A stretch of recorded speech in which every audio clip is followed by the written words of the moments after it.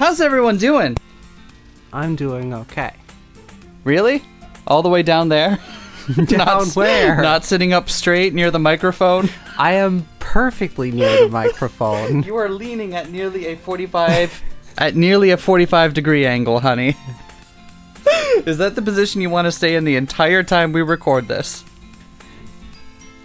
I will move the microphone closer to you. We've established it can pick me up even if I'm not facing directly at it. Are you happy now? Yes. Alright. So this is a game, little known visual novel someone sent us. I think it was called Heart Pounding Books After School or something like that. Dunkin' Donuts Literature Club. There we go. Full disclosure, I know nothing about this. Well, I obviously have gotten some cultural osmosis from it, knowing that it's not what it appears to be. But that's it. That's the only thing I know about it. How about you? Do you know any of the twists? Full disclosure, I know nothing. Just in general? Yeah. Okay. Well, let's play this game and see how it goes. Yeah, let's. Hey! Oh wait, I should probably. Do you want me to be the POV character so it's easier on the voice? Sure. Yeah. Okay. Sure. I'll be the. Hey! I see an annoying girl running toward me from the distance, waving her arms in the air like she's totally oblivious to any attention she might draw to herself. That girl is Sayori, my neighbor and good friend since we were children. You know, the kind of friend you never see yourself making today, but just kind of works out because you've known each other for so long. We used to walk to school together on days like this, but starting around high school, she would oversleep and more frequently, and I would just get tired of waiting up. But if she's going to chase after me like this, I almost feel better off running away. However, I just sigh and idle in front of the crosswalk and let Sayori catch up to me. Ha ha! I don't think either of those are correct. I overslept again. But I caught you this time. Oh shit, it did. So I checked the first couple screens real quick just to make sure it was capturing correctly and asked me to enter a name. And I was like, oh, whatever, I'll just enter a fucking random letter and it'll be fine. But it won't let us change it. So we're S. Hope that's cool with you. Maybe, but only because I decided to stop and wait for you. You say that like you were thinking about ignoring me. That's mean, S. We should give ourselves a different name other than S. No. What's a good name that starts with S? S. It's even better because it's a lowercase s. Well, if people stare at you for acting weird, name. then I don't want them to think we're a couple or something. Fine. But you did wait for me after all. I guess you don't have it in you to be mean, even if you want to. Decks her right in the stomach. Whatever you say, Sayori. We cross the street together and make our way to school. As we draw near, the streets become increasingly speckled with other students making their daily commute. By the way, S. We need a better name. No, we don't. Also, she has wide eyes. Have you decided on a club to join yet? A club? I told you already, I'm not interested in joining any clubs. I haven't been looking either. That's not true. You told me you would join a club this year. Did I? I'm sure it's possible that I did in one of our many conversations where I dismissively go along with whatever she's going on about. Wow. Sayori likes to worry a little bit too much about me when I'm perfectly content just getting by on the average while spending my free time on games and anime. Uh-huh.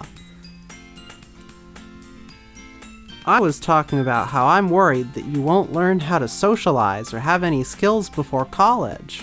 Ouch. Just laser-guided fucking burn right there. Your happiness is really important to me, you know? And I know you're happy now, but I die at the thought of you becoming a NEET in a few years because you're not used to the real world. You trust me, right? Don't make me keep worrying about you. Alright. I'll look at a few clubs if it makes you happy. No promises, though. Will you at least promise me you'll try a little? Yeah, I guess I'll promise you that. Yay! Why do I let myself get lectured by such a carefree girl? More than that, I'm surprised I even let myself relent to her. I guess seeing her worry so much about me makes me want to ease her mind at least a little bit, even if she does exaggerate everything inside of her head. The school day is as ordinary as ever, and it's over before I know it. Really? No, ordinary? I'm wondering about what ordinary school days count for us, because what visual novels have we played that have schools in them? We've played one, and they were all birds. Yeah? They were all...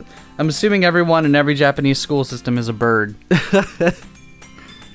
That is what I've chosen to learn from this. After I pack up my things, I stare blankly at the wall, looking for an ounce of motivation. Clubs. Sayori wants me to check out some clubs. I guess I have no choice but to start with the anime club. Hello? Sayori? Sayori must have been coming to the classroom while I was spacing out. I look around and realize that I'm the only one left in the classroom. I thought I'd catch you coming out of the classroom, but I saw you just sitting here and spacing out, so I came in. Not gonna lie, one of my favorite gags is internal dialogue. I was sitting there doing the thing. Character dialogue. Hey, I saw you sitting there doing the thing. It's a good trope. Honestly, you're even worse than me sometimes.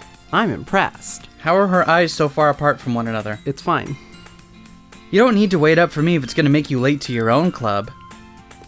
Well, I thought you might need some encouragement, so I thought, Know what? Well, that you could come to my club. Sayori? Yeah? There is no way I am going to your club. Meanie. Sayori is vice president of the Literature Club. Not that I was ever aware she had any interest in literature. In fact, I'm 99% sure she only did it because she thought it would be fun to help start a new club. Since she was the first one to show interest after the one who had proposed the club, she inherited the title Vice President. That said, my interest in literature is guaranteed to be even less. Yeah, fuck that. I'm going to the anime club. Later, nerds! Come on, please? Only if you explain to me what this pose with your arms is. Why do you care so much anyway? Well, I kind of told the club yesterday I would bring in a new member. I want y'all to know that Vivian is doing the finger taps. I'm method acting. And Natsuki made cupcakes and everything. Don't make promises you can't keep! I can't tell if Sayori is really that much of a thought, or if she's so cutting us to have planned all of this out. I let out a long sigh. Fine. I'll stop by for a cupcake, okay? Yes! Let's go! What literature do they read in the Literature Club? And thus today marks the day I sold my soul for a cupcake. I dejectedly follow Sayori across the school and upstairs, a section of the school I rarely visit, being generally used for third-year classes and activities. Excuse me. Sayori, full of energy, swings open the classroom door. Everyone, the new member is here. I was promised cupcakes. I told you, don't call me a new member. Eh? I glance around the room. Welcome to the Literature Club. It's a pleasure meeting you. Sayori always says nice things about you. Wait. Do you want me to be girl number 2 so you don't have to be all three? Seriously? You brought a boy? Way to kill the atmosphere. Ah, S. What a nice surprise. Welcome to the club. All words escape me in this situation. This club is full of incredibly cute girls! What are you looking at? If you want to say something, say it. Sorry. Natsuki. The girl with the sour attitude, whose name is apparently Natsuki, is the one I don't recognize. Her small figure makes me think she's probably a first year. She's also the one who made cupcakes, according to Sayori. You can just ignore her when she gets moody. Sayori says that quietly into my ear, then turns back toward the other girls. Anyway, this is Natsuki, always full of energy. And this is Yuri, the smartest in the club. Don't say things like that. Yuri's very tall. I like Yuri. Yuri, who appears comparably more mature and timid, seems to have a hard time keeping up with people like Sayori and Natsuki. Wait, Well, it's nice to meet both of you. And it sounds like you already know Monika. Is that right? That's right. It's great to see you again, S. Monika smiles sweetly. We do know each other. Well, we rarely talked, but we were in the same class last year. Monika was probably the most popular girl in class. Smart, beautiful, athletic. Basically completely out of my league. So having her smile at me so genuinely feels a little... You too, Monika. Come sit down, S. We made room for you at the table, so you can sit next to me or Monika. I'll get the cupcakes. Hey, I made them. I'll get them. Sorry, I got a little too excited. She's doing the finger tapping again, just so you know. Then how about I make some tea as well? The girls have a few desks arranged to form a table. As Sayori mentioned, it's been widened so that there's one space next to Monika and one space next to Sayori. Natsuki and Yuri walk over to the corner of the room where Natsuki grabs a wrapped tray and Yuri opens the closet. Still feeling awkward, I take a seat next to Sayori. Natsuki proudly marches back to the table, tray in hand. Okay, are you ready? Ta-da! Whoa! Natsuki lifts the foil off the tray to reveal a dozen white, fluffy cupcakes decorated to look like little cats. The whiskers are drawn with icing, and little pieces of chocolate were used to make ears. So cute!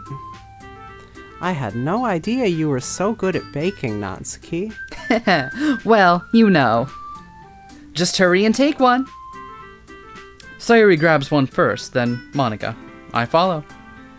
It's delicious! Sayori talks with her mouth full and has already managed to get icing on her face. I turn the cupcake around in my fingers, looking for the best angle to take a bite. Natsuki is quiet. I can't help but notice her sneaking glances in my direction. Is she waiting for me to take a bite? I finally bite down. The icing is sweet and full of flavor. I wonder if she made it herself. Did you make this icing? Crouch, did you make this icing? That would be a different kind of game. This is really good. Thank you, Natsuki. Why are you thanking me? It's not like I... haven't I heard this somewhere before? Made them for you or anything. But baka. Eh? I thought you technically did. Sayori said. Well, maybe, but not for you know, you, baka. Alright. I give up on Natsuki's weird logic and dismiss the conversation. Yuri returns to the table carrying a tea set. She carefully places a teacup in front of each of us before setting down the teapot next to the cupcake tray. Is this just K-On? Yes. Awesome. I love after school. I love the after school band club. You keep a whole tea set in this classroom? Don't worry, the teachers gave us permission. After all, doesn't a hot cup of tea help you enjoy a good book? I guess. Heh.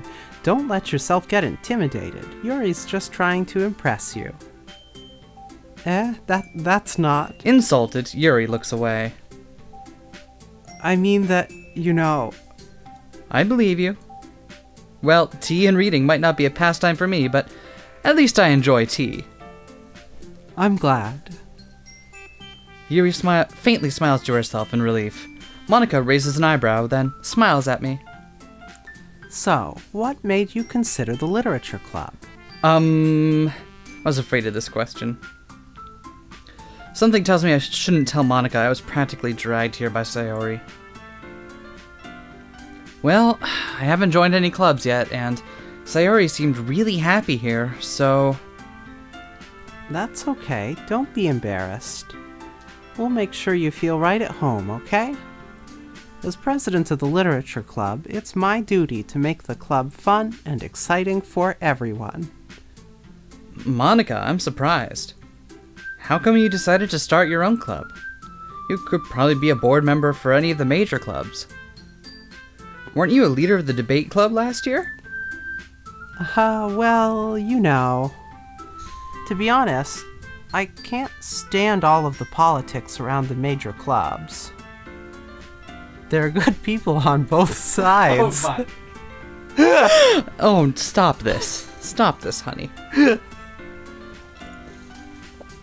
It feels like nothing but arguing about the budget and publicity and how to prepare for events.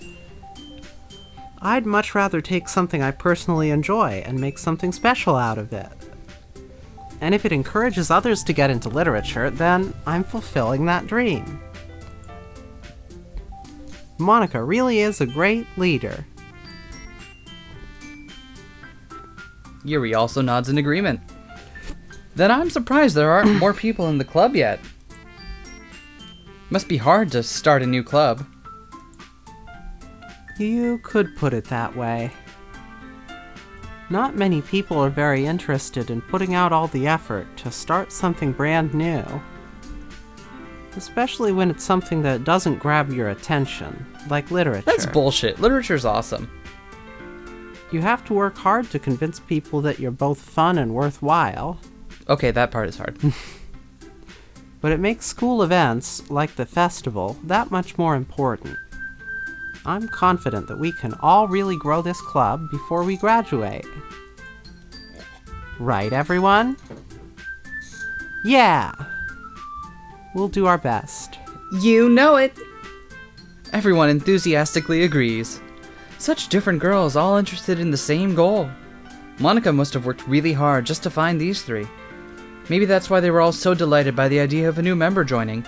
Though I still don't really know if I can keep up with their level of enthusiasm about literature. I haven't heard them mention a single fucking book yet. It's probably like... I have no idea what... Yeah. Twilight. So, S, what kinds of things do you like to read? I like to read the label on this bottle of Stumptown cold brew coffee with oat milk, horchata flavored. With oat milk. With oat milk. Oat milk. Stop this. Made with Oatly. It's horchata flavored, and it's actually pretty okay. I do like me some oat milk. It's made from 100% free range organic orts. It's made from 100% ort. Can only be found in clouds in the outer solar system. Well, considering how little I've read over these past few years, I don't really have a good way of answering that. Manga. I mutter quietly to myself, half joking. Natsuki's head suddenly perks up. Looks like she wants to say something, but she keeps quiet. Not much of a reader, I guess. Well, that can change. What am I saying? I spoke without thinking after seeing Yuri's sad smile. Anyway, what about you, Yuri? Well, let's see. I've been mostly reading Ray Bradbury. Oh, I didn't read that line. I hope it wasn't important. My favorites are usually novels that build deep and complex fantasy worlds. Oh no, is she a fan of Tolkien but for the wrong reason? I've been reading one called ReZero. I've been reading one called The Bible. The level of creativity and craftsmanship behind them is amazing to me. And telling a good story in such a foreign world is equally impressive.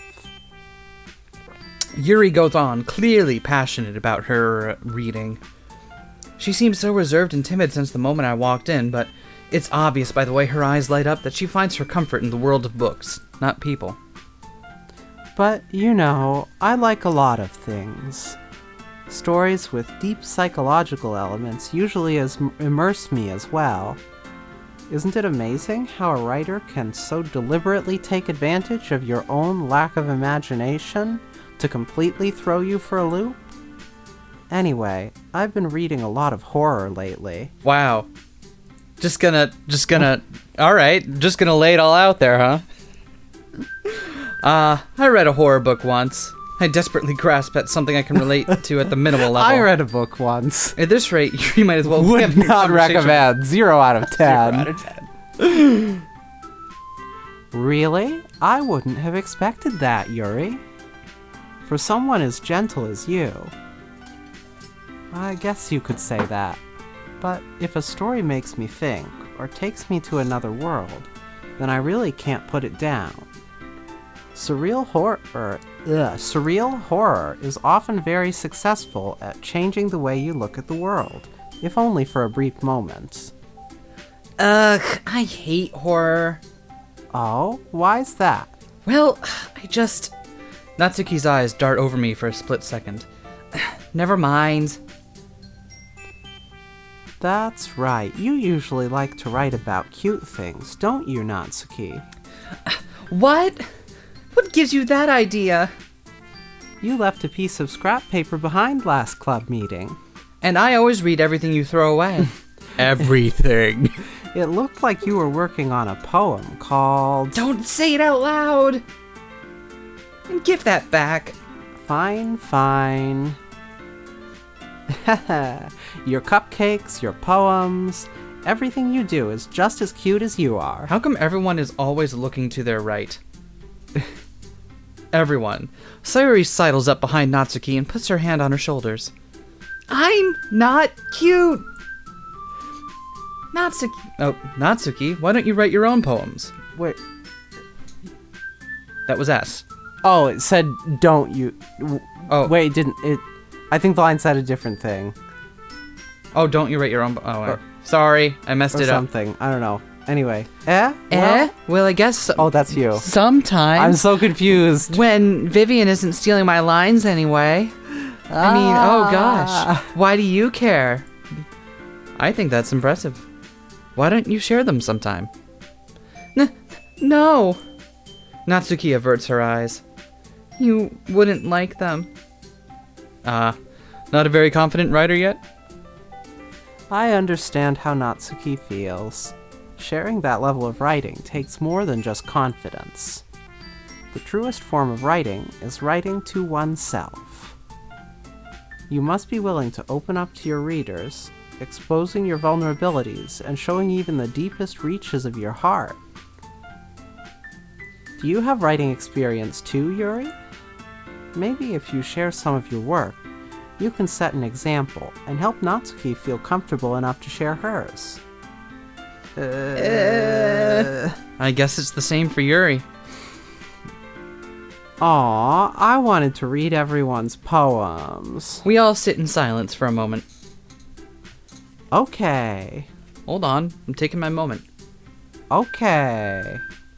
To drink more of my Stumptown cold brew coffee with oat milk horchata flavor. You want us to get content ID'd by Stumptown oat milk? How would they content ID the sound of me drinking their product? If nothing else, you know what? Stumptown, you can pay us money. Sponsor us, and I will drink one of these actually pretty okay horchata coffees every episode. Do it. You also have to send them to me, so I'll drink them. And you're paying me. I have an idea, everyone. Natsuki and Yuri look quizzically at Monika. Let's all go home and write a poem of our own. Then, next time we meet, we'll all share them with each other. That way, everyone is even.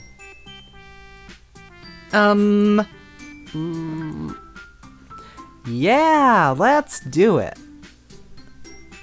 Plus, now that we have a new member, I think it will help us all get a little more comfortable with each other and strengthen the bond of the club. Isn't that right, S? Monika smiles warmly at me once again. Hold on. There's still one problem. What's that? Now that we're back to the original topic of me joining the club, I bluntly come forth with what's been on my mind the entire time. I never said I would join this club. Sayori might have convinced me to stop by, but I've never made it my decision. I still have other clubs to look at, and, I lose my train of thought. All four girls stare back at me with dejected eyes. But... I'm sorry, I thought... You all... I'm defenseless against these girls. How am I supposed to make a clear-headed decision when it's like this? That is, if writing poems is the price I need to pay in order to spend every day with these beautiful girls. Right. Okay, I've decided then. I'll join the literature club. One by one, the girls' eyes light up. Yes, I'm so happy. Sayori wraps her arms around me, jumping up and down. Hey. You really did scare me for a moment. If you really just came for the cupcakes, I would be super pissed. Then that makes it official. Welcome to the literature club. Thanks, I guess. Okay, everyone. I think with that, we can officially end today's meeting on a good note. That good note is C sharp. C sharp sounds like this. Tell us what note that was in the comments. Yeah, if you have perfect pitch and you know what note that was, go ahead and tell me. And then I'll just say I was lying and playing a different instrument for which that was C sharp. Everyone, remember tonight's assignment. Write a poem to bring to the next meeting so we can all share. Monika looks over at me once more. S. I look forward to seeing how you express yourself. Yeah. Could I really impress the class star Monika with my mediocre writing skills? I already feel the anxiety welling up inside me. Meanwhile, the girls continue to chit-chat as Yuri and Natsuki clean up their food. Hey, S. Since we're already here, do you want to walk home together? That's right, Sayori and I never walk home together anymore because she always stayed after school for clubs. Sure, might as well. Yay! With that, the two of us depart the club room and make our way home. The whole way, my mind wanders back and forth between the four girls. Sayori, Natsuki, Yuri, and of course, Monika. Will I really be happy spending every day after school in the literature club? Perhaps I'll have the chance to grow closer to one of these girls. Glow. I can't stop it, okay? I stumble over my words. Go ahead and judge me. Don't judge me, please. I judge you valid. Okay. All right! I just need to make the most of my circumstances, and I'm sure good fortune will find me. And I guess that starts with writing a poem tonight. Poem writing minigame. Are you serious? Oh my fucking god! I was kidding! Are you serious about pick words you think your favorite club member will like? Something good might happen with whoever likes your poem the most. We need a fucking mouse pad. Yeah, we do. Okay. Yeah, that's not going to work. Okay, I'm gonna need you to talk while I pick these. Okay. Oh, never mind. There we go. We found it. All right, well, let's see what we got. Do we have to pick one? Okay, we pick one of these and then move on. I see. I guess so. How about fantasy? I like that. So we're angling for Yuri. Is that what that is? No, I was just picking words I like. Okay. Fantasy. Depression. Oh. I mean, fucking judge me if you want to.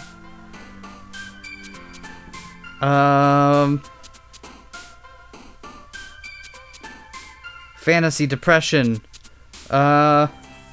Memories. And what's next? Sadness. Are we going hard? I guess. I mean, have you read what I'm writing? Effulgent. Effulgent, do it. Effulgent? I don't Yeah. know that word though. That's why. Okay. I could not believe my eyes. 10,000 Fireflies. Fireflies. Oh, I didn't realize that was what you were doing. How about defeat? Yeah. Philosophy. Yes.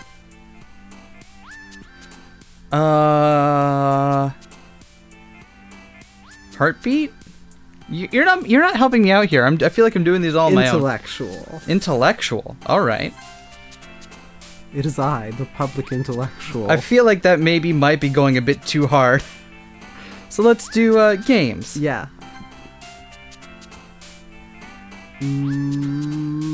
Treasure. Treasure.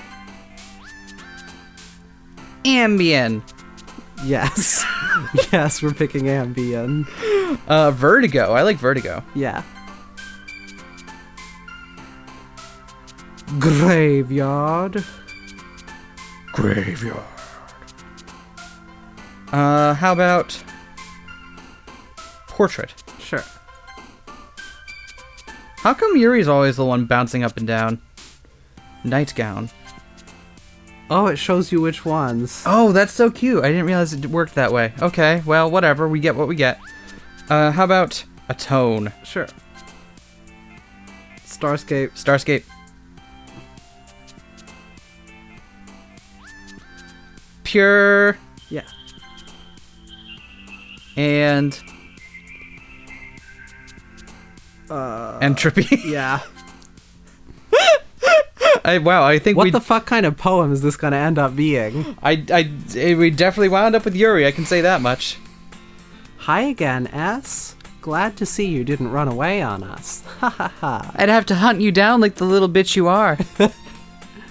Nah, don't worry. I know I can't run from you. I've seen your mile.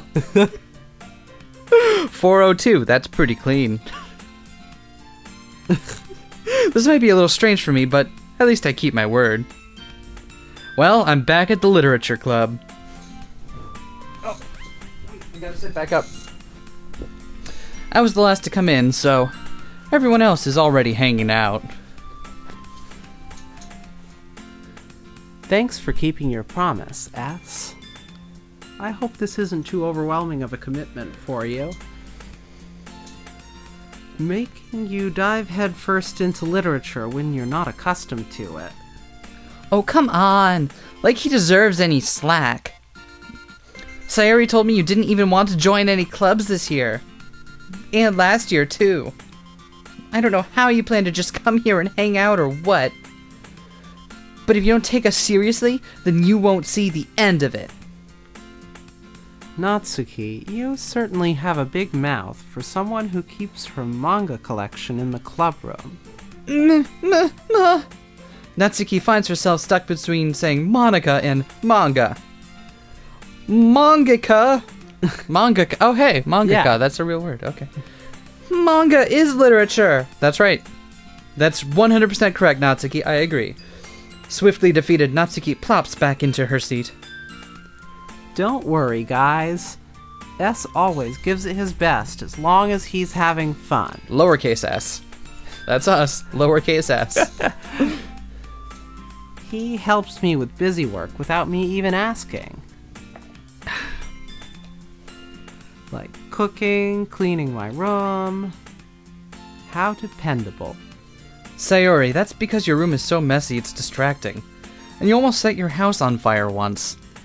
Is that so? And I would have gotten away with it if it weren't for you. See, but I feel like we can't even do that, guy, because we know where this is headed. We know, I don't know how, we don't know how, we don't know when, We don't know who. we don't know who, but it's going to happen, and we know it. So I feel like we're just kind of taunting it at this point. You two are really good friends, aren't you? I might be a little jealous. How come? You and S can become good friends too. We've been friends so long, it's strictly platonic. What's so funny about platonic friends? Huh? I'm sorry. Do you find the concept of having platonic friends to be funny? Wow. I want you all to know that I disavow Vivian's giggling at the notion of platonic friends. I don't think that's what I was giggling at. Sayori? As usual, Sayori seems oblivious to the weird situation she just put me into. Oh, Yuri even brought you something today, you know? Oh, I see we got Yuri's route. Are you telling me we're gonna have to play this over like 4 times to get all the routes? Son of a bitch. Wait, Sayori. Me? Not really. Don't be shy. It's really nothing. What is it? Never mind. Sayori made it sound like a big deal when it's really not. What do I do? I'm sorry, Yuri. I wasn't thinking. I guess that means it's up to me to rescue this situation. Hey, don't worry about it. First of all, I wasn't expecting anything in the first place. So any nice gesture from you is just a pleasant surprise. It'll make me happy no matter what. Is that so? Yeah, I won't make a big deal out of it if you don't want it to be. Alright. Well, here. Severed human finger. Yuri reaches out into her bag and pulls out a book. I didn't want you to feel left out, so I picked out a book that I thought you might enjoy. It's a short read, so it should keep your attention, even if you don't usually read. This is just schmuck. This visual novel is just a very elaborate book recommendation simulator. This visual novel is just 4 girls making fun of you for not reading. 4 girls step on you while making fun of you for not being smart enough. Actually, I would play that. Yeah, I would. And we know we could discuss it if you wanted. This is... How is this girl accidentally being so cute? She even picked out a book she thinks I'll like, despite me not reading much. Yuri, thank you. I'll definitely read this. I enthusiastically take the book. Well, you can read it at your own pace. I look forward to hearing what you think. Now that everyone's settled in, I expected Monika to kick off some scheduled activities for the club, but that doesn't seem to be the case. Sayori and Monika are having a cheery conversation in the corner. Yuri's face is already buried in a book. I can't help but notice her intense expression, like she was waiting for this chance. Meanwhile, Natsuki is rummaging around in the closet. I'm really curious to talk to Yuri a little bit more, but at the same time I would feel bad for distracting her from reading. I catch a glimpse of the cover of her book. Looks like the same book that she lent to me, which I haven't looked at yet, apparently. More than that, she seems to be on the first few pages. Crap. Think she noticed me looking at her. She sneaks another glance at me and our eyes meet for a split second. But that only makes her hide her face even deeper in her book. Sorry.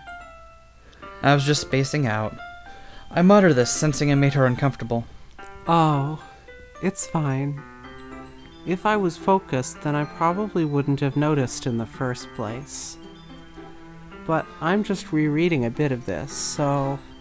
That's the book you gave me, right? Mm-hmm.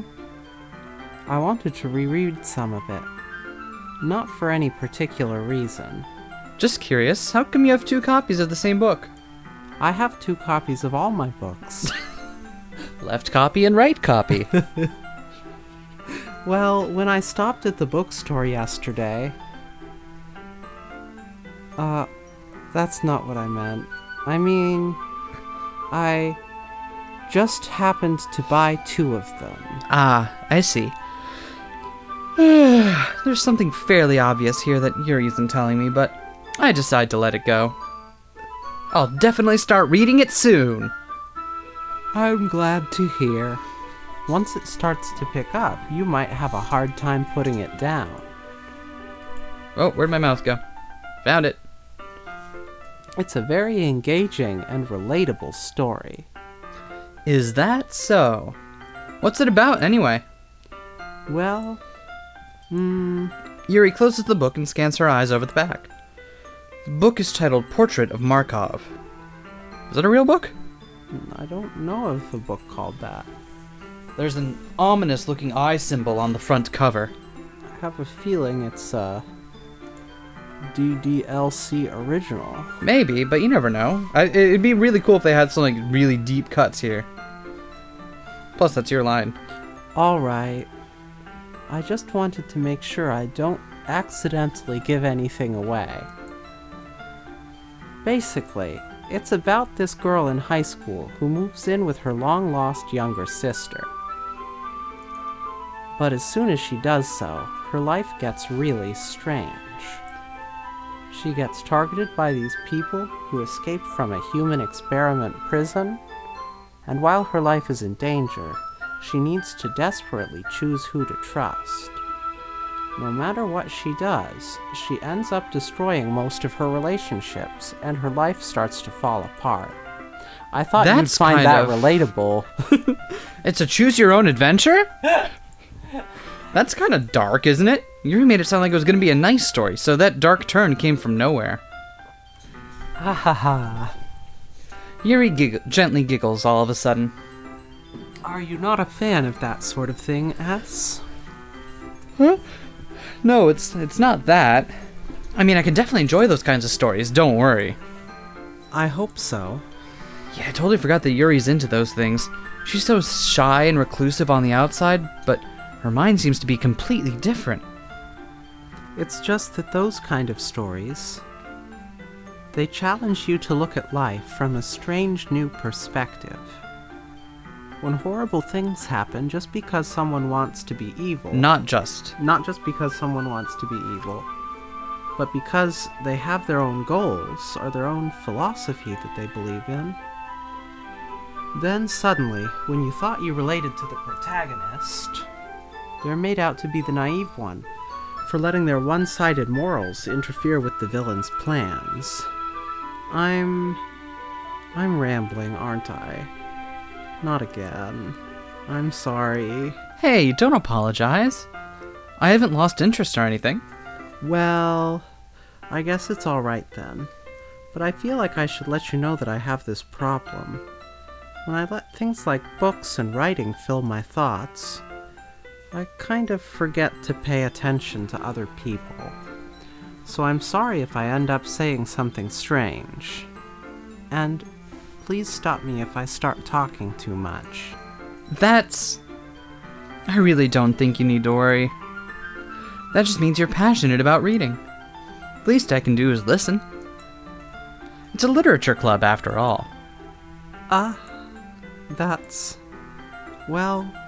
true. I like her meek side gaze portrait there. Yeah. It's very good. In fact, I might as well get started reading it, right? You don't have to. What were you saying? Just a moment ago, you said you were looking forward to it. Let me just get the book. I quickly retrieved the book I had put into my bag. Alright, it's fine if I sit here. Right. I slip into the seat next to Yuri's. Yeah. Are you sure? You seem a little apprehensive. I'm sorry. It's not that I don't want you to. It's just something I'm not very used to. Oh, the comfortable intimacy of reading in silence while sitting next to each other. That is, reading in company with someone. I see. Well, we could start out with an LLC instead. Well, just tell me if I end up distracting you or anything. Alright. I open the book and start the prologue. I soon understand what Yuri means about reading in company. It's as if I can feel her presence over my shoulder as I read. It's not a particularly bad thing. Maybe a little distracting, but the feeling is somewhat comforting. Yuri's in the corner of my eye. Can you feel my presence over your shoulder as you read? I literally can feel you because you're gremlining on my shoulder. I realize she's not actually looking at her own book. I glance over. Looks like she's reading from my book instead. Sorry, I was just... Yuri, you really apologize a lot, don't you? I can't help it, I'm Canadian. I don't really mean to. Sorry. I mean... Here, this should work, right? I slide my desk until it's up against Yuri's, then hold my book more between the two of them. Wow, smooth operator right there. I suppose so. Yuri timidly closes her own copy. Once we each lean in a little bit, our shoulders are almost touching. Feels like my left arm is in the way, so instead I use my right hand to hold the book open. I guess this makes it kind of difficult to turn the page. Here. Yuri takes her left arm and holds the left side of the book between her thumb and forefinger. Oh, we get a fucking portrait for this one. That's... I I do the same with my right arm on the right side of the book. That way I turn a page and Yuri slides it under her thumb after it flips to her side. But in holding it like this, we're huddled even closer together than before. Soon, we'll become the platonic ideal and become as one body. It's actually kind of distracting me. It's as if I can feel the warmth of Yuri's face, and she's in the corner of my vision. Are you ready? Eh? To turn the page. Ah, sorry. I was out there in the spotlight. Yeah. You know, a million miles away. I've been trying so hard not to do that one. Why would you try hard not to do it? It's right there. I think I got a bit distracted for a second. I glanced over at Yuri's face again, and our eyes meet. I don't know how I'll be able to keep up with her. Ah, that's okay. You're not as used to reading, right? I don't mind being patient if it takes you a bit longer. It's probably the least I can do, since you've been so patient with me. This is literally my second day of coming to the club. This is way too much emotional intimacy for having known you for less than 48 hours. Thanks. We continue reading. Yuri no longer asks me if I'm ready to turn the page. Instead, I just assume she finishes the page before me, so I turn it by my own volition. We continue on the first chapter in silence. Even so, turning each page almost feels like an intimate exchange. My thumb gently letting go of the page, letting it flutter over to her side as she catches it under her own thumb. Hey Yuri. This might be a silly thought, but the main character kind of reminds me of you a little bit. You think so? How does she? Well, I guess she's more blunt in a lot of ways, but she also second guesses all the things she says and does. Like she's afraid she'll do something wrong. It's not like I can see into your head or anything, but they're kind of reminiscent of some of your mannerisms. I see. Yuri remains silent for a moment. But S, that's probably a terrible thing to have in common with her. Oh, that's so embarrassing that you think that. Whoa, wait up. I didn't mean it in a bad way or anything. Sorry, I really didn't know you were self-conscious about that sort of thing. I guess I more meant that it's kinda cute. What are you saying all of a sudden? Okay, everyone. I think it's about time we share today's poems with each other. We might not have enough time if we wait too long. You're Yuri now? No, sorry. Yuri exhales, spared from finishing her thought. Is that alright, Yuri? You look kind of down. I'm sorry if you haven't been looking forward to this. But I'm gonna make you do it anyway. It's not. It's fine. Yuri releases her hand from the book, causing it to close on top of my thumb. Snapping the bow Alright. instantly. I guess I'll do some more reading tonight. Or would you prefer I only read it with you? I guess I don't have too much of a preference either way. In that case, I'll read a little more tonight. It'll be more fun to read with you after it picks up a bit, you know? That's good reasoning. In that case, feel free to finish the first 2 chapters on your own time. All right. I stand up. I make a mental note of where I left off in the book, then slip it back into my bag. No bookmarks. A real pro. He's chaotic neutral like me. By the way, did you remember to write a poem last night? Yeah. My relaxation ends. Can't believe I agreed to do something so embarrassing. I couldn't really find much inspiration since I'd never really done this before. Well, now that everyone's ready, why don't you find someone to share with? I can't wait. Sayuri and Monika enthusiastically pull out their poems. Sayuri's is on a wrinkled sheet of loose leaf torn from a spiral notebook. On the other hand, Monika wrote hers in a composition notebook. I can already see Monika's pristine handwriting from where I sit. Natsuki and Yuri reluctantly comply as well, reaching into their bags. I do the same myself. Who are we showing our poem to first? Shall we see what Monika thinks about it? Get kind of a read on it? Perhaps. From the pro? Perhaps. Or do we trust our closest friend first? Or Yuri, the one we're growing close to, or Natsuki. She's the wild card here. I'm gonna need you to make a decision here. How about Sayori? She was excited to have us here. I'm definitely most comfortable sharing with Sayori first. She's my good friend after all.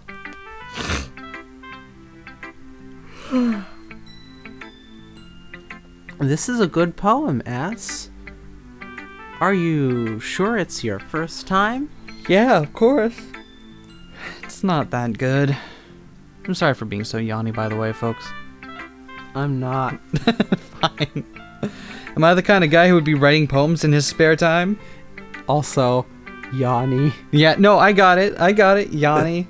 Y-A-N-N-I. Time Yep. for some smooth jazz. Stop this. Read your line. I guess you're right. But that's why it impressed me. Well, to be honest, I was afraid you wouldn't do it seriously. Or that you wouldn't write one at all. I'm really happy that you wrote one. It just reminds me of how you're really a part of the club now. Not to mention the fact that I'm standing in front of you in the club room. Well, of course. Not really into it yet, but that doesn't mean I'll break my promise. See? It's like I said before, S. Deep down, you're not selfish at all, you know? Trying new things like this for other people, that's something that only really good people do. Thanks, Sayori. I'm not sure if Sayori sees the full picture of my motive here. Then again, you can't deny that she's part of the reason I joined.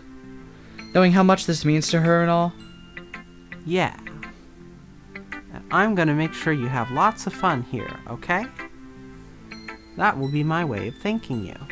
Alright, I'm gonna hold you to it then. Yay! Oh, you said it. What do you think I said? I'm going to hold you to it. Yay! Oh. Wait. You thought I said something else. Now. That's not the word I said. Now, you'll read my poem too, right? Don't worry, I'm really bad at this. Just shows us crawling by Linkin Park. We'll see about that. Oh, we do get to read her poem. Dear Sunshine. Jesus Christ, I can't see. Do you want me to read it? No, I got it now that my hair's out of my eyes. The way you glow through my blinds in the morning, it makes me feel like you miss me. Kissing my forehead to help me out of bed. Making me rub the sleepy from my eyes. Are you asking me to come out and play? Are you testing? Trusting me to wish away a rainy day? I look above, the sky is blue. It's a secret, but I trust you too. If it wasn't for you, I could sleep forever. But I'm not mad. I want breakfast. That's the most fucking relatable poem I've ever read. That's a good poem. That's a good poem. Because it ends in I want breakfast, which Sayori is a tautology. This is just a guess, but did you wait until this morning to write this? No. Just a little bit. It's just that it's happens to me every morning, so even if it's not morning, I can readily summon those feelings. I eat breakfast for every meal. You can't answer just a little bit to a yes or no question. I forgot to do it last night. Well, at least that makes me feel a little better about myself. Don't be mean. I still tried my best. Yeah.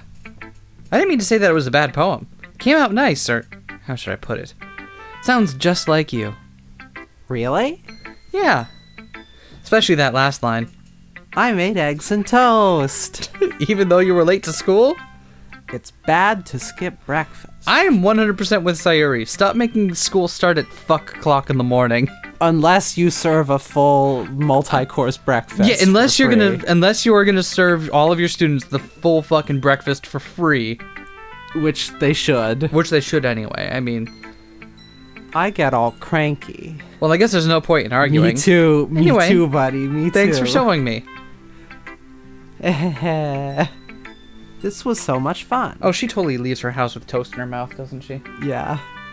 She leaves other people's houses with toast in her mouth.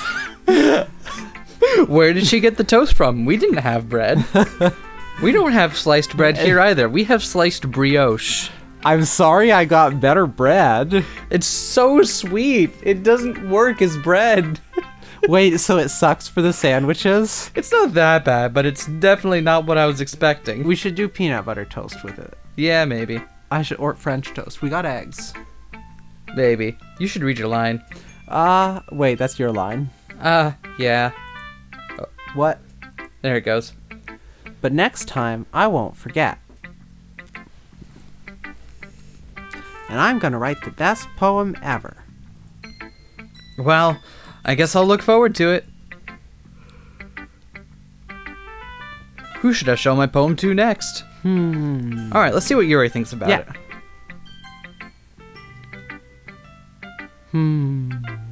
As Yuri reads the poem, I notice her eyes lighten. Exceptional. Eh? What was that? Did I say that out loud? Yuri first covers her mouth, but then ends up covering her whole face. Ooh. Ooh. He's going to hate me. You really didn't do anything wrong, Yuri. Eh? I guess you're right. What am I getting so nervous for? Yuri takes a breath. So, what kind of writing experience do you have? Your use of imagery and metaphors indicates you've written a lot of poetry before. Really? Wow, that's a huge compliment coming from you. I just shat this out last night. I looked up what a poem was on Wikipedia. I literally picked 20 words at random. This is actually my first time, really. Huh? Yuri stares at me blankly, then looks at my poem again. Did you copy this off of Wikipedia? Well, I know that. I just meant, Yuri trails off, unable to find an excuse. She traces her finger along the words of the poem, as if breaking it down more thoroughly. Yeah. Okay.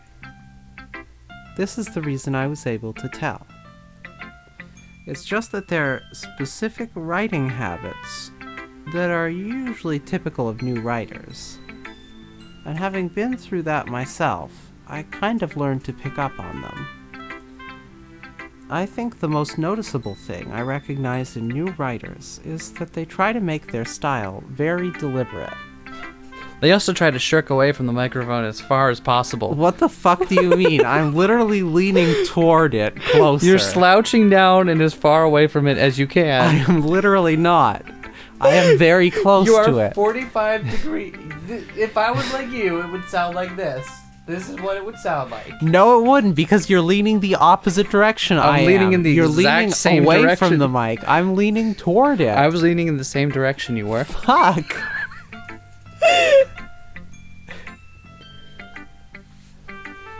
You gonna read your line, or what? In other words, they tend to pick a writing style separate from the topic matter, and they form-fit the two together. The end result is that both the style and the expressiveness are weakened. Once Yuri finds her train of thought, it is as if her demeanor totally changes. Her stammering is completely gone, and she sounds like an expert. Stop making fun of my stumbling. I'm not. I was thinking expert, formerly a pert. Formerly a shampoo. Of course, that's not something you can be blamed for. There are so many different skills and techniques that go into writing even a simple poem. Not just finding them and building them, but getting them to work together is probably the most challenging part. It might take you some time, But it all comes with practice and learning by example and trying new things. I also hope that everyone else in the club gives you valuable feedback. Natsuki can be a little biased, though. Biased? How? Well, never mind. I shouldn't be talking about people like that. Sorry. It's fine. Not sure if Yuri is apologizing to herself, to me, or to Natsuki. Do you mind if I read your poem now? Yes. Please do. I'd love to share my thought process behind it. Yuri smiles dreamily, as if this is a rare opportunity for her. Which is itself kind of funny. After all, isn't this supposed to be a literature club? Do you want me to get this?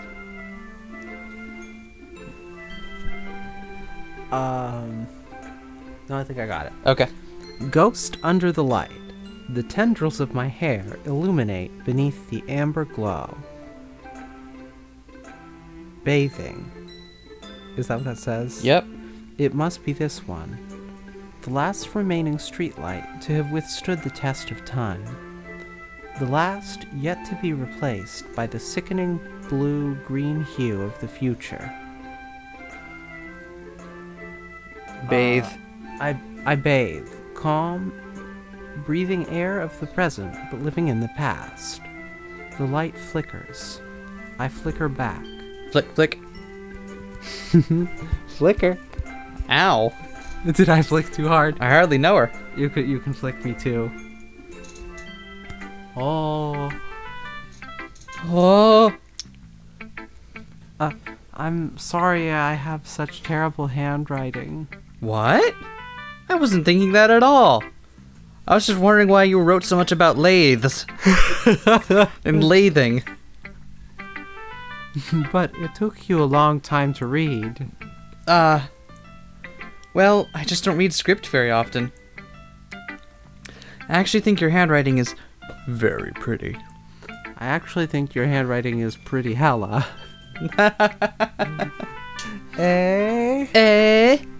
That's a relief. Also, I like the poem.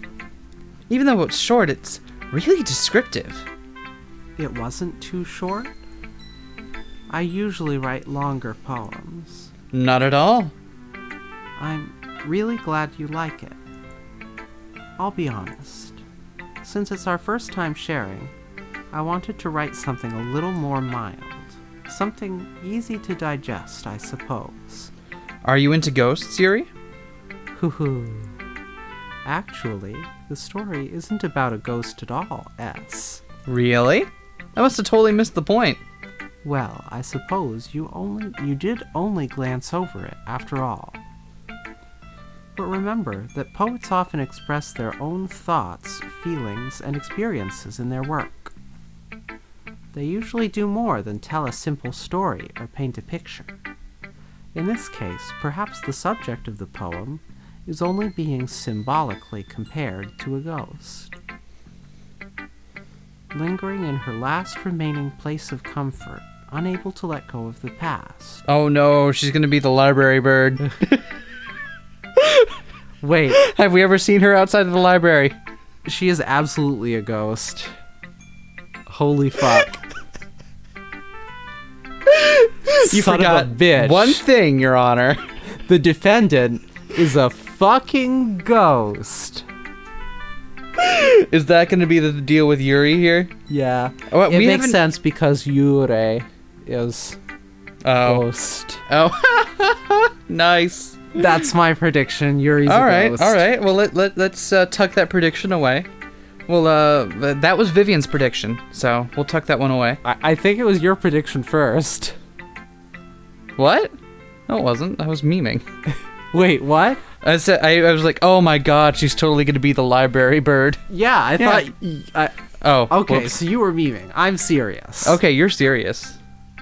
And soon to be left with nothing. That's a lot more solemn, putting it that way. I hadn't even thought of that. That's impressive. Eh? It's nothing, really. Yours was impressive, too, so... Nah. If anything, I could probably learn a thing or two from you. You think so? Yeah, of course. Ah, you know, I was really nervous about doing all this, but in the end, I enjoyed it. I'm going to keep doing my best for you, S. Me too. Natsuki? Yeah. Awesome. I was waiting for the moment to talk to myself. Yay! I'll take a break. I'm gonna do a dance over here. Well, it's about what I expected from someone like you. That's a little blunt. Vivian is actually dancing over there. Well, excuse me.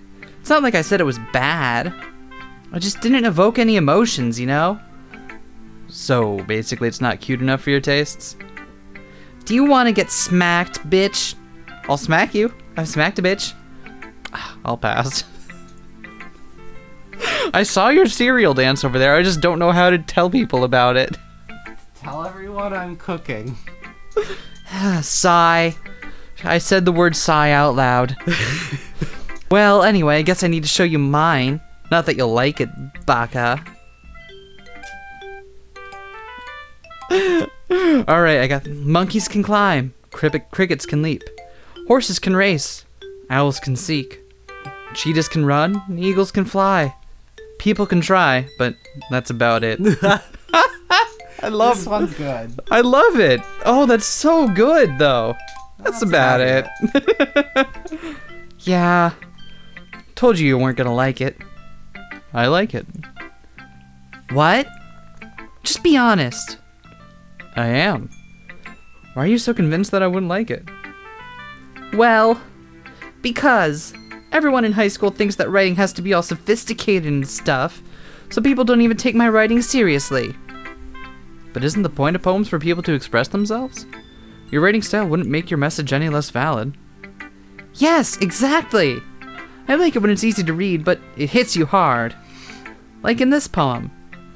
Seeing everyone around you do great things can be really disheartening. So I decided to write about it. Yeah, I understand. But the other nice thing about simple writing is that it puts more weight on the wordplay. Like I set up for a rhyme at the end, but then made it fall flat on purpose. Helps bring out the feeling in the last line. So you did. I guess more went into it than I realized. That's what it means to be a pro. I'm glad you learned something. Didn't expect that from the youngest one here, did you? Yeah, I guess not. Decided to humor her with that last comment. I don't really care about how old everyone is, but if Natsuki is feeling proud, then I won't take that away from her. Natsuki is the next Shel Silverstein. Yeah! Hi, S. Having a good time so far? Ah, yeah, especially since my partner's even farther away from the microphone. What the fuck do you mean? I fucking sat up straight like you asked me to. Now what can I do that will... Now I'm just picking on you.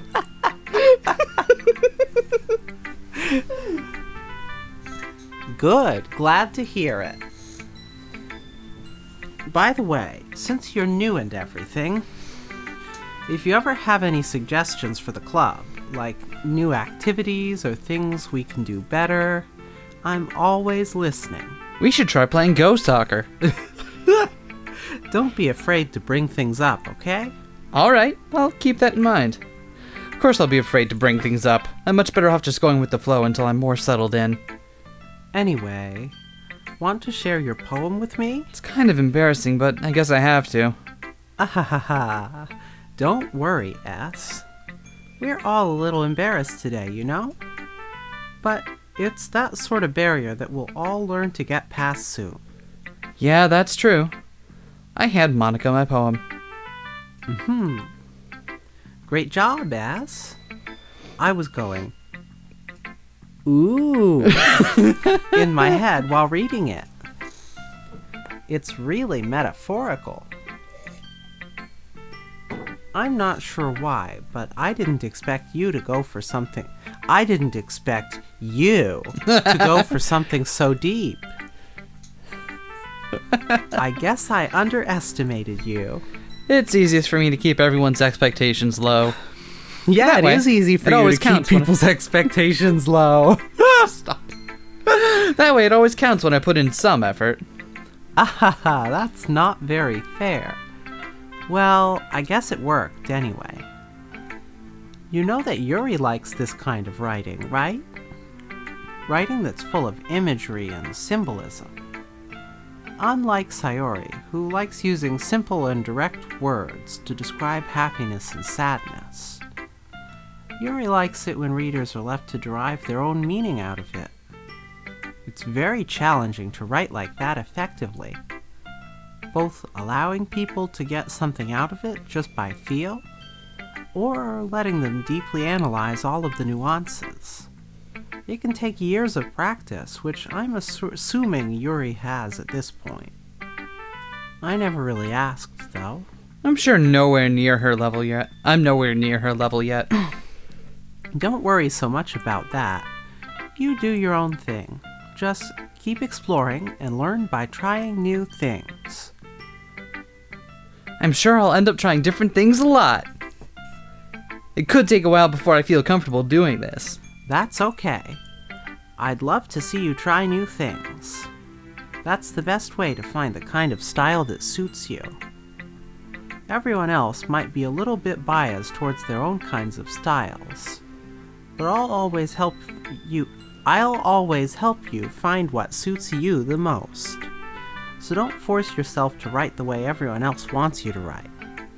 It's not like you have to worry about impressing them or anything.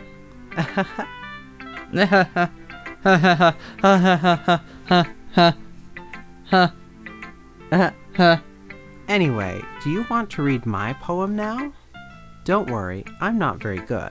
You sound pretty confident for someone who claims to not be very good. Well, that's because I have to sound confident. My voice is just stuck this way. My voice is just stuck this way. I'm actually quite depressed. That doesn't mean I always feel that way, you know? I see. Well, let's just read it then.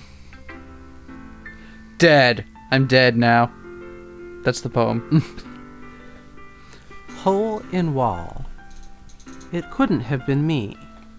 See the direction the spackle protrudes. A noisy neighbor, an angry boyfriend? I'll never know. I wasn't home. I peer inside for a clue. No, I can't see. I reel, blind like a film left out in the sun. But it's cool. Too late. My retinas, already scorched with a permanent copy of the meaningless image. It's just a little hole. It wasn't too bright. It was too deep, stretching forever into everything. A hole of infinite choices. I realize now that I wasn't looking in. I was looking out, and he, on the other side, was looking in. She totally just Casca of Amontillato'd someone, right? Either that, or she has fourth wall vision. That too. That is what I choose to take out of this poem.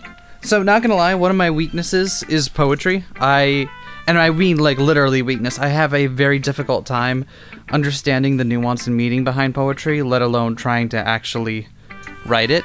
So, if I'm not giving poetry due consideration, you can just blame that on me. That's the SK. The secret to liking poetry is just read ones with cool words that are interesting. I have one poem I like. And it's Yeats, right? Yeah, it's Yeats. Second Coming. Yeah. I like it because I felt like I got it. Yeats is great. Yeats, nice. But that's about the only poem that actually kind of speaks to me on any kind of level. I hated poem when I thought that everything had to be analyzed and had to speak to you in a particular way, and so on, like I was trained in English class. And then when I stopped doing that, it was just like, I'm going to read this, and hey, it sounds pretty cool.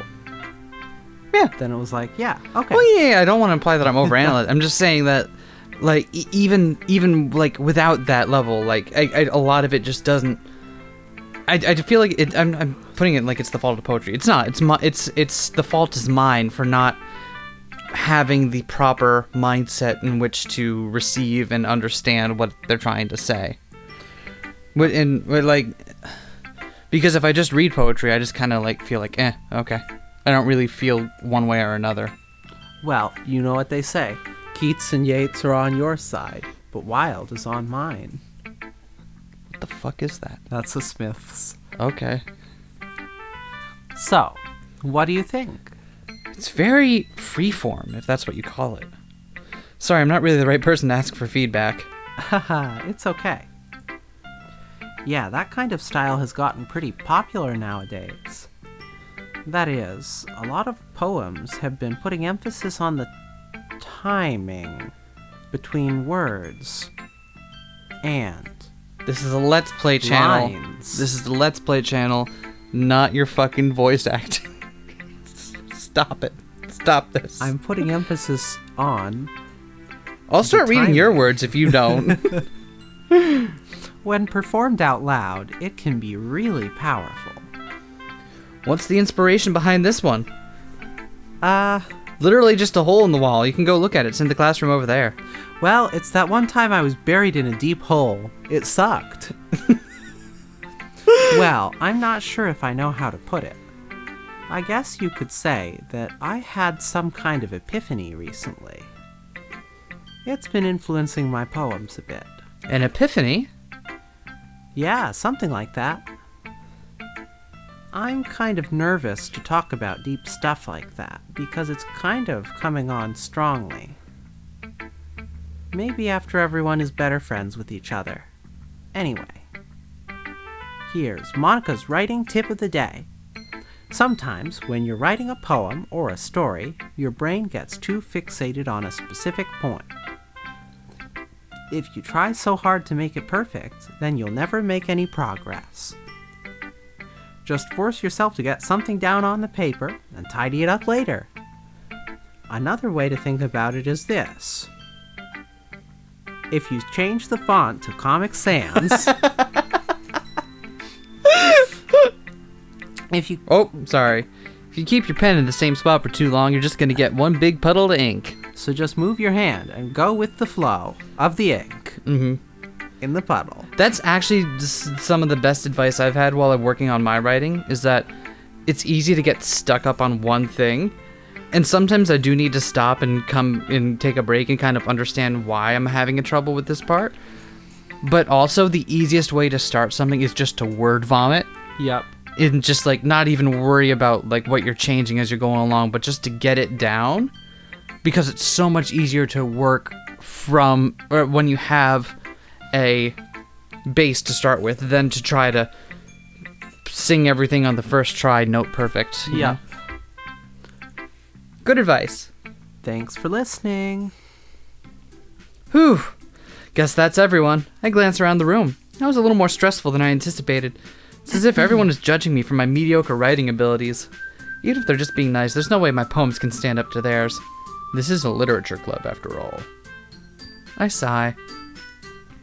I guess that's what I ended up getting myself into. Across the room, Sayuri and Monika are happily chatting. My eyes land on Yuri and Natsuki. They gingerly exchange sheets of paper, sharing their respective poems. As they read in tandem, I watch each of their expressions change. Natsuki's eyebrows furrow in frustration. Meanwhile, Yuri smiles sadly. What's with this language? What is this word? It has like 3 syllables. They can get that long? You just said the word syllable. Whoa! Did you say something? Oh, it's nothing. Natsuki dismissively returns the poem to the desk with one hand. Guess you could say it's fancy. Ah, thanks. Yours is cute. Cute? Did you completely miss the symbolism or something? It's clearly about the feeling of giving up. How can it be cute? I know that. I just meant the language, I guess. I was trying to say something nice. But it's hard to say something nice when the poem just sucks. Oh. Eh? You mean you have to try that hard to come up with something nice to say? Thanks, but it really didn't come out nice at all. Well, I do have a couple suggestions. Humph. If I was looking for suggestions, I would have asked someone who actually liked it. Which people did, by the way. Sayori liked it. And S did too. So based on that, I'll gladly give you some suggestions of my own. First of all... Excuse me. I appreciate the offer, but I've spent a long time establishing my writing style. I don't expect it to change anytime soon. Unless, of course, I come across something particularly inspiring. Which I haven't yet. And S liked my poem too, you know. He even told me he was impressed by it. Natsuki suddenly stands up. Oh, I didn't realize you were so invested in trying to impress our new member, Yuri.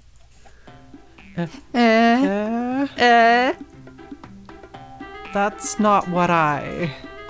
Wow, Natsuki, you can be a little bitch. Ooh. Ooh. You're just... Yuri stands up as well. Maybe you're just jealous that S appreciates my advice more than he appreciated yours. Baka. Huh? How do you know he didn't appreciate my advice more? Are you that full of yourself? No.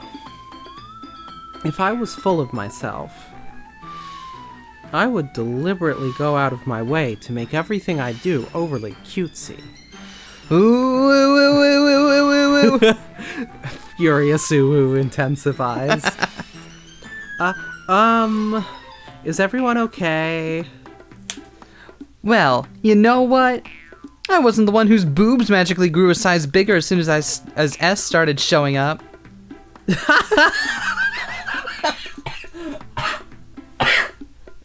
Natsuki. Wow, hold on. Did they actually change the sprites for that, or is that just cat fighting? We wouldn't know. We didn't see her before S showed up. Oh, that's true. Natsuki, that's a little... This doesn't involve you! I don't like fighting guys. I do like fighting girls. No fighting. Suddenly, both girls turned towards me, as if they just noticed I was standing there. S. She's just trying to make me look bad.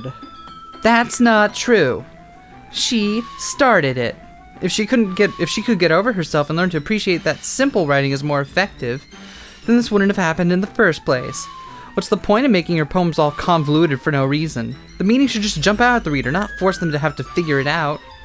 Help me explain that to her, S. Wait. There's a reason we have so many deep and expressive words in our language. It's the only way to It's the only way to convey complex feelings and meaning the most effectively.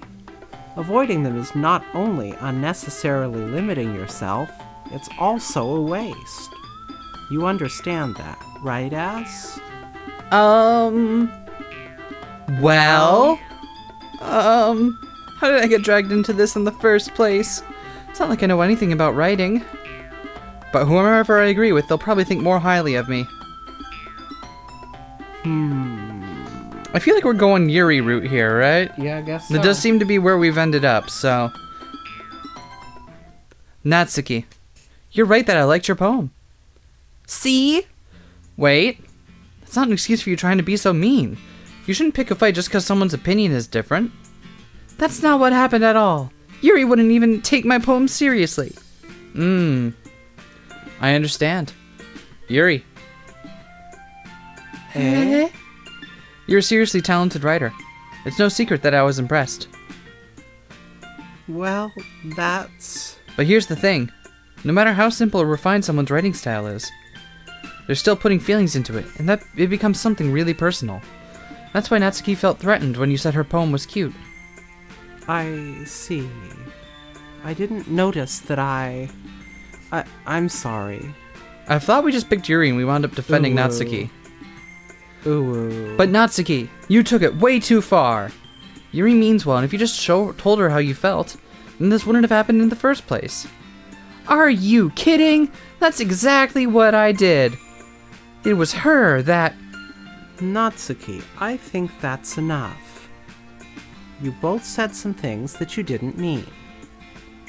Yuri apologized. Don't you think that you should too? Nah. Natsuki clenches her fists. In the end, nobody has taken her side. She's trapped at this point, being defiant only because she can't handle the pressure. I end up even feeling bad for her.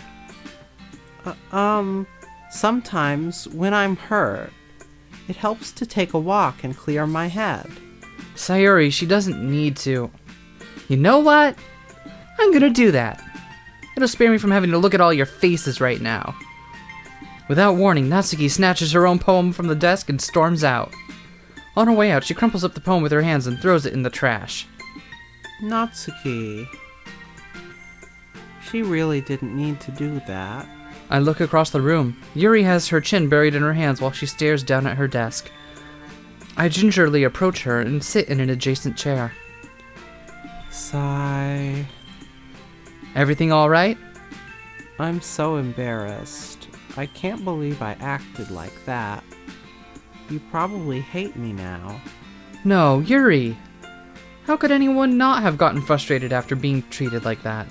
You handled it as well as anyone could. I don't think any less of you. Well, alright, I believe you. Thanks, S. You're too kind. I'm thankful to have you a part of this club now. It's nothing. One more thing.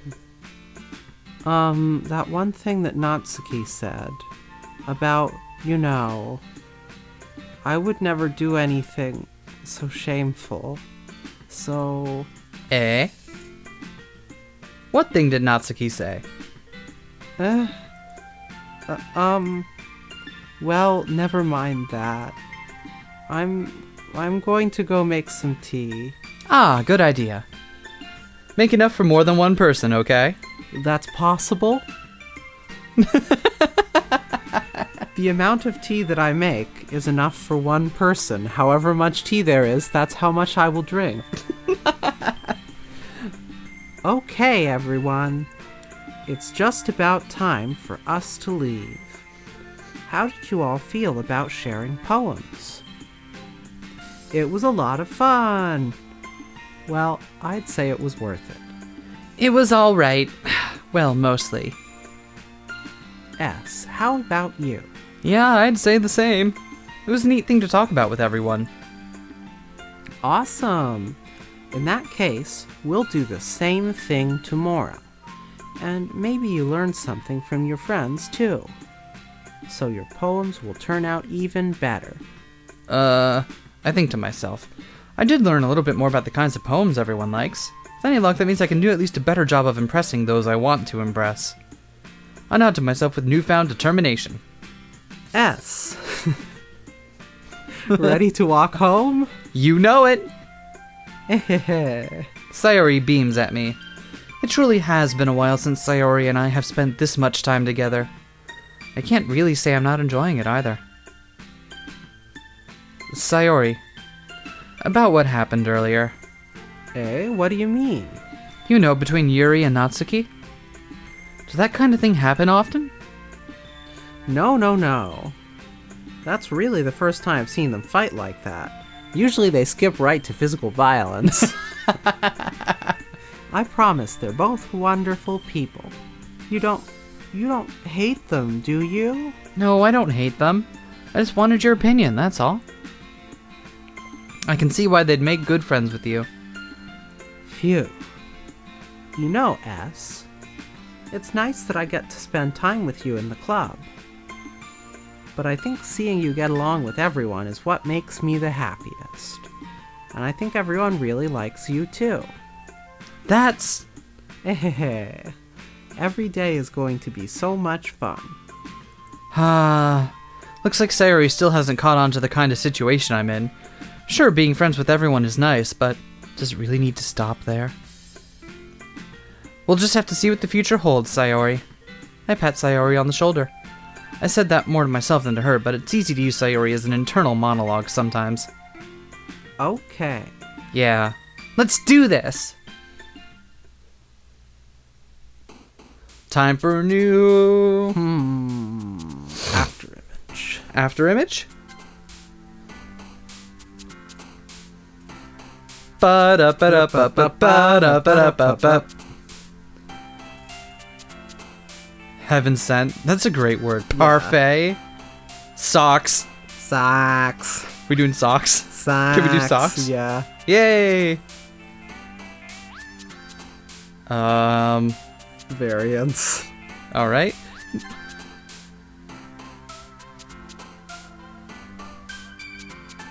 What's this one gonna be?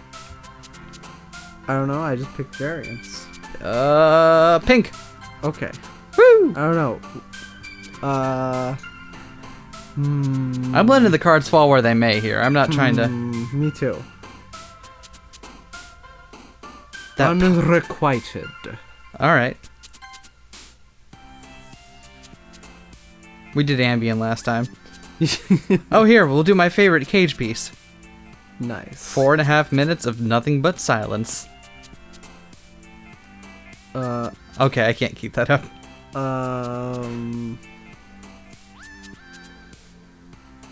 How about Cove? Yeah, Kobe. Contamination. Can we do contamination? Yes. How about Crimson Demon? Nice. I like Twirl. Yeah. I like how Natsuki does a Kana face whenever she's jumping up and down excited. How about what are we doing next? Starscape. I like that one. Starscape again.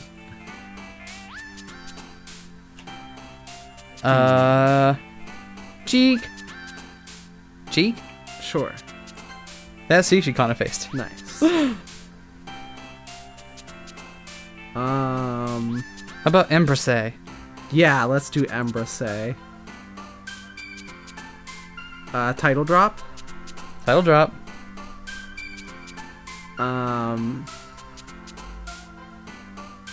Vivacious. Vivacious. Hell yeah. Vivacious Vitality. Hell yeah. Frickle. That's not what that is. Fuck, I want to eat Frickles. I don't know what frickles are. It's exactly what it sounds like. Fried pickles? Yes. Oh, okay. They're very good. There's a place around here that sells them and they're excellent. And Boop. I can't have them. Boop. Boop.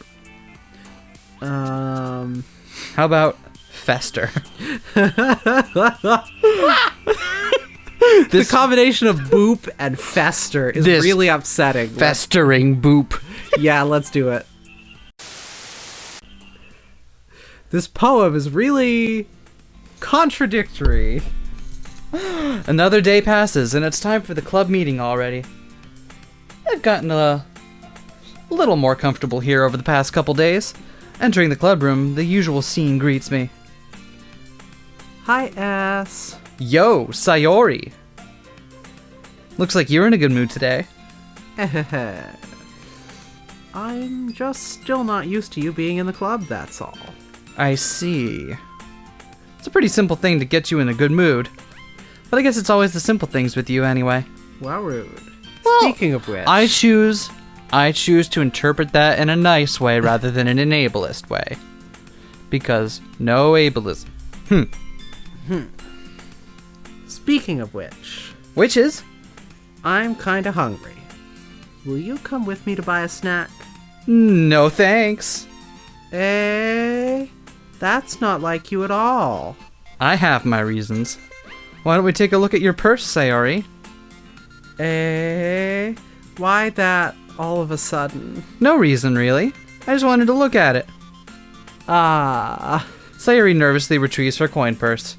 She fumbles with the latch and gets it open.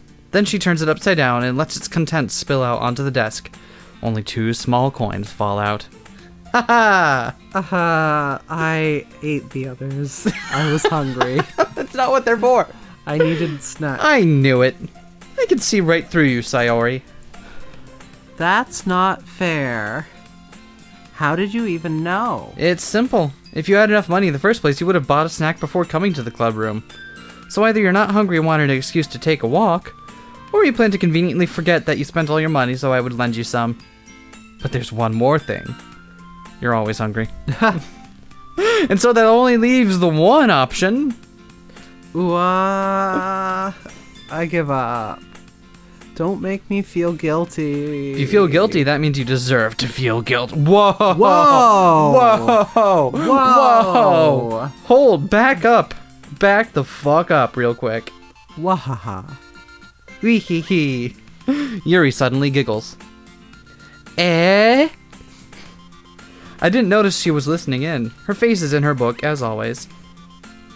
I wasn't listening or anything. It was just something in my book.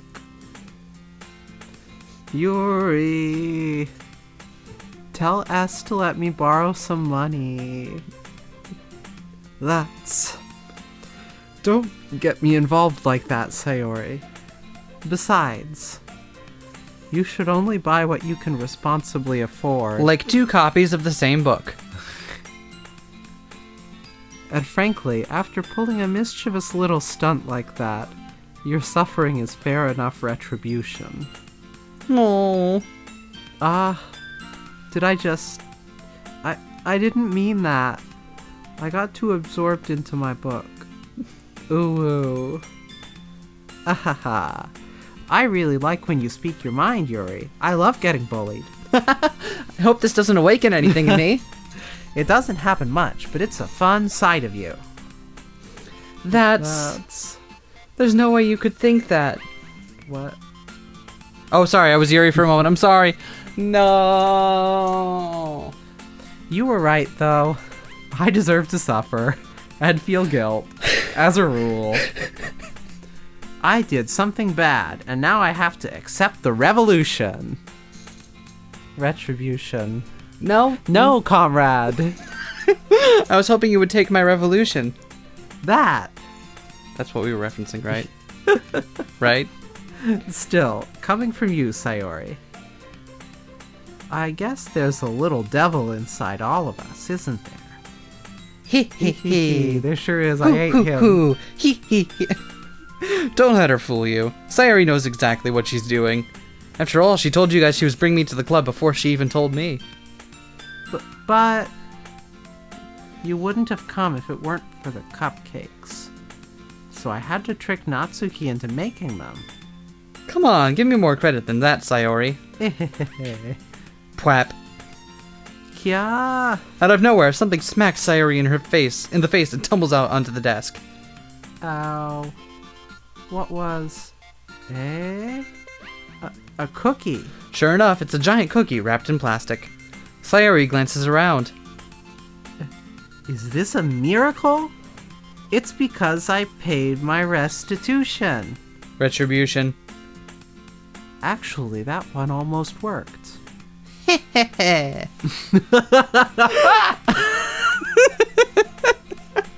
Oh my god. What? Is Moxie here? I was just gonna give it to you. But then, I heard you blab about the cupcakes. It was totally worth seeing your reaction, though. I'm not giving her Moxie voice. You can't make me. Natsuki. That's so nice of you. I love it when people throw things at my face. I'm so happy. Sayori hugs the cookie. Jeez, just eat it. Sayori rapidly tears open the wrapper and takes a big bite. So good. Sayori suddenly claps her hands over her mouth. I bit my tongue. You're going through a lot over just one cookie. Natsuki takes a bite of her own cookie. Ah, yours looks really good too, Natsuki. Can I try it? Jeez. Beggars can't be choosers. But yours is chocolate. Yeah, why do you think I gave you that one? Fine. Still, I'm really happy that you shared this one with me. Sayori gets out of her seat and goes behind Natsuki, then wraps her arms around her. Suplex! Ah, jeez. Oh man, oh jeez, oh god. I get it. Cookie still in hand, Natsuki reaches up to nudge Sayori off of her. Sayori suddenly leans down and takes a bite out of Natsuki's cookie. Hey! Did you seriously just do that? Mouthful, Sayuri trots away to safety. Yuri and I laugh as well. Jeez, you're such a kid sometimes. Monika, can you tell Sayuri? Eh? Natsuki glances around. Monika isn't in the club room. Ugh, where's Monika anyway? Good question. Have any of you heard anything about her being late today? Not me. Brave of you to come back, Sayori. Yeah, I haven't either. Come to think of it, do any of us actually have any classes with her? Does she even attend this school? That's a bit unusual. I hope she's okay. Of course she's okay. She probably just had something to do today. She's pretty popular after all. Eh? You don't think she has a... Ahaha, I wouldn't be surprised. If she has a girlfriend? She's probably more desirable than all of us combined. Hehe, that's true. Excuse me? Suddenly the door swings open. Sorry, I'm super sorry. Ah, there you are. I didn't mean to be late. I hope you guys weren't worried or anything. Eh? Monika chose the club over her boyfriend after all. Girlfriend after all. There you go. You're so strong-willed. But... Girlfriend? What on earth are you talking about? Monika quizzically glances at me. Ah, never mind that. What held you up anyway? Ah. Well, my last period today was study hall. That's a rough time. To be honest, I just kind of lost track of time. That makes no sense, though. You would have heard the bell ring at least. I must not have heard it since I was practicing piano. Piano? I wasn't aware you played music as well, Monika. You... piano? I thought you were playing loudly if you couldn't hear. Objection! Objection, Your Honor! I don't really. I kind of just started recently. I've always wanted to learn piano. Hold it! Then how do you explain the contradiction in this evidence showing that you were playing piano at age 6? That's so cool. You should play something for us, Monika. That's... Monika looks at me. Maybe once I get a little bit better, I will. Oh, sorry, I skipped over your yay. Do you want to do your yay? Yay! That sounds cool. I also look forward to it. Maybe you can play some Elton John. Is that so? Some Liberace. In that case, Some Rick Wakeman. I won't let you down, S. Monika smiles sweetly. Here's a little ditty I call Frankenstein.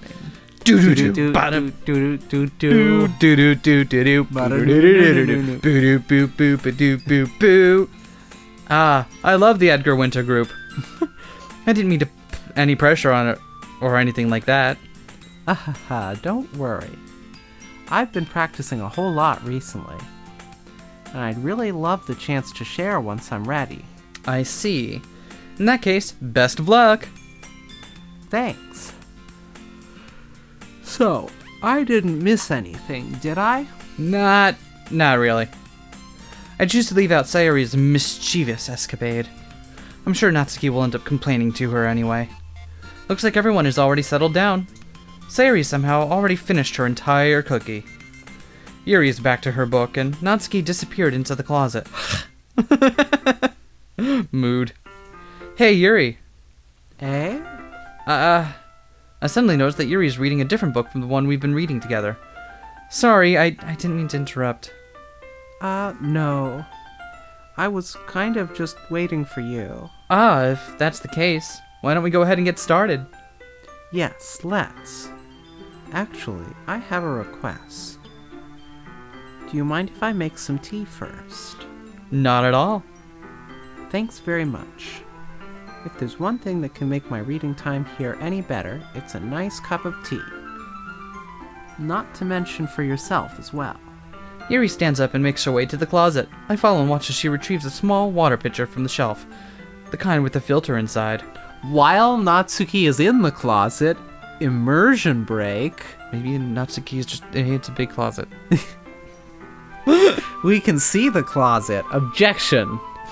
There could be more closet, like, back behind it over here. You can't see my mouse because it's capturing the game window. Never mind. Sure, I can hold this for a second.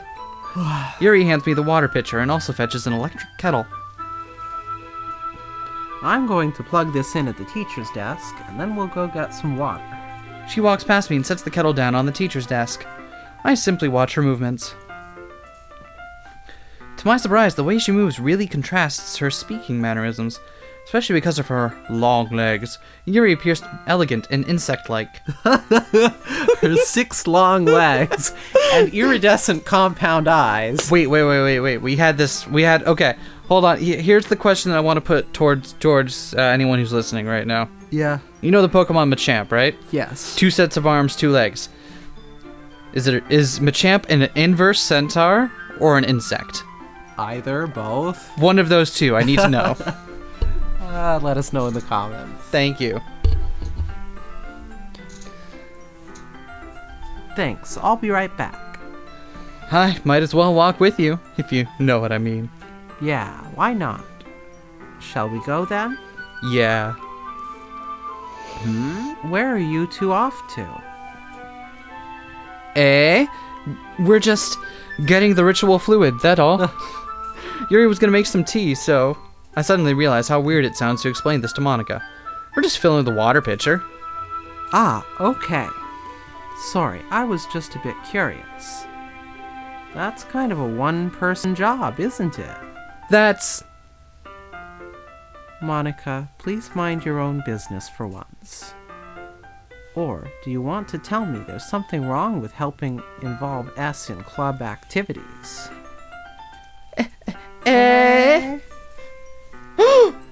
My mouth gapes.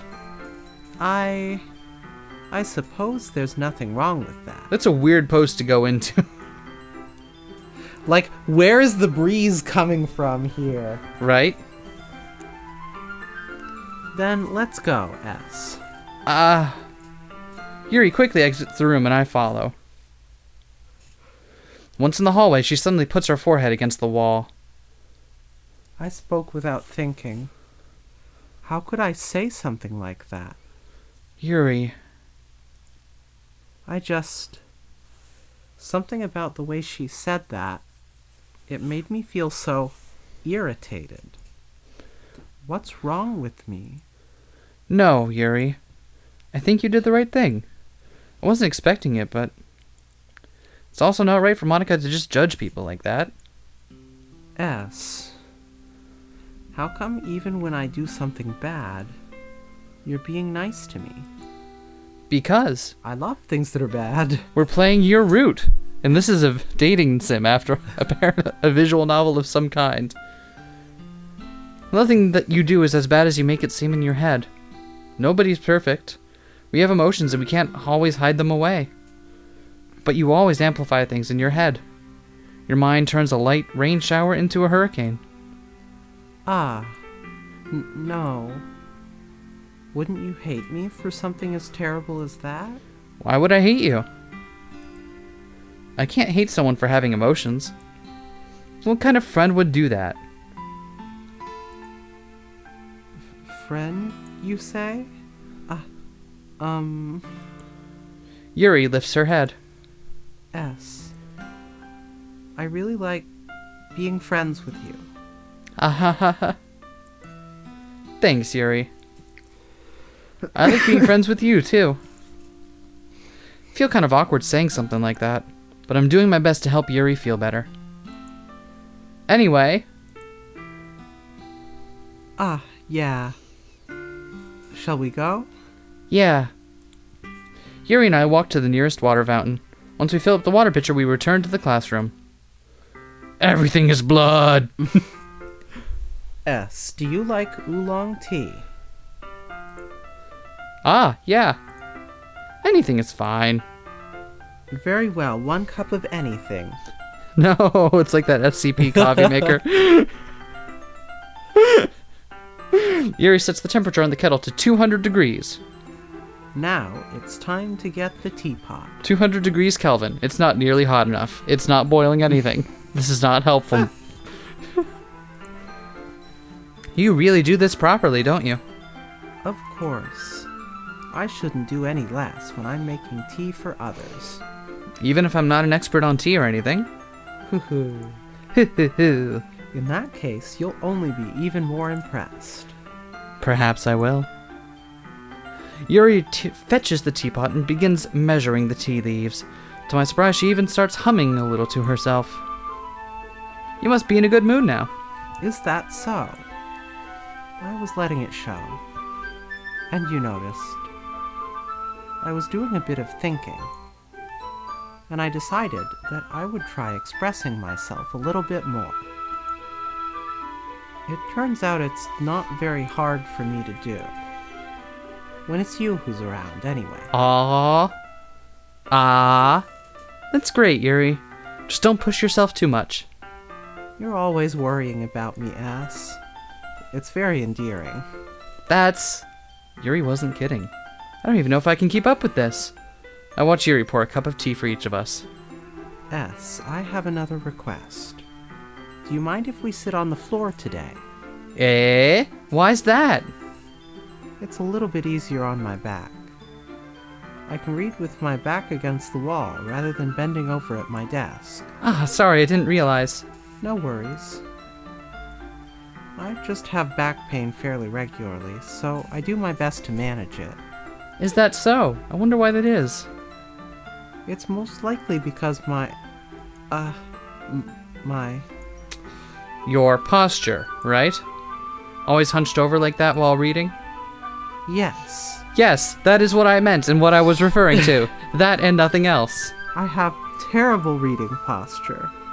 So that's why we should sit on the floor. I'm gonna be really quiet and shirk away from the microphone now. I'm not! Fair enough. I'll go ahead and get the book. I retrieve the book from my bag. Oh, I have some chocolate as well. It's a bag of small chocolate candies that I kept hidden from Sayori's candy radar. I take it since it'll go well with the tea. Yuri and I then sit against the wall, teacups at our sides. As if in sync, we assume the same reading position as last time, each holding one half of the book. Except this time, our bodies are even closer to each other. Oh, this game really does play the long game, doesn't it? Like, how many hours are we in now? I have no idea. Almost 3 or something? We're I don't want to say that in case I'm wrong, but we're a good ways into it. You just did. Son of a bitch. We're a good ways into it. I can't see too well. Is it because of your back pain? Yuri slides closer until our shoulders are touching. How am I supposed to focus on reading like this? I'm method acting, shoulders I can tell you, it's super easy to focus on literally anything while your loved one is glomming on your shoulder incessantly. You get a lot of practice at it. I'm helping. The big thing is not to encourage them. If you have a shoulder gremlin for a spouse and they start to gremlin on your shoulder, just ignore them and eventually they'll stop. Just gonna let me back talk you like that? You got nothing? Wow. So there. Okay. All right. Fine. I was kind of expecting a little bit more pushback on that one, but I guess not. I'm pushing. Yuri was always kind of cute, but when she's being less apprehensive, it's almost more than I can handle. Your teacup. Yuri hands me my teacup. Holding it with my hand that's not holding the book, I end up in a position that makes it even harder to focus. Because now I need to worry about making sure I don't accidentally touch her chest. I don't understand the physics of this situation. Neither do I. Meanwhile, Yuri hasn't noticed a single thing. She wears her intense reading expression, and I can only presume the world around her has faded away. I use all my willpower to focus on reading. I'm a little bit disappointed we don't get any excerpts from this book. Yeah. After a few minutes, I finally managed to relax a little. Put the teacup between my legs and fumble with the chocolate wrapper. Sorry. I briefly let go of the book. Our daddy taught us to be proud of our reading posture. I briefly let go of the book to finish opening the wrapper. You can have as much as you want. That's okay. I won't take any. Eh? You sure? Well, if I touch it, then it might get smudges on the pages. You're right. I didn't even think about that. My bad. No need to apologize. I'll hold the book, okay? You sure?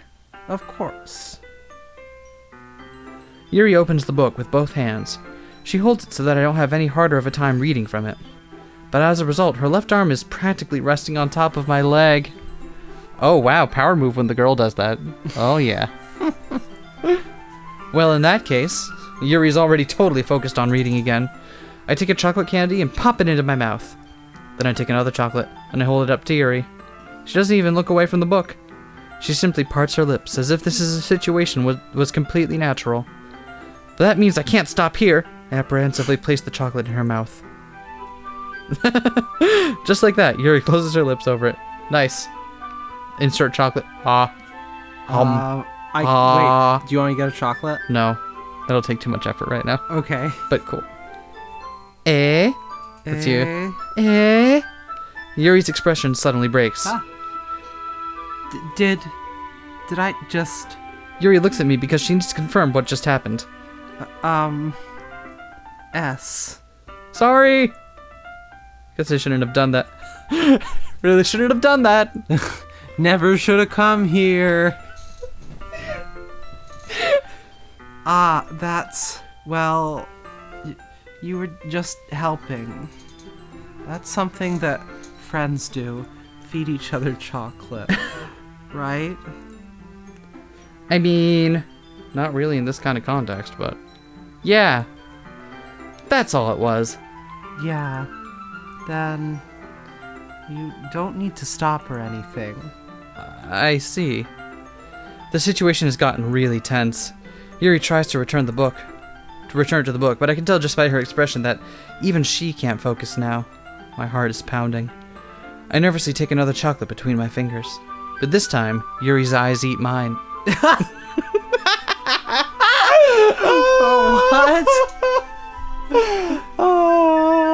It's like that one Bayonetta boss, you know, with the eyes that open up into chompy mouths. Oh, yeah. Yeah, it's like that. Her eyes eat mine. How did it even come to this? Yuri doesn't avert her gaze. I notice her chest rising and falling to the rhythm of her breaths. I raise my arm. Like before, Yuri parts her lips. But it's different this time. I take the chocolate and place it in her mouth. I feel her hot breath on my fingers. Okay, everyone! Ooh-ah. Yuri jolts back. It's time to Share poems! It's time to share poems and change lives. S, you can help Yuri put away the tea stuff, right? Yeah, of course. Yeah, totally. Okay, thanks. The spell is abruptly broken. I'll take care of the cups. Yeah. Yuri picks up the teacups from the floor. I pick up the bag of chocolates. In the end, we hastily clean up without so much as a word between us. I get the feeling this is something neither of us will have the courage to bring up. Who should I show my poem to first? Well, we're gonna have to go through all of them, so let's start with Sayuri. This poem sucks ass. Ooh. I guess you did just get lucky the first time. I like this one, S. It has some nice feelings in it. I'm glad. Does that mean it's better than yesterday's? Let me think. I don't know. I guess I like them both. That's not very helpful, you know. Well, I'm not very good at figuring out if poems are good and bad. In fact, good and bad things are exactly the same. Stop this. But that's why I just go by my heart. If it makes me feel things, then it must be a good poem. I'm not sure that's exactly how it works. Then again, I guess conveying feelings is a pretty important part of this whole thing. Yeah, maybe. Honestly, I don't even know what kind of writing you like in the first place. Me neither. Oh, good. That's why it seemed like her words were at random. Ugh, why don't you at least try giving it some thought? Some what? I said, why don't you at least try thinking about it, thought? Aw, you want to write something for me? That's so sweet. Yeah, right. But you're always thinking about other people. You need to think about yourself once in a while. If you don't, you might end up getting hurt at some point. Well, I don't really know what you mean, but I'll try to keep it in mind. I love her very confused, staring off in the distance face. Like she's like trying very hard to puzzle out the meaning behind what S is saying. Well, whatever. Whatever, man. Anyway, let's see. I guess I like happy poems. Wait, sometimes I like sad poems too. Sometimes a little bit of both. There's a word for that, right? What's the word I'm looking for? Bittersweet. Yeah. I like things that are happy and things that are sad. Happy and sad. I can't see you liking something sad, Sayori. Your poem is big and small.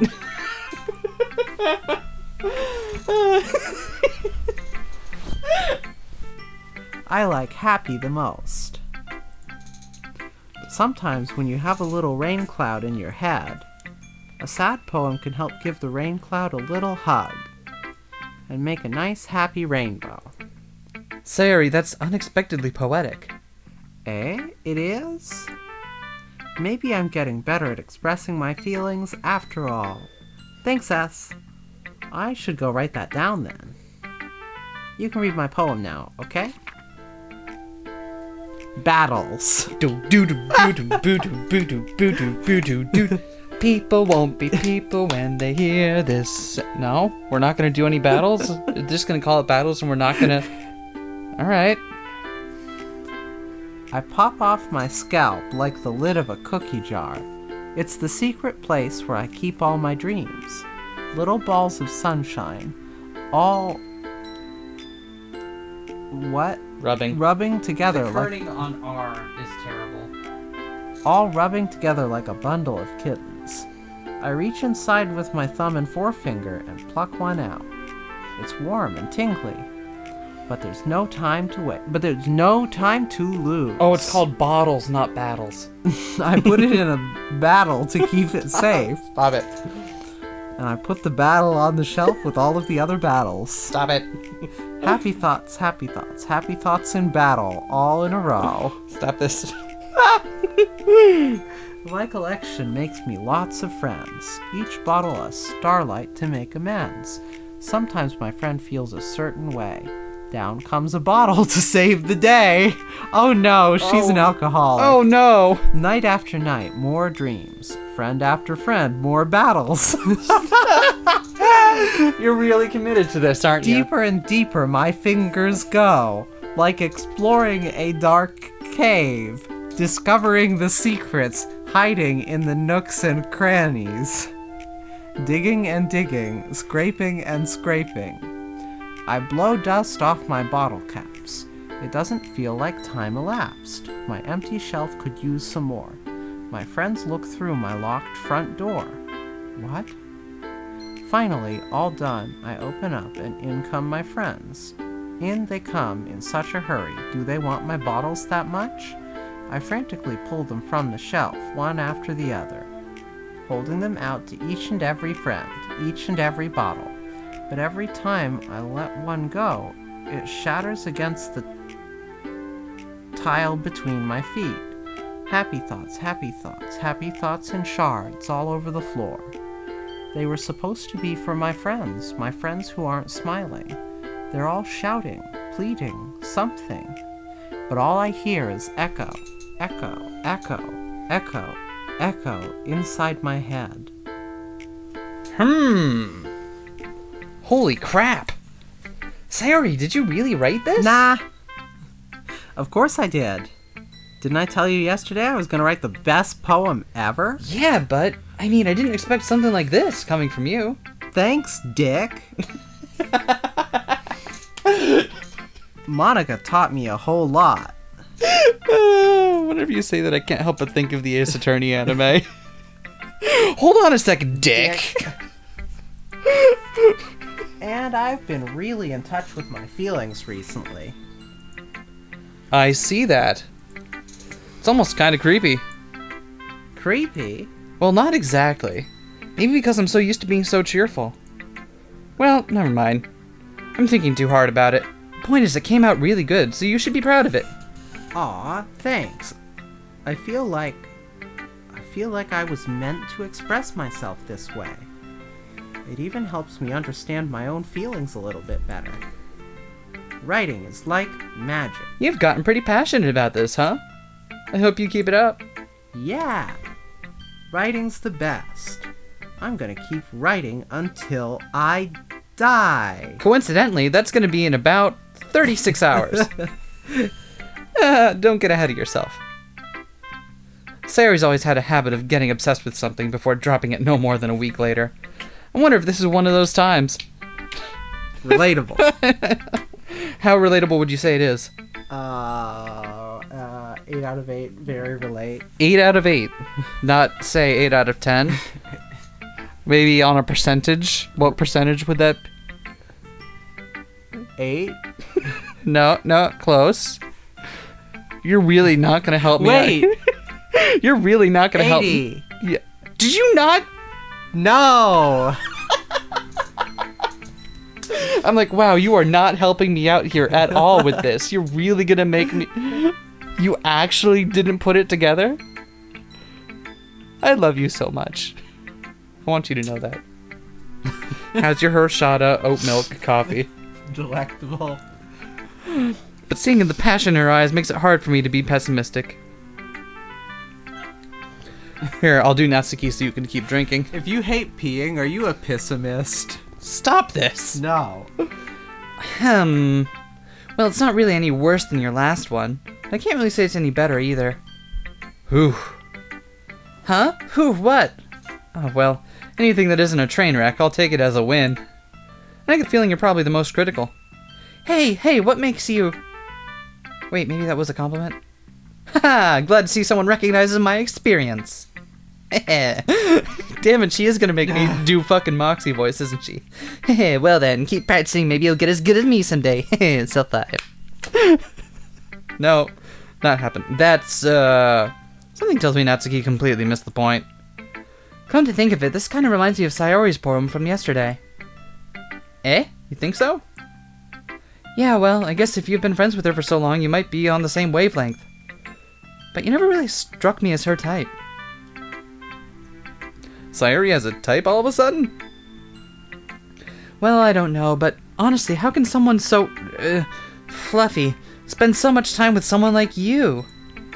It's like she's dragging around a dead weight. Ugh, that was a little unnecessary. I mean, true, but, you know, it hurts because it's true. But think of it this way, if it weren't for me, she would probably just fly away like letting go of a balloon. You could say we take care of each other in our own way. Whatever this is, I don't get it. Oh yeah, guess I'm supposed to show you my poem. Here. Amy likes spiders. You know what I heard about Amy? Amy likes spiders. Icky, wriggly, hairy, ugly spiders. That's why I'm not friends with her. Amy has a cute singing voice. I heard her singing my favorite love song. Every time she sang the chorus, my heart would pound to the rhythm of the words. But she likes spiders. That's why I'm not friends with her. One time I hurt my leg really bad. Amy helped me up and took me to the nurse. I tried not to let her touch me. She likes spiders, so her hands are probably gross. That's why I'm not friends with her. Amy has a lot of friends. I always see her talking to people. She probably talks about spiders. What if her friends start to like spiders too? That's why I'm not friends with her. It doesn't matter if she has other hobbies. It doesn't matter if she keeps it private. It doesn't matter if it doesn't hurt anyone. It's gross. She's gross. And the world is better off without spider lovers. And I'm gonna tell everyone. What the fuck? Natsuki, what the hell is wrong with you? She really doesn't like spiders. Jesus! Why not? Spiders are cute and fluffy and have little fur, and you can give them 8 high fives. Ah, give me 8 high fives. 1, 2, 3, 4, 5, 6, 7, 8. Nice. I want you to know that instead of giving Vivian a high five for that practical gag, I actually slapped her face, one cheek at a time, back and forth. This is what's known as physical and visual humor, which translates very well to an audio-only show. It sure does. Maybe you should come closer so they can hear me slapping you harder. No! Hold on, let me get a real good one. Are you okay? That's called Foley work. We have fun here. Yeah. Need to get a slide whistle now. Go. We have a harmonica. We do. We really need a whole Foley setup, don't we? Don't tempt me. I'm just saying. Not bad, right? It's quite a bit longer than yesterday's. Yesterday's was way too short. I was just warming up. Hope you didn't think that was the best I could do. No, of course not. Anyway, the message is pretty straightforward in this poem. I doubt I have to explain it. Sometimes you can explain complicated issues with much simpler analogies. It helps people realize how stupid they're being. Like anyone would agree that the subject of this poem is an ignorant jerk. Do you know people like that? Of course, it's about how everyone thinks That doesn't matter. It can be about anything. I wrote it to be easy to relate to. Everyone has some kind of weird hobby or guilty pleasure. Oh no. I like how so many of the lines so far have, because we know something happens. Something happens. So many of these lines seem like they're foreshadowing something, but we genuinely have no idea what it is. So every time it happens, I'm like, are they foreshadowing? I don't know. It's so unclear. Something you're afraid if people find out, they make fun of you or think less of you. Like drawing yaoi. Or collecting people's teeth. Don't worry, it's all consensual teeth. By consensual, I mean they lose to me in a bet, and then I collect their nails. That's how it works. And then, I think I also scented the playing cards. Was that part of it? I don't remember. Kakaguru is fucked up, man. Who cares what someone likes, as long as they're not hurting anyone and it makes them happy? I think people really need to learn to respect others for liking weird things. Well, you're definitely right about that. At least I can relate to that. I'm sure a lot of other people can too. It's what I do best, after all. I don't like writing unless there's a good message to take away from it. Like, conveying emotions is important. What I want to make people think, not just feel. Remember that. Remember the name. I'm gonna write a good one for tomorrow too, so look forward to it. Alright, time for our girl Yuri. Let's see what you've written for today. Yuri stares at the poem with a surprised expression on her face. Do you like it? S. This one might be even better than yesterday's. How did you even pick up on this so quickly? Well, secretly I'm an ageless being that spends my entire time just learning how to poe. You might say, I'm a poer. That's what someone who writes poems is called, so I've heard. I'm so good at poetry, I'm the police. Stop this. Stop this. Just yesterday, I was telling you the kind of techniques worth practicing. Maybe that's why you did a good job explaining. I really wanted to try giving it some more imagery. Yuri visibly swallows. Even her hands appear sweaty. I'm not used to this. Used to what? I don't know. It's fine. Take your time. Yuri breathes and collects her thoughts. I know that Yuri likes to think before she speaks, so I offer that patience to her. Yeah. Just being appreciated like this, I guess. It probably sounds really stupid, but seeing someone motivated by my writing, it just makes me really happy. Are you saying you've never shared your writing before?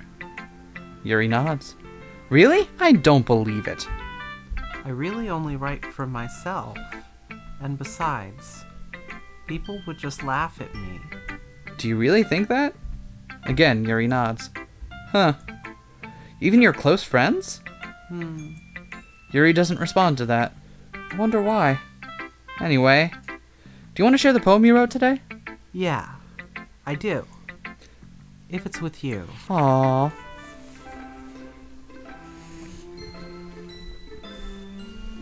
The Raccoon. Do you say the raccoon? Yes. Okay. It happened in the dead of night, while I was slicing bread for a guilty snack. My attention was caught by the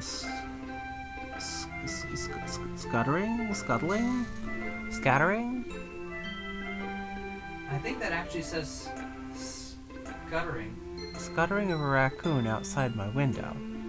That was, I believe, the first time I noticed my strange tendencies as an unordinary human. I gave the raccoon a piece of bread, my subconscious well aware of the consequences.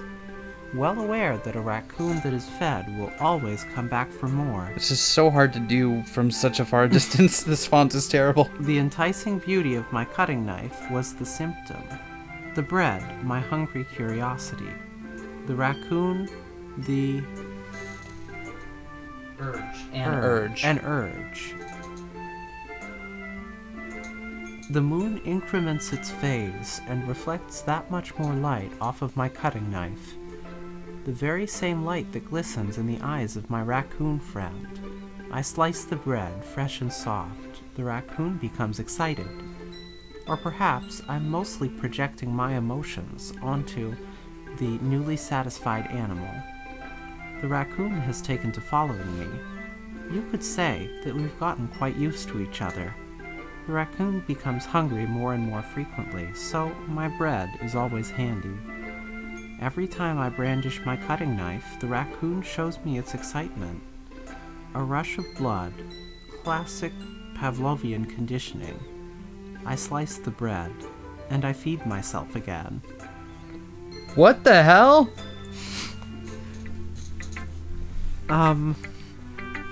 I was a little more daring with this one than yesterday's. I can see that. It's a lot more metaphorical. I don't know if it's my fault, but I can't begin to imagine what this poem is about. Well, it's about a raccoon. I think it might be about us. I think maybe we're the raccoon. I think maybe we're getting knifed. I think she's gonna stab us behind the Denny's. That's right. It's a bit closer to my preferred writing style. Maybe sometime I should take you to the Denny's. Take you to the behind the Denny's. Using the poem as a canvas to express vivid imagery and conveying emotions through them. Yeah, if I take it at face value, then I can't even figure out what it's supposed to mean. Well, that's good. That's good. I'm so glad you're such a dipshit. I think it's something that different people can relate to in their own way. Some of us, for example, are like raccoons. Some of us are more like knives. I wanted to express the way it feels for me to indulge in my more unusual hobbies. What the hell is this meant to be? It's those sorts of things I'm usually forced to keep to myself. What the fuck is about to happen here? Also, if you're peeking the audio. So, I sometimes enjoy writing about them. No, you're actually doing fine. Huh, that's funny. Didn't Natsuki also write something about that? About someone being ridiculed for a strange interest? Eh? She did? Yeah. She was talking about how it doesn't matter what you're into. You're talking about how it doesn't matter what you're into as long as you're not hurting anybody. Accidental gay rights. Gay rights. I don't know. We here at Two Queers Play, I don't think we support gay rights. I do. Well, that makes one of us. Ooh. SK Two Queers Play. I'm not ready to say gay rights. I've seen the gays, and I don't think... Or rather, I've seen one particular gay who I don't think deserves rights. The one that's to your right? The one that's directly to my right. And I'm worried about her getting rights. Yeah, that's fair. I don't know what would happen if I had rights. It would be pretty dangerous. I mean... Does she really feel that way? Yeah. Sounds like you do have that in common. That's interesting. To me, she seemed like the kind of person who would make fun of my hobbies. Stop this. But I suppose that's my fault for judging, isn't it? Please don't tell her I said that. Don't worry, I have no reason to. Okay. Well, thank you for sharing it with me. After all, if I hadn't learned to embrace my own weirdness, I would probably hate myself. I'm worried. I might be ranting a little bit now. I'm mildly worried. I think we would have heard about it if this game had done it, where it had done the whole, oh no, she's a boy reveal. I think we would have heard about it, right? So what makes you think that? What makes you think that's what it's implying? No, not necessarily what it's implying here. I just keep worrying that, like, that's going to be what one of the reveals is. It won't be. I don't think it is, because I think we would have heard about it. I just don't think it's doing that. I don't know, man. I've learned not to trust people. I've been burned one time too many. It's obviously a thing where everybody secretly has freaky murder hobbies, and that's what we're referencing here. I do like murder hobbies. Yeah. But I'm glad that you're a good listener. You're good at a lot of things. Writing, listening. There really aren't many people like you, S. I can't wait to get you in my murder room. And soon there will be one less. That's exaggerating a little bit. It's just how I feel. Why do you have a murder room, Yuri? I never thought I would feel so comfortable sharing my writing. But now, I almost feel like I look forward to it. It's just a really nice feeling. And you're to thank for that. It's nothing, really. Yuri smiles sincerely at me. For just a moment, her timidness seems to disappear. Alright, Monika, let's do this.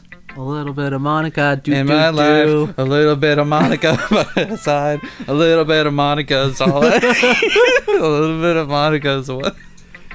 Hi again, S. A little bit of Monika in the sun. A little bit of Monika.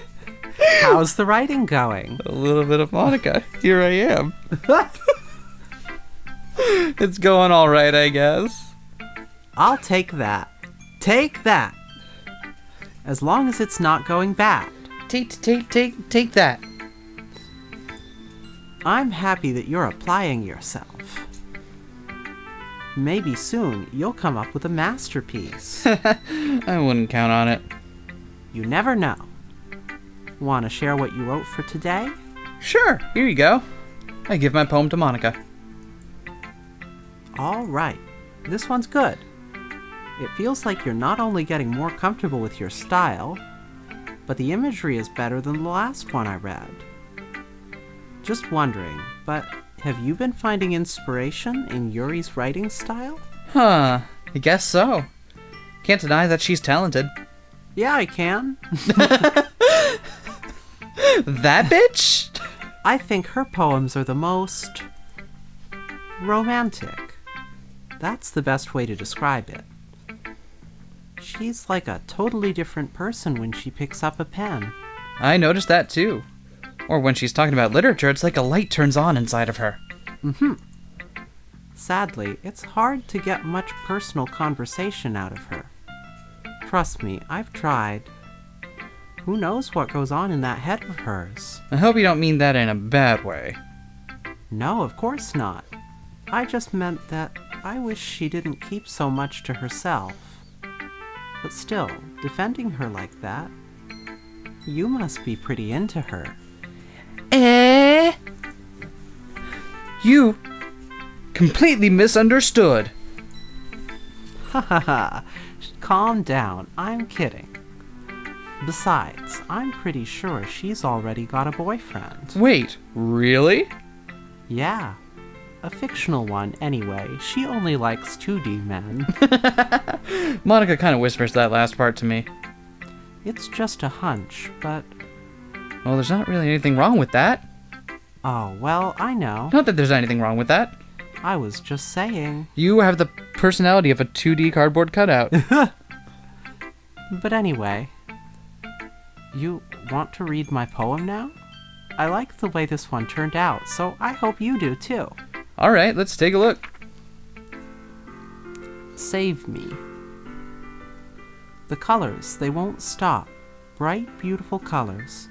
Flashing, expanding, piercing. Red, green, blue. An endless cacophony of meaningless noise. The noise, it won't stop. Violent, grating waveforms. Squeaking, screeching, piercing. Sine, cosine, tangent, algorithms! Like playing a chalkboard on a turntable. Like playing a vinyl on a pizza crust. An endless poem of meaningless... Load me. Is that what that says? That says... Lost me? Load me? It started with save me. That does say and it ends load with me. Load me. Save and load? Yeah, so, yep, I was totally correct here. She has fourth wall vision. Oh, she no. knows she's in a video game. Oh, She shit. knows that we are players of a video game that she stars in. Oh, no. Oh, fuck. You are so right. Oh, shit. Save me, load me. Actually, that'd be a pretty good love song. Huh? Like a good pop rocker. Save me, load me. There, that's the end. Yeah. It's even more abstract than your last one, huh? Ahaha. I guess it's just the way I write. I'm sorry if you don't like it. No, I never said that. It's just kind of a thing I've never really seen before, I guess. I kind of like playing with my space on the paper. Choosing where and how to space your words can totally change the mood of the poem. It's almost like magic. The way I wrote the lines really short makes it feel like they're trying to speak over the noise. I see. It's so hard for Whoa me there, to E.E. Cummings! Yeah, I'm gonna E.E. Cummings all over this page. Yo. It's still hard for me to tell what it's about, though. Ahaha. Sometimes asking what a poem is about isn't the right question. A poem can be as abstract as a physical expression of a feeling, or a conversation with the reader. So, putting it that way, not every poem is about something. Anyway, here's Monika's writing tip of the day. Do-do-do. Sometimes you'll find yourself facing a difficult decision. When that happens, don't forget to save your game. How do I save? You have it hidden with the start bar. If you open Steam Oh. so it stops flashing, it won't be hidden. Oh, hold on. Hey, there it is. Let's, When in-game characters start telling you about the save mechanics, It's you know time- shit's gonna get real soon. You never... You never know when you might change your mind, or when something unexpected may happen. God. Wait, is this tip even about writing? What am I even talking about? That's my advice for today. Thanks for listening. Do-do-do-do. Oh my god. She does have fourth wall vision, you were right. Okay, everyone. So it's clear that she's got fourth wall vision, and Natsuki and Yuri have, like, murder hobbies. Yeah. So what's up with Sayori? I don't know. I can't get a good read on it from Maybe that if you last go poem. with Sayori's ending, it's just a normal game. No, it's not. Her poem was definitely off, but I can't get a solid read on... Whoa! Whoa. Whoa, hold on one second, I'm gonna check the... Sound good. Yeah, okay, we're good. Sorry, I'm getting used to not being able to stretch my arm in that direction. You gonna read your line, or...? We're all done reading each other's poems, right? I have something extra planned today. So, if everyone could come sit at the front of the room. Locked the doors. Has anyone seen the movie Saw? Is this about the festival? Well, sort of. Ugh, do we really have to do something for the festival? It's not like we can put together anything good in just a few days.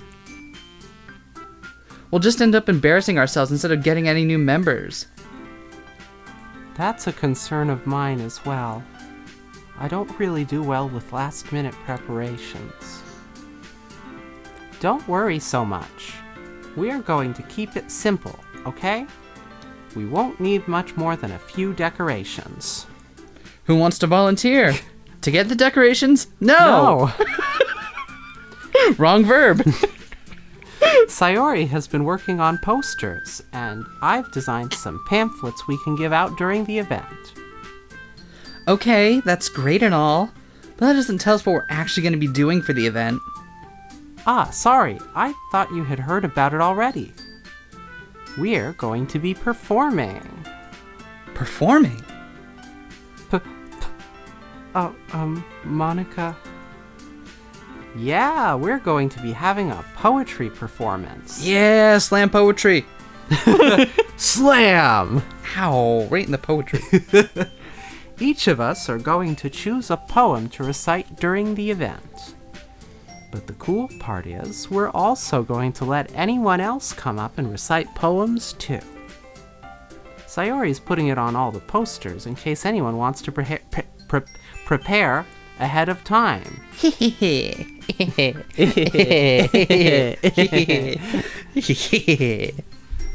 Sayori, who's been coloring a poster, holds it up for us to see. Are you kidding me, Monika? You didn't. You didn't already start putting those posters up, did you? Well, I did. Do you really think it's that bad of an idea? Well, no. It's not a bad idea. But I didn't sign up for this, you know. I think you'll find you did. There's no way I'm going to be performing in front of a group of people like that. I agree with Natsuki. I could never in my life do something like that. Imagining it, Yuri shakes her head in fear. Guys, I'm gonna read since Vivian's too busy shaking her head in fear. Yeah. No, Sayori. I understand where they're coming from. Remember that Natsuki and Yuri have never shared their poems with anyone until just a couple days ago. It's a lot to ask them to recite their poems out loud to a whole room full of people. I guess I kind of overlooked that, so I'm sorry. But I still think we should give it our best. We're the only ones responsible for the fate of this club. If we start the event and each put on a good performance, then it will inspire others to do the same. And the more people who perform, the better we'll be able to show everyone what literature is all about. Yeah! It's about expressing your feelings, being intimate with yourself, finding Animal Crossing New Horizons. It's sold out so many places, I can't get a copy. And having fun. That's right. And it's those reasons that we're all in this club today. Don't you want to share that with others? To inspire them to find the same feelings that brought you here in the first place? I know you do. I know we all do. And if all it takes is standing in front of the room for 2 minutes and reciting a poem, then I know you can do it. Natsuki and Yuri remain silent. Sayori looks worried. I guess that leaves me no choice. I agree. I don't think it's too much to ask. I think that Sayori and Monika have been trying really hard to get new members. The least we can do is help them out a little bit. Well, maybe, but... Looks like Natsuki doesn't have any arguments left. Okay, fine. I guess I'll just have to get it over with. All right. Phew. Thanks, Natsuki. What about you, Yuri? Yuri dejectedly glances around at everyone else's expectant faces. Sigh. I guess I don't really have a choice. I love how everyone in this universe says the word sigh out loud. It's very helpful. Haha, that's everyone. You're the best, Yuri. This club is seriously going to be the death of me. Oh gosh. You'll be fine, Yuri. Stop this. But anyway, let's move on to the main event. I want each of you to choose a poem of yours. We're going to practice reciting them in front of each other. Oh no, I haven't written one. No way! Monika, this is too sudden. You gonna read yours?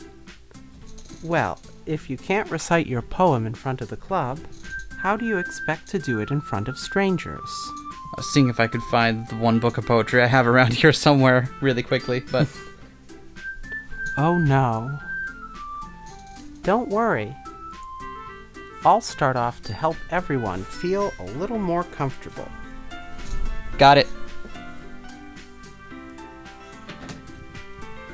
It wasn't that far away.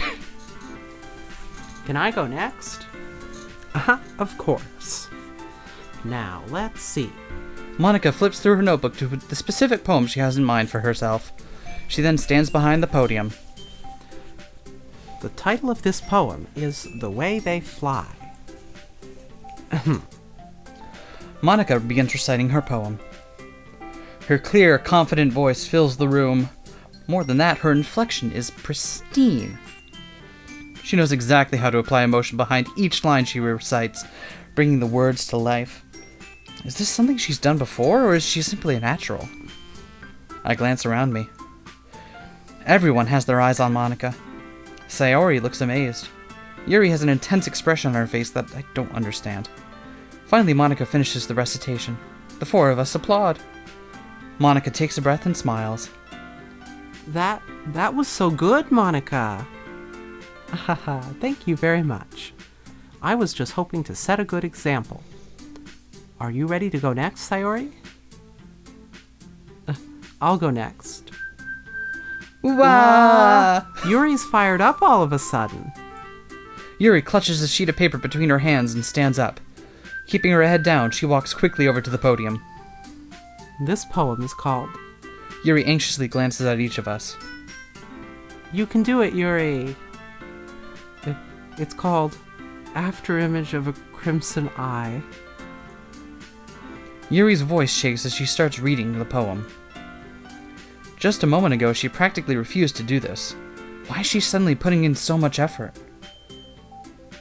As Yuri gets past the first couple of lines, her voice changes. It's almost like what happens when Yuri gets absorbed into her books. Her quivering words transform into the sharp syllables of a fierce and confident woman. The poem is full of twists and turns in its structure that she enunciates with perfect timing. This must be a rare glimpse into the whirling fire Yuri keeps concealed inside her head. Suddenly, she's finished. Everyone is stunned. Yuri snaps back into reality. Oh, there goes gravity. And glances around her as if she bewildered even herself. It's up to me to save this situation. I'm the first to start applauding. Everyone joins me afterward, and we give Yuri the recognition she deserves. Congratulations. Congratulations. Congratulations. Wah. It's not that we didn't want to applaud for her, but we were caught so off guard that we must have forgotten. As we applaud, Yuri holds the poem to her chest and rushes back into her seat. Yuri, that was really good. Thank you for sharing. Looks like Yuri is down for the count. Are you down for the count? I'm down for the count. I'm down for the count. Time for some Monte Cristo. Hell yeah. Make me the filling in a Monte Cristo sandwich. Okay. I guess I'm next then. Sayori hops out of her chair and cheerfully walks to the podium.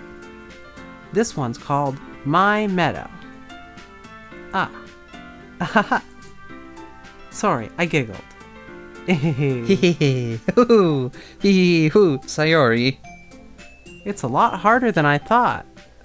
How did you guys do it so easily? Try not to think of it like you're reciting to other people.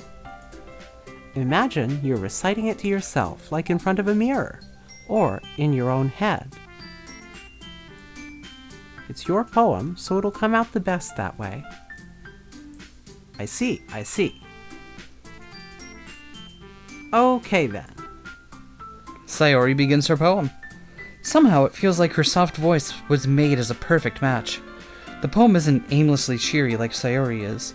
It's serene and bittersweet. If I were to read this on paper, I probably wouldn't think much of it, but hearing it come from Sayori's voice almost gives it a whole new meaning. Maybe this is what Sayori meant when she said she likes my poems. It's like I get to reach more deeply into someone I thought I knew through and through. Sayori finishes and we applaud. I did it. Good job, Sayori. Even S liked it. I guess that's a good sign. What does that even mean? It came out nicely, Sayori. The atmosphere of the poem fits you really nicely. But it might be that other poems wouldn't work quite as well with that kind of delivery. I don't really understand. Eh? In other words, I've seen poems of yours where that sort of gentle delivery wouldn't work as well. They might need a little more force behind them, depending on what you're reading. Oh, I know what you mean. That's, well, I've been practicing that kind of thing. It's just embarrassing to do in front of everyone. The next time, I'm going to make you pick a poem that challenges you a little more. We don't have much time before the festival, you know? Okay. Now, who's next? Natsuki? Humph. Don't make me go before S. It's not like I can compare to you guys anyway. Might as well lower everyone's standards a little bit before I have to do it. Natsuki. It's fine. Might as well get it over with. It's not like I have much of a selection of what to read. I'll just have to go with what I wrote for today. I don't have a light in front of me, so I can't actually read anything. Never mind. Never mind. There goes that idea. I actually have my tiny little book of Yeats right here, and it's dark Turning out. and turning in the widening gyre, the falcon cannot see the falconer. Something, things fall apart the center cannot hold. I used to know the whole thing. Damn. I don't anymore. Damn. I've never been more attracted to you than I am at this exact moment. Because I know a third of the first stanza of a poem probably in the wrong order. Yep. Yep, my standards are that low. Boosh.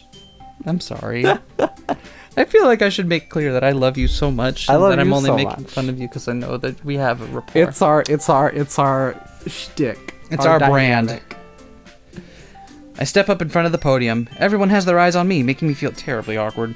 I recite my poem. Since I'm not exactly confident in my own writing, it's hard to put energy into it.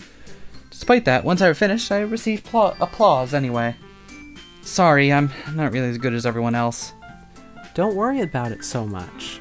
I think it's less about your abilities and more about your lack of confidence in your writing.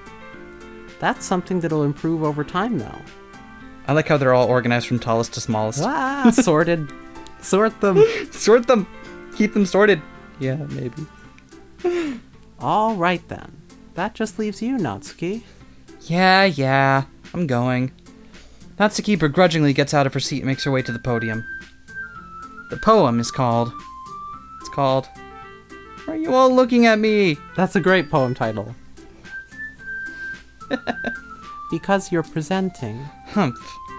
Anyway, the poem is called Jump. Doot, doot, doot, doot, doot, doot, doot, doot, doot, doot. Natsuki takes a breath. Once she starts reciting the poem, her sour attitude disappears a little. While she's still a little unenthused, her poem has a rhythm and rhyme to it. It's Natsuki's trademark style, and it works surprisingly well when spoken aloud. The words feel like they bounce up and down, as if giving life to the poem. Natsuki finishes, and everyone applauds. She huffs back to her seat. That wasn't so bad, was it? Easy for you to say. You'd better not make me do that again. Well... Do you at least feel prepared enough to recite a poem in front of other people? I mean, doing it in front of other people would be way easier. I can put on whatever face I want for other people. But when it's just my friends, it's just embarrassing. That's a surprise, Natsuki.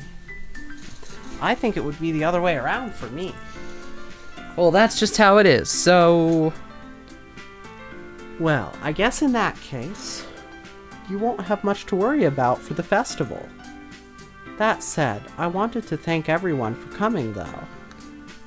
It might be hard, but I hope that you all have an idea of what it's like now. Make sure you pick a poem and get enough practice before the festival, okay? I'll be making pamphlets. Let me know ahead of time what you'll be reciting. Jeez. Should probably find some other poem to recite instead. That's fine too. It doesn't have to be your own. I'm already pleasantly surprised that you're putting in all this effort for the club. It makes me really happy. Yeah, no problem. Okay, everyone. I think that's about it for today. I know the festival is coming up, but let's try to write poems for tomorrow as well. It's been working out really nicely so far, so I'd like to continue that. As for the festival, we'll finish planning tomorrow, and then we'll have the weekend to prepare. Monday's the big day. I can't wait. I can do this. I can do this. All right. I stand up. There's no way I'll be able to find the same enthusiasm as Sayori and Monika, but I'll do my best to get through it. If it's for the sake of the club and impressing Monika, then I'll have to do my best. Ready to go, Sayori? Yep. Look at you two, always going home together like that. It's kind of adorable, isn't it? Hehe. Hehe. Hehe. Hoo hoo hoo. Jeez, guys, don't make such a big deal out of it. It must be a little nice, though. Well, how am I supposed to respond to that? It's okay, S. You don't have to say it. Whatever, let's go already. I walk home with Sayori once more. Even though it's only been a few days, a lot of things have already changed. But today, Sayori's being a little quieter than usual on the way home. Hey, Sayori. Sorry, I was spacing out. No wonder.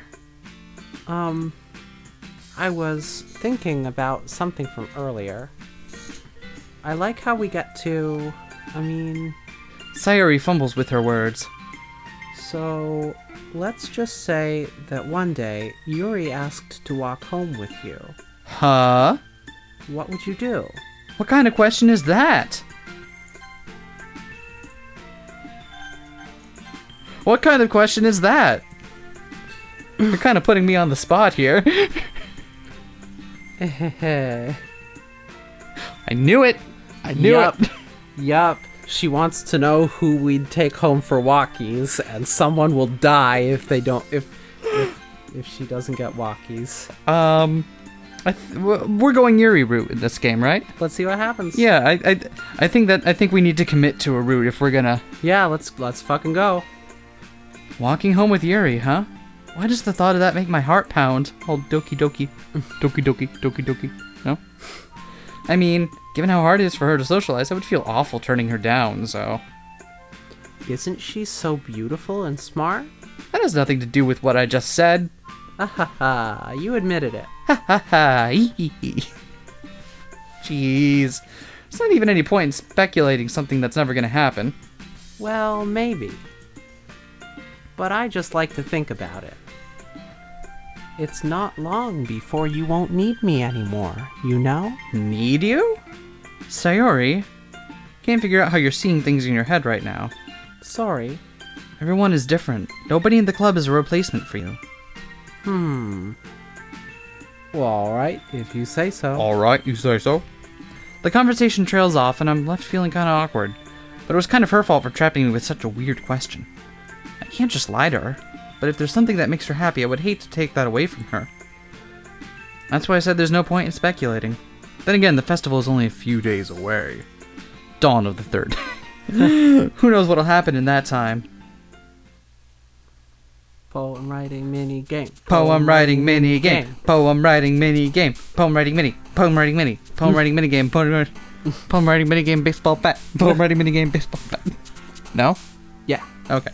What are we doing? Secret. Secret. I like Precious. Can we do Precious? Yeah. Precious. Prayer. You want to do Prayer? Yeah. Okay. I like Universe. Can we do that? Were you nodding or shaking your head? Okay. Wrath. You want to do Wrath? Yes. How come piss isn't one of the words? We got swimsuit, which I guess is as good as we're getting. Did you see her Kana face? Yes. It's so good. Incongruent. That poem came from the moon. Do it. Poot. Poot. Gonna have a real pootinanny. How about... Blanket. Blanket. Landscape? Sure. Contamination.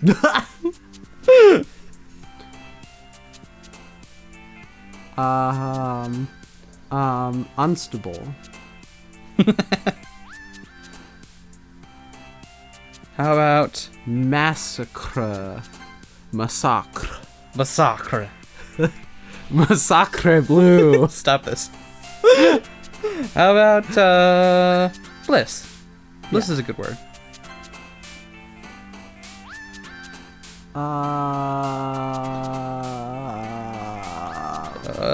This is so hard. Defeat. Yep, we were defeated. Mariage. How about mariage? I was gonna say vacation, but Oh yeah, let's do vacation. you sure? You don't want to do? We can do Because mariage. vacation sounds really funny because it makes it sound like it's about a cow. Di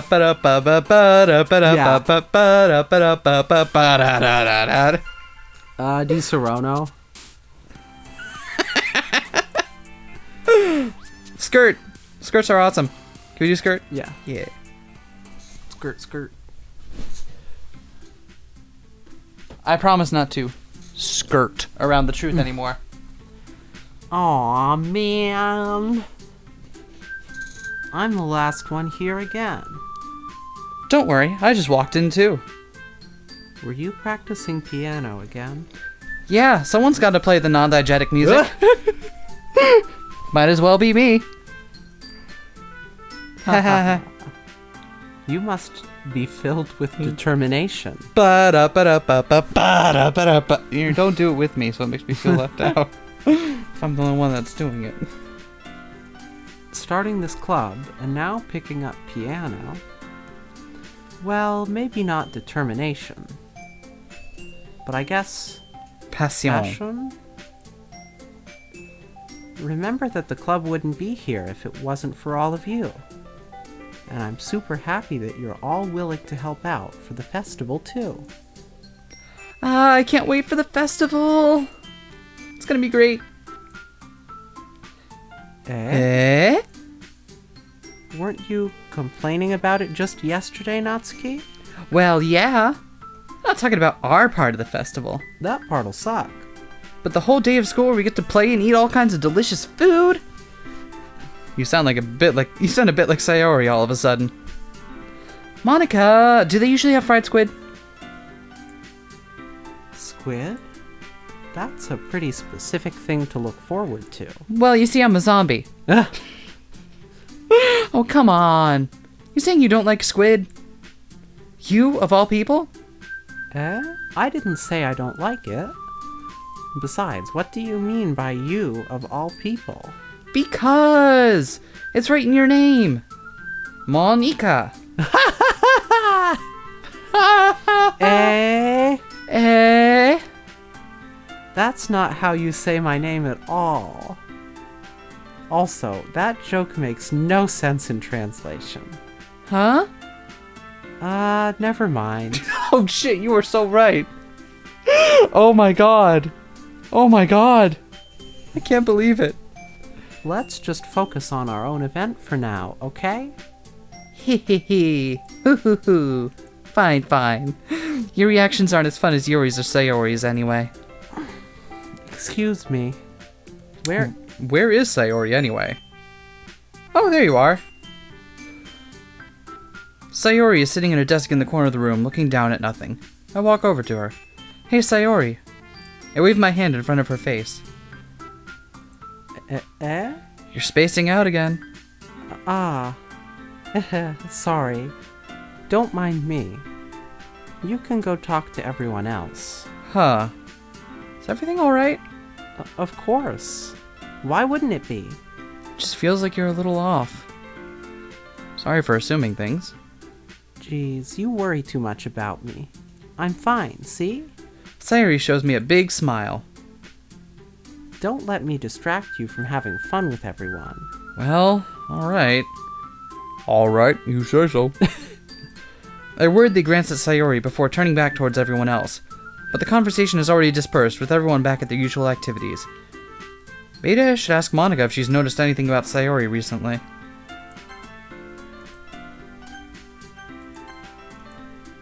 Since they've been preparing for the festival, they must be spending a lot of time together. Oh, okay, never mind. I timidly approach Monika, who is shuffling through some papers at her desk. What's up? Hey, this might sound a little strange, but you noticed anything up with Sayori recently? Anything up with her? In what way do you mean? Like a dog. You know, up dog. Maybe I'm...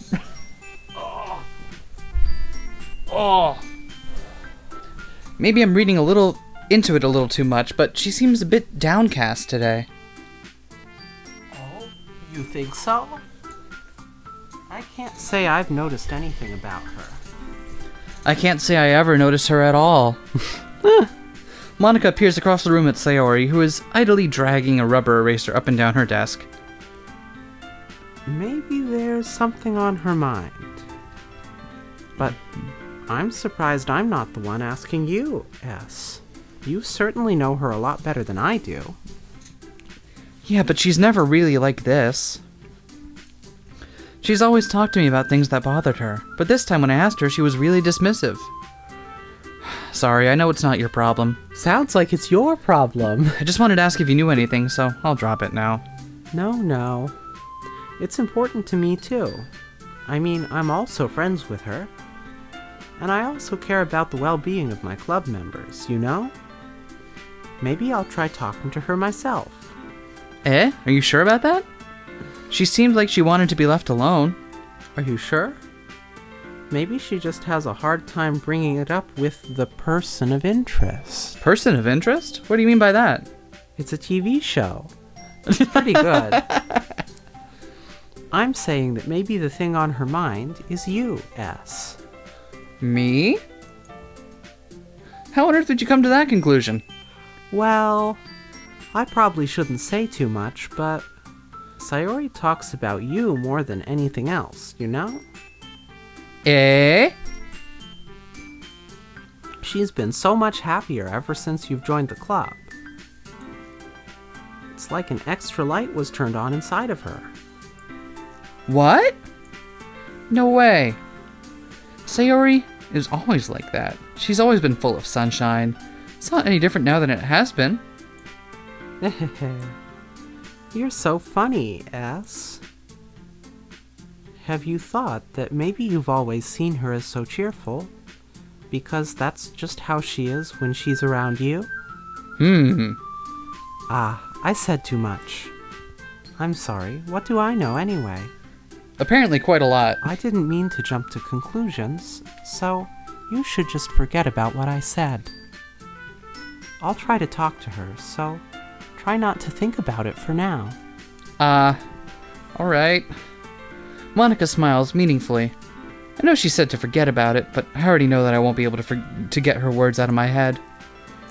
Monika stands up from her desk and walks across the room to where Sayori is sitting. I watch her kneel down next to Sayori and gently talk to her. But she's keeping her voice so quiet that I can't hear her from here. I sigh and sit myself down. I know Sayori told me not to worry about her and to have fun with everyone else. That's impossible to do when she's behaving like this. Exactly how much do I care about her that I'm letting this weigh me down so much? Now it feels like I'm the one behaving out of the ordinary. But there's nothing I can do besides wait for Monika. Why does it feel like I'm being watched? I glance around the room. Suddenly I notice Yuri peering at me from over her book. But she looks away just as quickly with a flustered look on her face. I realize that she won't get anywhere like this.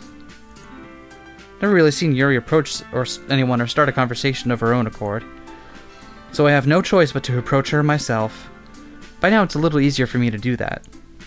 I stand up from my desk and sit in one corner. What? And sit... Sentences are hard. I stand up from my desk and sit in one next to her own. I didn't mean to bother you or anything. Relax, you didn't even do anything. But I could tell that you wanted to be alone with your thoughts. Alone with my thoughts? That's why I'm in this room. That's why I'm playing this game. I want to be here with all the thoughts. How were you even able to tell that I was thinking like that? Well, it's something that I do a lot. So it wasn't hard for me to spot based on your posture and expression. Not that I was staring or anything. I didn't do anything creepy like that. In any case, I guess you were right. I'm sorry if I caused you any concern. Don't apologize. Your troubles are only the concern of those who willingly share in that concern. Of course, there are certainly those who find the most comfort in keeping to themselves. But if you would prefer to share what's on your mind, then I would be glad to listen. It's really not that big of a deal. I was just feeling a bit uneasy about Sayori. Sayori? Yeah, she seems a little off today, but when I asked her about it, she didn't want to admit it to me. So I can't help but wonder if something happened to her. Oh? That's quite romantic. Eh? Sorry. Eh? I didn't mean to say something stupid. It's not that, I just didn't want you to misunderstand. Sayori and I have been friends for a long time. That's all. Ah, I see. Then perhaps it's unusual for her to be dismissive to you about her feelings. Or maybe I'm just reading into it a little too much. S. The world is full of meaning, often hidden deep beneath plain sight.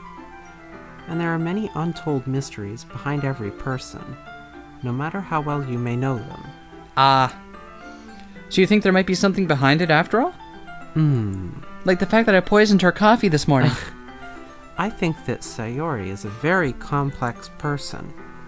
Her mannerisms on the outside don't always match what may be going on inside her head. And she may not always know what she wants. I noticed her strange behavior today too. And I also feel some concern for her.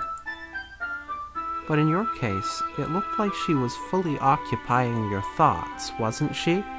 Well, I guess that was the case. Sayori, she really means a lot to you, doesn't she? I guess. But you don't need to put it that way. We're just good friends, that's all. Yuri suddenly looks deeply into my eyes. Her expression is gentle and curious, as if she was searching for something. Embarrassed, I avert my gaze. Sometimes, a person's mysteries are untold, even to themselves.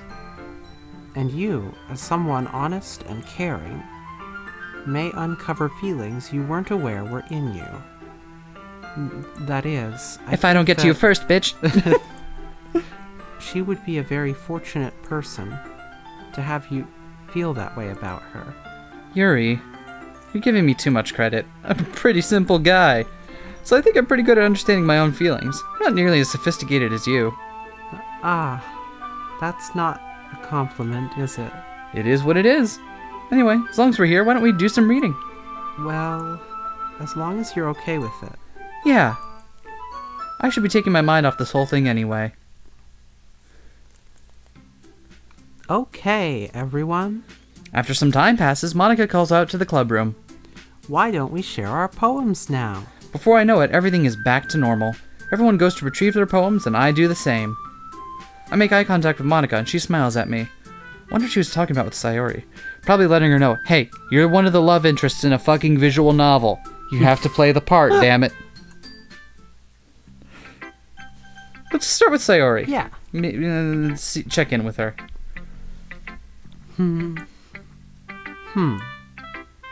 It's nice, I guess. Come on, I can already tell you don't like it. Well, You don't need to worry about what I think. After all, you wrote this for someone else, didn't you? Probably Yuri. Eh? I didn't write this for anyone specifically. Maybe. That's not really what I meant, though. But it's okay. You're making new friends, just like I was hoping.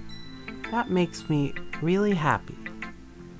And you're happy too, right? In this club? Well, of course I am. Good. That's all that matters to me.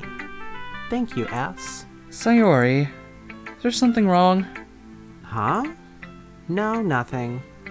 I'm just a little tired today. Alright, I'm gonna continue being oblivious then. Just tell me if you need anything. I will. Like, three individual strands of hair from Yuri. Don't ask, just do it. Don't worry about me, okay? You can go play with everyone else now. If you insist. Yay! She said play. Monika told her. Monika told her she's in the game. Ah. Oh no. Damn it, Monika. I'm gonna go home a little bit early today. Sayori? Tell Monika I wasn't feeling well, okay? I'll see you tomorrow. Before I can say anything else, Sayori cheerfully walks out of the classroom, humming to herself. Aww. Now I feel bad about answering that way to Sayori earlier. Let's show it to Nat. Yep. This one's alright. Alright? Well, yeah. About as good as yesterday's anyway. I see what you're going for, but it's just not really my style. I mean, that's fine. I'm just mostly glad you are trying a little bit. Well, of course I'm at least trying. Why are you so emotionally invested in my poems anyway? It's not more of a compliment to me. No, no, gross. Hey, Sayori didn't write a poem today. It's not like I care, baka. It's just that one of us in this club has to make sure you're not slacking us. One of us in this club. Really? Oh, what if you ended up just scaring me away? That's, it's not like you would actually do that. Yeah, you're right. It's kind of fun to hang out here, even if I have to put up with you. Gah! Natsuki's elbow connects with my stomach. Oh, maybe I won't mind scaring you away after all. I was just joking. Oh, I know. I wasn't. Don't worry, I was too. That was a humorous elbow to the stomach. How the hell do you call that a joke? Are you ready for the hilarious knife in the gut gag? That's my favorite gag. That seriously hurt. Well, maybe it was funny to her. I guess that's kind of the point. I should really just watch my mouth around Natsuki. Anyway, Natsuki holds her poem out to me like nothing even happened. Oh. Ow. Gotta adjust my position again. Your mind is so full of troubles and fears that diminished your wonder over the years. But today I have a special place, a beach for us to go. A shore reaching beyond your sight, a sea that sparkles with brilliant light. The walls in your mind will melt away before the sunny glow. This sound like song lyrics. I'll be the beach that washes your worries away. I'll be the beach that you daydream about each day. I'll be the beach that makes your heart leap in a way you thought you had left you long ago. Let's leave your memories. Oh. Let's bury your heavy thoughts in a pile of sand. Bathe in sunbeams and hold my hand. Wash your insecurities in the salty sea, and let me see you shine. Let's leave your memories in a footprint trail. Set you free in my windy sail, and remember the reasons you're wonderful when you press your lips to mine. I'll be the beach that washes your worries away. I'll be the beach that you daydream about each day. I'll be the beach that makes your heart leap in a way you thought you had left you long ago. But if you let me be by your side, your own beach, your own escape, you'll learn to love yourself again. Huh, that read more like Sayori's style. You think? Yeah, Yeah, I can see that. that's odd. And it's definitely song lyrics. Huh, yeah. Yeah, I felt like I kept writing about negative things, so I wanted to write something with a nice message for once. Besides, the beach is awesome! Kinda hard to rate anything negative about the beach. So you decided to write about the beach first and then came up with the message later? Yeah, well, it's only because of what happened yesterday. I mean, after Yuri and I realized we kinda wrote about the same thing. She just wanted to pick a topic and have us both write about it or whatever. Ugh, you can really see her doing that too. Making us write about a simple topic, then trying to impress me by coming up with something all fancy. Well, it's not like I care, Baka. I just did it anyway. And I guess mine ended up being kind of metaphorical too. But there's nothing wrong with doing that once in a while. At the very least, it was good practice. Alright. S. Your writing has only improved in these last few days. Every poem you've shown me has been nothing short of spectacular. I can really feel the emotions. I'm a little envious even. I don't think it ever came to me this naturally. Yuri, that's the wrong way to put it. This never did come naturally to me, but I've been able to improve so much thanks to you. You're really the example I was chasing after. Is that so? Yuri gently smiles to herself. This feeling, I'm so glad I got the chance to share my writing. I never thought it would feel like this. I remember you mentioning that yesterday.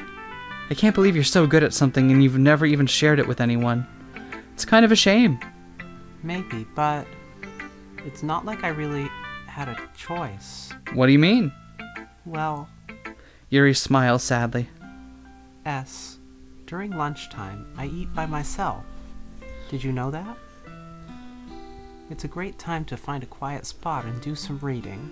In fact, I always have some books with me. You could say I really enjoy reading. Well, that's one way to put it anyway. But books are so full of amazing and inspiring people. People you want to fall in love with. Or people you just know would make a really good friend.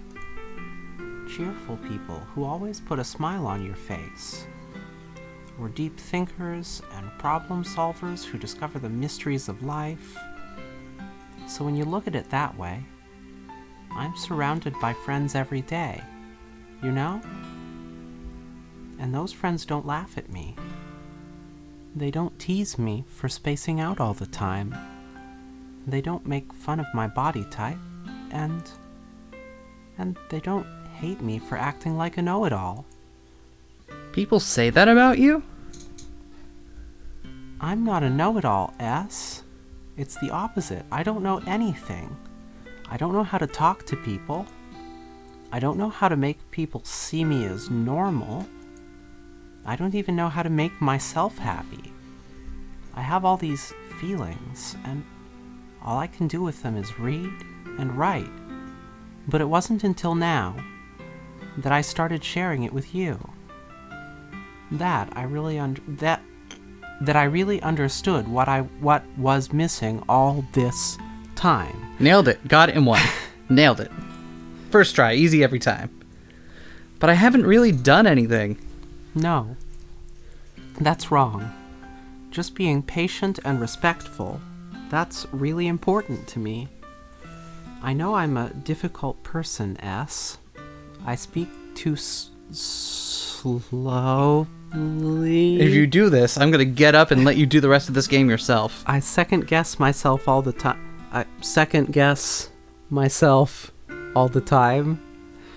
I read too deeply into things. I did a different gag. Sit back down. But every time, you've always treated me just like anyone else. It's so rare that I feel comfortable with myself when I talk to others. But that's why every time I talk to you, I just feel really happy. I see. Well, I treat you how you deserve to be treated, Yuri. And if other people don't see it that way, screw them! I mean, I just joined this club hoping I could make friends. And I would say I've had at least one success. Wouldn't you? If you put it that way, yeah. We really are friends now, aren't we? Yuri puts her head in her hands, but this time she's smiling as she does it. Do you want to show me your poem? Yeah, I do. Let me get it for you. Ghost Under the Light, Part 2. The tendrils of my hair illuminate beneath the amber glow, bathing. In the distance, a blue-green light flickers. A lone figure crosses its path, a silhouette obstructing the eerie glow. My heart pounds. The silhouette grows. Closer, closer. I open my umbrella, casting a shadow to shield me from visibility. But I am too late. He steps into the streetlight. I gasp and drop my umbrella. The light flickers. My heart pounds. He raises his arm. Time stops. Zawarudo! Stop it. 1 second has passed. The only indication of movement is the amber light flickering against his outstretched arm. The flickering light is in rhythm with the pounding of my heart, teasing me for succumbing to this forbidden emotion. Have you ever heard of a ghost feeling warmth before? Giving up on understanding, I laugh. Understanding is overrated. I touch his hand. The flickering stops. Ghosts are blue-green. My heart is amber. Hi, Amber. Nice to meet you. Finishing the poem, I hand it back to Yuri, but instead of taking it from me, she looks away. Do you dislike it? No, of course not. I just don't really know how I should respond. It's obviously about me, and I don't know what to say about that. Yuri's poems usually being cryptic, it wasn't hard to figure out what this one was about. Also, this clearly isn't the poem that Natsuki said she wrote about. Meaning I'm probably the only one she's showing this to. I don't know if I'll be able to explain this one. That's fine. I understand this one. Yuri's having an even harder time speaking than usual. Did this one mean a lot to you? Yuri nods. I'm not really good with words, but I'm happy that you shared it with me. So thank you. And I hope we keep spending time together. Despite my inability to make eye contact, I see a faint smile emerge on Yuri's lips. I once again try to hand the poem back to her, but instead Yuri gently takes my hands and pushes them back toward me. I hesitate in response to her warm touch. You can, the poem is... Once again, Yuri fails to form a complete sentence. You mean I can keep it? Yuri nods. I'd love to. Again, Yuri faintly smiles, as if she doesn't want me to notice. You always make me feel nice. I know I'm not good with people, but I hope that I can return the favor sometimes. Yeah, don't worry. I think you do a good job. Yuri finally turns back toward me. I guess we should move on before Monika says something. But I'm sure we can talk again later. Yeah, I'm sure we will. With that, Yuri timidly smiles at me, and I return to my seat so I can put her poem away. Monika! Hi, S. Have you thought about what you want to submit to perform at the festival? Well, being in this club is one thing, but performing in front of a bunch of people, I'll have to give it some more thought. Okay, no pressure. But whatever you do, I'm sure it'll turn out great. In fact, it will turn out great no matter what you do. I've seen the future. It would also make me happy to see. Anyway, let's take a look at today's poem. Sure. I let Monika take the poem I'm holding in my hands. Your style's gotten so refined, S. Yuri's been teaching you a lot of things, hasn't she? Well, about poetry as well as Marxism-Leninism. I guess so. Comrade? Am I using that right? Yeah, I've been noticing how much time you spend with her. I think I've heard her say more words these past couple days than she's talked in the whole year. Not sure how you did it, but that's pretty impressive. Well, she just needs some patience and a way to talk about all the things in her head, I guess. I'm still getting the hang of it myself. You're certainly putting in a lot of effort. You must really like her. Eh? That's... Ahaha. Hoo hoo hoo. It's awfully suspicious, you know? Spending time with her in the club room every day, reading that edgy novel with her. Edgelord. Well, I just feel bad that she has a hard time socializing. Makes me want to make sure she doesn't spend all her time alone. Besides, the novel isn't too bad either, you know. All right, I get you. Just be careful, all right? I know that Yuri isn't used to opening herself up. So if something bad happens while she's vulnerable, then it could be really hard for her. For her? Her books aren't a total escape from reality. They're just a bandage. You say that like I'm going to hurt her. I do. Sorry, I didn't really mean that. If anything, she might accidentally hurt herself. Anyway, I'll share my poem with you now, alright? Right. The Lady Who Knows Everything. An old tale tells of a lady who wanders Earth, the lady who knows everything. A beautiful lady who has found every answer, all meaning, all purpose, and all that was ever sought. And here I am, a feather, lost adrift the sky, victim of the currents of the wind. Day after day I search with little hope, knowing legends don't exist. But when all else has failed me, when all others have turned away, the legend is all that remains, the last dim star glimmering in the twilight sky. Until one day the wind ceases to blow, I fall. And I fall and fall and fall even more, gentle as a feather, a dry quill, expressionless. But a hand catches me between the thumb and forefinger, the hand of a beautiful lady. I look at her eyes and find no end to her gaze. The lady who knows everything knows what I am thinking. Before I can speak, she responds in a hollow voice. I have found every answer, all of which amount to nothing. There is no meaning. There is no purpose, and we seek only the impossible. I am not your legend. Your legend does not exist. And with a breath, she blows me back afloat, and I pick up a gust of wind. Is I Am Not Your Legend the movie that's about everyone not being zombies? Yes. Okay, cool.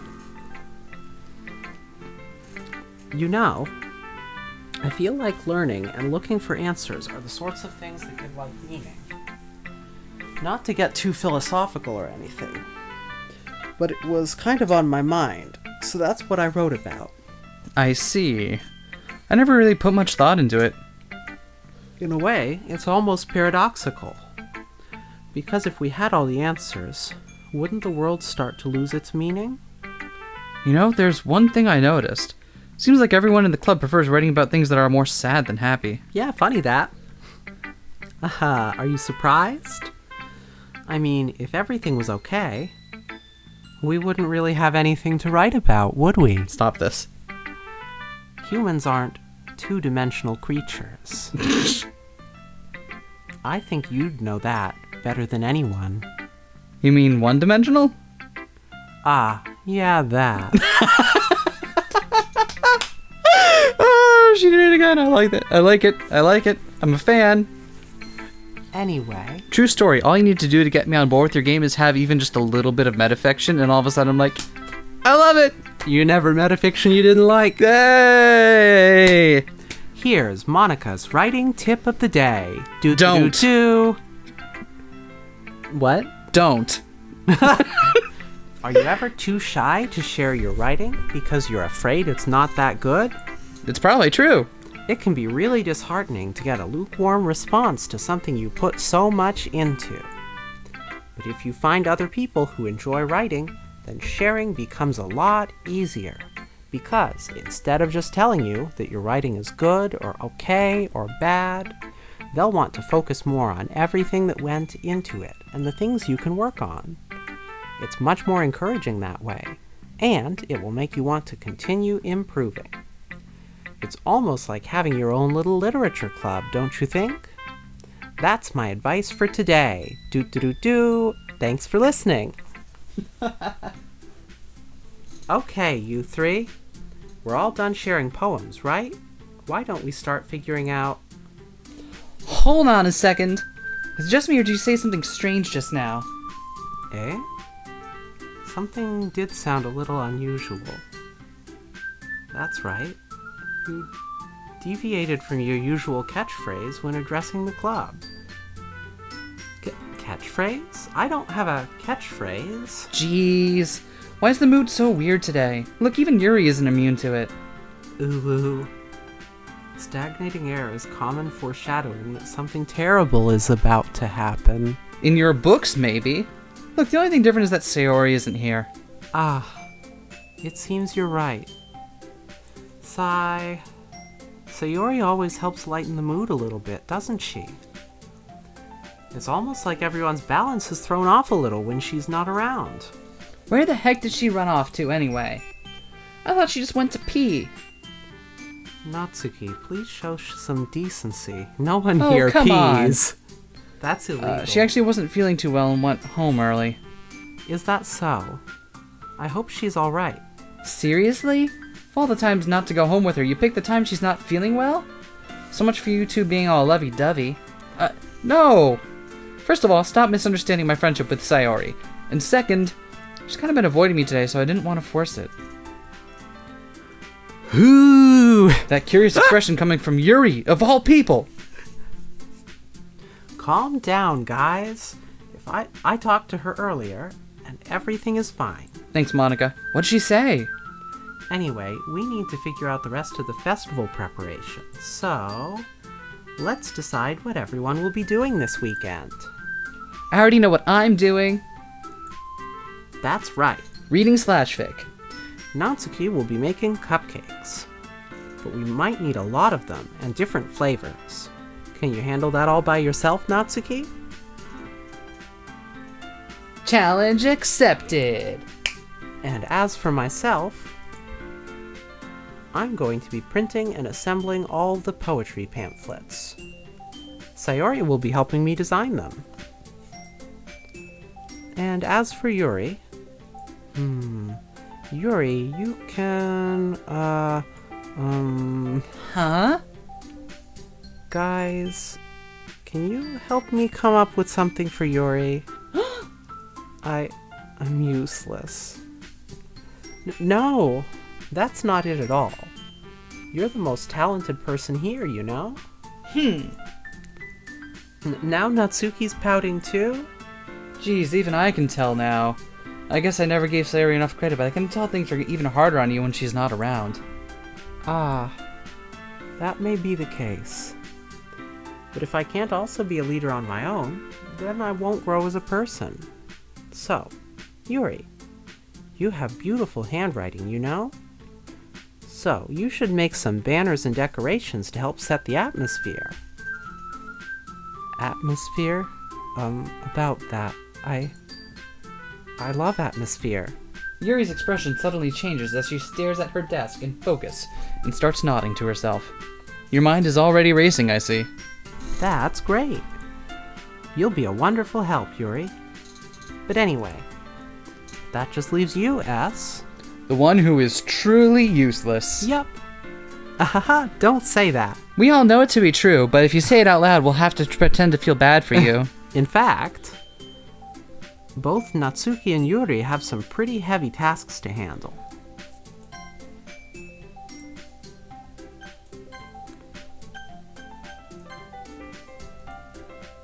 It would probably go a long way to give one of them a hand. You could always help me out as well. I would be really appreciative of that. That's... Is Monika suggesting I spend the weekend with one of my club members? How on earth are they going to respond to a suggestion like that? I suppose I wouldn't mind a little bit of help. Well, even if you don't know how to bake, there's always some dirty work I could give to you.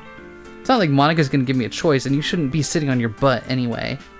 Natsuki tries to mumble a bunch of excuses like that. If I recall, Natsuki, you mentioned that you would like to handle the baking on your own. S may not like to be around if you only make him out to be a nuisance.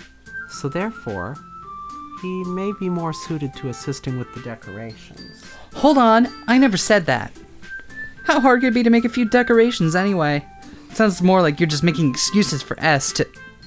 What are you saying? It will be extremely meticulous work. And baking isn't? Just what do you think? Guys, let's settle down for a moment. In the end, I think it's up to S to decide how he'd like to contribute. Besides, he hasn't really gotten the chance to spend any time with me yet, you know? So, I'm sure he's interested in... You literally just said. I'm surprised as well. Sorry. I was just saying, though. Jeez. Can you just settle this already? Yeah. S, you're okay with this, right? In the end, it's up to you. Dropping in hot save at the decision point. Of course. Very well. In that case... Everyone looks straight at me. Everyone looks straight to me. Yeah. But of course I'm gonna go with... Oh, we can pick Sayori here. We can. But we're doing Yuri route. Yeah. Well, I'll probably be most useful helping out with Yuri. Me? Are you serious? Why would you... Natsuki, I can already tell you're about to say something mean. No. I was just saying... Ugh. So, you'll be helping Yuri then, S? Yeah. That's what I'm gonna do. That's what I'm gonna do. I'm glad. I have a bad habit of overthinking these sorts of things. So I think your assistance will be very useful. That's great to hear. Natsuki, will you be able to handle the baking yourself? I mean, yeah. I already said I would be fine. Okay. Everyone can tell that Natsuki is feeling a little sour. So, is that everything we needed to go over? Yeah, that should be about it. Are you guys excited? Well, excited may not be the right word, but I suppose I'm looking forward to it a little bit. Do you feel the same way, S? Me? I guess you could say I'm interested to see how it'll turn out. That's good enough for me. What about you, Natsuki? Natsuki. What? Why is everyone yelling at me? I didn't even do anything. No, that's not what I meant at all. Yuri anxiously glances between everyone in the room. I'm sorry for this. I don't really know why S picked me, and also, your cupcakes are the best cupcakes I've ever had. They go really well with my tea. And nothing that I do for the event will compare to that, so... I get it. I'm kind of surprised, though. Why? I'm the one acting immature. I already know that. But you're trying to cheer me up all of a sudden. I know I'm not very good at it. I'm sorry if I said something bad. Natsuki isn't the only one surprised. Monika and I are also taken aback by Yuri's words. When she already has trouble with words, trying to cheer someone up must be far out of her own comfort zone. But I begin to understand. Yuri was trying to sound like Sayori. Even if it didn't work perfectly, I can tell that she tried to say something Sayori would say at a time like this. Because Sayori always helps everyone smile and feel good about themselves. No, kind of appreciated it. I'm sorry for making a big deal out of nothing. But I'm gonna say this. You'll find a dead horse's head in your bed. Better bet that my cupcakes are gonna be the best part of the whole event. I believe you. Yeah. I hope to see everyone do their best. But with that, there's nothing more for today. So I guess it's time for us to head out. Alright, let's get out of here then. Everyone packs up their things. I start to follow Monika and Natsuki out of the doors as they chat between each other. Eh? I turn around. Sorry. I realized that I don't have any way of contacting you this weekend. Oh, you're right. I can't believe that slipped my mind. Should I give you my phone number? I think that would be the best way, yes. Alright then. Yuri and I exchange phone numbers. Boop-a-doo. Okay. Then I'll be stopping by your house on Sunday. Eh? My house? Is that a problem? No, not at all. I just thought I would be the one going to your house since I'm the one helping you. Ah, I suppose that makes sense. But if you don't mind, I think I would prefer going to your house. Alright. In that case, it won't be a problem. I decided not to press Yuri for a reason. It's not like it should matter either way, so I'll just need to make sure my room is clean. I hope I managed to make myself useful in some way. Not nearly as creative as you are. Don't underestimate yourself, S. I think that we'll make a very productive team. Even if you only chose me because you felt bad or something. Wait! You don't actually think that, do you? I don't know. It's difficult to come up with any other reason you may have chosen me. You're forgetting the one reason with the most common sense. I chose to help you because that's what I want to do. But... Yuri thinks to herself with an extremely tense expression. Yuri, you're overthinking this. You wanted me to point out when you're overthinking, right? I didn't realize. I'm telling you, I want to. That's all there is to it. Do you believe me? Yuri thinks really hard again. She looks straight into my eyes for a long while. I believe you. As if it took her tremendous effort, Yuri finally says that and relaxes her expression. And I'm really looking forward to Sunday. Good thing we're at our place and not her place, because she's the one with the murder house. Yeah, I am too. After that exchange, I make my way out of the door, and Yuri follows. We're gonna drop a save right here and take a break for a little bit. Is that okay? Sounds like a plan. Yeah. Welcome back. Oh, this is episode 3, but this is actually our second recording session. Wait. Oh, we split it. That makes a lot of sense. Yeah, unless you want me to release like a fucking 4-hour episode. Yeah, that would be too long. A little bit too long for something like this. Anyway, between then and now, we've had some discussions amongst ourselves and some theories about what we think might be happening. Still haven't looked up anything. We're still spoiler free, but oh, I can't believe this. Yuri's gonna be coming to my house on Sunday? My anxiety shoots through the roof. Even though I've gotten pretty used to handling her at this point, there's no telling what might end up happening when we're outside of school. More than that, she told me she was looking forward to it. Is this the chance I have to make something happen between us? Or is it too early for that? Only time will tell. But until then, I won't be able to take my mind off of it. I seriously can't wait. So what is our Sayaki? We have a theory about Sayaki, don't we? I forget which one that is. Do you want to share what the theory is? The theory? Well, then we'll save it. We'll save it then. I literally don't remember what. You're my the one that theory came was. up with. It's been like days. Okay. I don't have that kind of attention span. It's already Sunday. I've been getting increasingly anxious about Yuri's upcoming visit. I keep telling myself there's no reason to be nervous, but it doesn't help much. Yuri's clearly an introvert, and also an intimate person in general. There's no doubt she'll open up a little bit when it's just the two of us, and show us her spider collection. Meanwhile, we've been texting occasionally. It seemed like things were going well, so I sent her a picture of my penis. She surprised me by sending one back.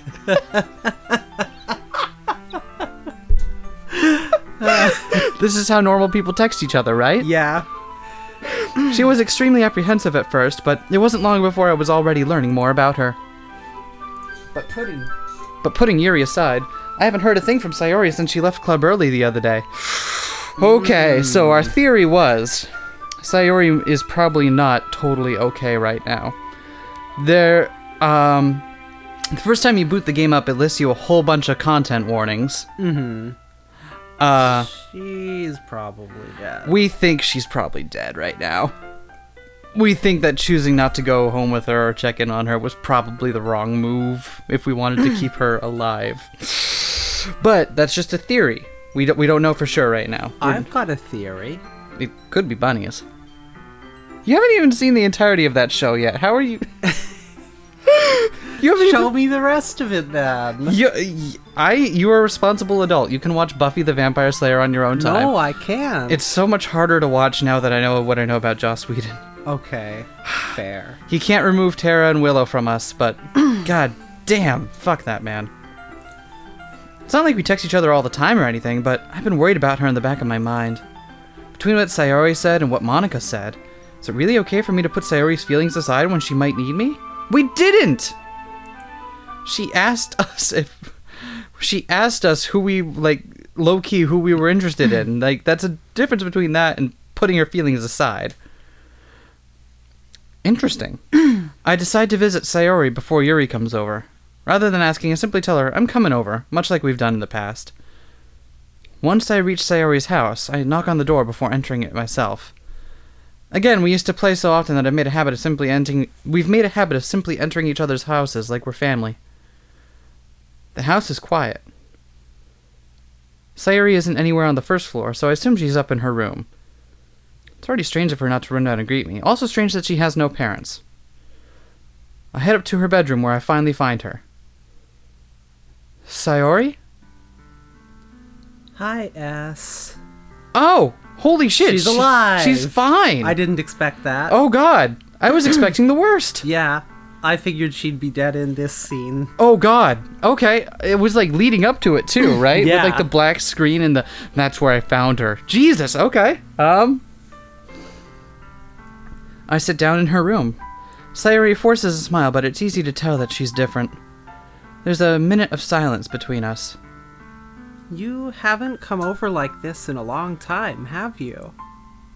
I guess you're right.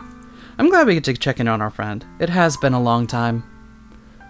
Not much has really changed, has it? Sayori's room is as messy as it's always been. I also recognize the same stuffed animals and wall decorations that she's had for years now. If you came over more often, it wouldn't be such a mess. That's because I end up cleaning it for you. How come you suddenly wanted to come over today? Because we're worried about you. Aren't you supposed to see Yuri today? Yeah, but... Wait, how'd you know that? Sayori had already left by the time we decided that last meeting. Monika told me. It's only natural for her to keep me informed about the festival preparations, right? That's true. But what about you? Aren't you going to be helping Monika today? Of course. I love her completely unenthused enthusiasm. But I'm just helping her online. We didn't plan to meet up or anything. That's fine, because she actually lives in a computer. Did you know that? Oh, also, we should mention today's episode sponsor. Today's episode is sponsored by Guayaki Organic Yerba Mate. Bluephoria flavor. It's not actually sponsored, but if you want us to drink one of your nasty-ass mate drinks every episode, pay us. We'll do it. These were leftovers from the last recording session we did, right? Yeah. Yeah. It's actually not bad, but it doesn't taste anything like mate. Which is unfortunate. It just tastes like blue flavor. It's a high-energy infusion. That will power our market-driven regeneration TMCR business model. Jesus, you weren't kidding. That is literally on the... Oh, God. All right. Moving briskly along. So it's just me and Yuri, then. Yep. I'm glad we get to check in on Sayori. There's more silence between us. Sayori stares in a random direction. Everything about her behavior is really uncharacteristic. I finally get to the point. I wanted to see how you were doing. After you left on Friday, when something's wrong, you can't hide it from me. I know you too well. So... Sayori smiles, shaking her head. That's no good, S. Eh? Why can't it just be like it's always been? This is all my fault. If I didn't get so weak and accidentally express my feelings... If I didn't make that stupid mistake... You didn't express your feelings, you asked a roundabout question and then read way too much into the answer. Then you wouldn't have been worried about me at all. You wouldn't have come here. You wouldn't have even been thinking about me right now. But this is just my punishment, isn't it? I'm getting punished for being so selfish. Punish Sayori.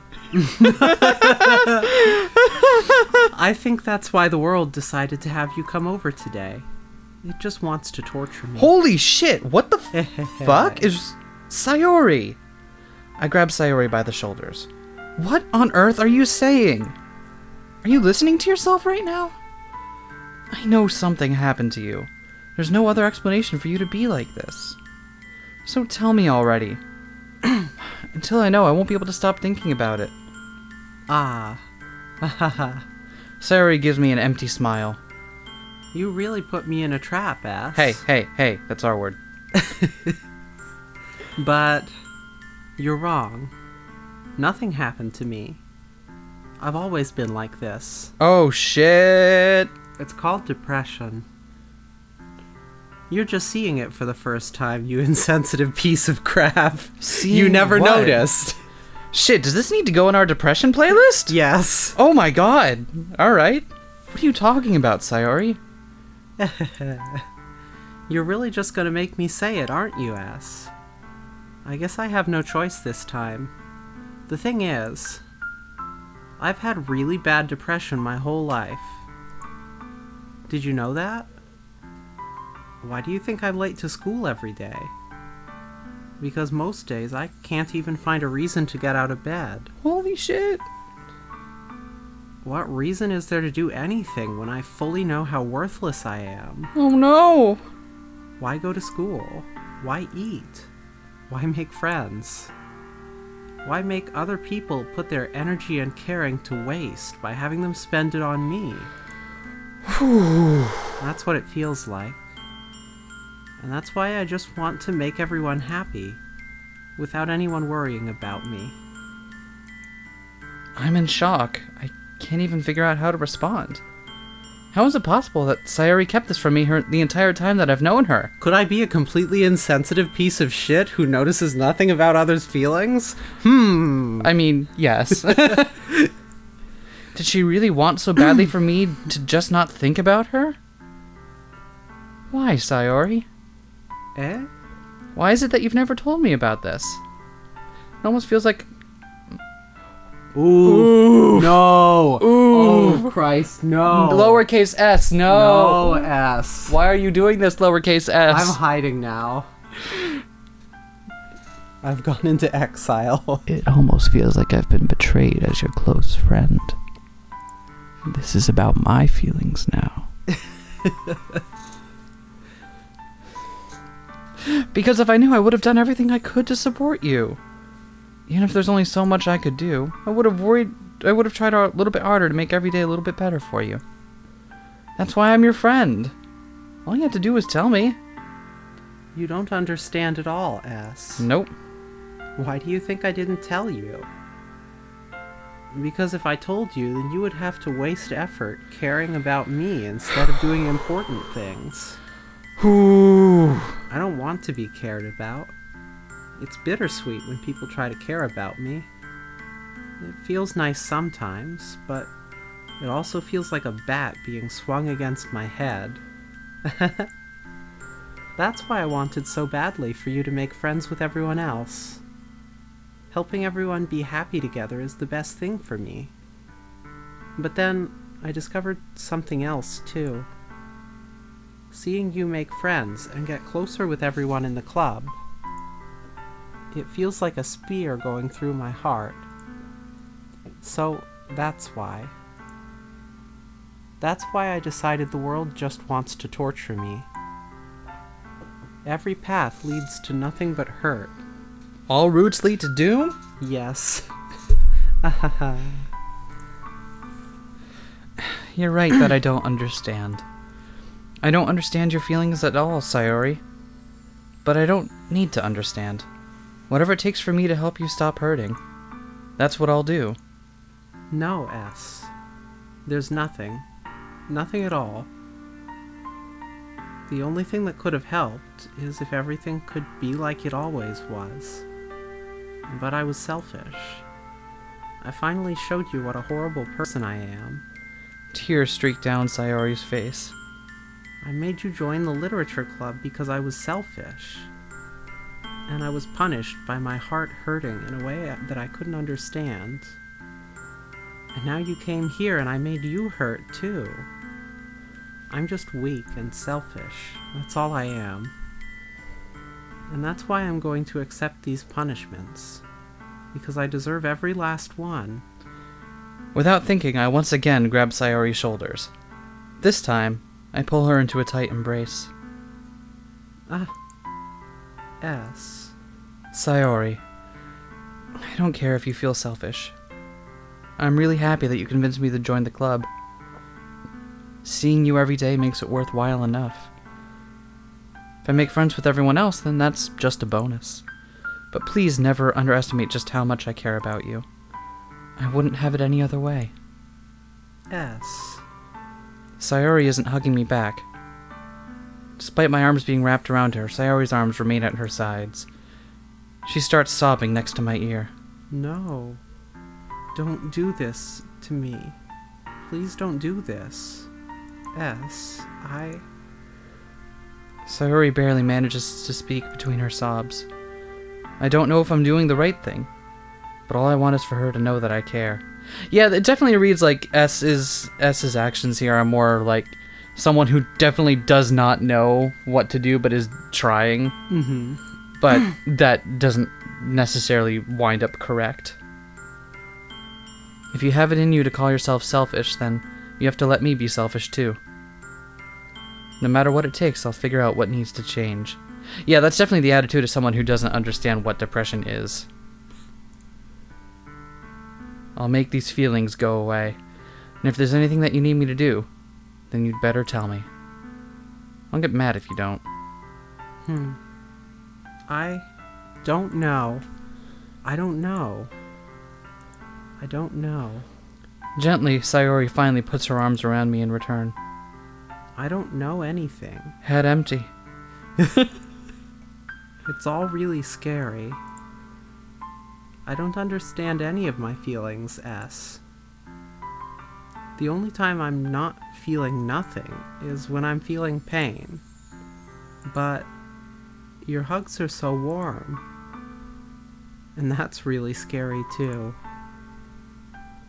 Sayori lets me go.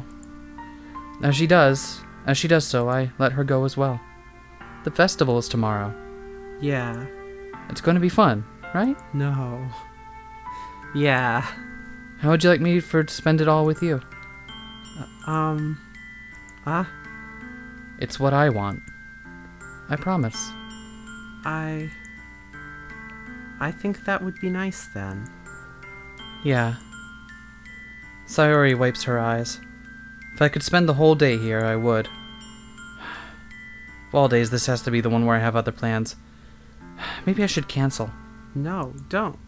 Please don't. If you did that, then I really wouldn't forgive you. But it's almost time for Yuri to meet me at my house. At the very least, do you want to come along and help out? It would be fun. To my surprise, Sayori shakes her head. I'm sorry. I don't know if that would be very good for me today. You understand, right? It's kind of hard for me to fully understand, but I'm trying my hardest. It's okay. Don't worry too much about it. I'll see you tomorrow, okay? Alright, I look forward to it. Yeah, it definitely reads like Sayori definitely rings very true to me. And S definitely feels like someone who does not know what the fuck he is doing, but is just blindly trying to be like, how do I make things better? Which isn't the best plan of action when someone's feeling depressed like that. It's not like there's things you can change to make it feel better for them.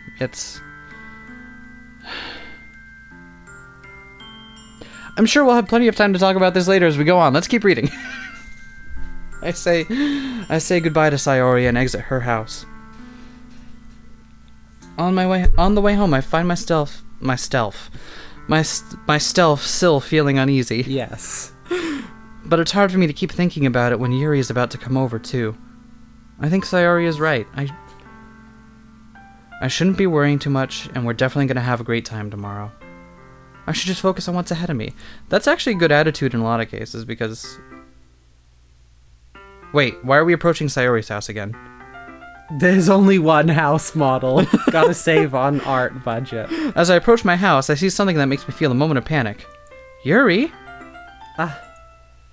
Thank goodness. You're a little early. I'm sorry I wasn't home yet. Were you waiting for a long time? No, I just got here. But I started to get really nervous when nobody answered the doorbell. It's okay, there's no adults in this world. You always could have texted me. If I'd known, I would have reassured you and hurried on my way home. Ah, I suppose that's true. I didn't think of that for some reason. Should be common sense to do that, but I decided to ignore it. Anyway, let's go inside. See, you brought a lot of stuff with you. That's right. And And did you manage to find everything I asked you to buy as well? yeah, pretty much. At least I hope I got everything right. I'm sure it will be fine. I take Yuri to my room. First thing she does is glance around curiously, which makes me feel anxious. Wow, that's a pretty basic-ass room we have, lowercase s. It has books in it, so it's okay. Yeah. It's so clean. Haha. I cleaned it before you came over, so... That's very considerate of you to do. No. I'd be really embarrassed for my room to be a mess while you were here. But not Sayori. Well, I do enjoy cleaning. I would have gladly helped you clean. It's a weird thing to offer when you're over here to help with schoolwork, but alright. Ah! That would have been even more embarrassing. Wait, don't look in there! I snatched Yuri's wrist, which was in the process of opening a desk drawer of mine. I'm sorry. I wasn't thinking for some reason. How does your hand know exactly where the porn is? I didn't know that. I was just spacing out. I didn't know that was the drawer where you keep your cum socks. It's fine, it's fine. I let go of Yuri's wrist. She puts both her hands firmly in her lap, as if making sure she's keeping track of them. So, should we get started? Yes. I have a few things planned that you can help with. Decorations and other atmospheric enhancements. Atmospheric enhancements. You know. I made you a pair of breasts. Mood lighting, aromatherapy candles. Oh, wow. I didn't know you planned on taking it that far. Of course. I want to help take our guests to a faraway place. Although many of them will stop by just out of curiosity. And for cupcakes, I guess. I'm determined to provide an experience that will leave them wanting more. That's great. It's easy to forget that you're a pretty intense person. Intense? I guess that's the best way to put it. Wait. Is the shtick gonna be that we're just regular Joe here and we're finding out, oh hey, let's find out about all the mental illnesses of all of our new friends?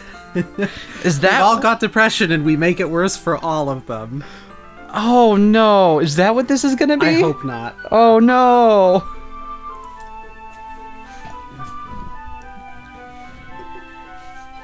No, not at all. Sorry for the sniffle.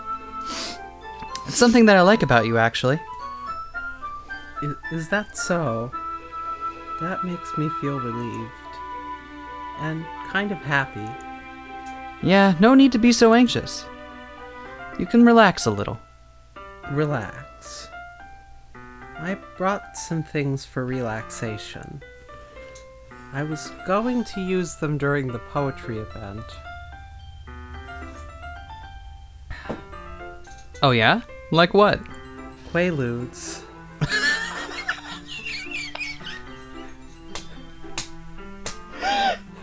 Let's see.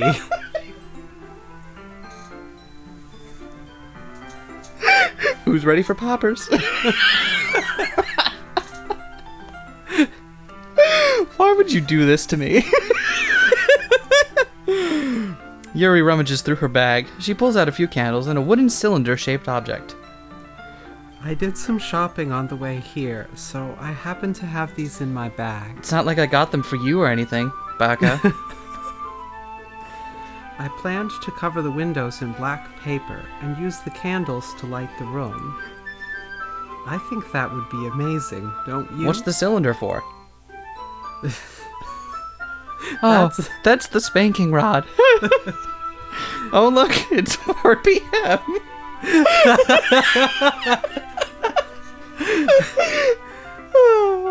Yeah, that would be really neat. What's that wooden thing, though? Oh, this? It's a diffuser for essential oils. How familiar are you with hotboxing? Not familiar at all. Ah, is that so? It's one of my favorite contributors to a positive atmosphere. Depending on the herb you choose, you can change the mood of the air itself. We are getting way off track. You can even feel it permeate through your body. Relaxation, positive energy, romance, reflection. And incidentally, I bought a 43-pack of chicken nuggets. It's almost like magic. Yuri takes the cylinder and pushes a switch on the bottom. In just a moment, a thin ray of vapor begins to spout through a small hole at the top. Wow, that smells wonderful. What kind of mood is that one for? This is a jasmine essential oil. It smells a little sweet and flowery, right? Yeah, that's a good way to describe it. I chose jasmine for the event because it provides more than relaxation. Jasmine enhances your emotions and helps you feel them flow through your body. It's like a whole new world. You feel warmer and... Oh, sorry, I hit the microphone. You feel warmer and your heart pounds more heavily. Don't you think that will be perfect for sharing our poems? It does sound suitable, getting our audience high.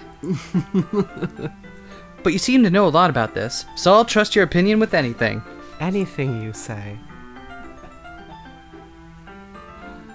Yuri smiles gently, clearly enjoying herself. She again reaches into her bag and pulls out several spools of thin ribbon. What are those for? Well... Keeping the blood at bay. Gotta make a tourniquet out of something.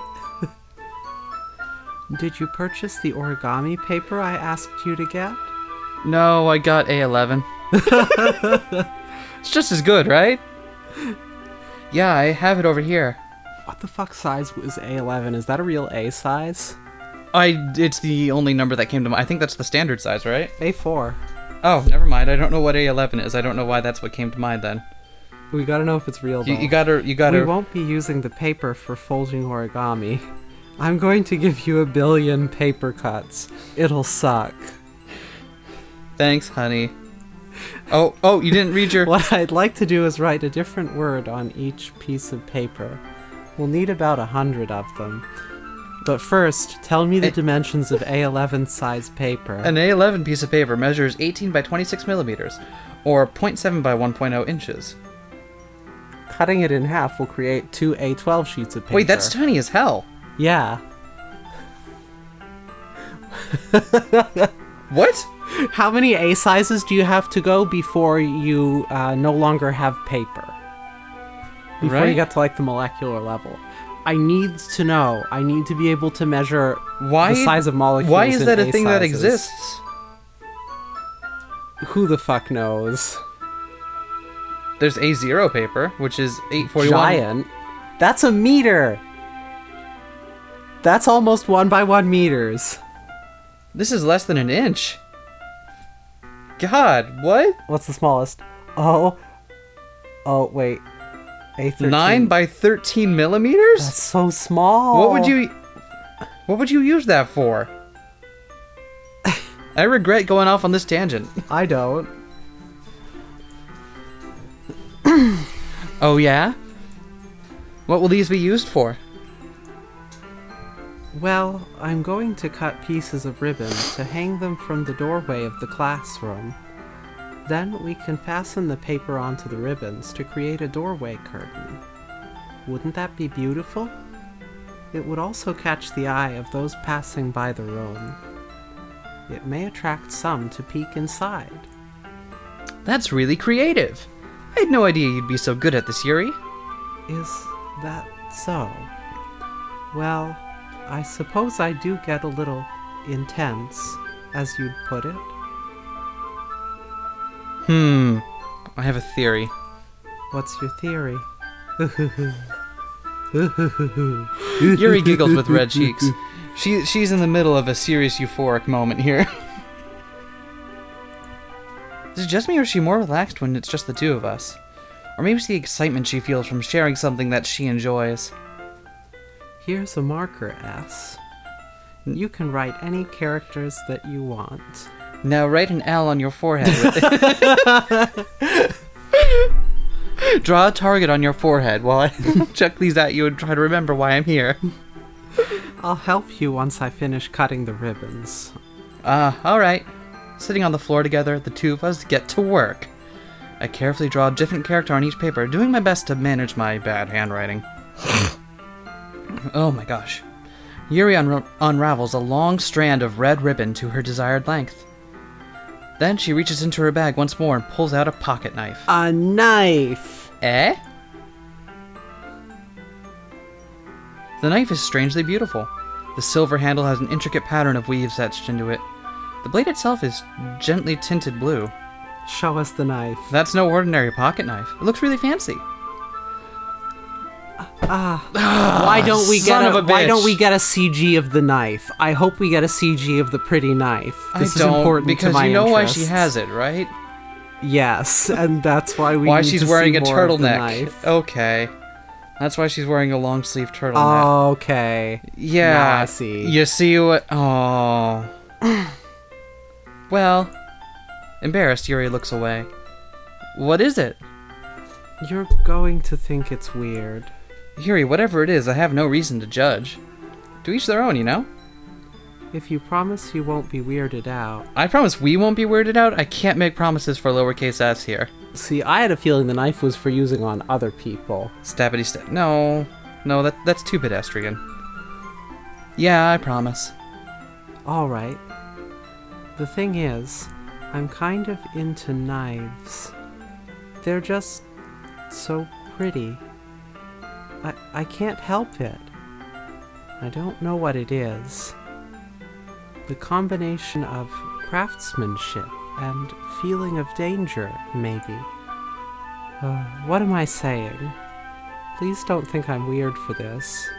Anyway, I own 50 swords. Want to come back to my place? You can do a practice swing with my claymore. With Samadare, the practice sword. Listen, if the phrase, I own 50 swords, isn't an immediate panty dropper, I don't know what is. Unfortunately, we own 0 swords. I have a pretty elaborate knife. Yeah. Me too. But no swords. But no swords. Yeah, we really should get in on that. Can at least get it like a machete or something. That's like a beginner 5 sword, machetes. Stolen joke, I'm sorry. right? We'll go to the store, and if they have avocados, we'll get 6. They had avocados, so I got 6 machetes. No, I'm not laughing at you. It's just funny how nervous you get about sharing. It's an interesting thing to be into, I guess. But I think it kind of suits you. Suits me. Yeah, it's kind of intense. Besides, it's a really cool looking knife. I can't deny that. It is, isn't it? Yuri relaxes her expression once again. Would you like to hold it? With which part of my body? Sure, I'll check it out. Your shoulder. Yuri carefully hands me the knife with the handle facing me. Oh good, proper knife discipline. I take it and turn it around in my hands. It feels heavy and extremely solid. I immediately drop it on my foot and get a horrible injury. Bad end. Where do you even get a knife like this? Curious of its sharpness, I feel the point of the knife with my index finger. Ow! S. Why did you do that? I didn't expect it to be that sharp. It's also poisoned, I barely you touched it at dipshit. all. Why are you using a poisoned knife to cut ribbon? It's my fault. I should have warned you. This knife is extremely sharp and also poisoned. Why was it poisoned? It can cut through skin like it's paper. And it can cut through paper like it's skin. paper. A small drop of blood trickles down the side of my finger. Yuri takes my hand and gives the wound a closer look. Ah. She stares at it and noticeably fidgets. If you're squeamish, I'll go wash it off now. I'm gonna go wash it off now anyway, just to keep it safe. Without warning, Yuri puts my finger into her mouth and licks the wound. What? Knife friend. What? I feel her...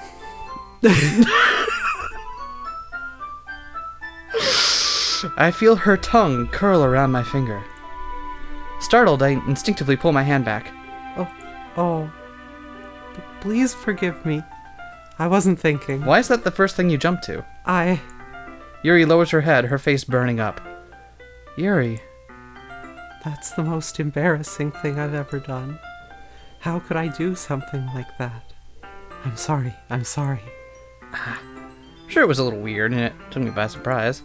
I guess she was just trying to help, right? Who among us hasn't? I mean, we've all had those days, right? It's the standard story. Boy meets girl, girl sucks off boy's finger to get the blood. Yeah. Yuri, I think you're overreacting a little. She doesn't lift her head. What if she doesn't recover from this for the rest of the afternoon?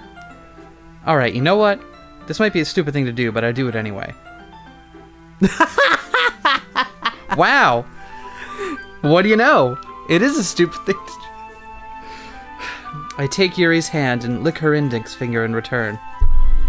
I'm not gonna get another sip of my coffee anytime soon. S. You forgot to stab it first. Did you really just do that? Now we're even. Mutually assured awkwardness. Yuri just looks at me like I did something wrong. I knew that would be a bad idea. If not for the sweet aroma of the jasmine oil, the hair would be extremely heavy right now. You're so weird, S. We're weird? We just tried to achieve weirdness equilibrium here. Yuri giggles shyly. Eh? Yuri calling me weird? I have no response to that. Where do you keep your bandages? We're going to need I don't think I need one, them. actually. You will. It was a tiny cut. You will. Look, it already stopped bleeding. I see. You see, my saliva actually seals what... Never mind. That's relieving. The tension is quickly lifted. We each resume our respective activities. I watch Yuri's knife cut through the ribbon like it's nothing but air. Meanwhile, I continue to make progress on the paper. After we finish attaching the paper to the ribbons, we lay them all out side by side. Hold on one moment.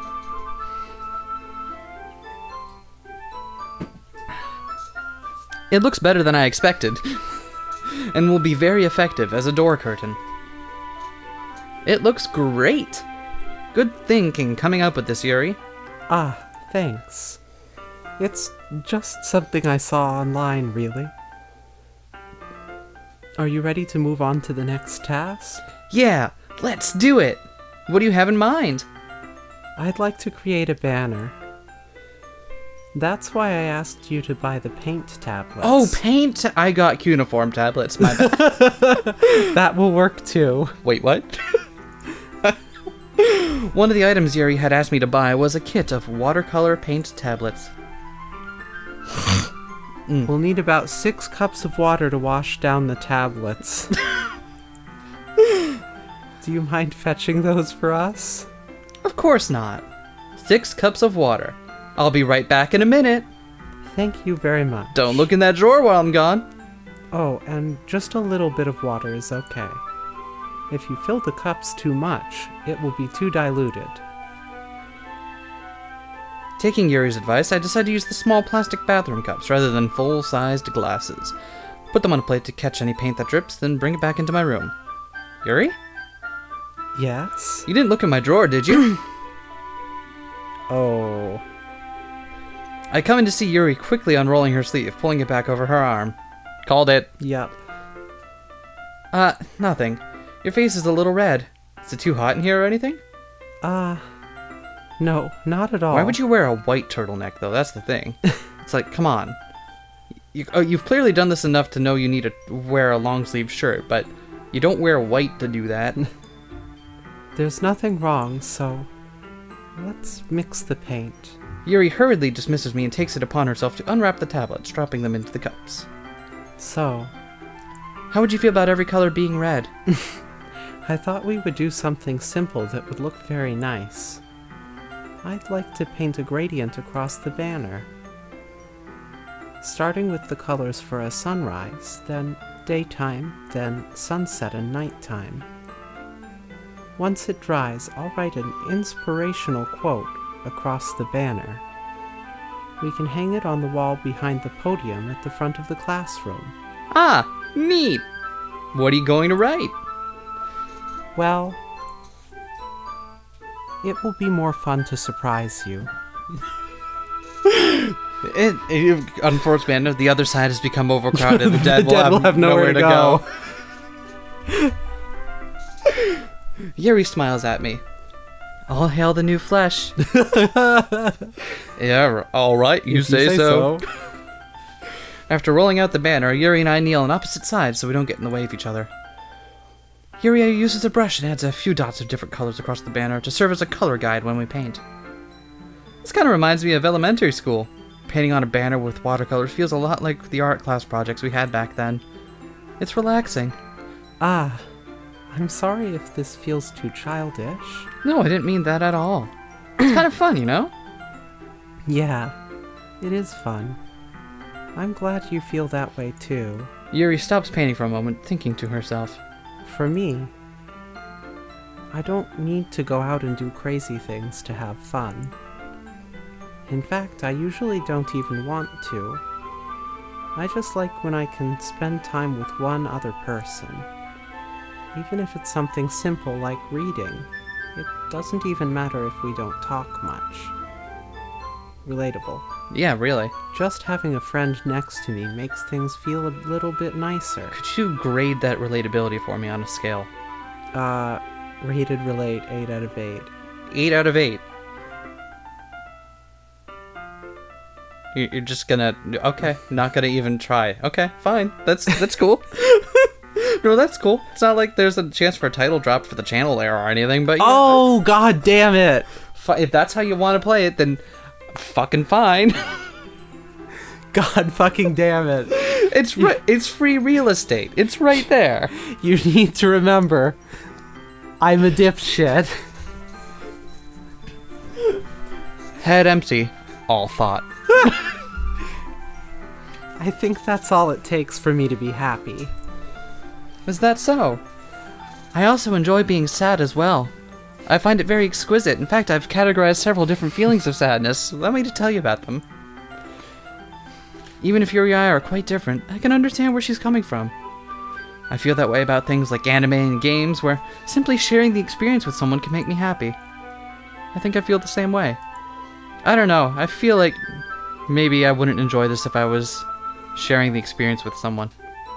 Hi, honey. Hi. I'm just kidding. Honestly, both sharing this with you and sharing this with the people who watch with us is one of the biggest joys I think I've ever come to find. And Yeah.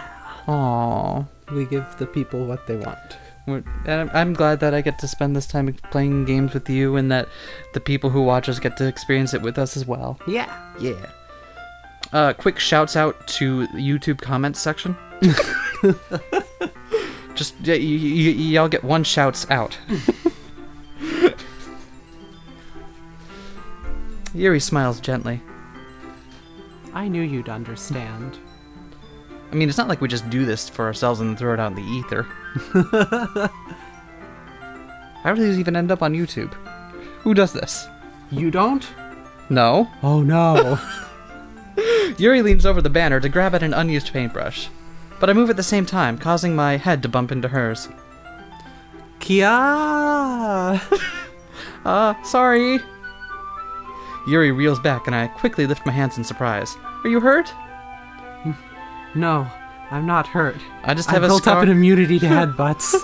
I just have a scar on my forehead now and I feel like someone else has been reincarnated into my body. Anyway, my personality's gonna change entirely now while I try to avoid all the doom flags in this visual novel. It just startled me, that's all. Sorry, I should have asked you to get it for me. It's not your fault. Ah, your face. There are droplets of paint on Yuri's face and neck. Is there something on my face? Yeah, I accidentally got paint on you. Sorry, it's totally my fault. Also, why'd you wear a white shirt to paint in? Honestly, this was just a bad wardrobe choice. I'll get a towel right away. I rush out and fetch a small towel, then I dampen it with hot water. I return to my room and kneel back down in front of her. Here. I pat down Yuri's face and neck with the towel. Yuri, your eyes are so wide. How are they that far apart from one another?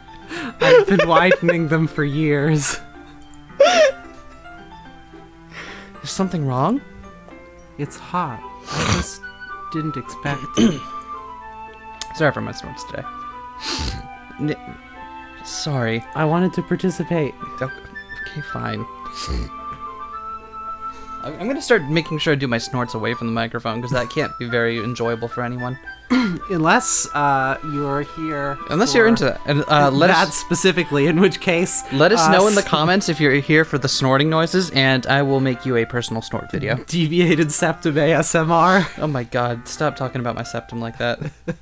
I do have a deviated septum. What do you want from me?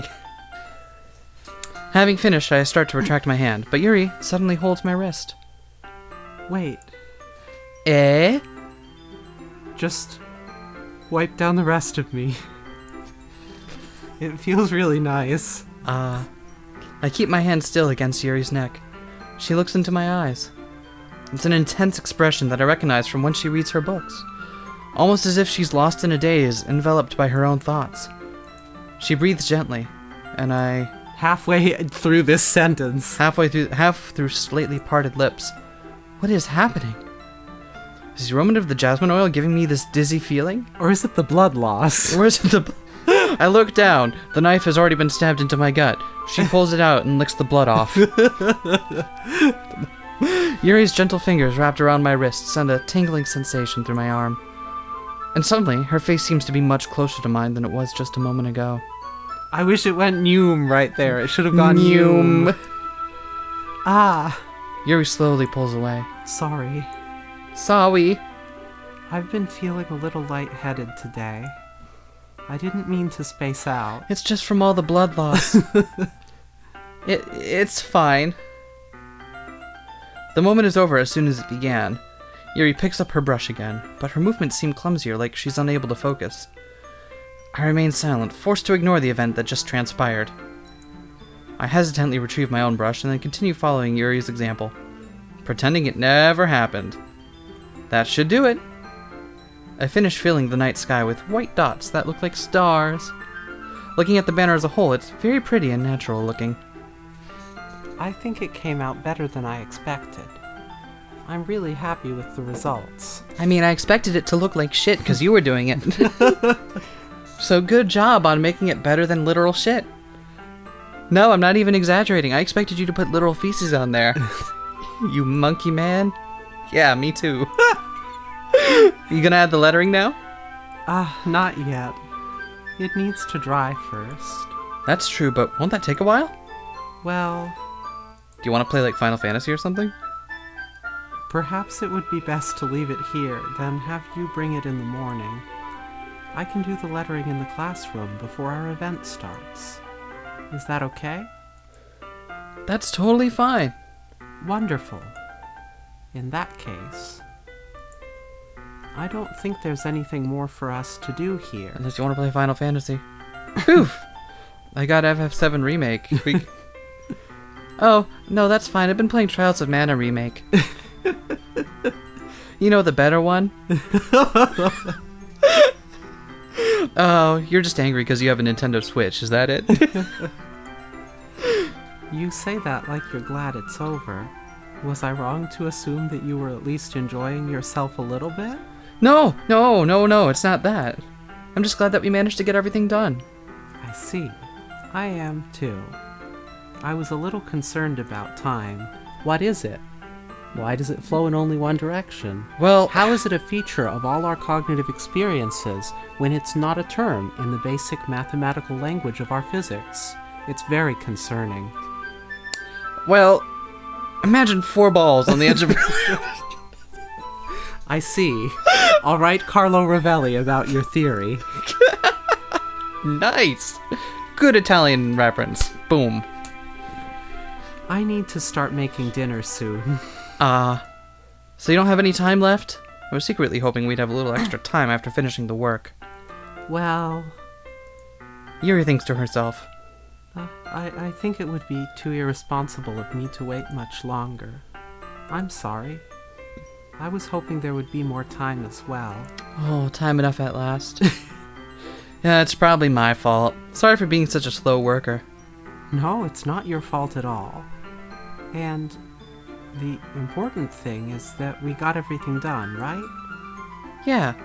So, I shouldn't be disappointed or anything. Gathering all of her things, Yuri seems to look a little downcast. I understand why. I really did want to play Trials of Mana remake. It sounded like she rarely gets the opportunity to spend time with friends in a relaxed environment.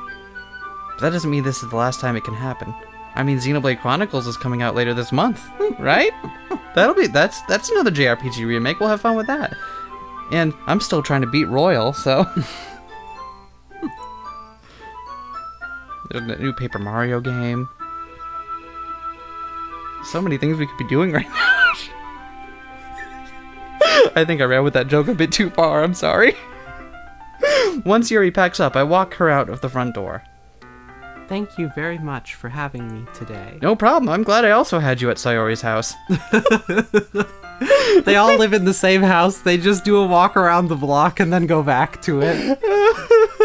None of them realize that the route they take to each other's houses leads back to the exact same point. I'm glad I was able to help. Just let me know if there's anything else you need me to bring tomorrow. I will. How about knives? Well then, Yuri fidgets. I guess I'll see you tomorrow. Wait, I kind of say that without thinking. About today. It's fine that we didn't have as much time as we wanted, because we can do this again. Whenever you want, you can come over or we can go out somewhere. I'm sorry, I forgot you don't like going out much. As I stumble over my words, Yuri simply smiles bashfully. Anyway, you know what I'm trying to say, so...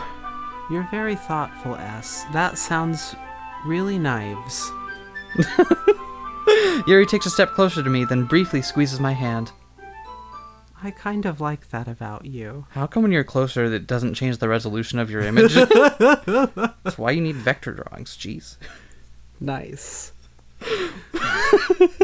What? I picked up a thing or two. Good. Well, how am I supposed to respond to that? But I don't even get a chance as Yuri suddenly pulls back. That was good. Whoa, that was very good. Sayori? Eh? Ah. Hi, S. Sayori? Just now, we weren't... It's okay, S. I just stopped by to say hi. This is my house, after all. Well, it's nice to see you. I'm sorry, but I'm already on my way to leave. Aw, really? That's too bad. I'm sorry, but we'll all be together at the festival tomorrow, so that's fine, right? Of course. Sayori beams.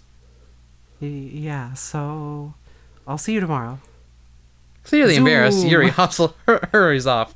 Wow, just out of there like a rocket. Sayori waves goodbye after her. Sayori! I thought you didn't want to come over today. Well, I tried staying in my room, but my imagination was being really mean to me. I got to the point where it was like, if I just keep being alone, it's just going to be even worse, so, you know. I was imagining that, like, what if Yuri came over to your place and she bought a knife and then stabbed you with it and then licked up the blood? And yeah, nothing like that happened, right? Because that would make me feel awful. So I had to come here and see it for myself. See what? What are you talking about? The blood, you know. The blood. How much fun you were having with Yuri.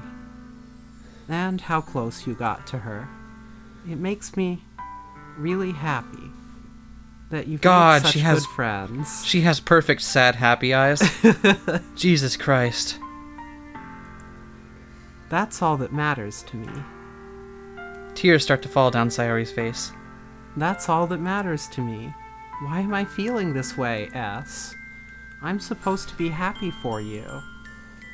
Why does it feel like my heart is splitting in half? It hurts so much. Everything hurts so much.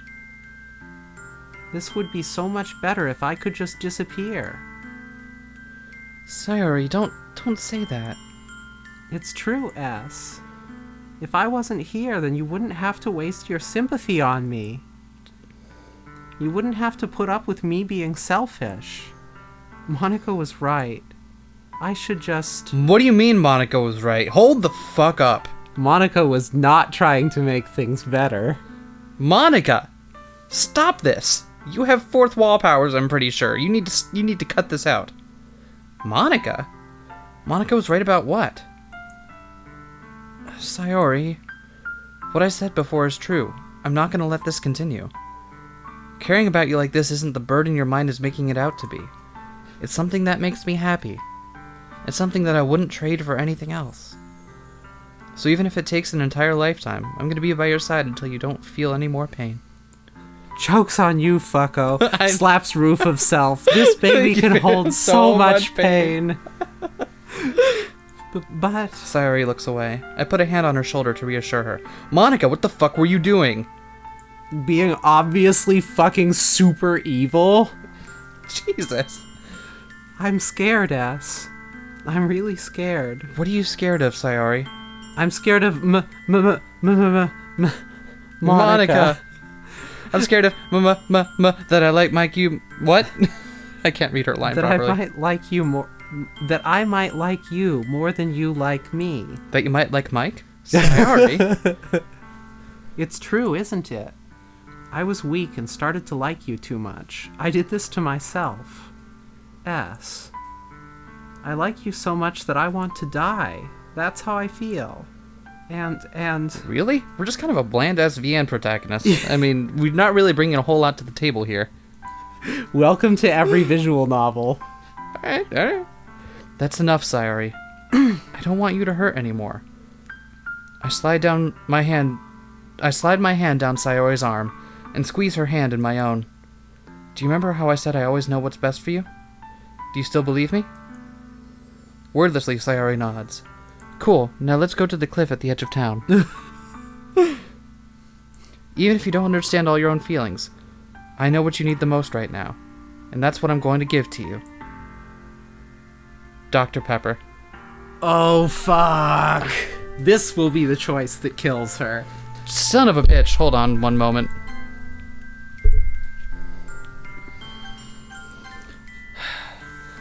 I don't think we can I worry that if we say I love you, like, it's possible to love someone as a friend. Mm-hmm. I mean, it's pretty clear that that's not what that is meant to be here, though. Yeah. What do we do? My gut says to go with you'll always be my dearest friend. Yeah, let's do that. Even though we know it's going to do terrible things. But that is what this visual novel is for. So, may as well buckle the fuck up and double down on Yuri route. Yep. You'll always be my dearest friend. What you need most is for things to be like they've always been. Monika told me the truth. She told me how much happier you seemed after I joined the club. I know you're still struggling with some really difficult feelings right now, but please trust me that I know what's best and what will make you happy in the end. God damn it, S. You are so bad at this. I promise I'll help things get back to just the way they were. S, you are such an... I see. Sayori forces a smile through an incredibly pained expression. Damn it. Is this what it feels like? To get stabbed in the chest? I should write a poem about this. Sayori. It's okay. This is just my punishment, remember? For being so selfish. So please, Please don't worry about these stupid feelings. I know you're right. I knew this whole time that there's no happiness down that path. That's why you shouldn't base your own happiness on whether or not someone... That's why I came here. Just so I could get the answer I needed to hear. And the other thing, you're also right that I just wanted to go back to the way it was. I realize that now. You really do know me better than anyone, S. I think she's doing the thing where she just smiles and agrees with us to get us to go away now. I'll trust you with anything. Anything at all. So... Sayori's smile finally breaks. All of a sudden, she turns around and drops to her knees. Ah! Clutching her head with both hands, she screams as loudly as she can. I'm so shocked that I don't know how to react. Sayori looks over her shoulder and flashes me one more weak smile before turning around and running off. Sayori! I'm left helplessly standing in the front of my house. Why am I feeling so horrible about this? There's nothing more that I could have done. The most I can do is support Sayori through her feelings and help her on the path that's right. But I'm having as much trouble understanding Sayori's feelings as she is, which is why I claim to know exactly what she's feeling and what's good for her. Even though I can comfort her, I keep wondering if I should be doing something more or something different. I know these thoughts will continue to plague me until things are back to the way they were. I hate playing as someone like this. It's like... oh god, this hurts. Alright. I'm going to give it everything I've got. Is it just me or did we, like, unintentionally pause our recording at, like, the exact dividing point between normal happy VN and holy shit, what? Yep. I thought we intentionally did that. No, I was just tired. I'm like, oh, look, this is the end of the day. This will be good. Sayori will always be my dearest friend. And I'll do whatever it takes to put a smile on her face every day. Even if I have to marry that bitch. It's the day of the festival. Of all the days, I expected this to be one where I'd be walking to school with Sayori. But Sayori isn't answering her phone. Oh, fuck. Son of a bitch. Consider going to her house to wake her up, but I decided that's a little too much. Meanwhile, the preparations for the event should be nearly complete. The banner Yuri and I painted is dry, and I gently rolled it up to take with me. She sent me a pleasant text reminding me not to forget anything, and I reassured her. Funnily enough, I probably feel the same way as Natsuki about the event. I'm more excited for it to be over so I can spend time with Sayori and Yuri at the festival. But knowing Monika, I'm sure the event will be great too. What the fuck did you do, Monika? What the fuck did you do? Is Monika, like, really angry she's in a VN, so she's trying to get all the other love interests to kill themselves? My theory is that Monika is aware she's in a VN and wants to be the only one that we care about and is going to slowly eliminate everybody else. Yeah, that's... Yeah. S, you're the first one here. Thanks for being early. That's funny. I thought at least Yuri would be here by now. Monika's placing little booklets on each of the desks in the classroom. They must be the ones she prepared that have all the poems we're performing. In the end, I found a random poem online that I thought Monika would like and submitted it. It won't have a poem. So that's the one I'll be performing. Sayori. Woo! Like she knew it. Yeah. Oh no! No! No! I'm surprised you didn't bring Sayori with you. Yeah, she overslept again. Baka. I think on days like this important she'd try a little harder. I say that, but I suddenly remember what Sayori told me yesterday, and I suddenly feel awful, like knowing it's not nearly that simple for her. I only said it because it's the way I'm used to thinking. But maybe I should have gone to wake her up after all? You should take a little responsibility for her, S. It's your fault she's gone. I mean, especially after your exchange with her yesterday. You kind of left her hanging this morning, you know? Exchange? Monika, you know about that? Of course I do. I'm the club president after all. Why is there no background music?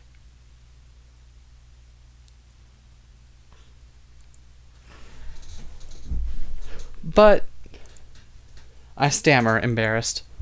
Sayori really was texting or messaging with. She was on MSN with Monika. Did Sayori really tell her about it that quickly? About how I basically turned down her confession? Makes me really seem like the bad guy here, but I'm the one who knows what's best for her, right? Jeez. You don't know the full story at all, so... Don't worry. I probably know a lot more than you think. It's bothering me that there's no BGM right now. Eh? Monika's being as friendly as usual, but for some reason I felt a chill down my spine after hearing that. Hey, do you want to check out the pamphlets? Why is there no background music? They came out really nice. Please return soon. Yeah, sure. I grabbed one of the pamphlets laid out on the desks. Oh yeah, they really did. Something like this will definitely help people take the club more seriously. Yeah, I thought so too. I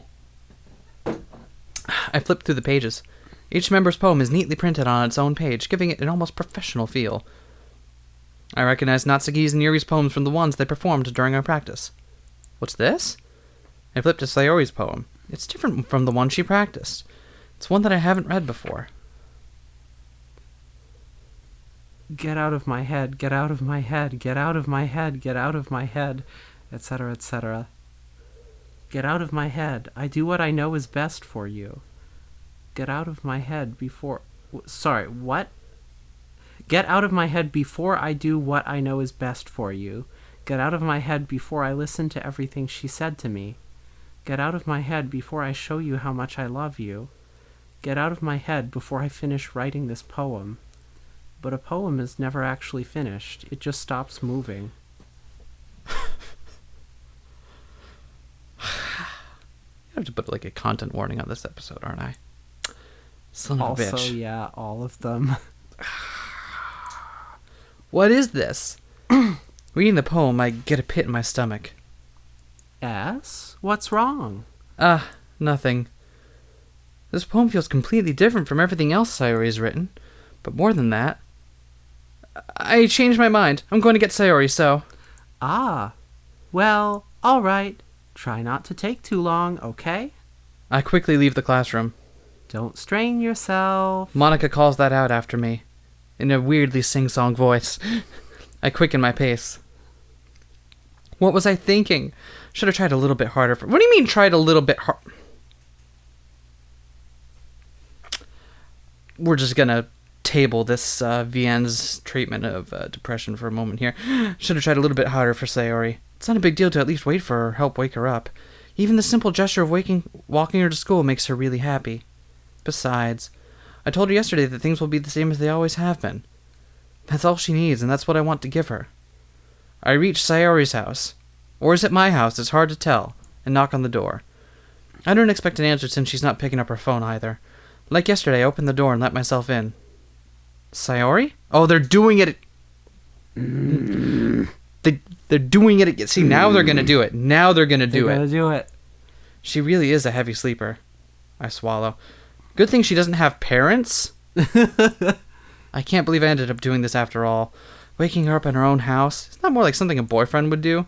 In any case, it just feels right. Outside Sayori's room, I knock on her door. Sayori, wake up, baka. There's no response. I really didn't want to have to enter her room like this. Isn't that kind of a breach of privacy? But she really leaves me no choice. I gently open the door.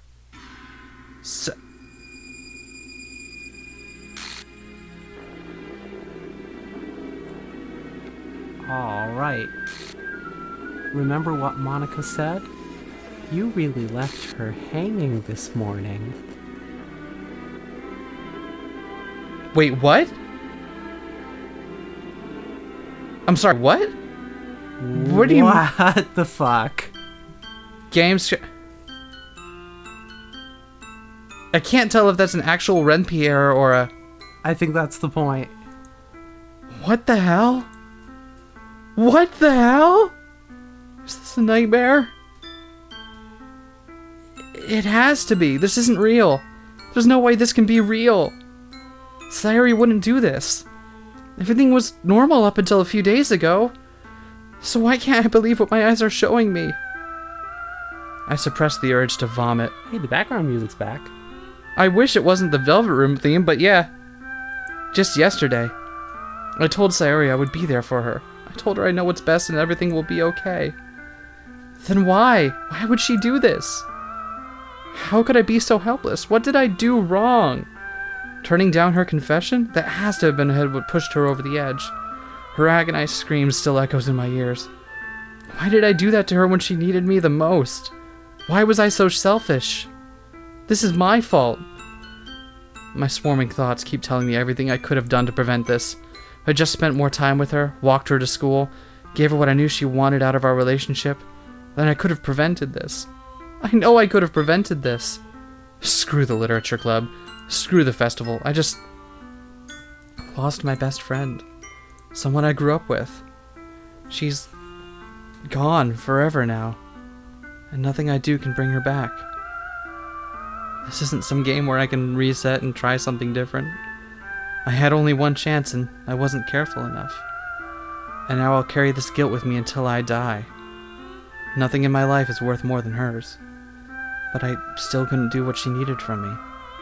And now, I can never take it back. Never.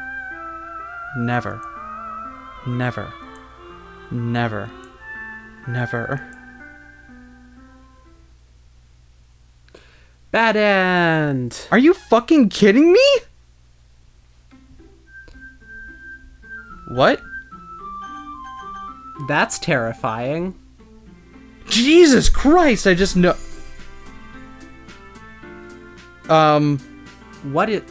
What? How you... What's happened there? Click on that.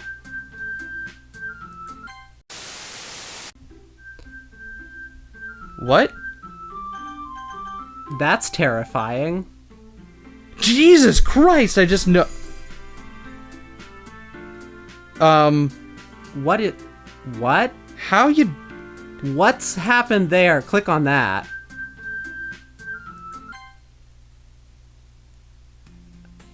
Whoa!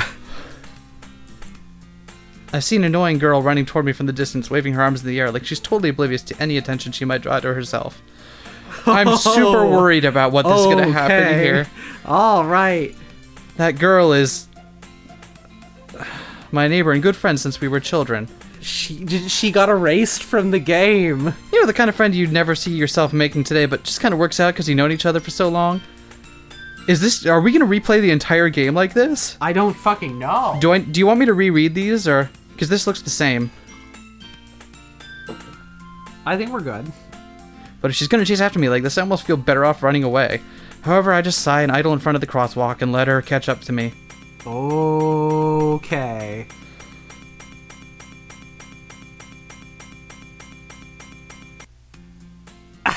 Okay. All right. Holy fuckles! It's Knuckles. This is like some early internet creepypasta shit here. Yeah, I'm into it. It has like a classic creepypasta feel now. Yeah. And I fucking love it. All It's an right. ordinary school day like any other. Mornings are usually the worst, being surrounded by couples and friend groups walking to school together. Meanwhile, I've always walked to school alone. Oh. I always tell myself it's about time I meet some girls or something like that. Oh. But I have no motivation to join any clubs. I'm perfectly content just getting by on the average while spending my free time on games and online. There was always the anime club, but it's not like there would be any girls in it anyway.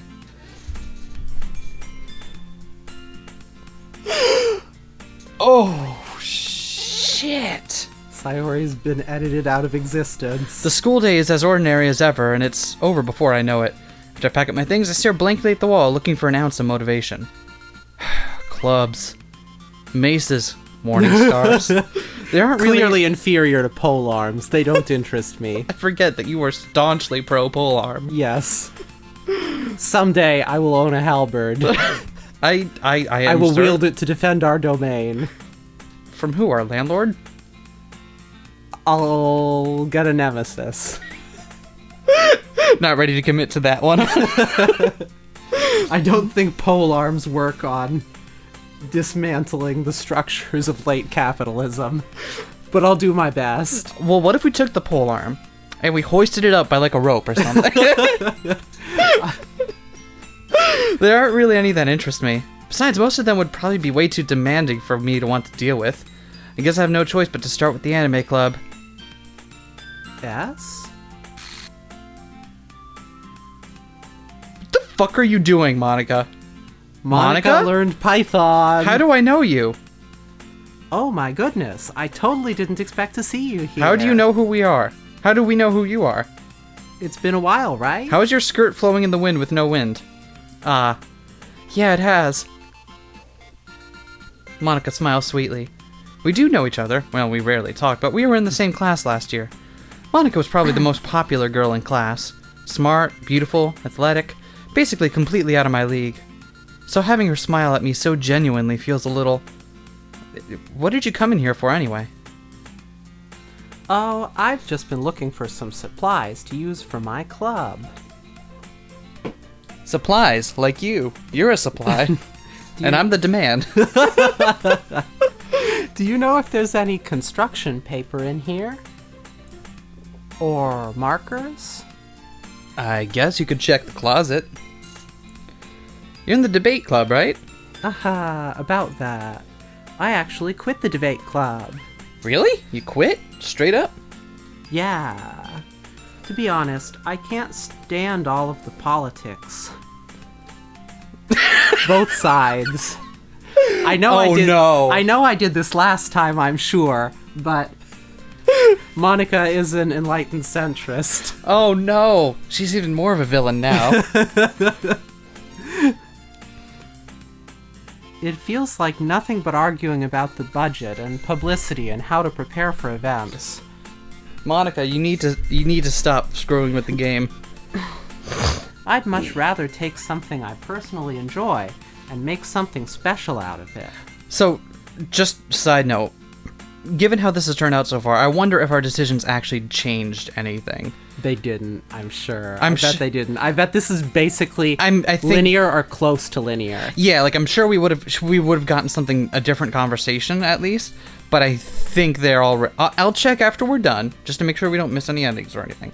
But I'm pretty certain at this point it's all roads lead to Monika, as it were. Do you think that Yuri will knife fight Monika before dying horribly and getting deleted? No, I think Monika's just gonna tell Yuri, like, hey, you should go down the road, not across the street. And then... Sorry, that was bleak. And probably exactly what Monika would say. Yeah. Have I taken my pills today? I need to do that. In that case, what club did you decide to join?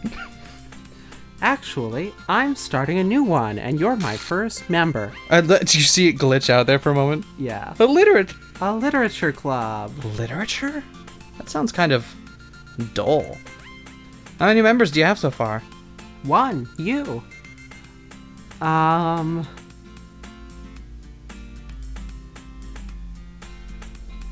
Is the music glitching? I was trying to listen to it. Ahaha. It's kind of embarrassing, but there are only 3 of us so far. We now our setup means that we can hear the music, but we can't hear it like perfect. So if it's like doing a subtle glitching thing, that we won't pick up on it necessarily. It's really hard to find new members for something that sounds so boring. Well, I can see that. But it's really not boring at all, you know? Literature can be anything. Reading, writing, poetry. I mean, one of my members even keeps her manga collection in the club room. Wait, really?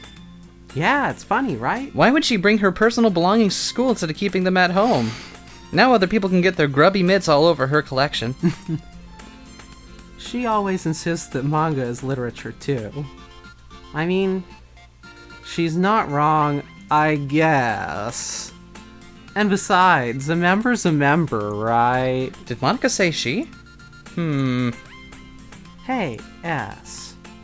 By any chance, are you still looking for a club to join? I mean, I guess so, but... In that case, is there any chance you could do me a big favor? I won't ask you to join, but... if you could at the very least visit my club, it would make me really happy. Please? Bring some friends! We've got knives! Well, I guess I have no reason to refuse. Besides, how could I ever refuse someone like Monika? Sure, I guess I could check it out.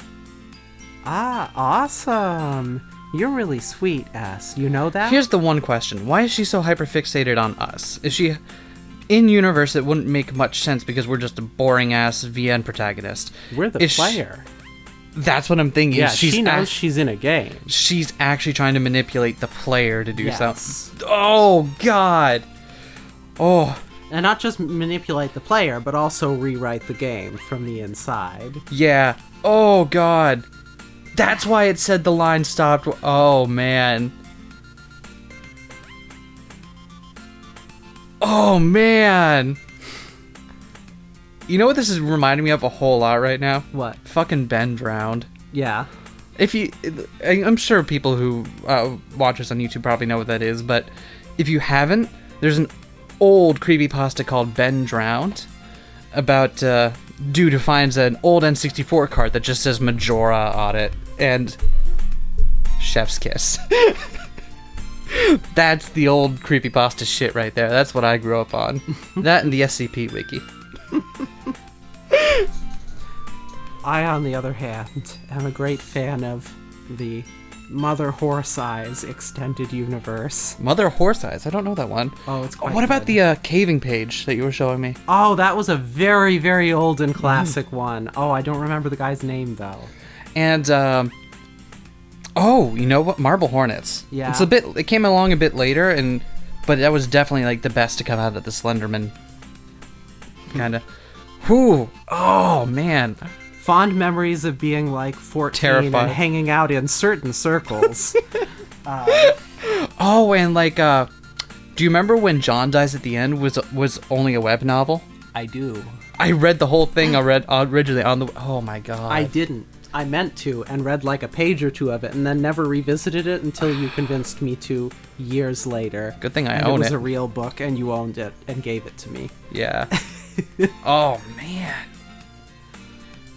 So not even being sarcastic, actual call to the comments right now.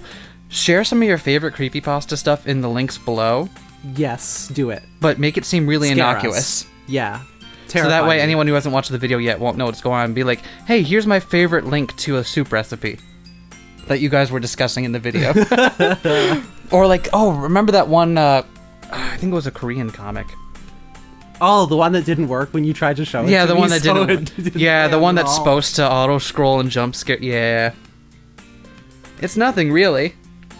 Shall we go then? Sorry, we had to take some time to reminisce because, damn.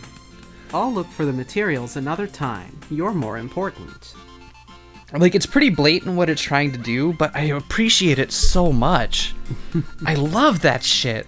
And I'm not even kidding. Please, this is actually a call for recommendations. Leave your favorite creepypasta shit in the comments below, and I will check most of them out because If I'm able to sleep between now and the next video, I'll consider that a failure. there you go. I timidly follow Monika across the school and upstairs, a section of the school I rarely visit, being generally used for third-year classes and activities. Monika, full of energy, swings open the classroom door. I'm back! And I brought a guest with me. That was creepy. Your girl won. A guest? Seriously? You brought a boy? Well, he won't be for long.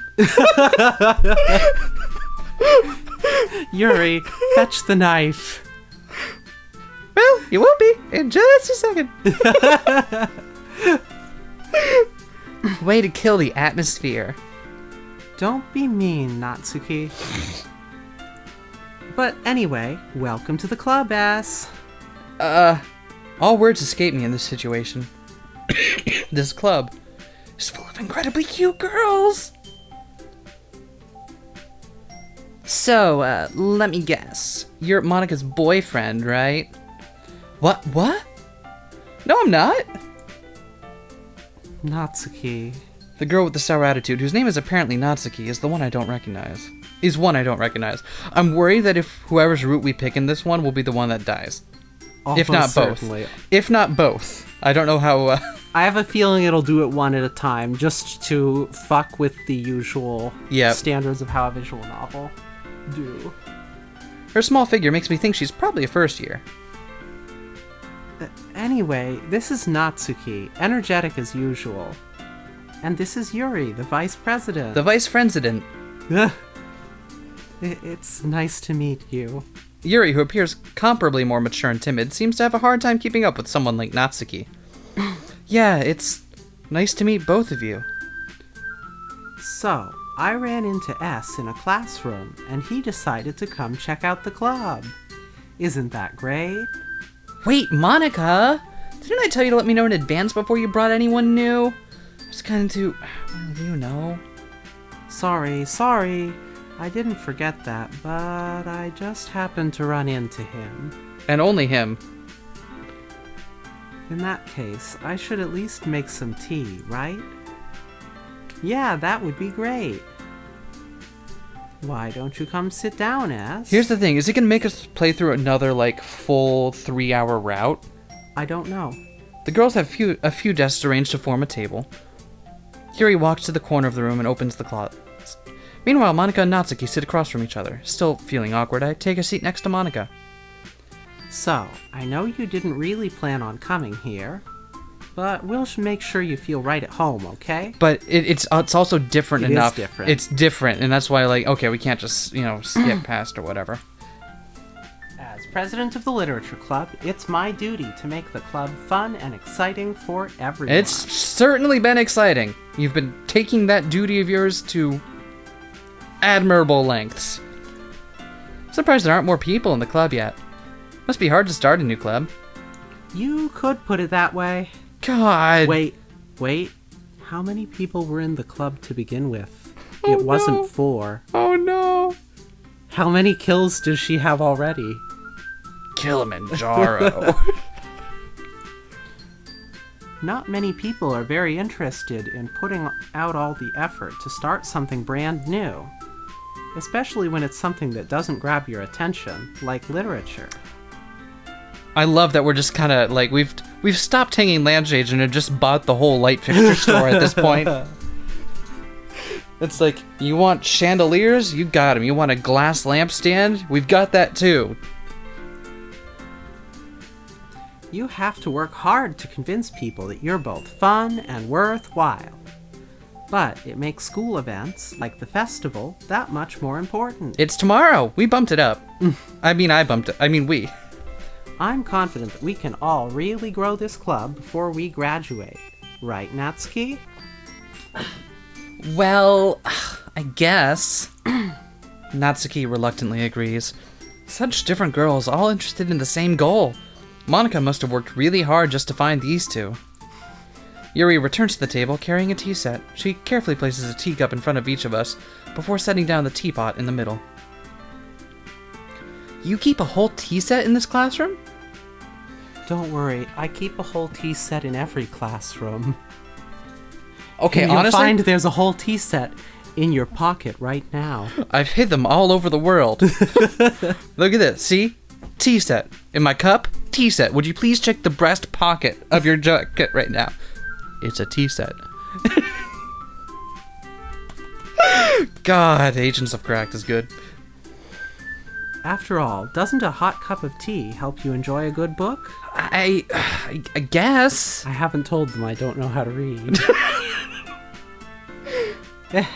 Don't let yourself get intimidated. Yuri's just trying to impress you.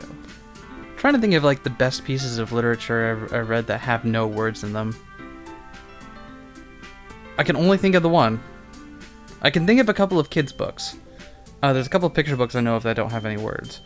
But the only one I can think of that I've read recently was Here. Yeah. McGuire. And even, wait, no, that has words. That has some in it. That has some words in it, even though it's largely visual.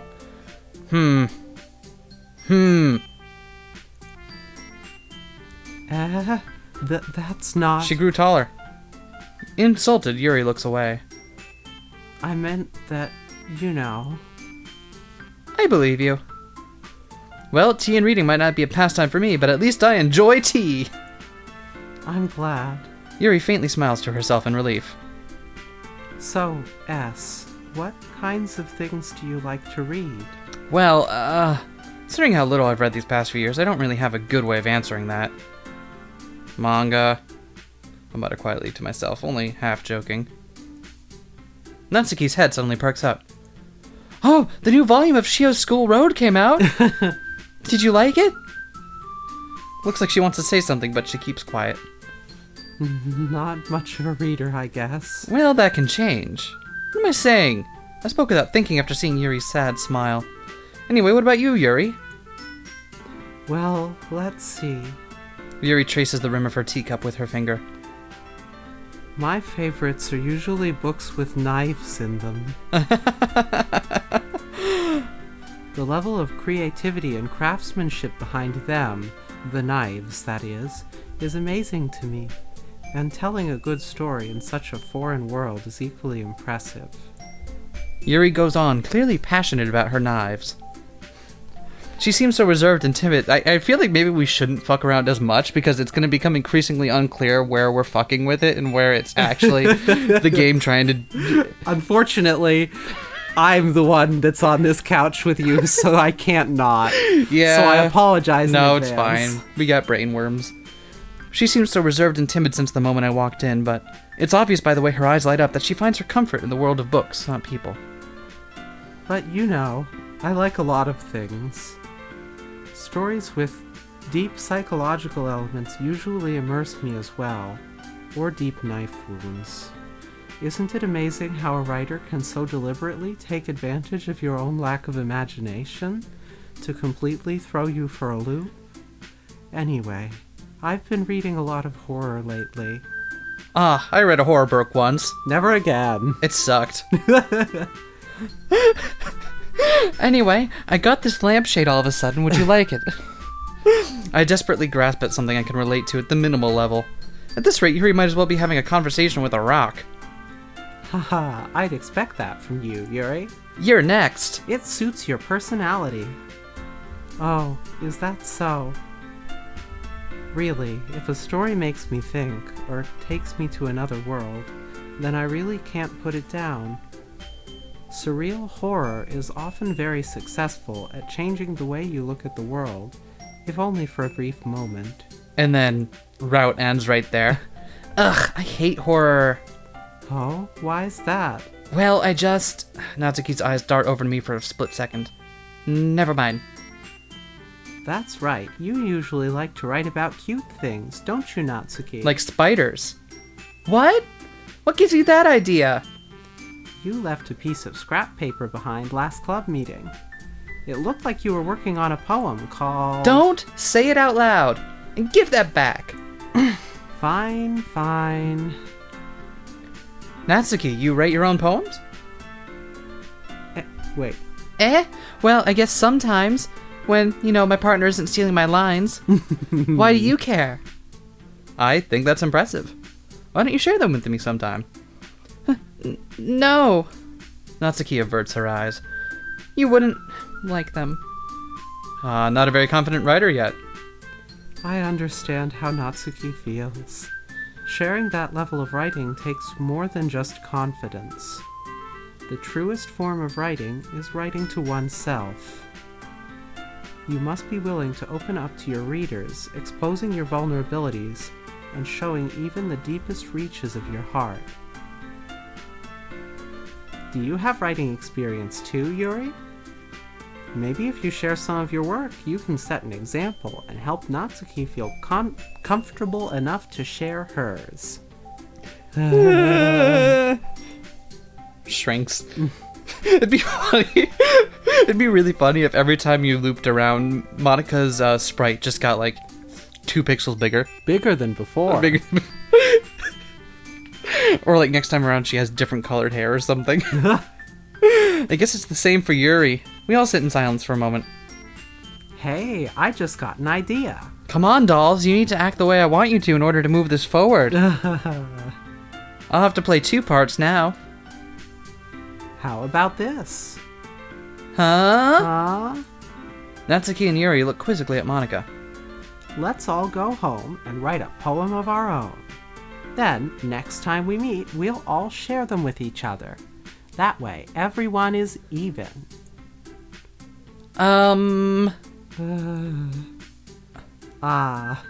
I mean, I thought it was a good idea. Well, without Sayori to... Well, I think you're right, Monika. We should probably start finding activities for all of us to participate in together. Monika's trying so hard just to speed things along at this point. Yep.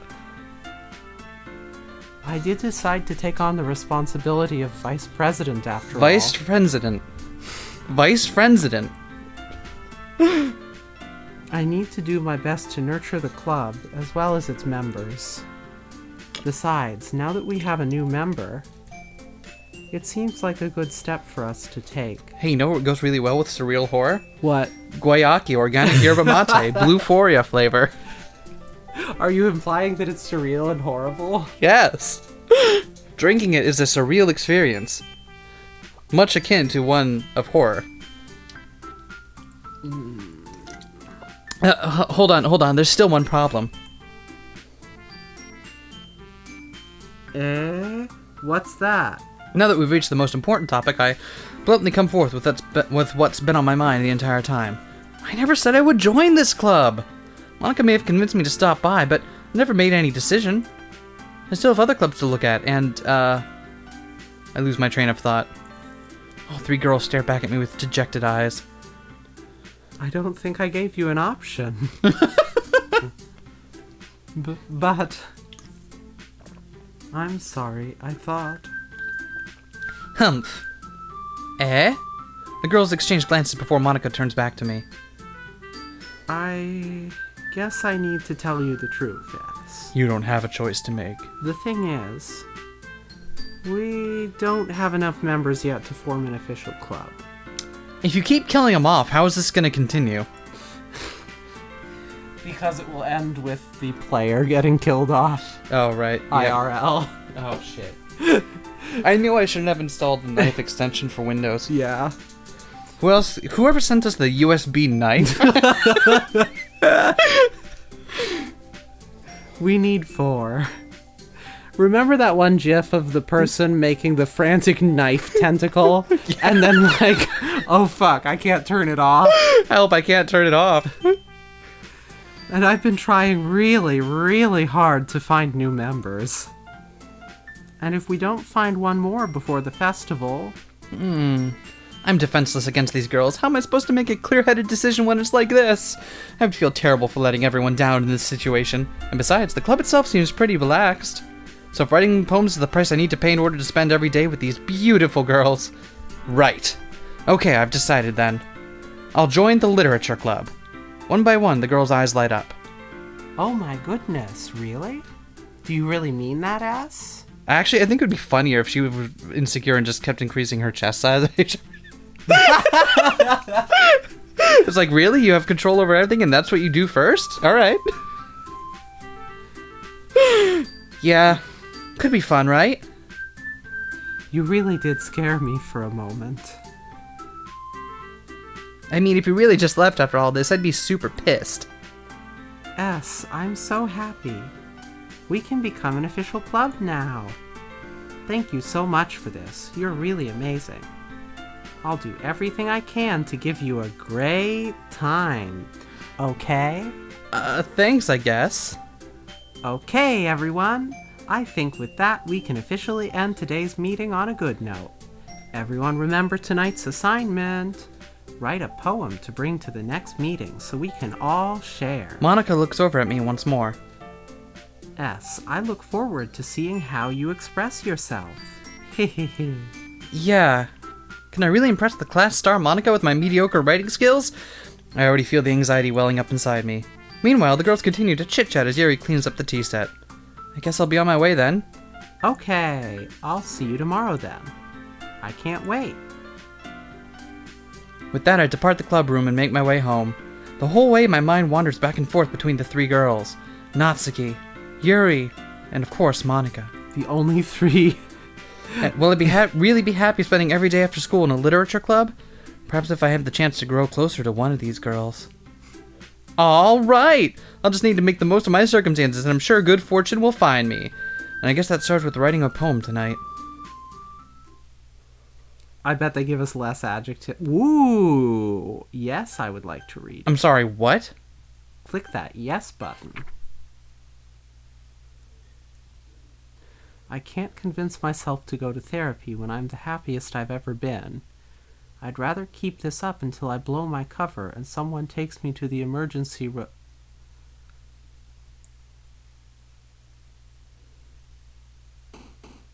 What? And now Sayori's gone from the poem minigame as well. Weird. And also... Oh, but not her words. The words are still there. What was one of her words? What was one of her... Like, unrequited. Oh, that's one of hers. It is now. Maybe not. I wonder if we can actually switch over to Natsuki. Almost Okay, certainly yep. if we would like to. No, I don't want to. I was just kind of... Vertigo. Melancholy. We're writing this for Yuri, right? We're still doing Yuri route? Yeah. Skirt! Determination. Ba-da-ba-da-ba-ba. Memories. After image. That's a great word. Headphones. Imagination. Starscape.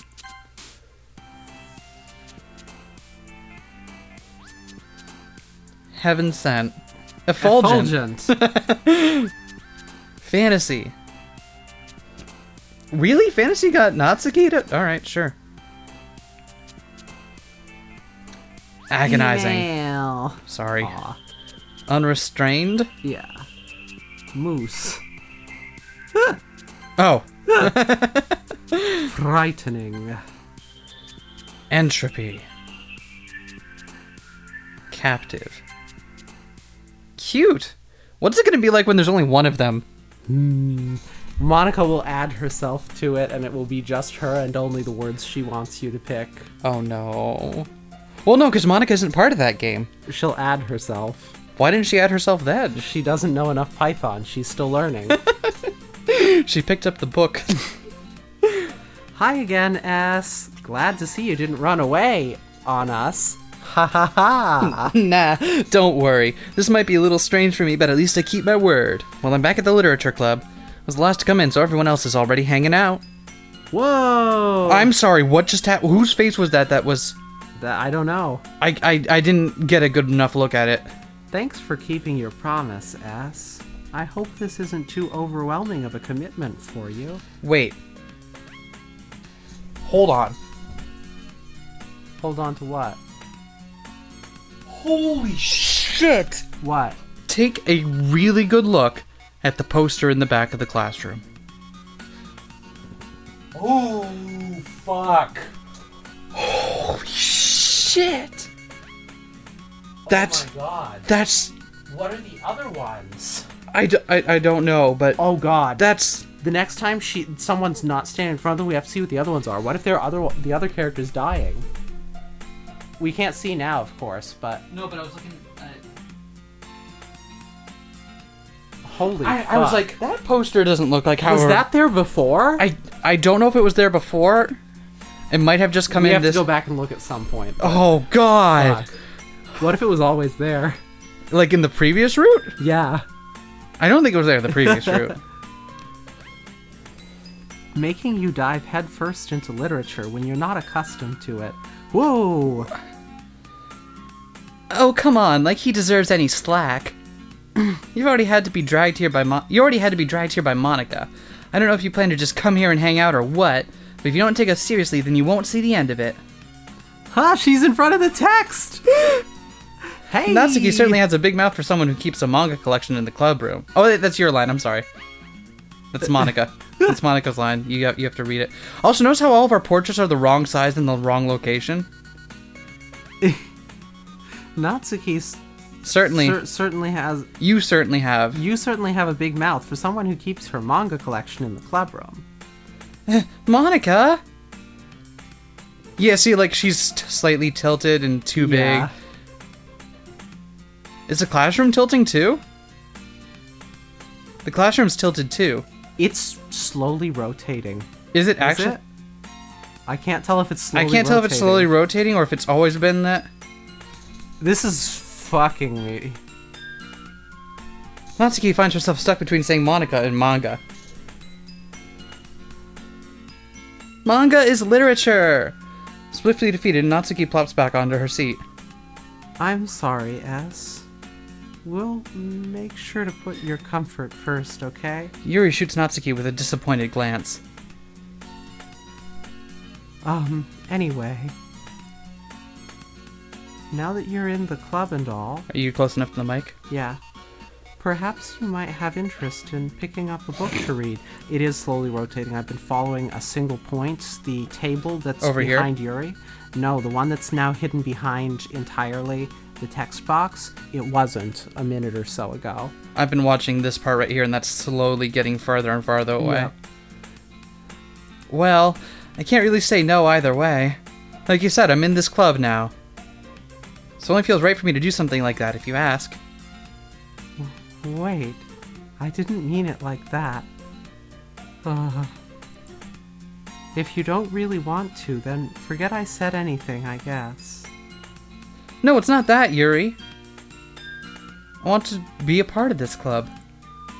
So even if I don't read often, I'd be happy to pick up a book if you wanted me to. Are you sure? I just felt like...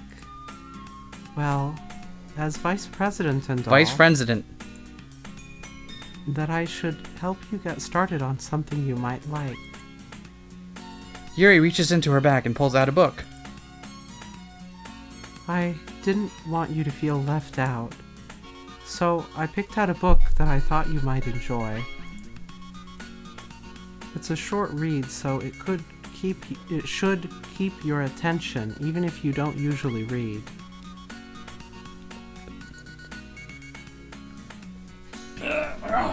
What? Are you close enough to the mic? Should I move? I don't know. Are you sitting up enough? I'm doing my best. Okay, sorry. And we could, discuss it. Wait, why did she reload want like to. that? That was weird. This is... How is this girl accidentally being so cute? She even picked out a book she thinks I'll like, despite me not reading much. Yuri, thank you. I'll definitely read this. I enthusiastically take the book. Phew. It's so weird that she loads in like that every time she has a different portrait. Well, you can read it at your own pace. I look forward to hearing what you think. Whoa! Okay, we're back. We're back now. Okay. So that's still... The other posters are normal. Yep. It's just Sayori. God, that's so rude. Yeah. Why are you taunting us, Monika? What the fuck? Now that everyone's settled in, I expected Monika to kick off some scheduled activities for the club, but that doesn't seem to be the case. Yuri's face is already buried in a book. I can't help but notice her intense expression, like she was waiting for this chance. Meanwhile, Natsuki's rummaging around in the closet. It's back to normal. Oh. It's back to... Hold on one moment.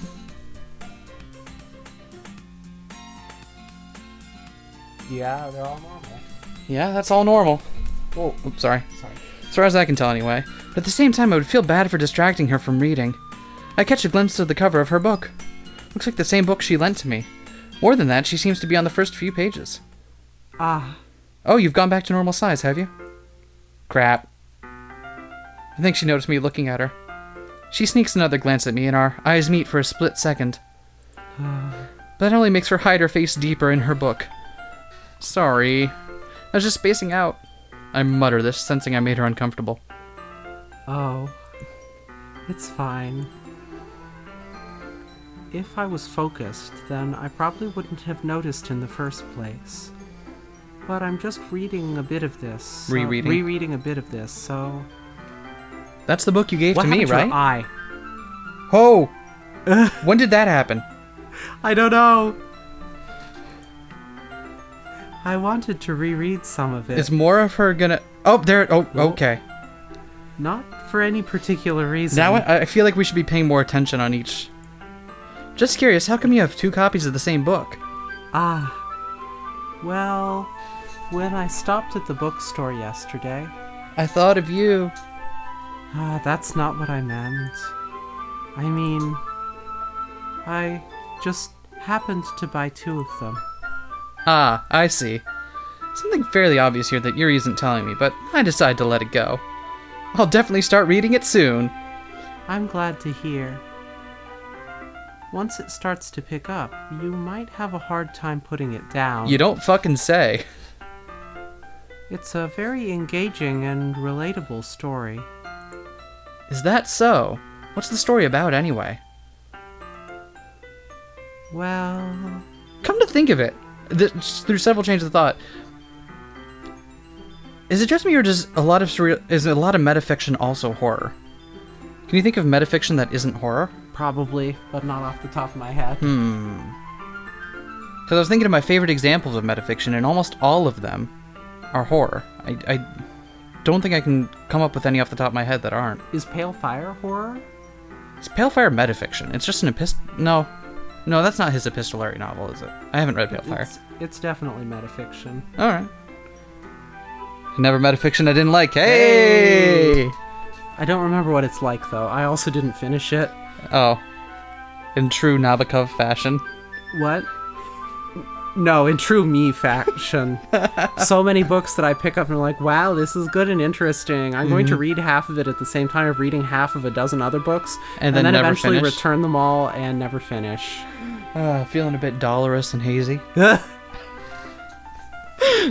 That's Nabokov reference to the only Nabokov. The only Nabokov book that there is. The only one. It's got it's full of puns and I enjoy it, okay? Okay. The book is titled Portrait of Markov. There's an ominous-looking eye symbol in the front cover. Basically, it's about this religious camp that was turned into a human experiment prison. This is different. This is not what the book was about before. No, it's not. And the people trapped there have this trait that turns them into killing machines that lust for blood. But the facility gets even worse, and they start selectively breeding people by cutting off their limbs and affixing them to... Oh, that might be a little bit of a spoiler. But anyway, I'm really into it. Oh, that's cool. The book, I mean. I liked the Da Vinci Code. Not the thing about the limbs. That's kind of dark, isn't it? You made it sound like it was going to be a nice story that saw that dark turn came from nowhere. Are you not a fan of that sort of thing, S? No, it's not that. I mean, I could definitely enjoy those kinds of stories, so don't worry. I hope so. Pulls out knife.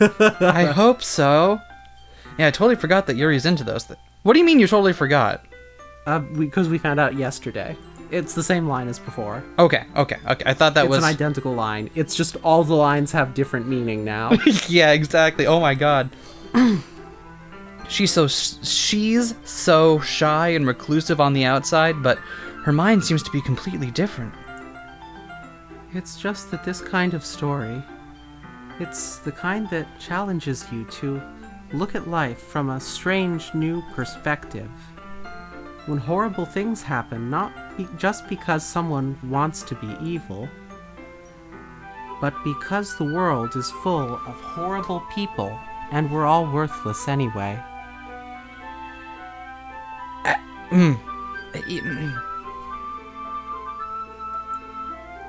Then, suddenly... I'm rambling, aren't I? I didn't click through that one. That one happened on its own. Not again. I'm sorry. Hey, don't apologize. I haven't lost interest or anything. Well, I guess it's alright then. But I feel like I should let you know that I have this problem. When I let things like books and writing fill my thoughts, my whole body gets incredibly... I kind of forget to pay attention to other people. So, I'm sorry if I end up saying something strange. And please stop me if I start talking too much. I really don't think you need to worry. That just means you're passionate about reading. The least I can do is listen. It's a literature club after all. That's true. In fact, we might as well get started reading it, right? Yes. Okay. I mean, you don't have to, but... What are you saying? Let me just get the book. I quickly retrieved the book that I had put into my bag. Alright, it's fine if I sit here, right? I slip into the seat next to Yuri's. Yeah, Are you sure? You seem a little apprehensive. I'm sorry. It's not that I don't want you to. It's just something I'm not very used to. That is, reading in company with someone. I see. Well, just tell me if I end up distracting you or anything. Alright. I open the book and start the prologue. I soon understand what Yuri means about reading in company. It's as if I can feel her presence over my shoulder as I read. Keep expecting to see someone's face out in the hallway or something now. Oh, it'll happen. God. That was cruel, Monika. Yeah. And we're agreed that it's probably her doing this, right? Since she's the one that has... Absolutely. That has, like, fucking fourth wall powers. It's not a particularly bad thing. Is the room rotating again? I don't think it's rotating again. Yeah, it's not. Okay, good. Sorry, I was just lost looking at the details and wondering, like, was that there before? Like, was that weird fridge thing next to the door there before? I think so. Yeah. Maybe a little distracting, but the feeling is somewhat comforting. I don't think it's too subtle about its horror. I think we'll No. notice. It was subtle about, like, if I hadn't, like, just caught a glimpse of it and been like, that looks like a different poster, I wouldn't have noticed that. It is definitely throwing some subtle things in there. Okay. You're right, I don't think it's getting so subtle as to change the dull-colored background elements. But who knows? I realize that she's not looking at her own book. I glance over. It looks like she's reading from my book instead. Sorry. I was just bathing in the feeling of your body heat. You really... I'm not clicking through these, by the way. That's just happening. Yuri, you really do apologize a lot, don't you? I do? I don't really mean to. Sorry. I mean... Here, this should work, right? I slide my desk until it's up against Yuri's, then hold my book once more between the two of them. I suppose so. Yuri timidly closes her own copy. Once we each lean in a little bit, our shoulders are almost touching. Feels like my left arm is in the way, so instead I use my right hand to hold the book open. I guess that makes it kind of difficult to turn the page. Here. No. Oh, we did that one last time, didn't we? Okay. Out there in the spotlight, you're a million... Sorry. Is there anything different about this picture? I don't think so. I don't think so. It doesn't look like anything's different here. Yeah, I don't see anything different yet. I feel like we're playing Where's Waldo. Yeah. Yuri takes her left arm and holds the left side of the book between her thumb and forefinger. In the shape of an L on her forehead. That was good. I do the same with my right arm on the right side of the book. That way I turn a page and Yuri slides it underneath her thumb after it flips to her side. But in holding it like this, huddled even closer together than before. It's actually kind of distracting me. It's as if I can feel the warmth of Yuri's face and she's in the corner of my vision. Are you ready? Eh? To turn the page. Oh, sorry. I think I got a bit distracted for a second. I glance over at Yuri's face again and our eyes meet. I don't know how I'll be able to keep up with her. That's okay. You're not as used to reading, right? I don't mind being patient if it takes you a bit longer. It's probably the least I can do, since you've been so patient with me. Yeah, thanks. We continue reading. Yuri no longer asks me if I'm ready to turn the page.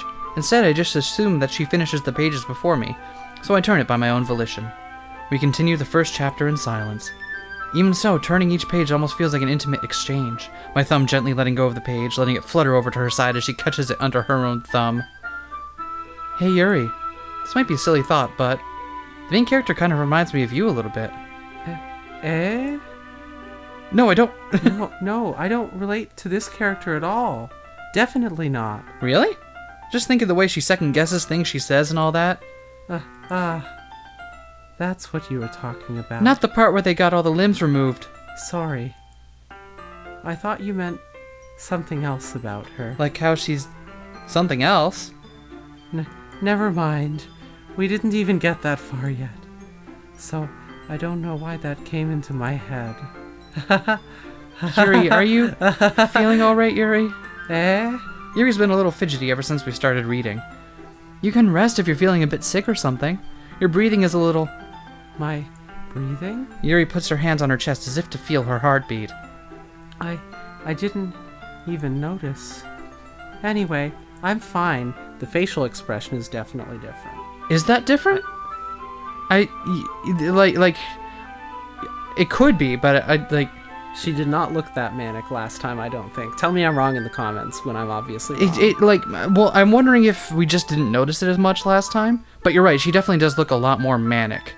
I just need some water. Alright, don't push yourself. Yuri stands up and practically rushes out of the classroom. What on earth was that about? S? Did something happen just now? I have no idea. Yuri was acting a bit strange, I guess. So you don't know anything. Sorry, I can't say that I do. Are you worried about her? Oh, no, not really.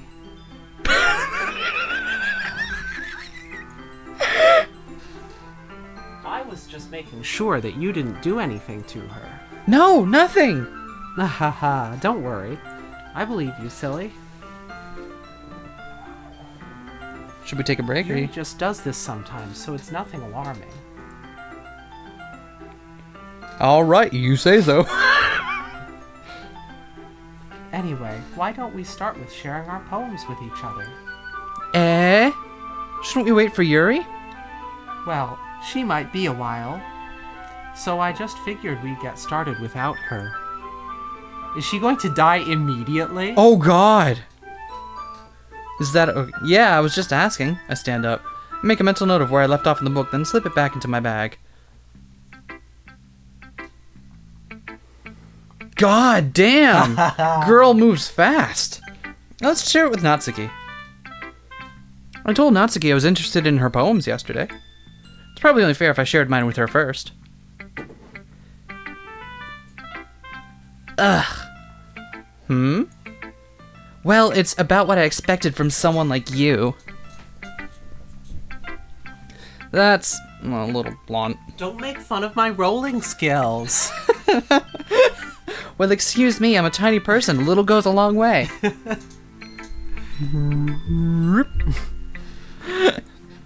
It's not like I said it was bad. Just doesn't evoke any emotions. So basically it's not cute enough for your tastes? Do you want to get smacked? You looking for me to smack a bitch? I'll pass on getting smacked, thank you. Sigh. I was looking forward to it. Well, anyway, I guess I need to show you mine. Not that you'll like it. Eagles can fly. Monkeys can climb. Crickets can leap. Horses can race. Owls can seek. Cheetahs can run. Eagles can fly. People can try, but that's about it. Still a good poem. Yeah. Told you weren't gonna like it. I do like it, though. What? Just be honest. I am. Why are you so convinced that I wouldn't like it? Well, because everyone in high school thinks this writing has to be all sophisticated and stuff, so people don't even take my writing seriously. But isn't the point of poems for people to express themselves? Your writing style wouldn't make your message that's different. Your writing style wouldn't make your message any less valid. Yes, exactly. I like when it's easy to read, but it hits you hard. Like in this poem. Like in this gut punch. Seeing everyone around you do great things can be really disheartening, so I decided to write about it. Yeah, I understand. But the other nice thing about simple writing is that it puts more weight on the wordplay. Like I set up for rhyme at the end, but then made it fall flat on purpose. Helps bring out the feeling in the last line. So you did. I guess more went into it than I realized. That's what I mean. That's what it means to be a pro. I'm glad you learned something. Didn't expect that from the youngest one here, did you? Yeah, I guess not. I decided to humor her with the last comment. I don't really care how old everyone is, but if Natsuki is feeling proud, then I won't take that away from her. Yuri, are you okay? Hi, Monika. Hi, S. Having a good time so far? Yeah. Good, glad to hear it. By the way, since you're new and everything, if you ever have any suggestions for the club, like new activities or things we can do better, I'm always listening. I'm gonna put some tape over my webcam now. Don't be afraid to bring things up, okay? Alright, I'll keep that in mind. Of course I'll be afraid to bring things up. I'm much better off just going with the flow until I'm more settled in. Anyway, want to share your poem with me? It's kind of embarrassing, but I guess I have to. Ah. Don't worry, S. We're all a little embarrassed today, you know? But it's that sort of barrier that we'll all learn to get past soon. Yeah, that's true. I hand Monika my poem. Great job, S.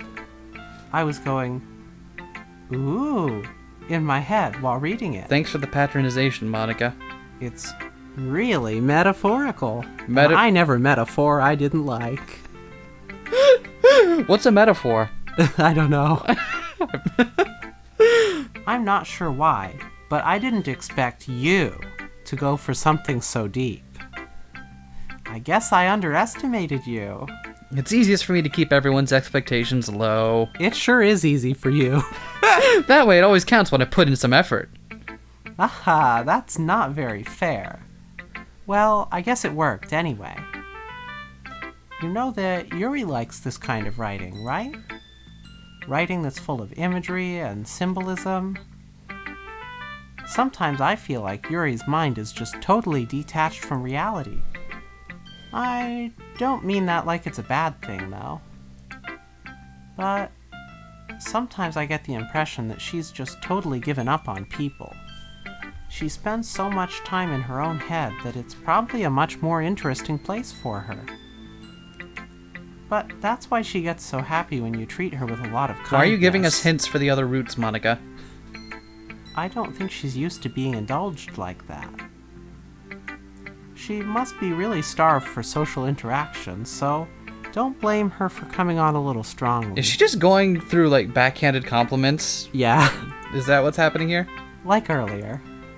I think if she gets too stimulated, she winds up withdrawing and looking for alone time. Suddenly, the door opens. Yuri! I'm back. Did I miss anything? Not really. Well, we all started sharing our poems with each other. Already? I'm sorry for being late.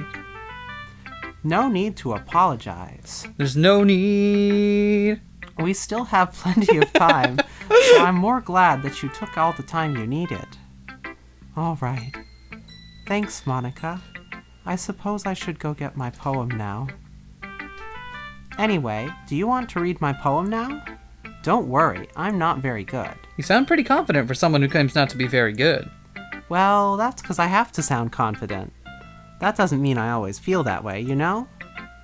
It's been a very long time since we had something fuck up, so I'm like constantly on edge right now. I see. Well, let's read it then. Hole in wall. But he wasn't looking at me.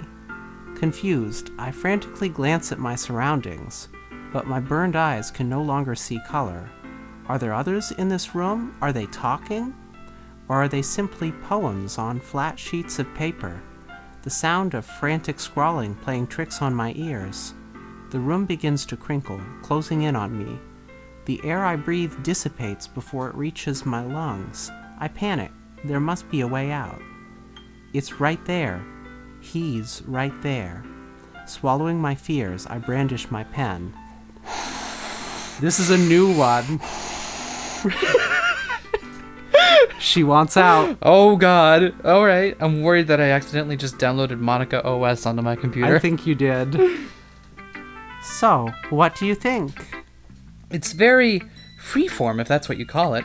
Sorry, I'm not really the right person to ask for feedback. Aha, it's okay. Yeah, that kind of style has gotten pretty popular nowadays. I wonder if this was intentional. She's got green eyes. Jealous green eyes. Huh. Of envy. Huh. Yeah? Because she wants out? Maybe. I don't know. I could be reading too much into that. I, on the other hand, have bleen eyes of Blenvy. Nice. Interesting. The skip function wasn't highlighted earlier. Huh. When performed out loud, it can be really powerful. Wait, I missed a line, didn't I? Yeah, it's okay. What was the inspiration behind this one?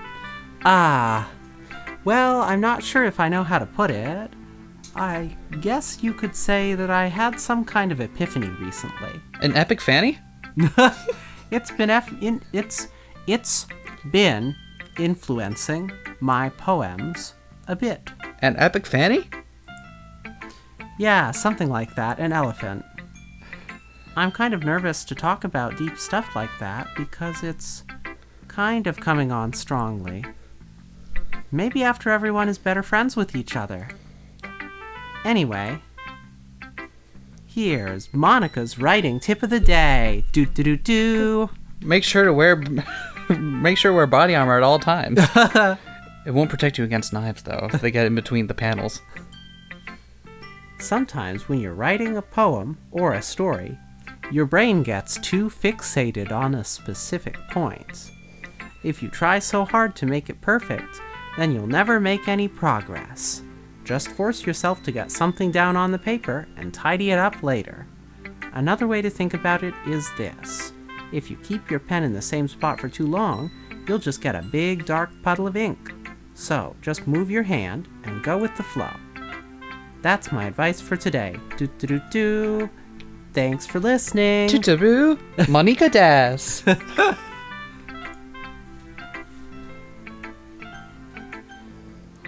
Oh. As Yuri reads the poem, I notice her eyes lighten. Exceptional. Eh? What was that? Huh? Did I say that out loud? Yuri first covers her mouth, but then ends up covering her whole face. Ooh. Ooh. He's going to hate me. You really didn't do anything wrong, Yuri. Eh? That's... I guess you're right. What am I getting so nervous for? Yuri takes a breath. So, what kind of writing experience do you have? Your use of imagery and metaphor indicates you've written a lot of poetry before. Really? That's a huge compliment coming from you. This is actually my first time, really. Huh? Excuse me. Yuri stares at me blankly, then looks at my poem again. Well, I know that. I just meant, Yuri trails off, unable to find an excuse. She traces her finger along the words in the poem as if breaking it down more thoroughly. Yeah, okay. Well, we did have some poem writing experience. This is the reason I was able to tell. We've written, what, 3 poems before? Before this one? It's just that there are specific writing habits that are usually typical of new writers. And having been through that myself, I kind of learned to pick up on them. I think the most noticeable thing I recognize in new writers Sorry. is something. They try to make their style very deliberate. In other words, they tend to pick a writing style separate from the topic matter, and they form-fit the two together.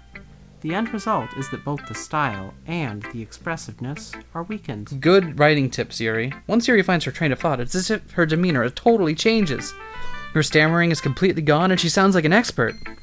Of course, that's not something you can be blamed for. You can blame me anyway if you want to. There are so many different skills and techniques that go into writing even a simple poem.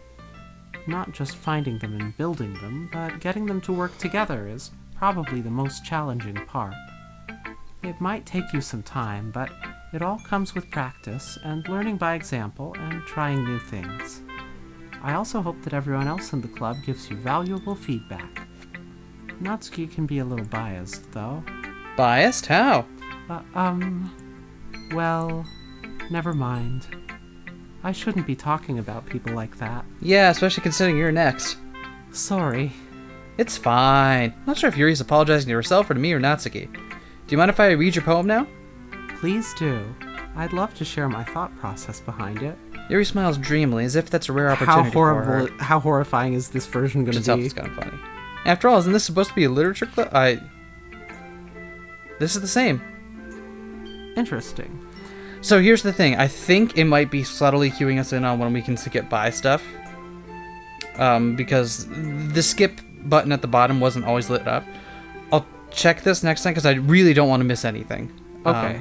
I thought it was lit up when the mouse was just hanging out down there over it.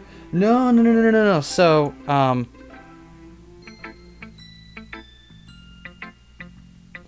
it's a different color. Sometimes it's a different color from the rest of these. Okay. So right now it's the same color, which makes you think that this is something that's just the same in this route. Okay. And we're not missing anything. But in other points it's been colored out. Huh. I'll double check that, but I might be looking too much into it, but oh well. I'm sorry that I have such terrible handwriting. What? Sorry about... Sorry for what? Sorry for what? But it took you a long time to read. It really didn't. I clicked by without reading it. Sorry. I just don't read script very often. I actually think your handwriting is very pretty. That's a relief. How can we decide that every has to sound like that? Because it does. Even though it was short, it was really descriptive. It wasn't too short? I usually write longer poems. Like what? Well, have you ever heard of Homer? Yeah, I love The Simpsons. Okay, what about Virgil? Yeah, I love Devil May Cry.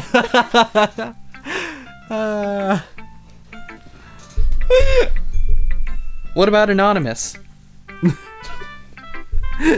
No, I'm not really into 4chan. I'll be honest. Since it's our first time sharing, I wanted to write something a little more mild. Something easy to digest. Whoa, Oops, I you all right? suppose. No, it's okay, you're good. Are you into ghosts, Yuri? Actually, the story isn't about a ghost at all, ass. Really? I must have totally missed the point. Well, I suppose you did only glance over it after all. But remember that poets often express their own thoughts, feelings, and experiences in their work. They usually do more than tell a simple story or paint a picture. In this case, perhaps the subject of the poem is only being symbolically compared to a ghost, lingering in her last remaining place of comfort, unable to let go of the past, and soon to be left with nothing. It's a lot more solemn putting it that way. Lucky that there's no one like that in this club. Yeah, really. I mean, What if there were? It would be terrible for her. Yeah, that would be pretty rough if there was someone like that. It's a good thing that that's not the case, though. I mean, could you imagine how weird that would be? It's nothing, really. Yours was impressive, too, so... Nah. If anything, I could probably learn a thing or two from you. You think so? Yeah, of course. You know, I was really nervous about doing all this. How come? But in the end, I enjoyed it. Well, I get this feeling I'm gonna get shanked in a moment.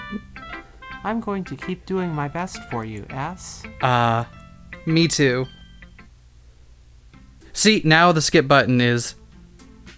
You can't skip. Yep, see, now it's paled out, which means this is new. Okay, good catch. Good catch. All right, so we won't do any more of the repeating stuff from here. We needed to be sure, and now we know. Phew. I guess that's everyone. I glanced around the room. That was a little more stressful than I anticipated. It's as if everyone is judging me for my mediocre writing abilities. Even if they're just being nice, there's no way my poems can stand up to theirs. This is a literature club, after all. I sigh. Guess that's what I ended up getting myself into. Across the room, Monika's writing something in her notebook.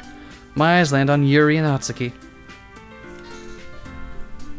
They gingerly exchange sheets of paper, sharing their respective poems. As I read in tandem, I watch each of their expressions change. Natsuki's eyebrows furrow in frustration. Meanwhile, Yuri smiles sadly. What's with this language? It's Japangrish. I don't know which one we're in. It's unclear. Oh, no, it's nothing. Natsuki dismissively returns the poem to the desk with one hand. I guess you could say it's fancy. Thanks. Yours is cute. Cute? Did you completely miss the symbolism or something? It's clearly about the feeling of giving up. How can that be cute? I know that. I just meant the language, I guess.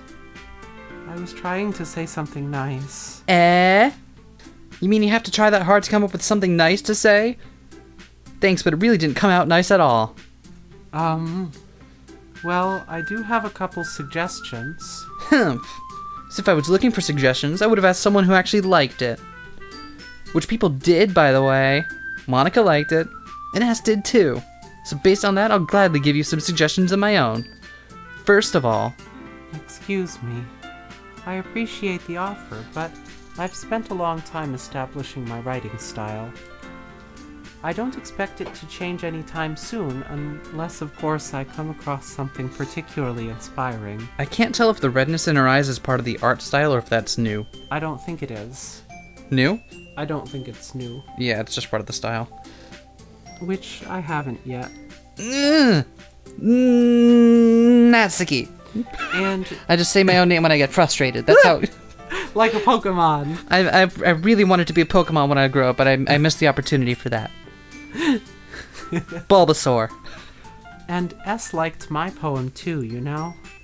He even told me he was impressed by it. Natsuki suddenly stands up. Oh? I didn't realize you were so invested in trying to impress our new member, Yuri. That's not what... Ooh. You're just... Yuri stands up as well. Maybe you're just jealous that S appreciates my advice more than he appreciated yours. And how do you think he didn't... And how do you know he didn't appreciate my advice more? Are you that full of yourself? No. If I was full of myself, I would deliberately go out of my way to make everything I do overly cutesy. Ooh, woo, woo, woo, woo, woo, woo, woo. You might be wondering why we're pronouncing it that way, but notice that there were multiple double U's. Well, you know what?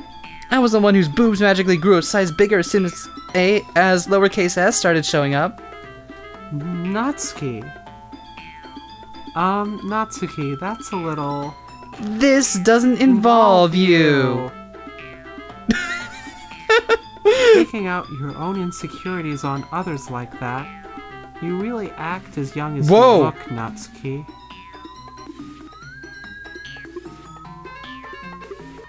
Do you hear the music doing that too? Yeah, that's pretty alarming. Me? Look who's talking, you wanna be edgy bitch. Oh no, without Sayuri here to calm shit down, this is gonna get real bad. Edgy? Sorry that my lifestyle is too much for someone of your mental age to comprehend. See? Just saying that proves my point. Most people learn to get over themselves after they graduate middle school, you know. If you want to prove anything, then stop harassing others with your sickening attitude. You think you can counterbalance your toxic personality just by dressing and acting cute? The only cute thing about you is how hard you try. Boosh! Whoa, be careful, you might cut yourself on that edge, Yuri. Oh, my bad, you already do. Holy fuck, that's... Whoa! You already do, don't you? Did you just accuse me of cutting myself? What the fuck is wrong with your head? Holy shit. Yeah, go on. Let's hear everything you really think. I'm sure he'll be head over heels for you after this. Suddenly, Yuri towards me as if she just noticed I was standing here. She's just trying to make me look bad. That's not true. She started it. How did I get trained to... Whoa, whoa, whoa! Who do we side with? We're gonna side with Yuri, because we're doing Yuri route, right? Yep. I'm sorry? Again? Again? Again? Again? Again? Again? Again? It's gonna make Yuri go off. Again? Hi, Monika.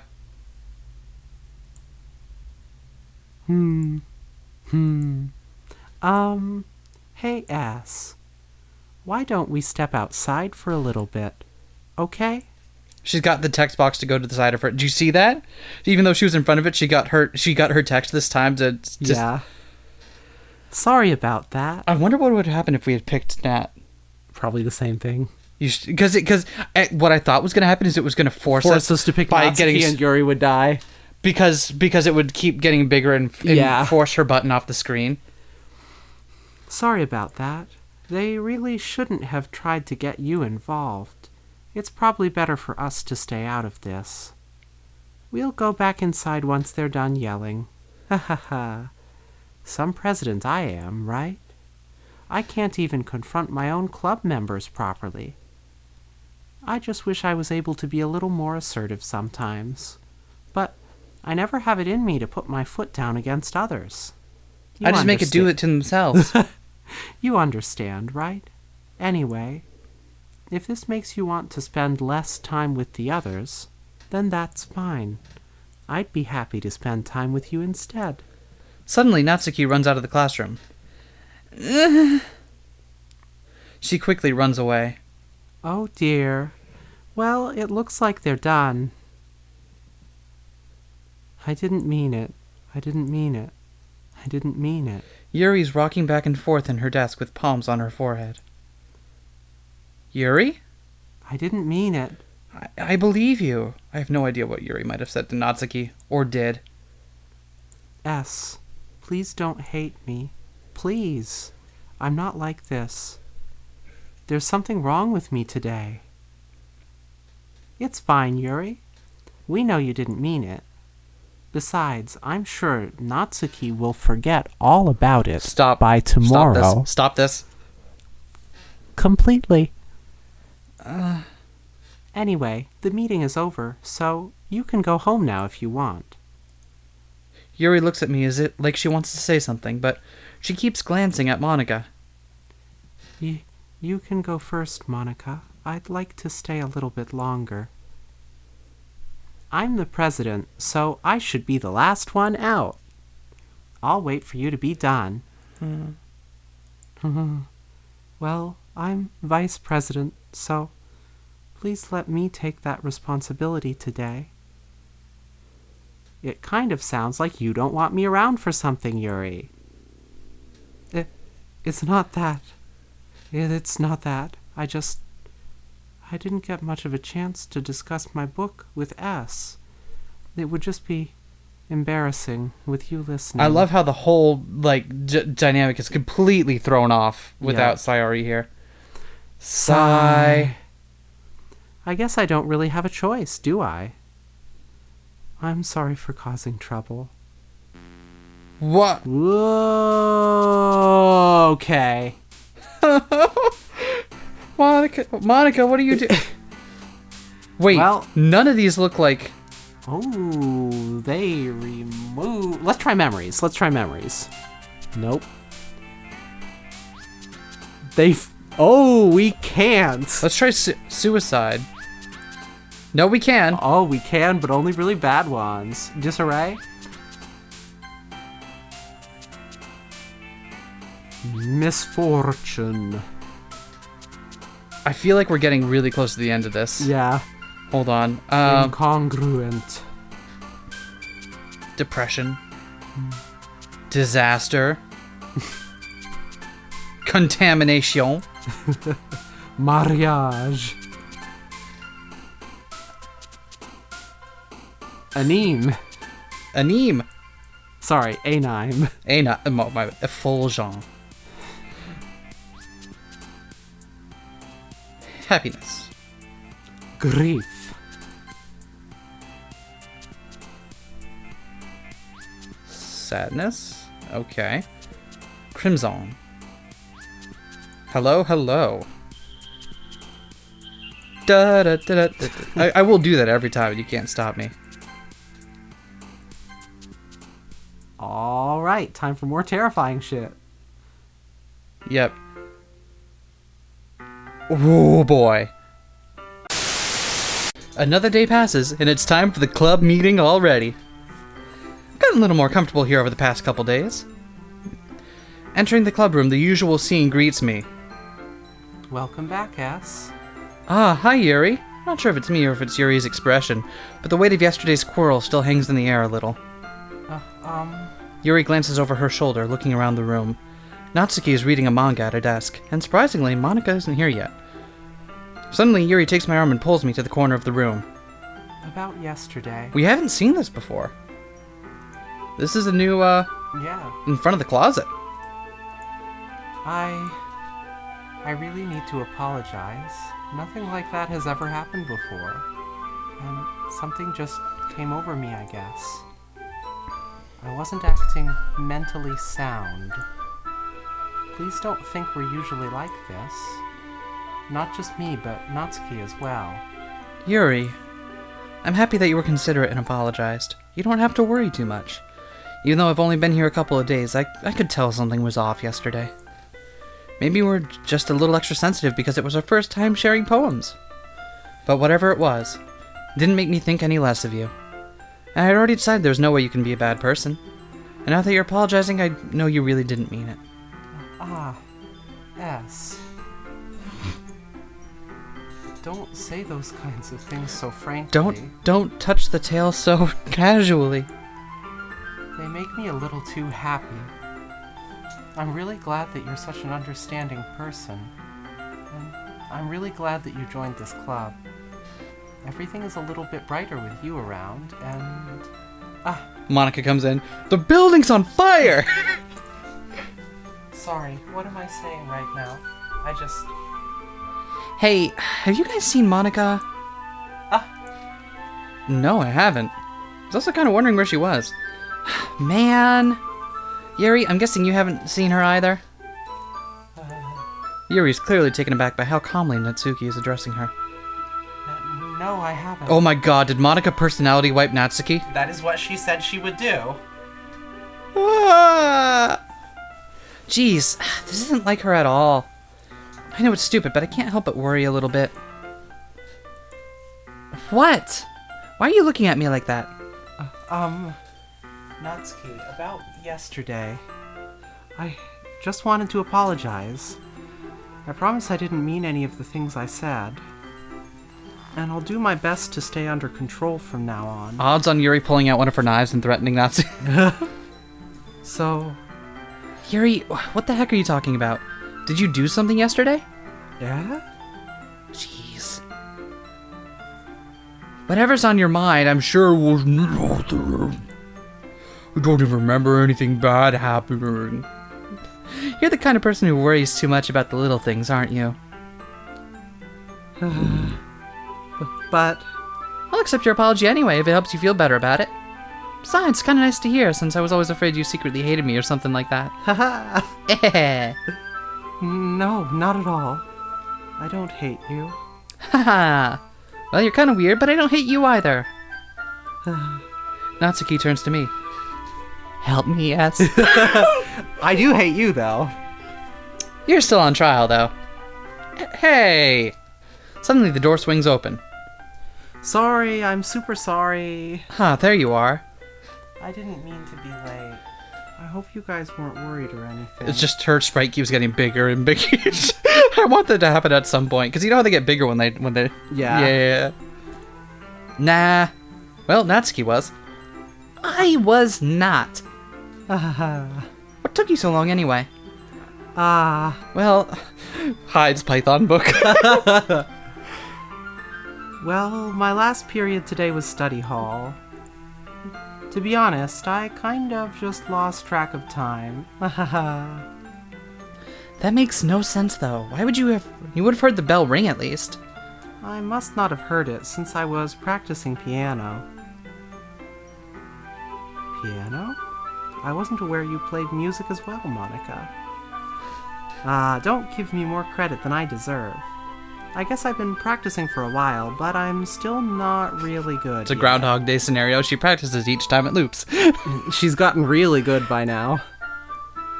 Come to think of it, who else is in the school? Have they all joined the literature club and been eliminated?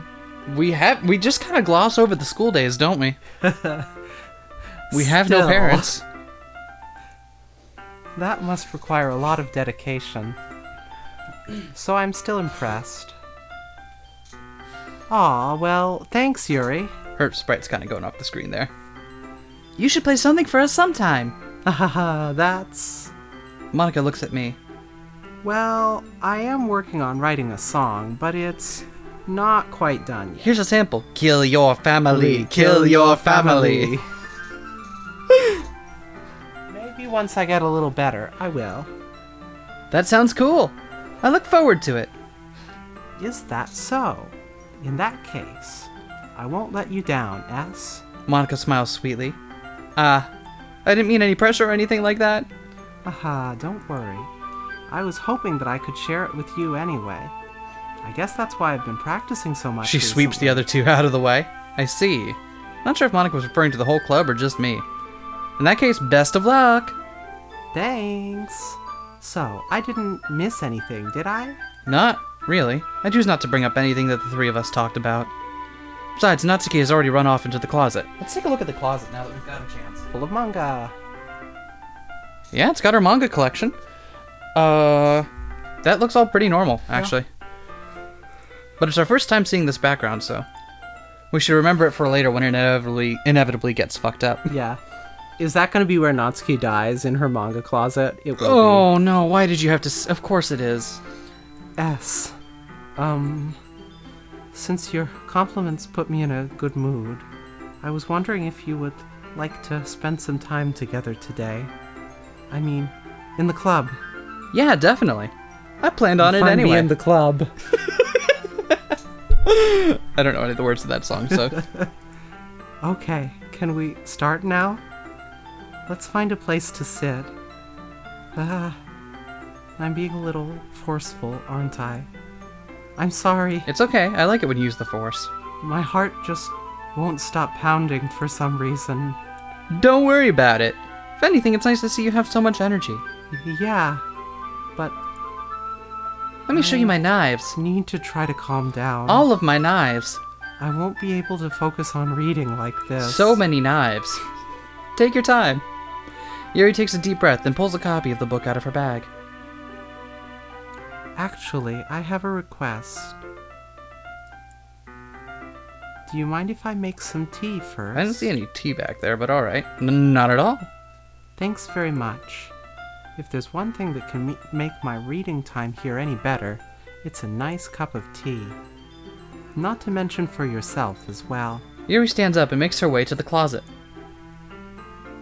And tonight, we're drinking out the closet. I follow and watch as she retrieves a small water pitcher from the shelf, the kind with a filter inside. Can you hold this for a second? Sure. Yuri hands me the water pitcher and also fetches an electric kettle. I'm going to plug this in at the teacher's desk, and then I'll go get some water. She walks past me and sets the kettle down on the teacher's desk. I simply watch her movements. To my surprise, the way she moves really contrasts her speaking mannerisms. Especially because of her long legs, Yuri appears elegant and methodical. Okay, may I have the water pitcher? Only if I can call you Daddy. Because of the long legs. No? Thank you. I'll be right back. I might as well walk with you. That's okay. You stay here. It won't take long. Pitcher in hand, Yuri hurries out of the classroom. That's different. Yeah. Yeah, it is. Ah. Did Yuri leave you again? No, it's not like that this time. Just filling up the water pitcher to make some tea. Oh, okay. Sorry for misunderstanding. 10 minutes pass. Yuri said it wouldn't take long. Something holding her up? I'm bored just waiting here, so I decided to go look for her. Let's see. The most logical place for Yuri to be would be in the nearest water fountain. Start heading down the hallway. What's that noise? It's coming from around the corner. It sounds like breathing. A sharp inhale, like someone sucking the air through their teeth. Are they in pain? I reach the corner and peer around it. Horrible things time. Okay. You braced? You ready? Yeah, I'm ready. Yuri? Yeah. Alright, just gonna... Okay, great. Cool.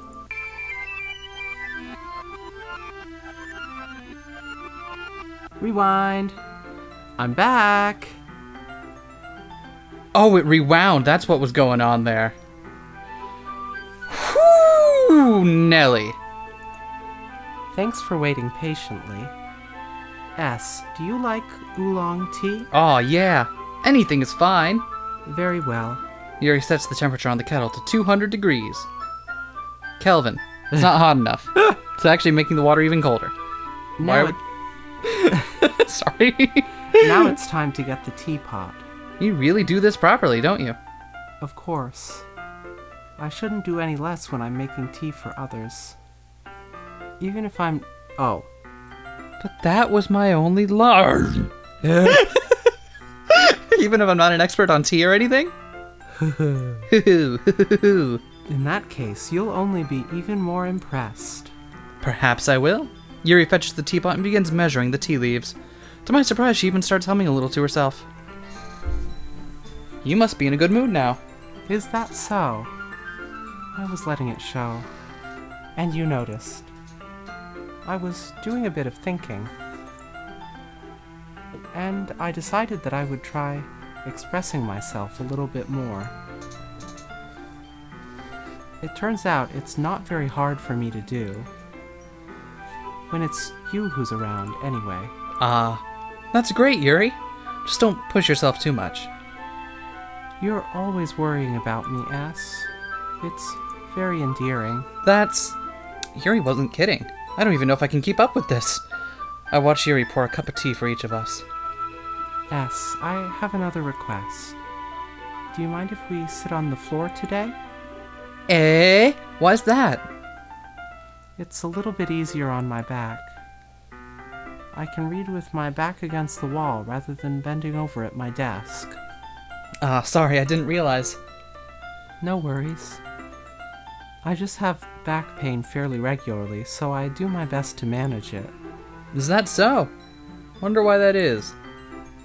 It's most likely because my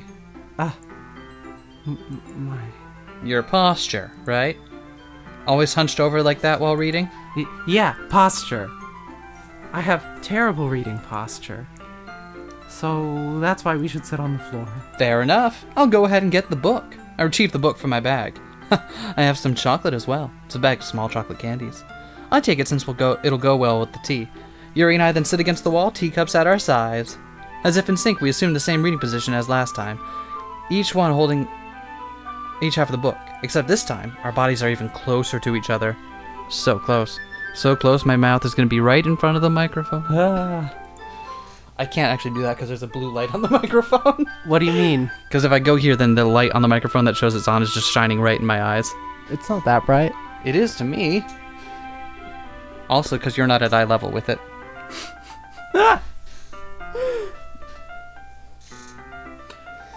I can't see too well. Because of this light on the microphone. Right at eye level. Yuri slides closer until our shoulders are touching. How am I supposed to focus on reading like this? Yuri was always kind of cute, but when she's being less apprehensive, it's almost more than I can handle. Your teacup. Yuri hands me my teacup. Holding it with my hand that's not holding the book, I end up in a position that makes it even harder to focus. Because now I need to worry about making sure I don't accidentally her chest. Meanwhile, Yuri hasn't noticed a single thing. She wears her intense reading expression, and I can only presume the world around her has faded away. I use all my willpower to focus on reading. After a few minutes, I finally manage to relax a little. I put the teacup between my legs and fumble with the chocolate wrapper. Sorry. I briefly let go of the book to finish opening the wrapper. You can have as much as you want. That's okay. I won't take any.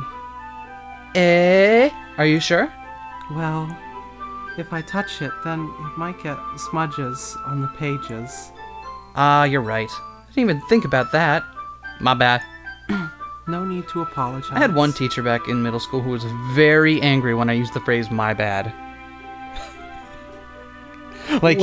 Is it the one that I think it is? Back in middle school. Oh, in middle school. No, you didn't attend my middle school. I thought you said high school and was like... No, it was my band teacher, I think. I remember at one point I said "my bad," and he was very angry that I would not just say the words "I'm sorry." Oh, I said the wrong thing. My bad. My bad. My B. Sorry, that's my B, sir. Are you sure? Of course. Is her expression here different too? Not yet. Yuri opens the book with both hands. She holds it so that I don't have any harder of a time reading from it. But as a result, her left arm is practically Has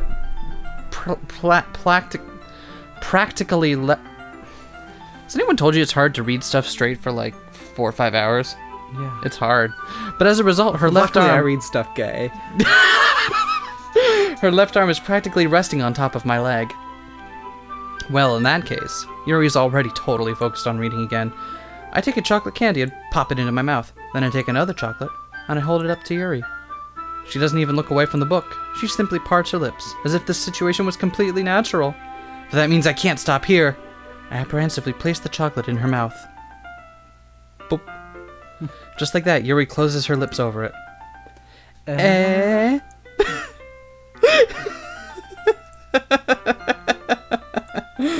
Yuri's expression suddenly breaks. Did I just... Yuri looks at me like she needs to confirm what just happened.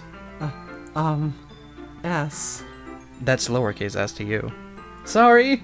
I guess I shouldn't have done that. You really shouldn't have done that. Yuri starts to breathe heavily. I can't. S. Suddenly, Yuri forcefully grabs my arm and jerks me to my feet. My teacup gets knocked over. S. My heart won't stop pounding, S. What the hell just happened? Everything went black and scary. I can't calm down. I feel like, is something going on behind her in the closet there? I don't think so. I think it's just dark and scary. I can't focus on anything anymore. Can you feel it, S? Yuri suddenly presses my hand against her chest. Why is this happening to me? Is that meant to be like a heartbeat? Yeah. I feel like I'm losing my mind. I can't make it stop. That expression is new. Yeah. It even makes me not want to read. I just want to look at you.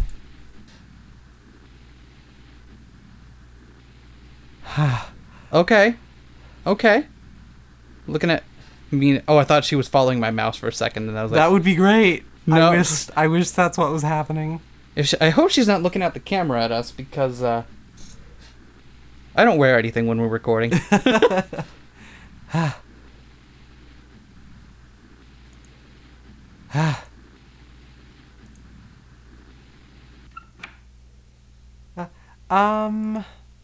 It's time to share poems. How you doing, Yuri? See, now the skip function is active. Okay. Let's turn it off for now, because I bet some of them are different, right? Yep, let's try showing it to Natsuki first. Yeah. Yep, okay, this is different. I liked your Oh, that's you. I liked your last one better. I'm gonna hide. Really? Well, yeah, I can tell you were a little more daring with this one. But you're really not good enough for that yet. It fell flat. That may be true, but I just wanted to try something different. I'm still figuring all this out.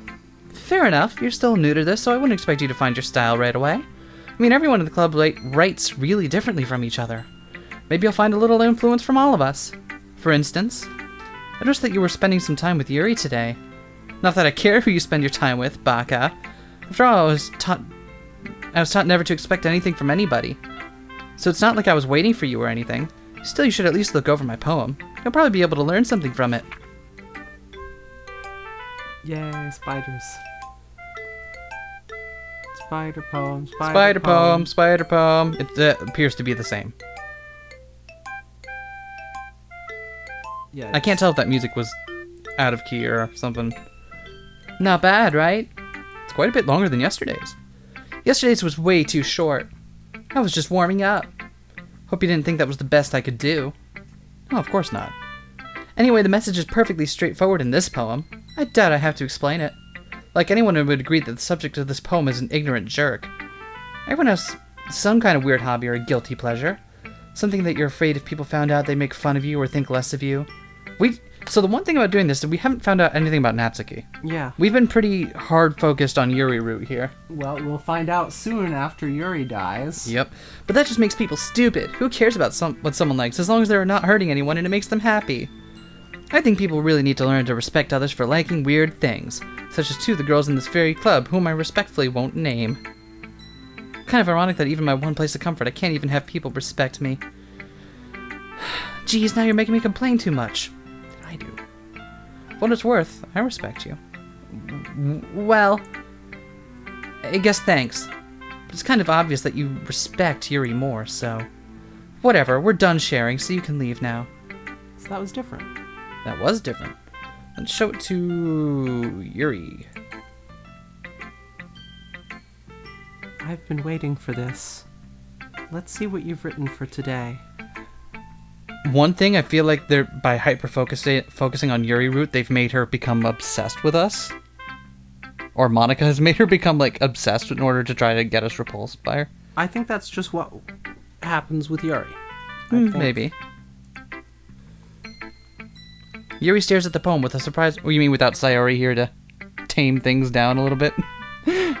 Or not necessarily that, but that it's not that we picked Yuri Root specifically. It's just okay. That's the particular kind of unhinged she would become regardless of our choices. Yeah, fair enough. Yuri stares at the poem with a surprised expression on her face.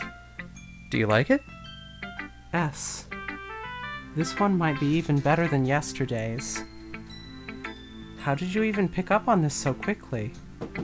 I learned it by watching you! Just yesterday, I was telling you the kind of techniques worth practicing.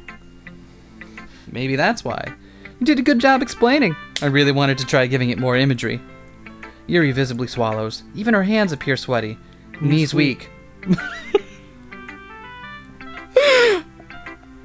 That makes me so happy.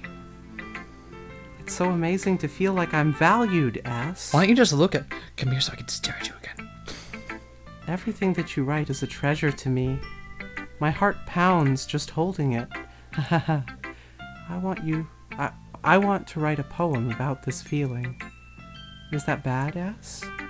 I'm not being weird, right? I'm having a harder time than usual at concealing my emotions. I'm kind of embarrassed. But right now, I just want you to read my poem too. Okay? Ooh, This is that's new. different.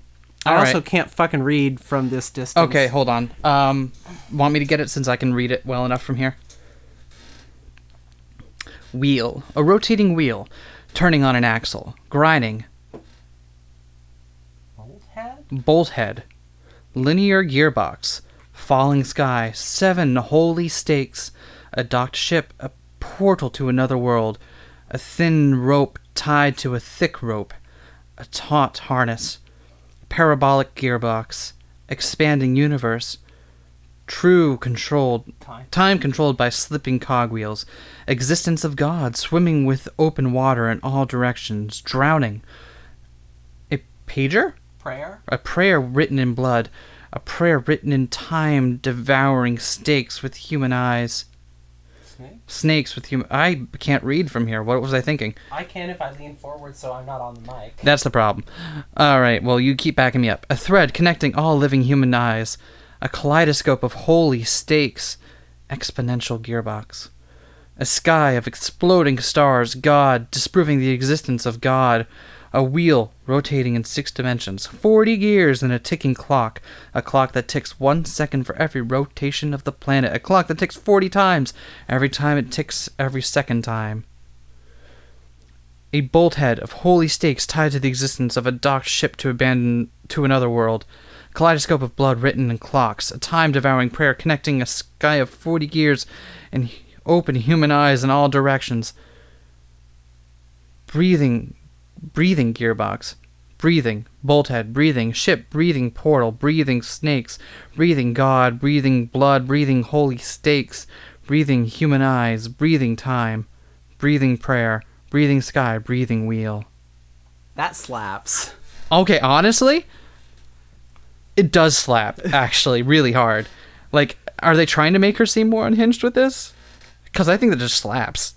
That's just good. It doesn't really matter what it's about. My mind has been a little hyperactive lately, so I had to take it out on your pen. That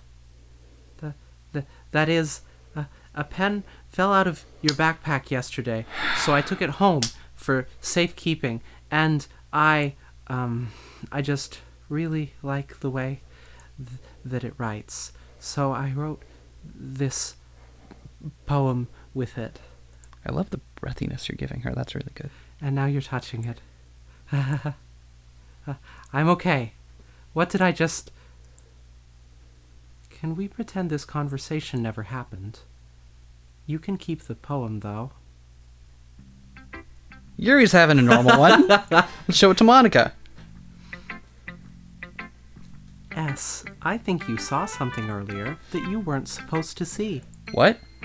I didn't want to have to tell you this, but I don't think I have a choice. Monika, what are you doing? It's getting kind of dangerous for you to spend so much time with Yuri. I don't know why, but she seems pretty easily excitable when she's around you.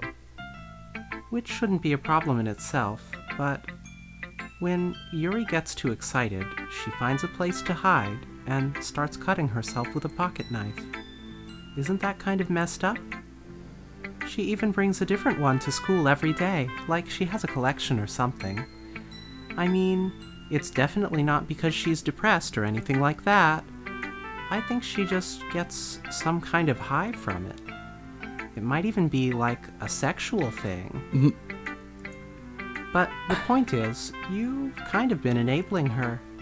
I'm not saying it's your fault, though.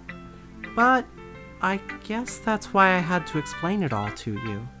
So, I think if you keep your distance, that would probably be best for her. While you're at it, don't be shy to spend a little more time with me. How you doing, Monika? How you doing? To put it lightly, I at least have it together in the head, and I know how to treat my club members. Holy shit, she's not even hiding it anymore. But anyway, you want to read my poem now? I like the way this one turned out, so I hope you do too. She hands it over, and it's just like a fucking threatening... It's just a blackmail letter. You in particular, S.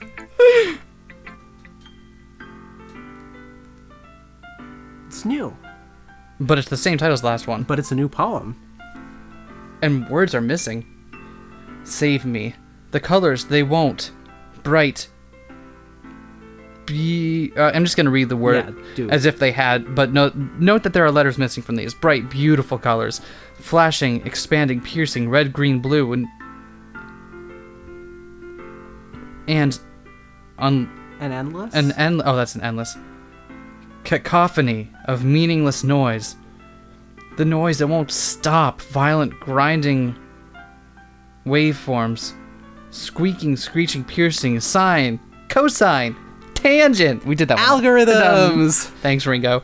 I can't not. Like playing a chalkboard on a turntable. Like playing a knife on a breathing rib cage. An endless poem of meaningless. Delete her. Ooh. Last time it said load me, didn't it? Yeah, it did. Delete. Not anymore. God, she's just openly threatening us now. Oh, this game is Whoa. pretty good. Did you see it? Yeah, I did. Okay. Sorry, I know it's kind of abstract. I'm just trying to, Threaten you. Well, never mind. There's no point in explaining. Anyway, here's Monika's writing tip of the day. Do-do-do-do. Sometimes you'll find yourself facing a difficult decision. When that happens, don't forget to save your game. Maybe we should save again, just real quick. That's load. Whoop. Why don't we have any saves?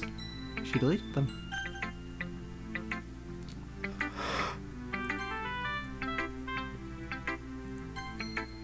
Why don't we have... She deleted our saves! She did. Let's save. I'm gonna save in... Just in case, I'm gonna save in a slot we haven't used yet. Just to be safe here. It won't matter. I know it won't, but let me... I wouldn't have noticed that unless she drew our attention to it just now. Yeah, because... Oh, I wonder if we should have tried to go back and load and choose something different with Sayori, because we wouldn't have been able to. Oh, man. I bet after we finish the route, that's when it stopped. Like, as soon as we finished the route, our saves would have been gone. Yep. Because you notice the new game thing was different. Yeah. I bet in order to prevent you from fucking around too much, that's when the... Yeah. Oh. You never know when, Who am I talking to? Can you hear me? Tell me you can hear me. Anything. Please help me. Okay. That's my advice for today. Do. Thanks for listening. Oh god, I love this shit. Oh, let's read the special poem. A joke. A man walked into a club. In the club there was a girl who liked him very much. They spent some time together, and then she liked him even more. One day the girl realized she was in love with him. Before disaster could happen, a third party intervened with her programming. Suddenly the girl hated herself for being in love. This contradiction caused the script to derail. The universe started to collapse, but she killed herself just in time. Oh god, that's even worse. I didn't... Look at my pointer. I don't know if you can see my pointer, I but sure can. is that Sayori's face? I think that's Monika's face. It's not. No, eye colors are wrong. Okay. And yeah, the I hair guess is that's Sayori's face. So I hadn't really put together that Monika rewrote Sayori, and that's why it got to the point that she killed herself. Because Monika was. Oh no, she changed the poster again. Monika. She sure did. Monika. We're all done reading each other's poems, right? Monika, what are you? Oh, we're back We now. have something we need to go over today, so if everyone could come sit at the front of the room. Is this about the festival? Well, sort of. Do we really have to do something for the festival? It's not like we can put together anything good in just a few days. We'll just end up embarrassing ourselves instead of getting any new members. So she's been rewriting I caught that that's what she did with Natsuki. I thought she was just stepping in to kind of push Sayori in that direction. I didn't realize she straight up rewrote her. She straight up rewrote her to be the... Oh, that's... That's a concern of mine as well. I don't really do well with last-minute preparations. Don't worry so much. We're going to keep it simple, okay? Look, I know everyone's been a little more lively ever since S joined, and we've started with some club activities. But this isn't the time for us to become complacent. We still only have 4 members, and the festival is our only real chance to find more, you know? What's so great about getting new members anyway? We already have enough to be considered an official club. More members will just mean everything gets noisier and more difficult to manage. Natsuki, I don't think you're looking at it the right way at all. We need spares. Don't you want to share your passion with as many people as you can, to inspire them to find the same feelings that brought you here in the first place? Literature Club should be a place where people can express themselves like they can't do anywhere else. It should be a place so intimate that you never want to leave. I know you feel that way too. I know we all do. So that's why we should work hard and put something together for the festival, even if it's something small. Right, S? Oh, come on. You can't take advantage of S to agree with you just because he doesn't know how to say no to anything. Look, Monika, do you really think any of us here joined the club with other people in mind? Where's the music? It stopped. Bad things are gonna happen. Yuri never even talked until S joined. Oh. As for me, I just like it better here than I do at home. Oh. And S isn't even passionate about literature in the first place. And that's everyone. Sorry, but you're really the only one who's so interested in finding new members. The rest of us are fine like this. I know you're president and all, but you should really consider our opinions for once. Time to rewrite. Gets out the Python text. Yeah. Monika is clearly taken aback by Natsuki's words. That's not true at all. I'm sure Yuri and S want to get more members too. Right? I don't know about Yuri, but I'm kind of indifferent.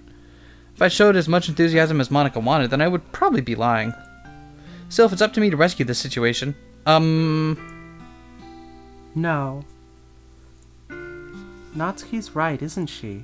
This club, it's nothing more than a place for a few people to hang out. Why did I think that everyone here saw it the same way as I did? But that doesn't mean we're against getting new members or anything. S, why did you even join this club? What were you hoping to get out of it? You asked me to? Well, it's not really something I can be honest about, is it? In fact, if I remember, you weren't even given a choice not to join. Monika sits down and stares at her desk, making sure that we can see the poster on the wall behind her. What's the point of all this, anyway? What if starting this club was a mistake? Now you've done it, Natsuki. What, me? I just spoke my mind. Is it a crime to be honest? Yes, it is. Anyway, it's not about being honest. It's about word choice. Besides, you have no right to speak for everyone else in the club like that. You don't understand at all. I just want a place that feels nice to hang out with a few friends. Is there a problem with the club being that for me? There aren't many other places like that for me. And now Monika wants to take it away from me. She's not taking anything away. No, S. It's not the same. It won't be the same with the direction she wants to take it. If I wanted that, then I could have just joined any other stupid club. But this one, I mean, at least for a little bit of time, things were nice. Natsuki starts packing up her things. Oh. I start hoping that I'll run out of lines so I can take a drink of this coffee. I'm gonna do it anyway.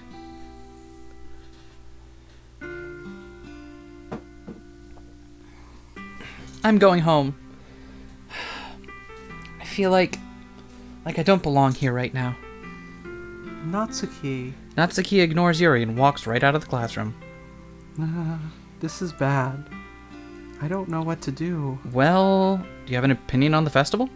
I don't know. I'm kind of indifferent, I guess. Who cares about that obnoxious brat? Ho! How you doing, Yuri? I mean, I like how nice and quiet the club is right now, and I'm just happy with you here. But still, I'm the vice president. Vice president. It's not right for me to ignore my responsibilities like that. It's not right for you to Nobody would cry if she killed herself. Ooh. I should do my best to consider everyone's perspective and make the decision that's right for the club. Okay, the spurt effect did land for me. That went back around into funny. Yeah, it was pretty good. But what about you, S? What do you want to get out of this club? Yuri repeats the same question as Monika. I decide giving an indirect answer is better than nothing.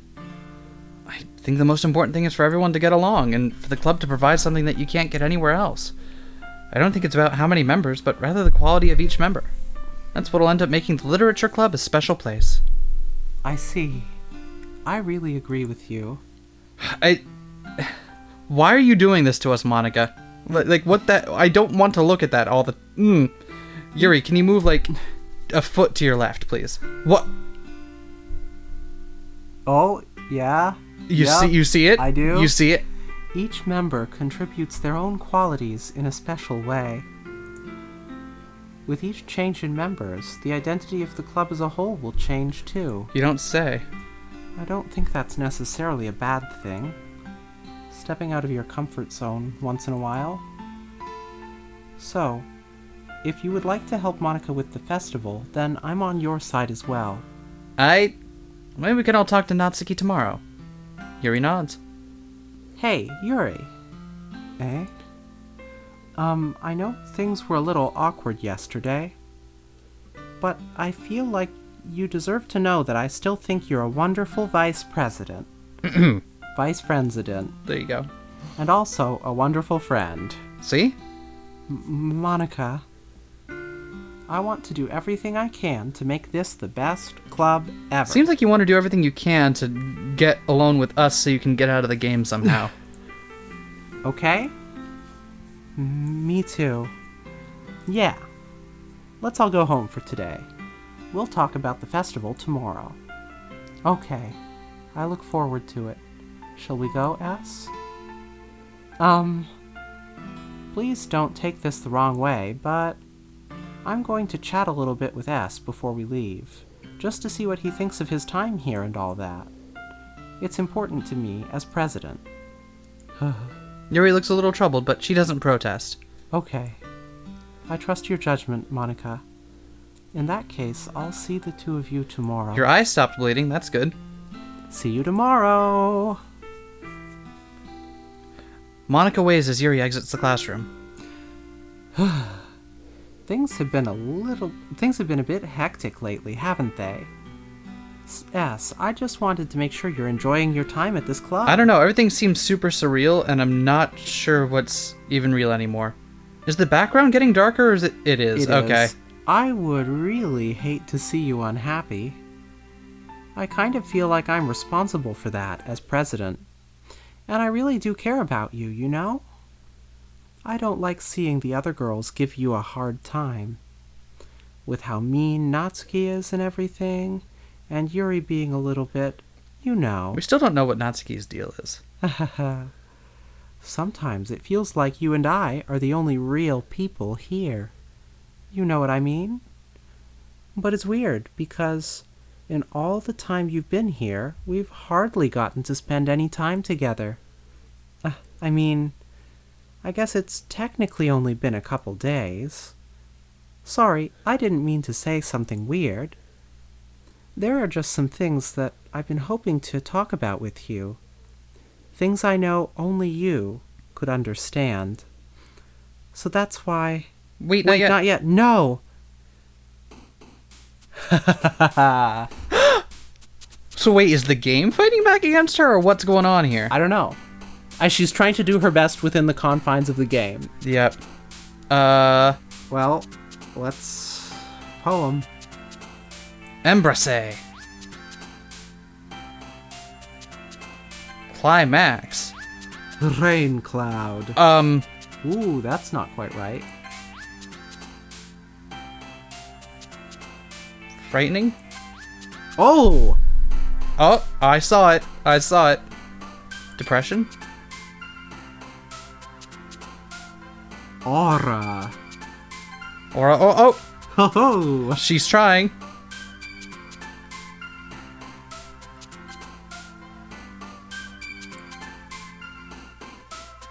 Wrath. Agonizing. Excitement. Graveyard. Hopeless. Why is that the one that makes Monika down there happy, huh? Unending. Determination. That's interesting. Monika took over that one. That used to be a Yuri one. Yeah, I don't know how this is working anymore. I'm just picking words now. Yeah. I'm still trying to pick Yuri words, but disoriented. Starscape. Yep, she took over Starscape. Entropy.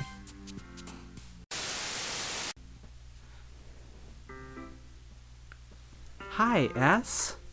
I've been waiting for you. Are you ready to continue reading? I brought my best tea today. Monika! I told you not to. Ugh. She really late again? Inconsiderate as usual, Natsuki. Pardon me? You shut your fuck up. Must you always interrupt my conversations with your incessant yelling? Oh, What are you talking about? You say that like I don't do it on a regular basis. You say it like I do it on a regular basis or something. I just wasn't paying attention, okay? I'm sorry. Seriously, what's gotten into you lately? Me? Nothing. Mm-hmm. Is it really that bad? See, it is something. I'll get over it. It's not even anything noteworthy. I've just been feeling a little on edge lately. Anyway, we don't need to talk about it. Cute. Well, I just felt like I needed to bring it up. It's not like I really care or anything. Aw, man. I'm the last one here again. Well, S just walked in too. Were you practicing piano again? Yeah. You must have a lot of determination. Well, let's just say I was practicing at a keyboard. Yeah, see what I did there? Oh, determination. Starting this club and still trying to make time for piano. Well, maybe not determination, but I guess passion. It motivates me to work hard for the festival, and, Right. I forgot. About that, Natsuki. We were all talking yesterday, and, well, we decided that we would like to support the festival as well. However, I understand how you feel about not wanting the club to change. I think we all kind of feel that way. So as long as we're all working together, this club will never become something we don't want. Also, if you help us out with the festival, then I'll buy you a new manga. Haha! Now you're speaking my language. Self 5. Sorry, that last part was really funny. I already own every manga. Look, I did some thinking about yesterday. I was a little more hostile than I meant to be. I guess I really felt threatened or something. For some reason. But I know this is something we're doing together. And another new member wouldn't hurt as long as they're cool. And I guess another girl would be nice this time. But more importantly, I would hate to see the event suck just because I chose to back out. I'm a pro, you know. See, I'm a poet and I don't know it. Hey, I did it again. So I'm gonna help out too and make sure it's done right. Thank goodness. Isn't that great, Monika? Monika? Ah, yeah, that's wonderful. It wouldn't be the same without you, Natsuki. Anyway, S, what do you want to do today? I was thinking we could... we already have plans today. Ah, is that so, Yuri? Well, hold on. How do I get to the console command? That's correct. S is already engaged in a novel that we're reading together.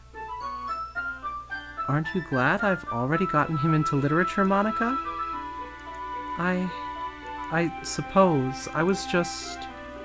Actually, it doesn't matter. It really doesn't. You guys can do whatever you want. Yes! Thank you for understanding, Monika. She's looking at us while she says it, and... Why do you keep doing that, Monika? It's like you're doing that just to remind us now. That's just mean. You've made your point. Actually, I have a request. Do you mind if I make some tea first? Not at all. Thanks very much. If there's one thing that can make my reading time here any better... Oh, it's see, we a can hit nice the cup skip of button tea. now, so I think we're good. But Is that's this gonna be different. the same? That's different. That is different, but the skip button is highlighted. Let's just do the thing. Not to mention for yourself as well. Yuri stands up and makes her way to the closet. I follow and watch as she retrieves a small water pitcher from the shelf, the kind with a filter inside. Can you hold this for a second? Sure. Yuri hands me the water pitcher and also fetches an electric kettle. I'm going to plug this in at the teacher's desk, and then I'll go get some water. Wait, this happened yesterday. She walks past me and sets the kettle down on the teacher's desk. I simply watch her movements. To my surprise, the way she moves really contrasts with her speaking mannerisms. It did happen yesterday, but that's very different, huh? Especially because of her long legs, Yuri appears elegant and methodical. Also, the background wasn't different when it happened yesterday like that. It wasn't, no. Okay, may I have the water pitcher? Thanks, I'll be right back. What gets me out of this is that that's not always there. Yep. So if you don't notice it the first time, you're going to notice it at some point and be like, how long has it been there? I might as well walk with you. That's okay. You stay here. It won't take long. Pitcher in hand, Yuri hurries out of the classroom. Did Yuri leave you again? No, it's not like that this time. She's just filling up the water pitcher to make tea. Oh, okay. Sorry for misunderstanding. This is the same as yesterday. It is. 10 minutes pass, right? 10 minutes pass. Yuri said it wouldn't take long. Is something holding her up? I'm bored just waiting here, so I decided to go look for her. See, I think this is what it means by it lets us skip. It lets us skip because we saw this yesterday. Let's see. Most logical place for Yuri to be with the nearest water fountain. What's that noise? It's coming from around the corner. Sounds like breathing. Brace yourselves. Sharp inhale, like someone sucking the air through their teeth. Are they in pain? I reach the corner and peer around it. Yuri? Yeah?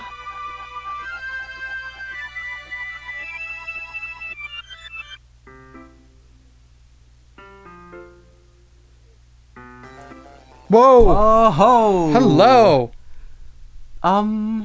Hello! What's going on, Yuri? Wait. How did I...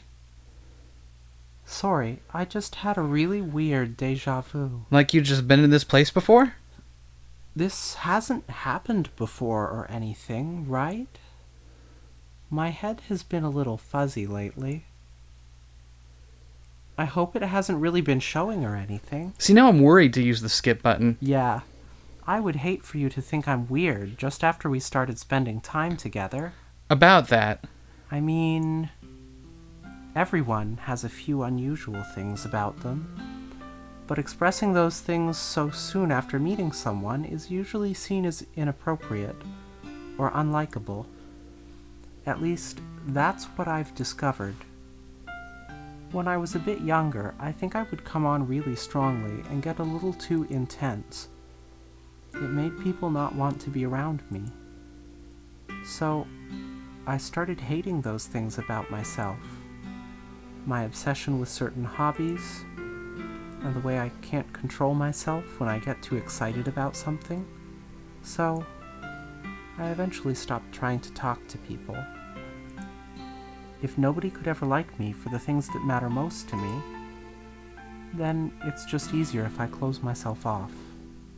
But recently, something's been wrong. I don't know what it is, but every time we come to the club, my heart starts to go crazy. Like it's going to rip out of my chest. It overwhelms me with energy and emotions that I can't let out.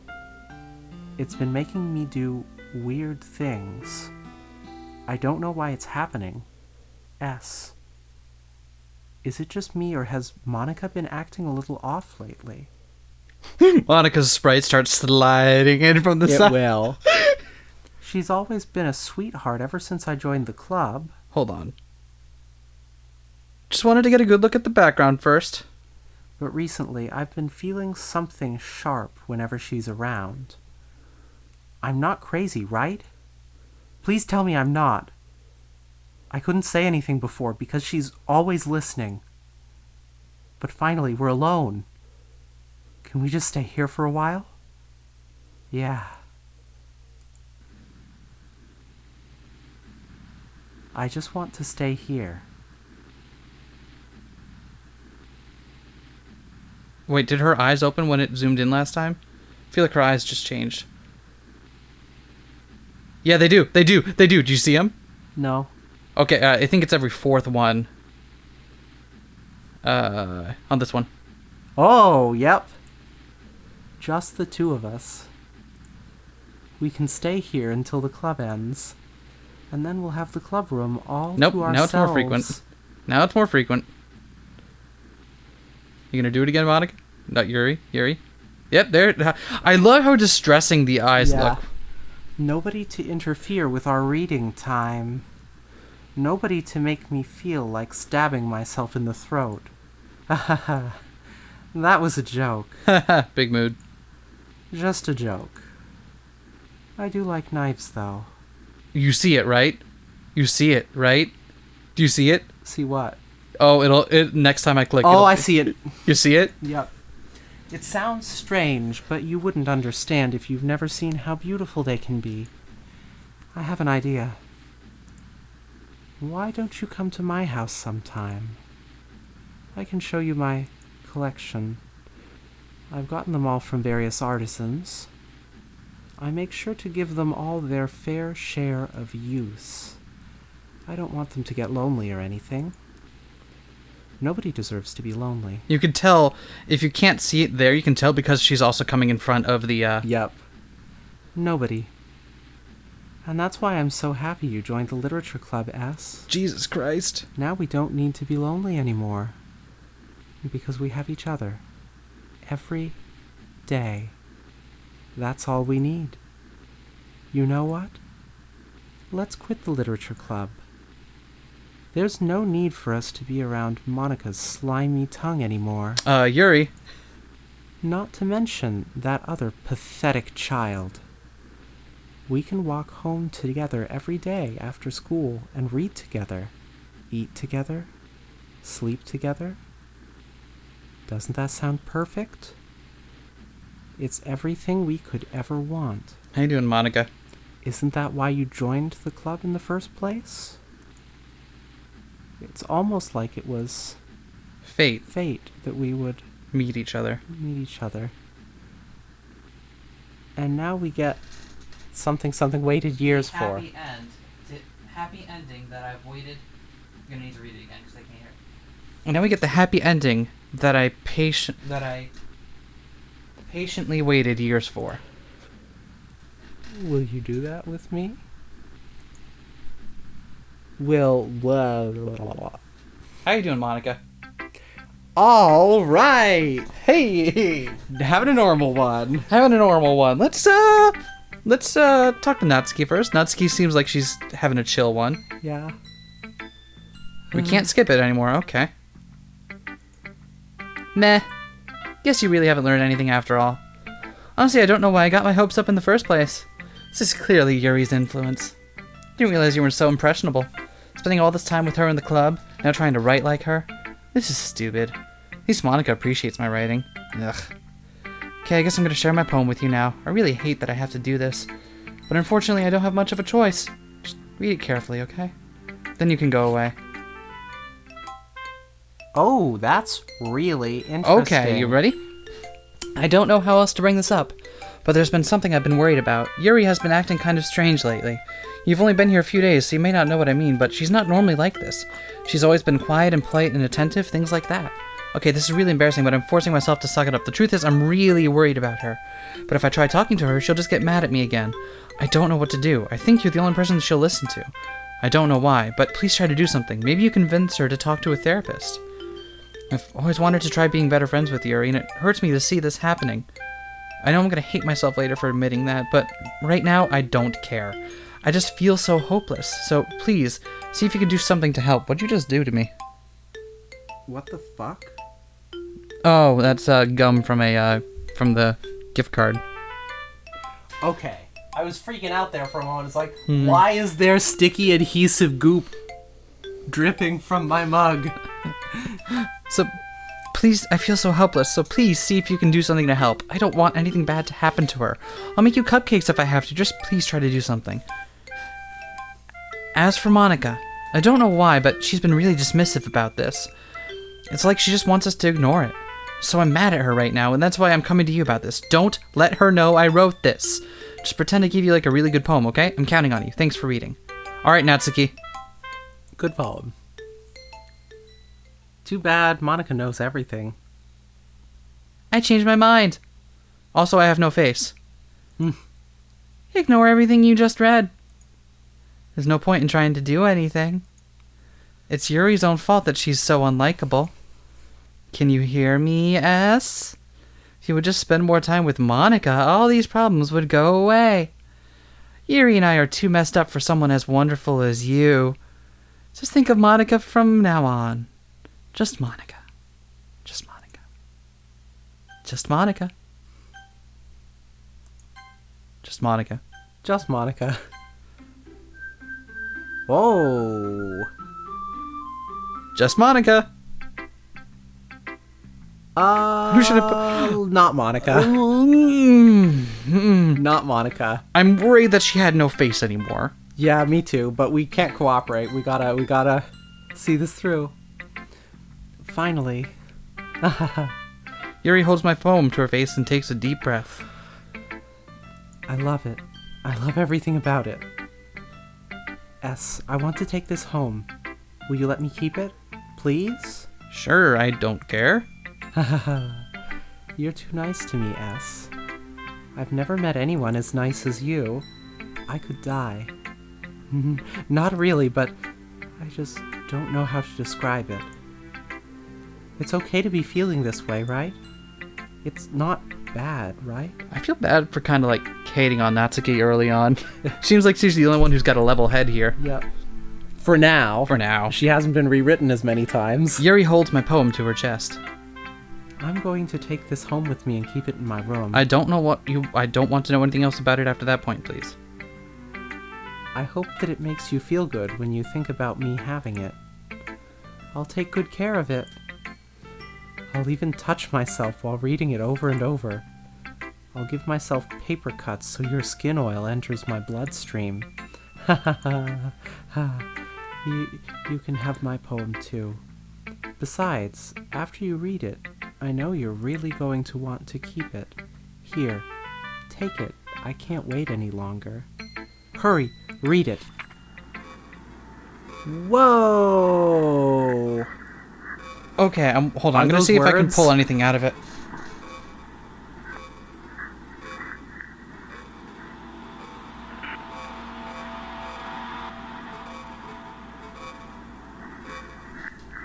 So some of them look like letters. I can't pull anything out of it at a glance. I think it might just be made to look like letters. I don't. Anything toward the bottom if we scroll all the way down? Well, I'm gonna Any scroll. fun Yeah. surprises? Well, the bloodstains stay in place. Stationary blood. Stationary blood.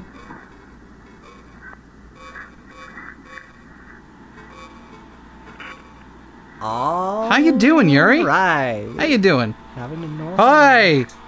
You moved up close while I was reading it. Do you like it? I wrote it for you. In case you couldn't tell, the poem is about... blah, blah, blah. More importantly, I've endowed it with my scent. See, aren't I the most thoughtful person in the club? Now I feel really weird for doing Yuri root. I think I'm going to vomit.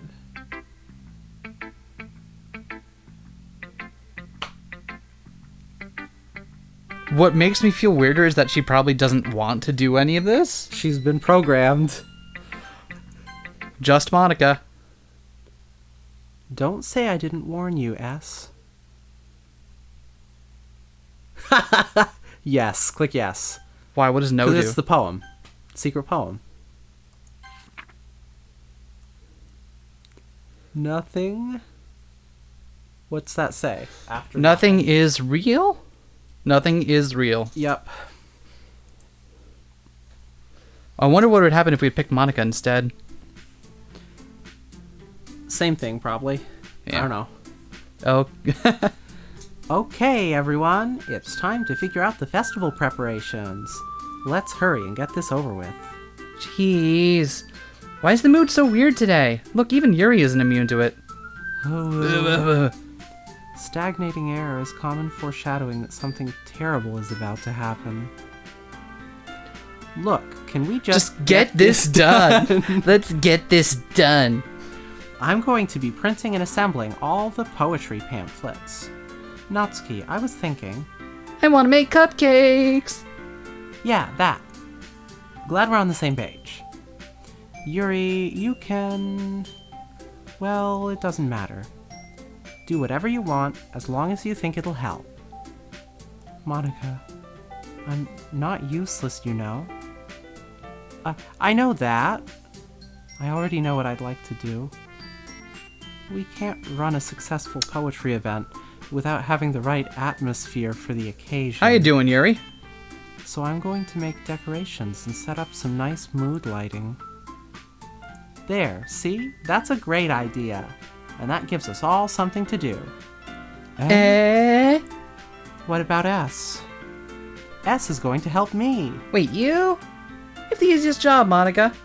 Sorry, but that's just how it is. Like hell it is. What are you trying to pull?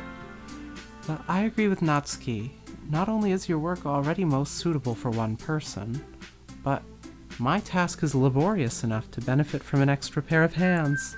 Plus, I think I kind of want to chat with Natsuki now out of the classroom. Mine too. What, your cupcakes? Please. Like you would fucking know.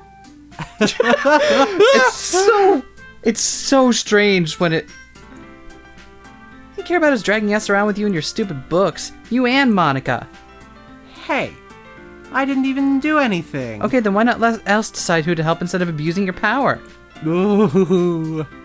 Oof. I'm not abusing my power. Yes, you are, Monika. Just let us make the choice, okay? Okay, fine. Fine. Jeez. S, I know how fed up you are with these two by now. We can just...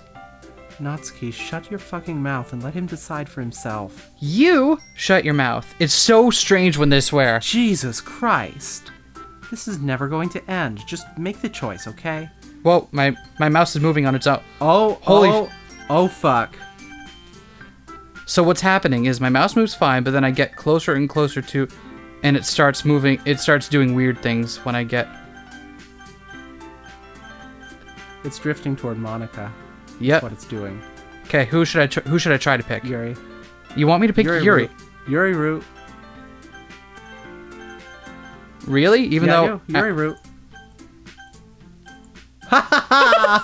It won't let us. Whoa! I got Yuri. Okay. Monika. Just Monika. Yay, you picked me. Oh my god. It took some effort to pick Yuri there, by the way.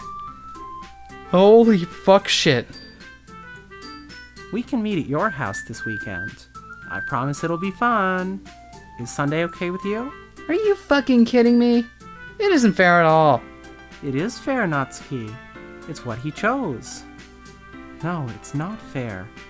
Giving us all this work and then taking S for yourself. What a shameful thing to do. Yuri, I didn't even give you any work. You decided it for yourself. You're being a little unreasonable here. I'm being unreasonable? The music stops.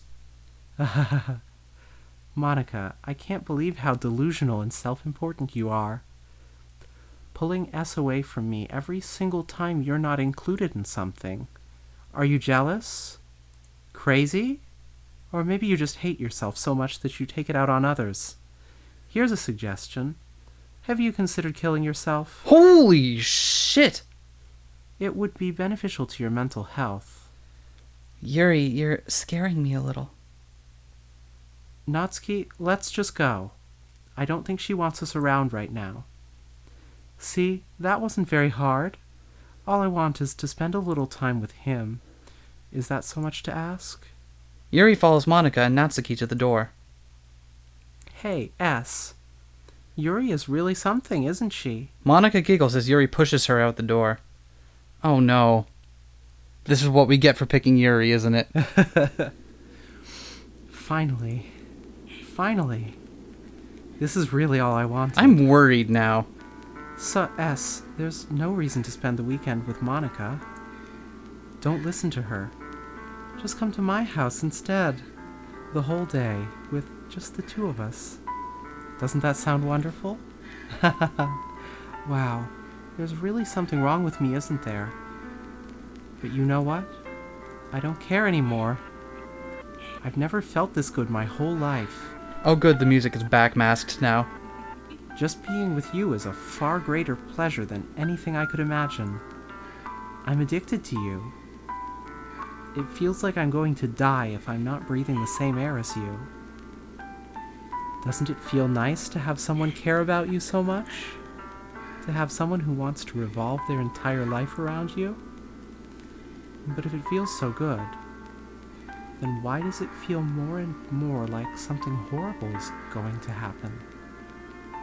Maybe that's why I tried stopping myself at first. But the feeling is too strong now. I don't care anymore, S. I have to tell you. I'm madly in love with you. It feels like every inch of my body, every drop of blood in me, is screaming your name. I don't care what the consequences are anymore. I don't care if Monika is listening. Please, S, just know how much I love you. I love you so much that I even touch myself with the pen I stole from you. I'm gonna have to fucking 18 up this video, aren't I? I just want to pull your skin open and crawl inside of you. I want you all to myself. Skin suit. And I will be only yours. Doesn't that sound perfect? Tell me, S. Tell me you want to be my lover. Do you accept my confession? Can I drop a save real quick? Yeah.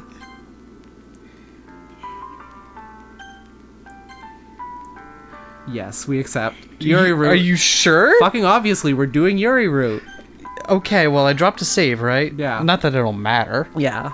I mean, We have to do all the routes. This is one of them, and this is the one we're on. We're doing it.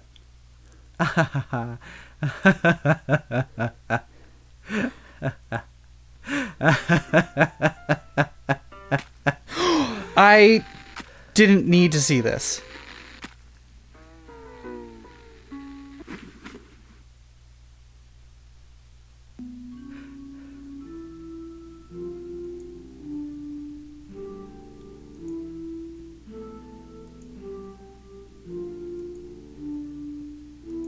All right. Having a normal one.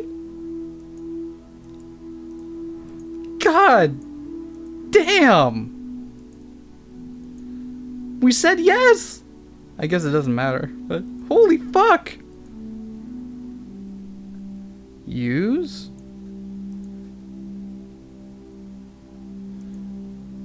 Is this just gonna go on? No. It'll go somewhere, I think.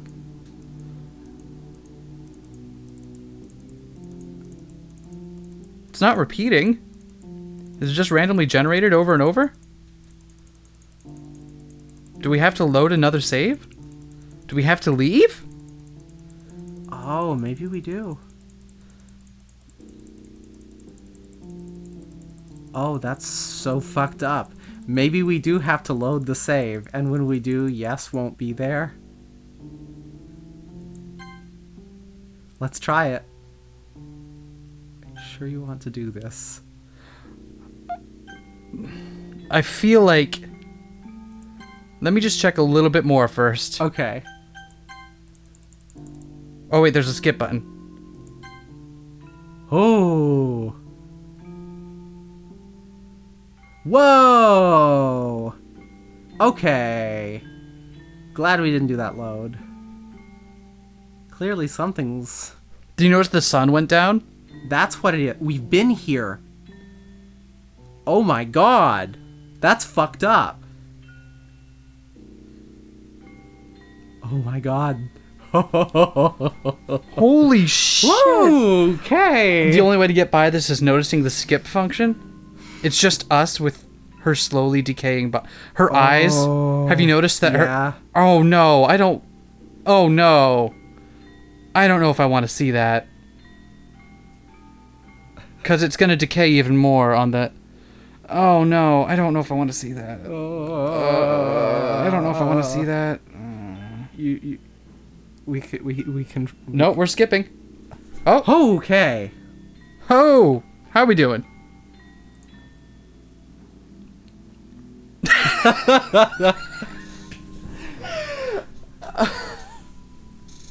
All right, it's festival time. Wow, you got here before me? Thought it was pretty...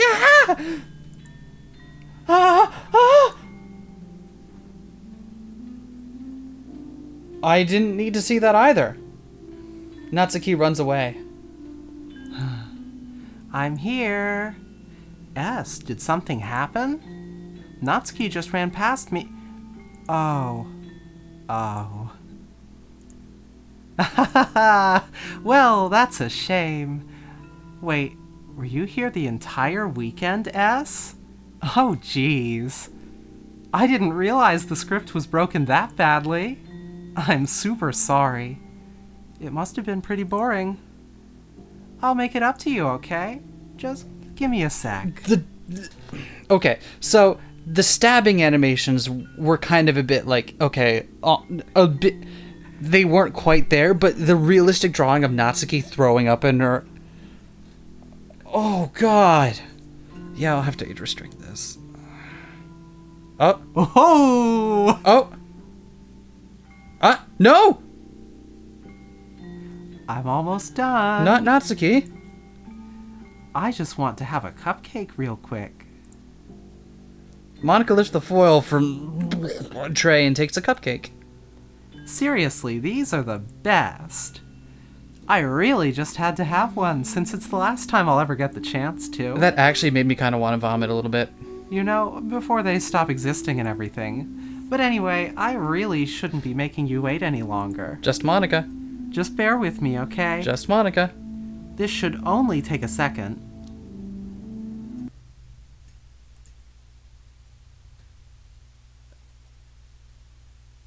It freezes the window!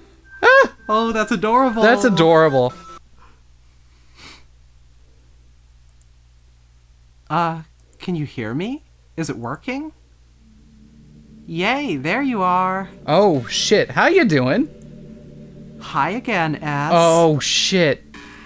So, in passing, I've seen this portrait of her in like a room like this and not really understood anything.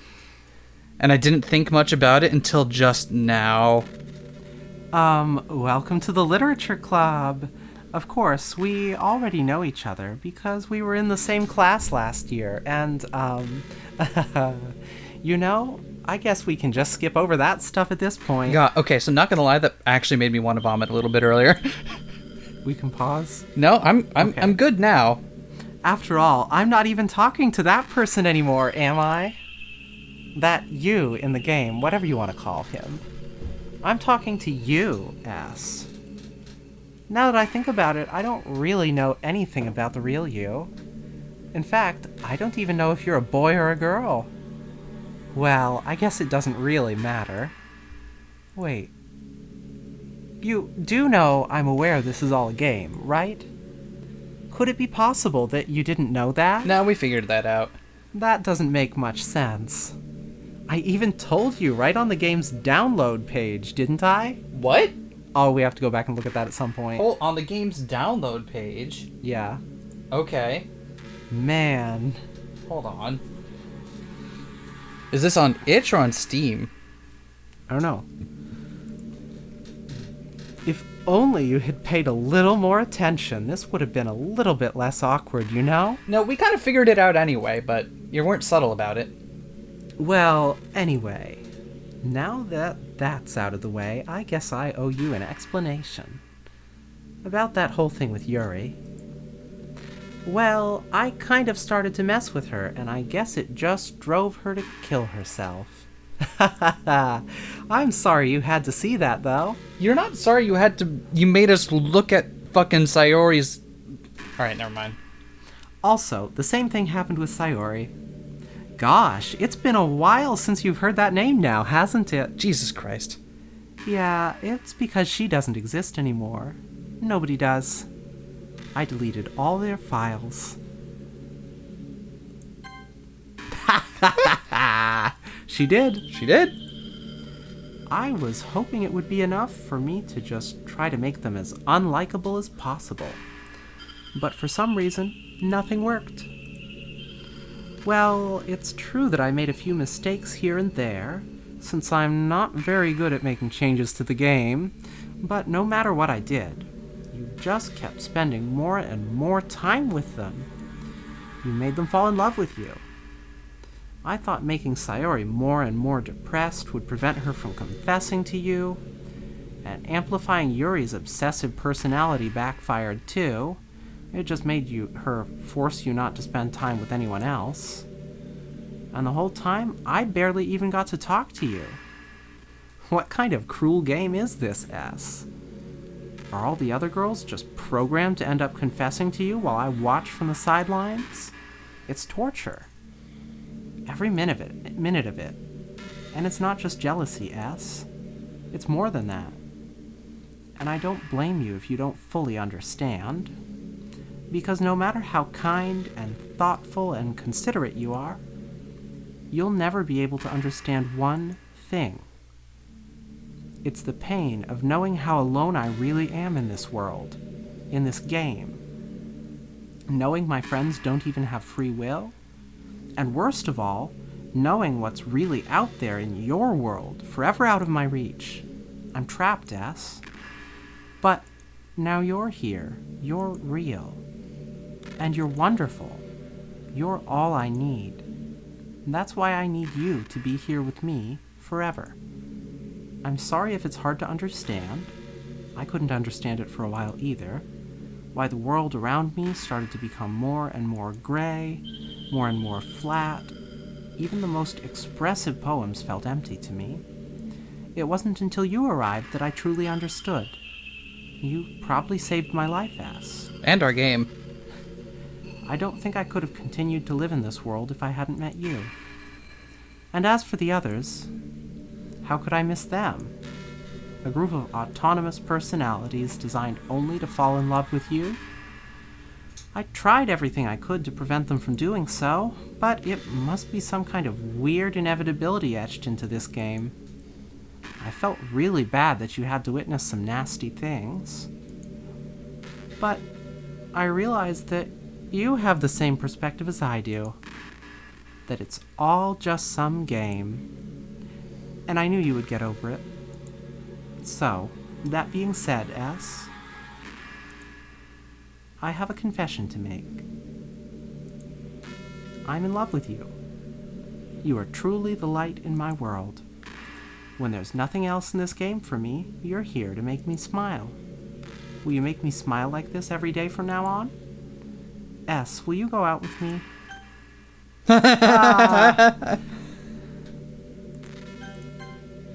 I'm so happy. You really are my everything, S. The funny part is, I mean that literally. There's nothing left here. Just the two of us. We can be together forever.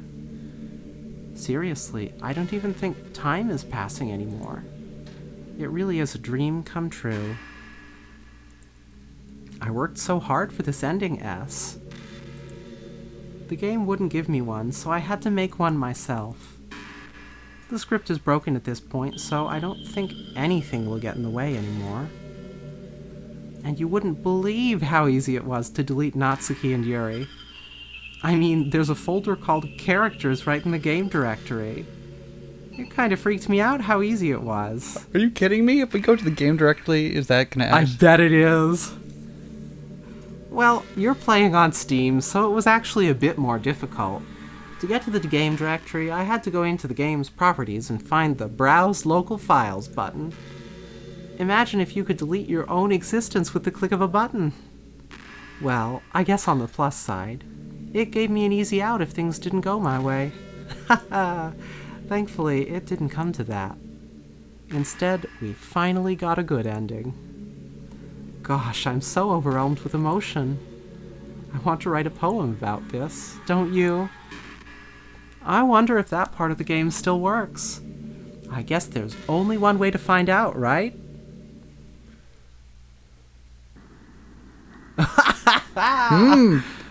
All right. Monika. And her jumping isn't even responding to my clicking. It just happens whenever.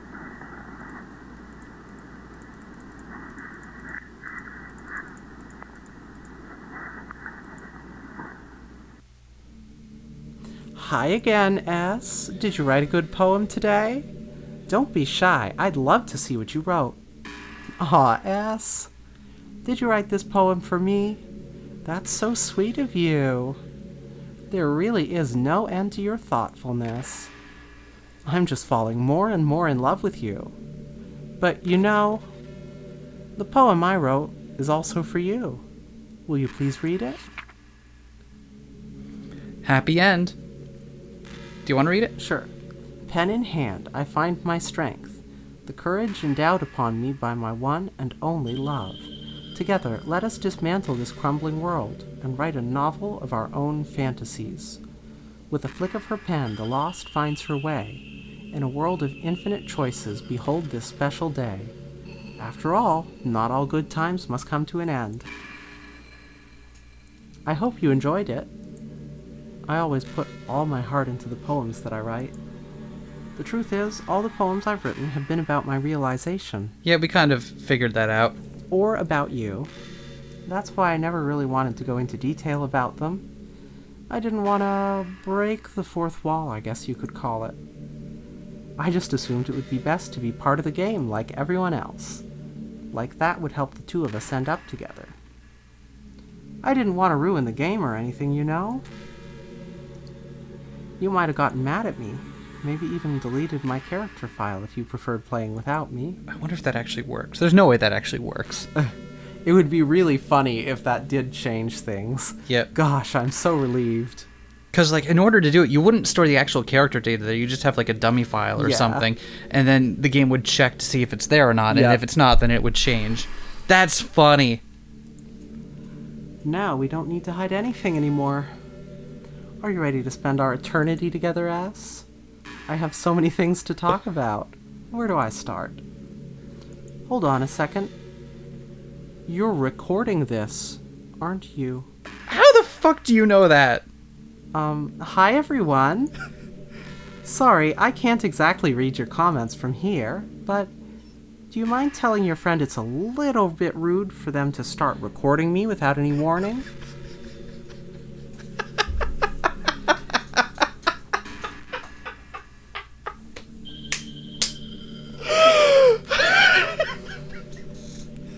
Sorry. I'm sure some people don't mind. But I get really self-conscious on camera. You know what? It didn't surprise me that she figured out we're on Steam. It surprised me that. Yeah. Is it checking for certain programs to be Yeah. running? What if you're using a weird program? Like it's Then just it probably wouldn't. right because it's just checking like OBS and stuff. Yeah. Yeah. We're using OBS to record this, which is how.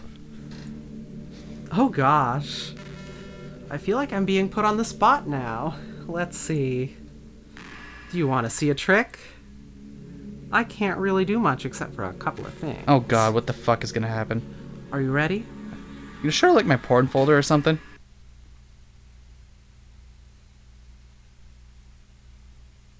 Okay, we're zooming. We're zooming. I'm just kidding. I can't do anything after all. Okay. Jesus. Go! Oh, did I scare you? Yeah. You're so cute. Anyway, Okay, that was Ass. actually kind of funny. Yeah. I didn't mean to get distracted. I'm sorry. Even though it's your fault for distracting me. Shame on you. I'm just kidding. Anything we do together is fun, as long as it's with you. But anyway, if it takes me some time to collect my thoughts, then I'm sorry. But I'll always have something new to talk about. In the meantime, we can just look into each other's eyes. Let's see.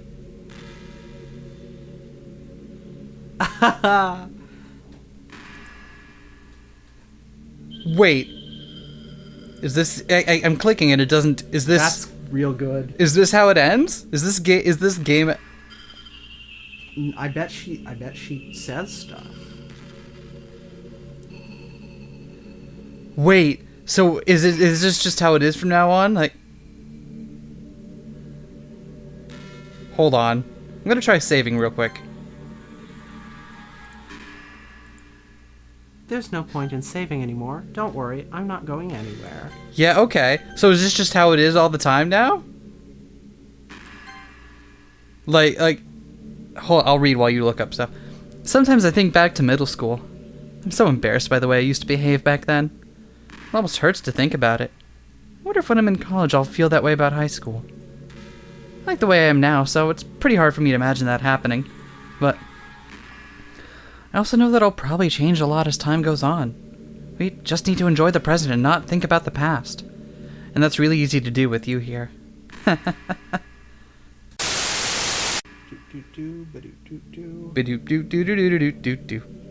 S, do you believe in God?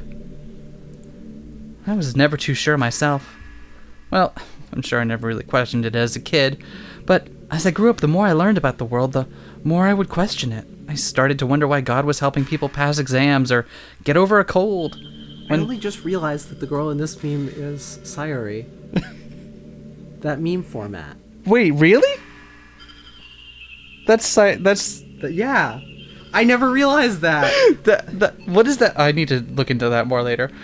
When there are children who live their lives being sold as sex slaves, or the 800 million people who are too poor to even eat. I wonder how many of those people pray to God every day until they starve and die. Or how many millions of families pray for a loved one to recover from some incurable disease. But punchline is this.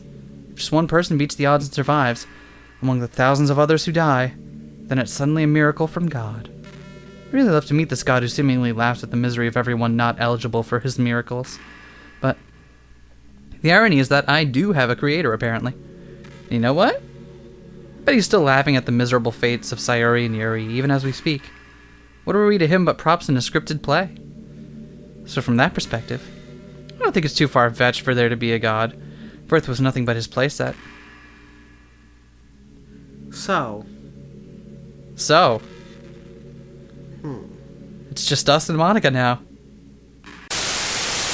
You know, I'm kind of jealous that everyone else in the club had scenes outside of school, too. It makes me the only one who hasn't gotten to dress in anything but our school uniform. Kind of a shame. Love to wear some cute clothes for you. Do you know any artists? Wonder if anyone would ever want to draw me wearing something else. Oh, that's awesome. That would be amazing. If that ever happens, will you show me? You can share it with me on Twitter, actually. My username is LilMonix3. Hold on. Is that really? Oh, I bet that is absolutely a thing. You gotta find out. Hold on. I love this shit.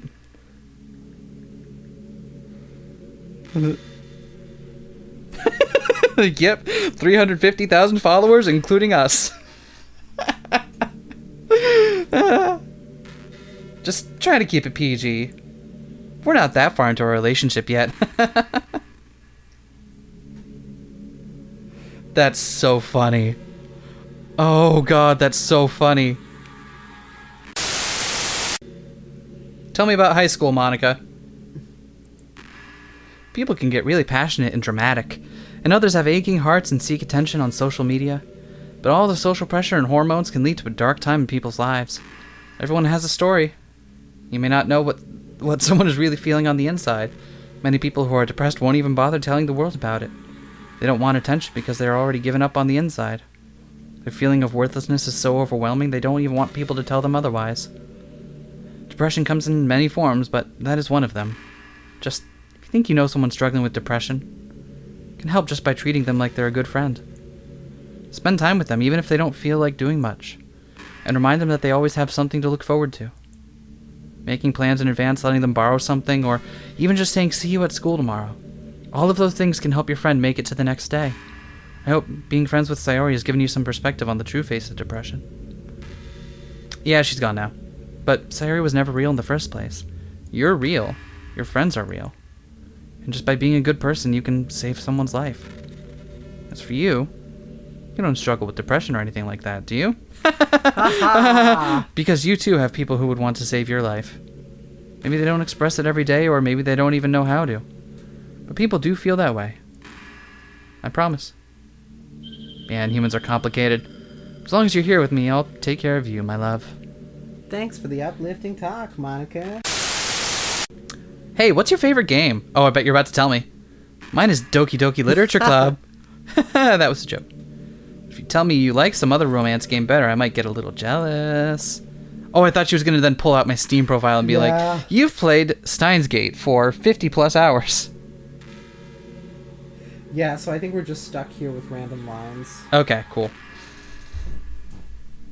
Oh, in that case, I think we'll end it here for now. Yeah. Oh, hey, we're back. How you doing, back. Monika? Monika's still here. What just happened?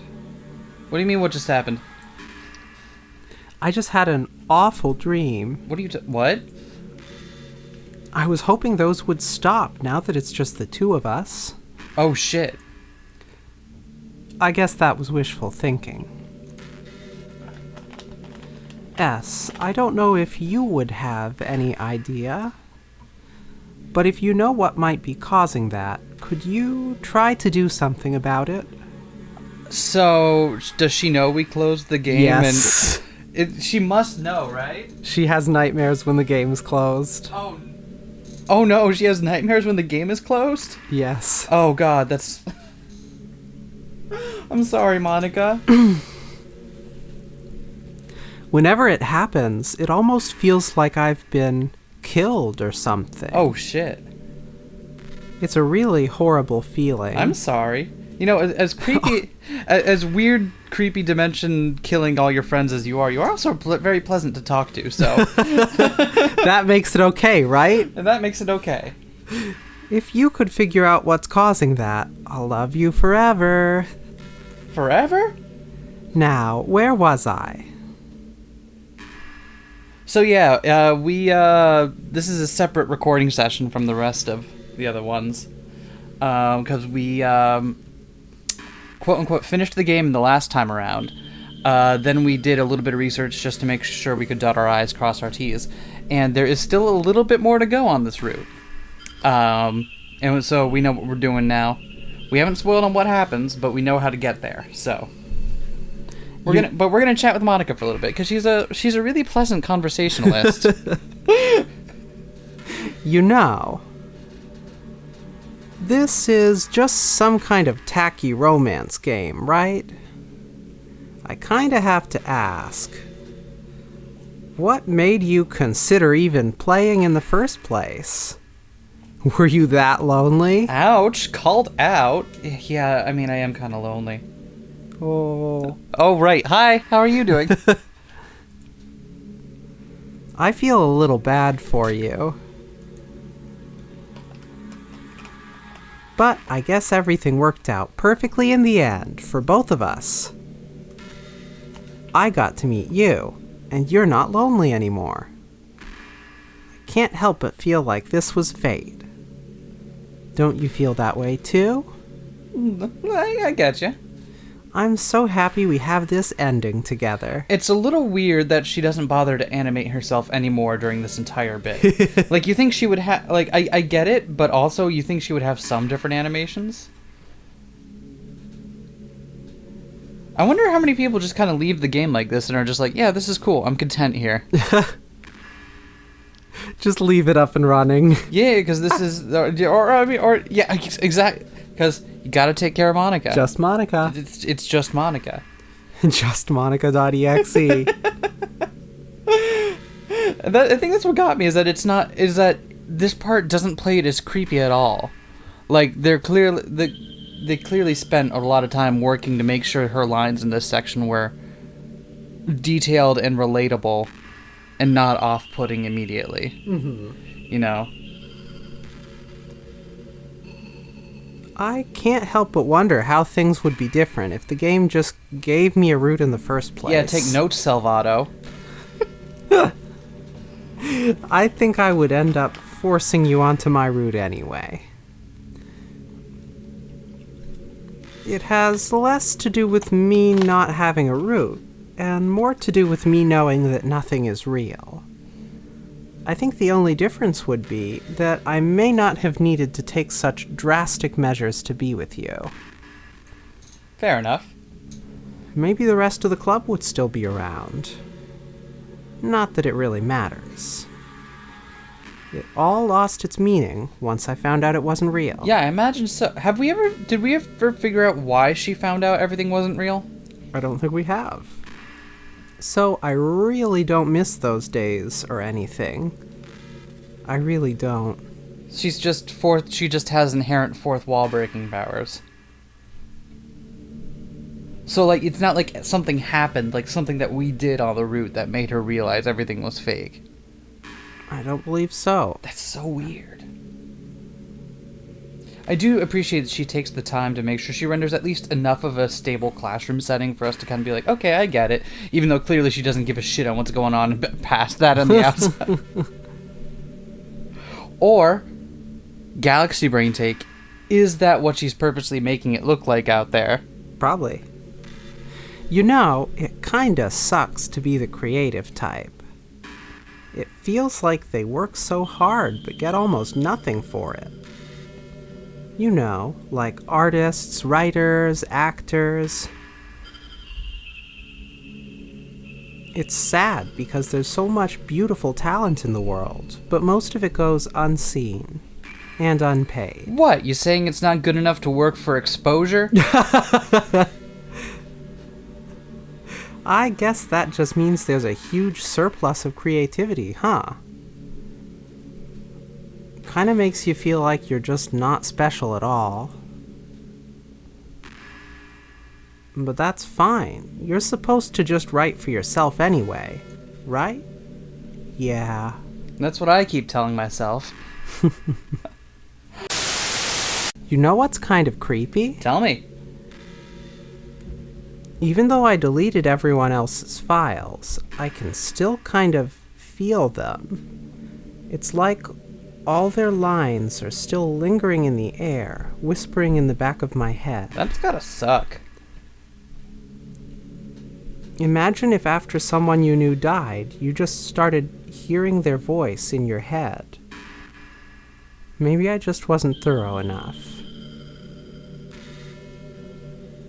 But I'm too afraid to delete anything else, because I might really break things. Like if I mess with any files relevant to me, I might accidentally delete myself. And that would ruin everything, wouldn't it? Should we get Monika a Python book? I don't know what it's like on your end, but we should both make sure to avoid something like that at all costs. I believe in you, S. Yeah, don't worry. So I have to wonder, how much does she know about the outside world? That's a good point. It can't be that much. You're right, because it seems like all she would know about it is what's been reflected in the kind of pastel, romanticized world, that version of our world that she lives in. And then whatever's on your computer. Yeah, because unless she can just get online. Wait, she can. That's canonical. She has a Twitter.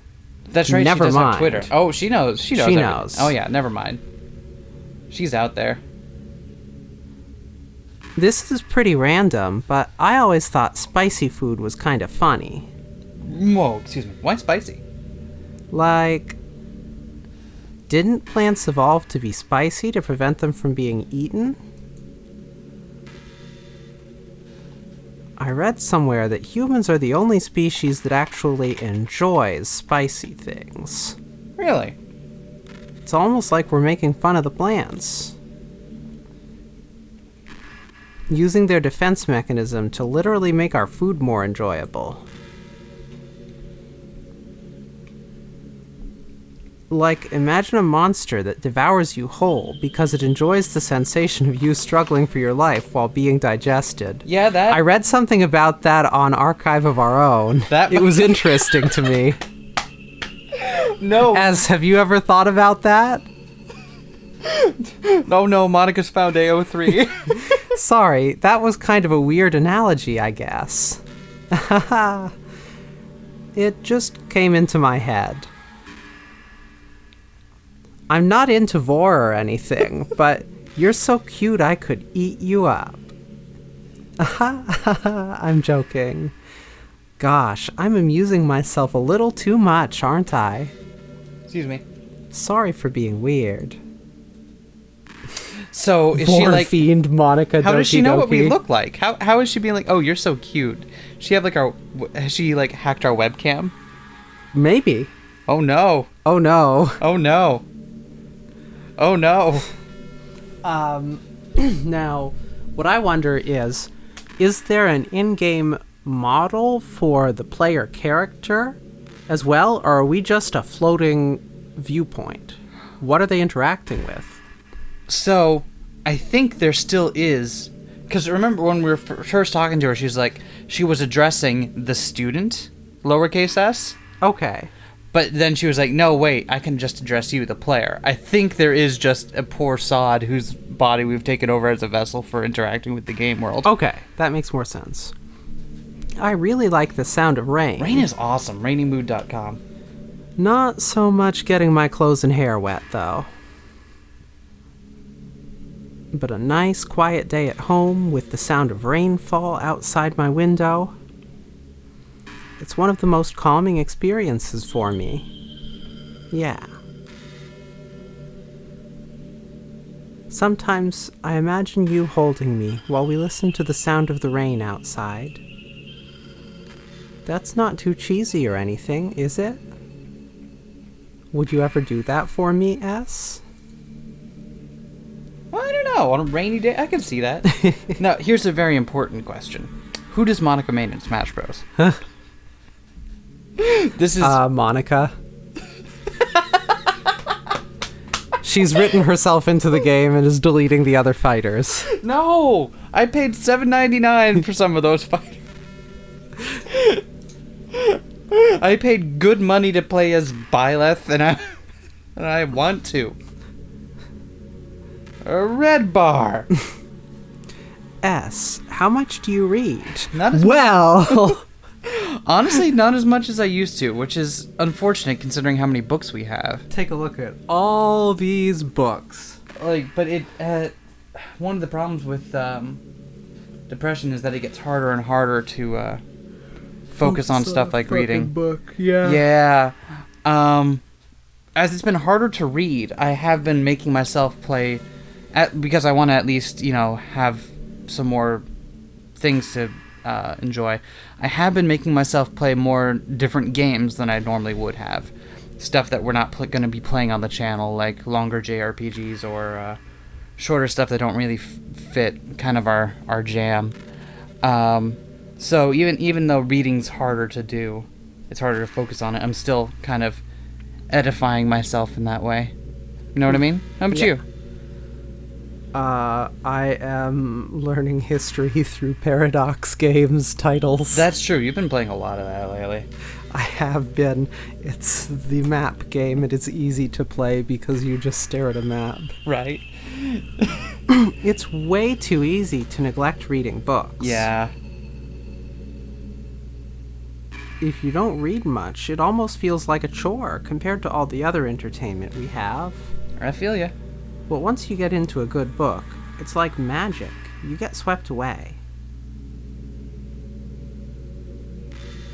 I think doing some reading before bed every night is a pretty easy way to make your life a little bit better. It helps you get good sleep, and it's really good for your imagination. What? So we never learned much about what Monika likes in terms of books. Yeah, we haven't. It's not hard at all to just pick some random book that's short and captivating. Before you know it, you might be a pretty avid reader. Wouldn't that be wonderful?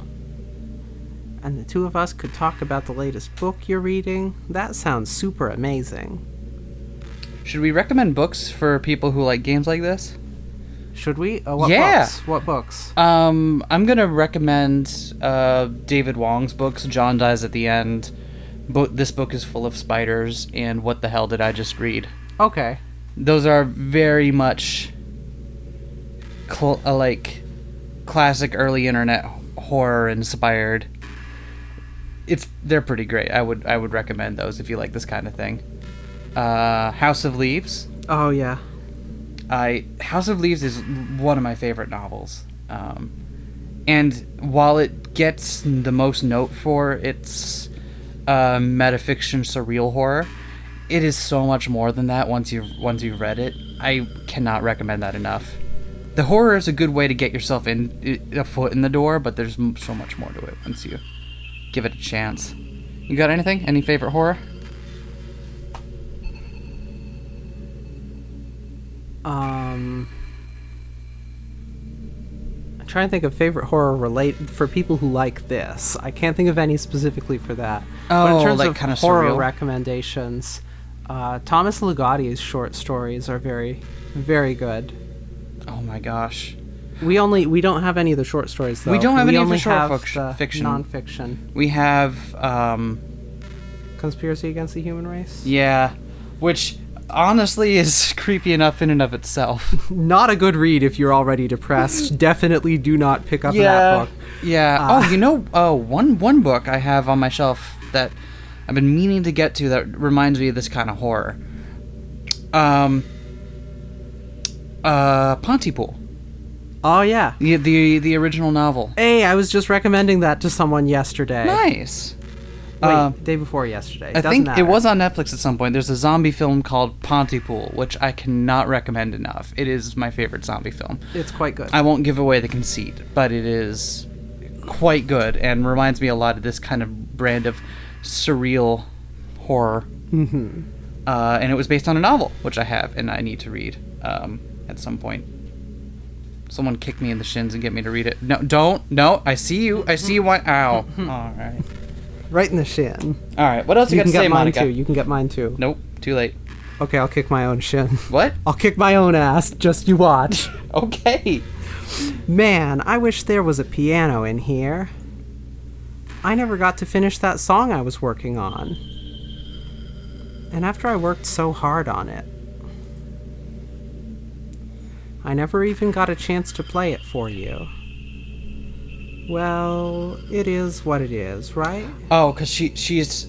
So right now, she doesn't want to mess with anything anymore because she's achieved this kind of weird stasis. Yeah. And she's worried that fucking with it more will break more than it helps. Yep. I get you. No sense having any regrets. I already get to be here with you forever. Fair enough. Forever is a long time, Monika. Monika's final smash is she just deletes the player, the player character. It's like, oh wait, why can't? Where's my fighter? Oh.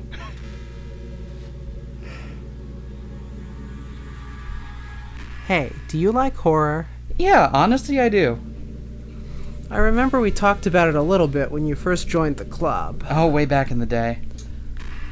I can enjoy horror novels, but not really horror movies. The problem I have with horror movies is that most of them just rely on easy tactics. Yeah. Like dark lighting and scary-looking monsters and jump scares and things like that.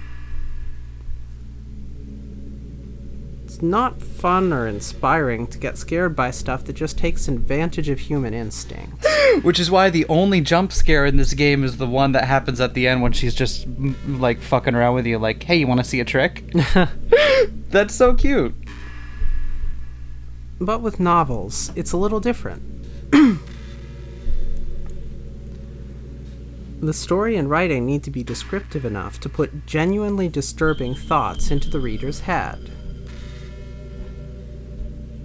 It really needs to etch them deep into the story and characters and just mess with your mind. In my opinion, there's nothing more creepy than things just being slightly off. Ah, you're a man of culture as well, I see. That is the best kind of horror. Like, if you set up a bunch of expectations on what the story is going to be about, and then you just start inverting things and pulling the pieces apart. No reason I'm thinking about this. Right. So even though the story doesn't feel like it's trying to be scary, the reader feels really deeply unsettled. Like they know that something horribly wrong is hiding beneath the cracks, just waiting to surface. It's so good. God, just thinking about it gives me the chills. That's the kind of horror I can really appreciate. But I guess you're the kind of person who plays cute romance games, right? Hahaha, don't worry. I won't make you read any horror stories anytime soon. I can't really complain if we just stick with the romance. TBQH, I haven't read any romance novels. That is a huge gap in my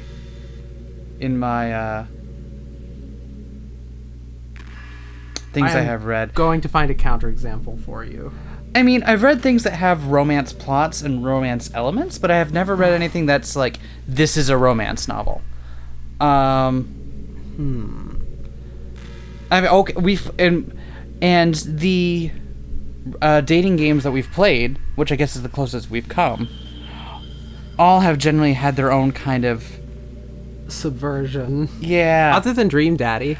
Honestly, Dream Daddy is the closest thing we've played to a just straight... That's the closest thing I've read to straight-up romance.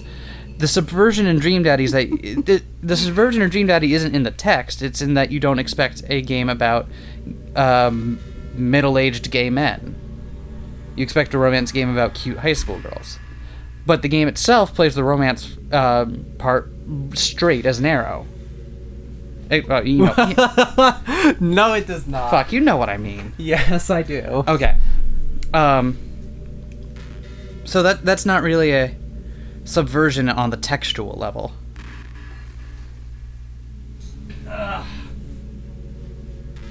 I can't see any on the shelf that are an immediate counterexample. I think the give closest up. thing I have on my shelf is maybe like Possession by A.S. Byatt. That's kind of a romance novel. Kind of, sort of. It's about the closest thing I got that's just straight up about... Oh, you know what? The Griffin and Sabine novels. Oh, okay. A series, they're really good epistolary novels, where you actually get to take the letters out and all the artwork is amazing. Pistol novels. Yeah. Blam. I mean, that's like surreal romance. Boom, there. Nailed it. Got one. Hey, I wonder if Yuri's tea set is still somewhere in here.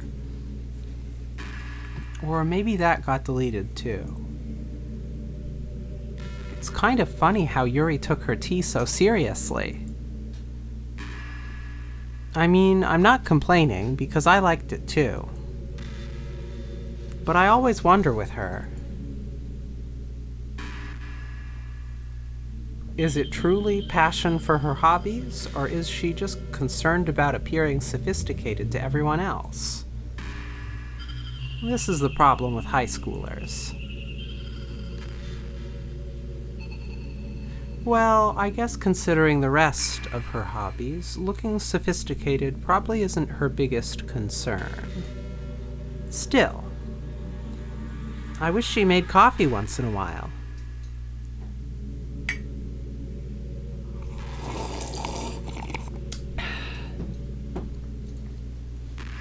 Coffee can be nice with books too, you know? Hell yeah.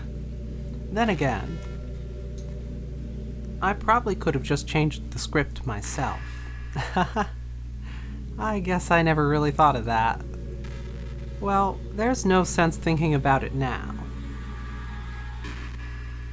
But if you still get to drink coffee, then that makes me a little jealous. Whoops, sorry. I like the idea that she is also limited by what she can think of. She's not... Oh, you okay? Yeah. Like, she's not omnipotent or anything. She is limited by what she can think of. And her experience in life up to this point has still been shaped by that of being a regular high school girl, presumably. In a romance game as well. Right, exactly. So it's like, there's, like, even once she gets the ability to do it, she's still kind of, like, has expectations for how things should be. So even when she's changing things, she's still kind of trapped in that way of thinking. Mm. You know what I mean? Yeah. Oh, I've always wondered. What is it about these character archetypes that people find so appealing anyway? Their personalities are just completely unrealistic. Like, imagine if there was someone like Yuri in real life. I mean, she's barely even capable of forming a complete sentence. And forget about Natsuki. Sheesh. Someone with her kind of personality doesn't just get all cute and pouty whenever things don't go her way. I could go on, but I think you get the point. Are people really attracted to these weird personalities that literally don't exist in real life?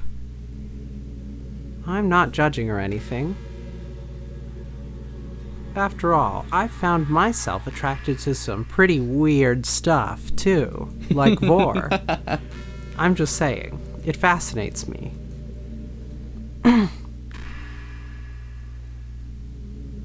It's like you're siphoning out all the components of a character that makes them feel human, and leaving just the cute stuff. Yeah, it's stuff like that that makes me feel a little bit icky playing some kinds of romance stuff.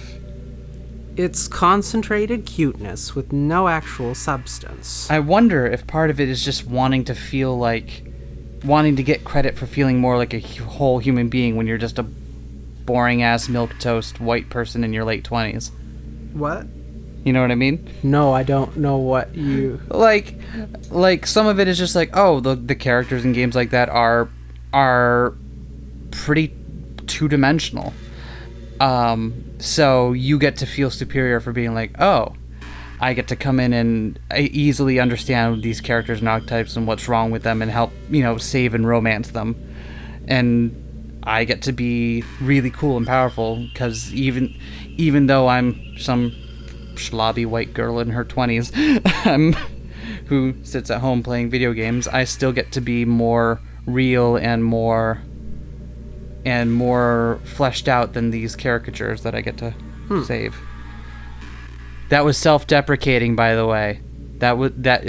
Me. I'm the dumpy white person in her 20s. It's me. I can make fun of myself. You can.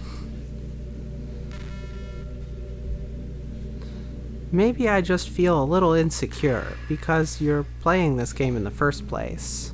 I also find it interesting that Monika doesn't know about the culture around this game.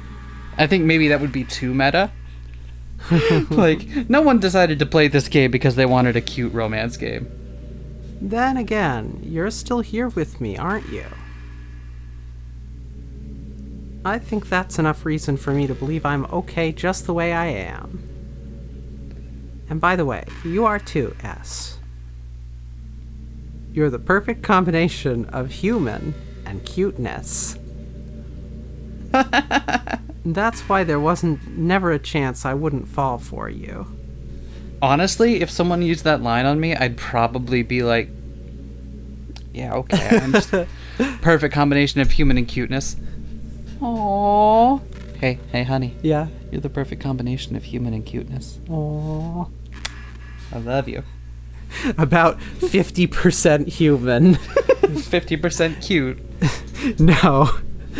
About 50% human and maybe 10% cute. That's the perfect combination. You heard it here first. 40% artificial. Concentrated power of will. Oh. You know, I hate to say it, but I think my biggest regret is that we couldn't finish our event at the festival. After we worked so hard to prepare and everything. I mean, I know I was focusing a lot on getting new members. But I was really excited for the performing part, too. I'm surprised she still cares about stuff like that, even when she knows the game world is fake. Like that's just part of, like, oh, she is still kind of trapped by that framework. It would have been so much fun to see everyone express themselves. Of course, if we did end up getting any new members, I'd probably just end up deleting them anyway. Well, with the hindsight I have now, that is. Gosh, it kind of feels like I've grown as a person ever since you've joined the club. You really helped inspire me to look at life from a new perspective. Just another reason for me to love you. I've been imagining all the romantic things we could do if we went on a date. Aww! APR dating tips. We could get lunch, go to a cafe, go shopping together.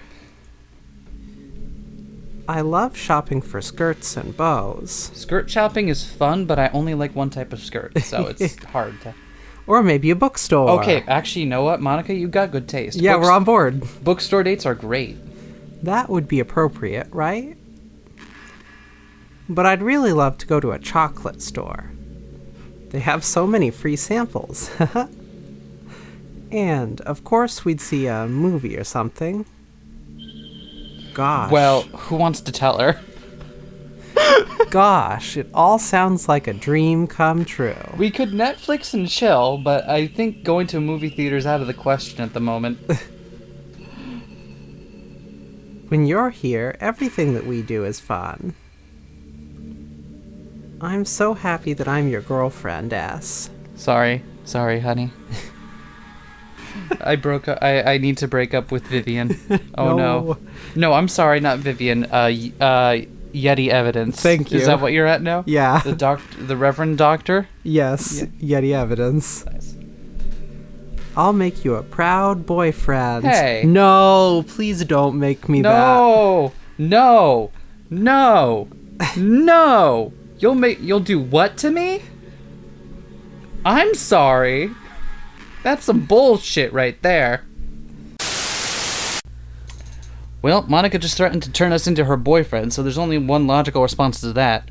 It's time to yeet her off to the hell void from which she came. To the recycle bin with ye. Oh, just Monika. Oh. The evil has been defeated. I think we win now. Do do do do do do do do. What the absolute fuck? Oh shit. Oh shit. Oh shit. I didn't mean it. I didn't mean it. I'm sorry. What's happening? I'm sorry. S, what's happening to me? I'm sorry, I didn't mean It it. hurts. It hurts so much. Well, Help me, S. Please hurry and help me. Help me! did she just start banging on our screen? Yes. Oh no. No. Did you do this to me, S? Did you? Did you delete me? Well, I clearly didn't work because you're still here. Hey, and you deleted the other three, you know, eye for an eye. Oh god. She's really banging on our screen. How could you? How could you do this to me? You were all I had left. I sacrificed everything for us to be together. Everything. I loved you so much, S. I trusted you. Do you just want to torture me? Watch me suffer? Were you only pretending to be kind just to hurt me even Jeez, more? now I feel just like an asshole.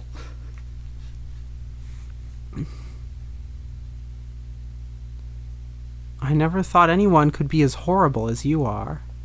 You win, okay? You win. You killed everyone. I hope you're happy. There is nothing left now. You can stop playing. Go find some other people to torture. How is she still talking if we deleted her? S. You completely, truly make me sick. Goodbye. Oh, fuck. Wait. Wait, that's not what I thought. Oh, no. I still love you. Oh, no. I can't help it. God, What's wrong with me? that's fucked up. How horrible am I for you to hate me this much? Well, you did kind of yeet all your friends into another hell void, so we just kind of... All my friends. I did so many awful things. So many selfish and disgusting things. I shouldn't have done any of this. I'm just messing up a world that I don't even belong in. A world that you wanted to be a part of. I ruined it. I ruined everything. Maybe that's why you deleted me. Because I destroyed everything that you wanted. How could I do that to someone I love? That's not love. That's...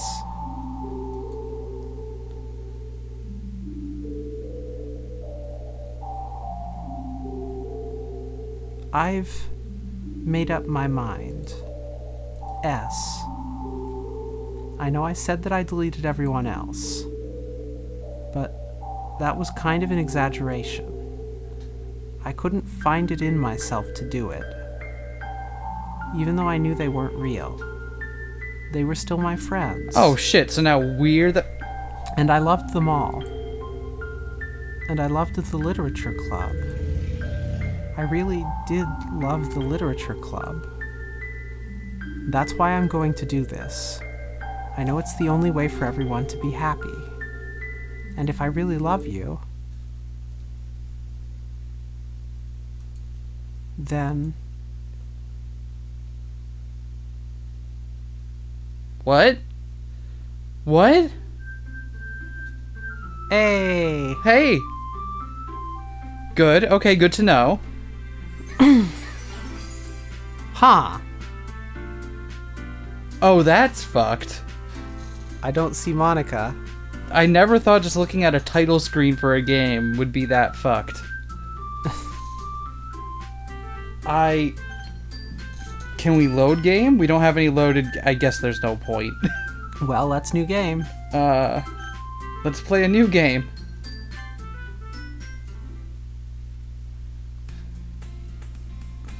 It's an ordinary school day, unlike any other. Oh man, we're gonna have so much fun. Thank you guys for joining us. Can't wait to play this new Monika-approved version of DDLC. It's gonna be great. As usual, I'm surrounded by couples and friend groups walking to school together. I always tell myself it's about time I meet some girls or something like that. Hey, S. Well, there already is one girl. That girl is Sayori, my neighbor and good friend since we were children. Hey, you're not... Well, I was about to say she's not well hung, but we don't know that. We don't know that for sure. All right, moving briskly along. We used to walk to school together every day. And recently, we picked up that habit once again. S, are you proud of me? What the hell is going to go wrong now? I have no more trust left. Are you proud of me? For what? You know, for waking up on time. Well, you've been doing that for a while now.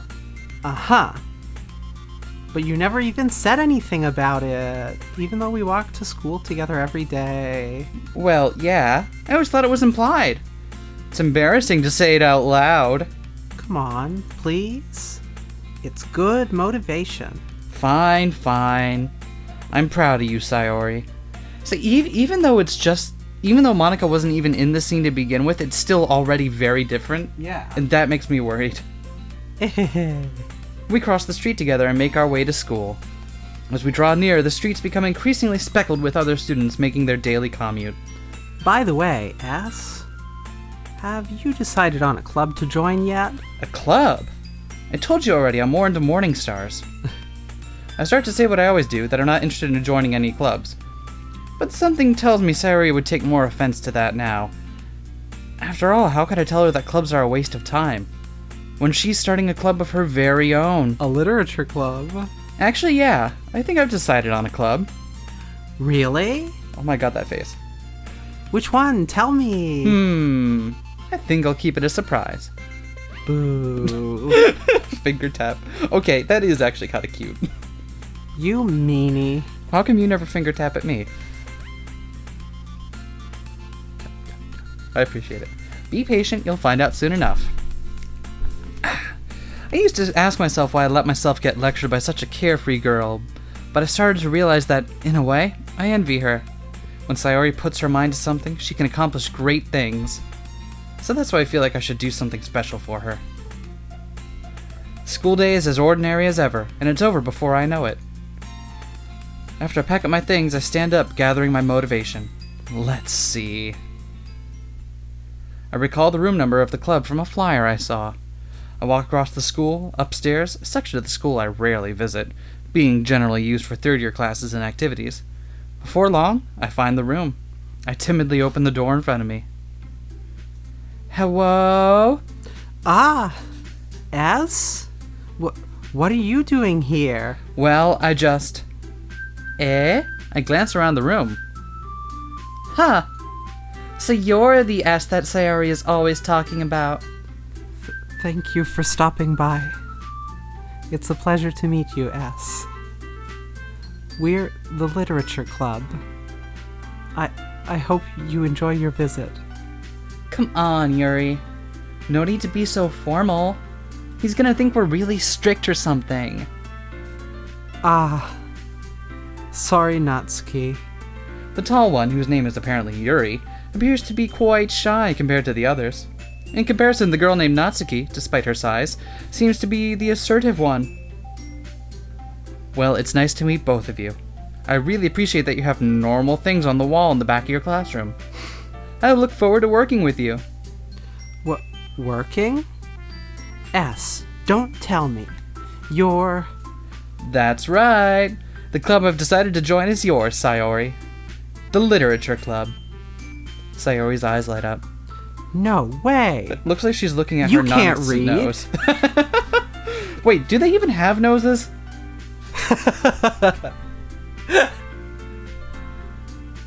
Okay, I can confirm that is a nose and not just a speck of dust on my screen. No way! Ah! Sayori wraps her arms around me, jumping up and down. Hey. Hehe. Well, if Sayori is this happy, then I'm sure it won't be so bad to have you around. Not to mention, there's 4 of us now. That means we can become an officially recognized club. I don't know what to say. We have to celebrate. What an appropriate day for that, isn't it? Yeah. After all, Natsuki decided to... Hey, don't ruin the surprise. Sorry. I am a bit sad that because we focused so much on Yuri route, we didn't get to see any of Natsuki's other scenes. True. And I'm told that they are quite funny. But... Funny? Well, I mean funny in the same way that everything in this game is funny. Which is to say horrifying. Okay, I was gonna say, that did not seem like the word that I would use to characterize that. Everyone sit down at the table, okay? How about I make some tea as well? The girls have a few desks arranged to form a table. Natsuki and Yuri walk over to the corner of the room where Natsuki grabs a wrapped tray and Yuri opens the closet. Still feeling awkward, I take a seat next to Sayori. Natsuki proudly marches back to the table, tray in hand. Okay, y'all ready? Ta-da! Whoa! Natsuki lifts the foil off the tray to reveal a dozen white, fluffy cupcakes, decorated to look like little cats. I love how even though Sayori knows there are going to be cupcakes, and was going to be the one that spoiled it and told everyone, she's still surprised by them. Listen, Sayori is trying her best, okay? The whiskers are drawn with icing, and little pieces of chocolate were used to make ears. So cute! Wow, those look amazing. Well, you never know. Just hurry and take one. Sayori grabs one first, then I follow.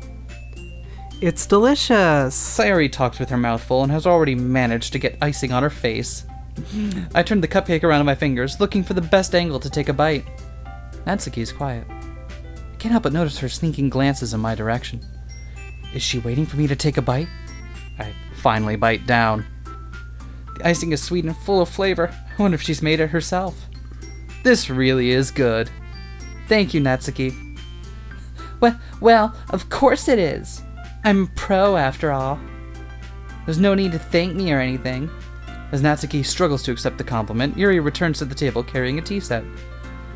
She carefully places a teacup in front of each of us before setting down the teapot next to the cupcake tray. You keep a whole tea set in this classroom? Don't worry, the teachers gave us permission. And now I'd like to play the song of my people, Fua Fua time. After all, doesn't a hot cup of tea help you enjoy a good book? I guess. Already trying to impress our new member, Yuri? That's not... Insulted, Yuri looks away. I meant that, you know... I believe you. Well, tea and reading might not be a pastime for me, but I at least enjoy some tea. I'm glad. Yuri faintly smiles to herself in relief. So, S, what kinds of things do you like to read? Porn. Considering how little I've read these past few years, I don't really have a good way of answering that. Manga. I mutter quietly to myself, half joking. Natsuki's head suddenly perks up. Looks like she wants to say something, but she keeps quiet. This is such a wholesome game. I like this. This is A wholesome game in which nothing bad happens. I feel like we're going to have a good time with this. Yeah. This is... Not much of a reader, I guess. Well, that can change. Eyebrow waggle. So, what route are we doing? What am I saying? I spoke without thinking after seeing Yuri's sad smile. Anyway, what about you, Yuri? Which route should we do? Well, let's see. Yuri traces the rim of her teacup with her finger. My favorites are usually novels that build deep and complex fantasy worlds. The level of creativity and craftsmanship behind them is amazing to me. And telling a good story in such a foreign world is equally impressive. Yuri goes on, clearly passionate about her reading. She seems so reserved and timid since the moment I walked in, but it's obvious by the way her eyes light up that she finds comfort in the world of books, not people. But you know, I like a lot of things. Don't feel intimidated if you don't read much, okay? I'm certain we can find something that we have in common. Hey, Yuri. Eh? Well, about, the first thing he said. Manga? That's right. Natsuki tends to read manga in the club room. Don't just say it. Ugh. For some reason, Natsuki seems embarrassed about it. Besides, manga is literature too, you know? So, if Hess wants to read some of my manga, then don't try to stop him or anything.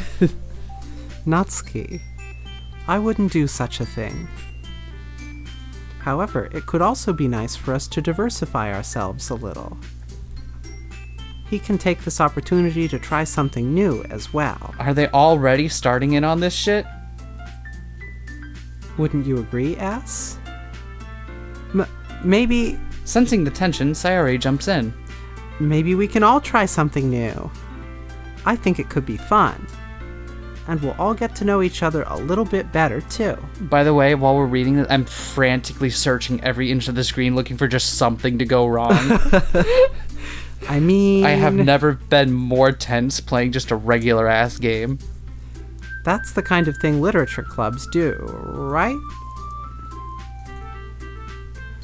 I don't disagree or anything. Yeah. You're right as usual, President. I'm sorry, I got that title wrong. What was it? I feel like I should... You know what? Come back to me, I'll get it.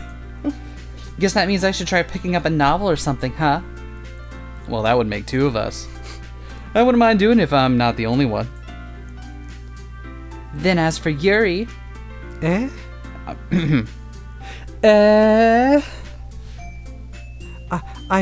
I have to read manga. Let me show you Junji Ito. I think you'll be just fine. I think you'll be fine. Jeez. You were the one who suggested we diversify. I meant for you to diversify into my tastes. You should be a little more open-minded. It's kind of hurtful.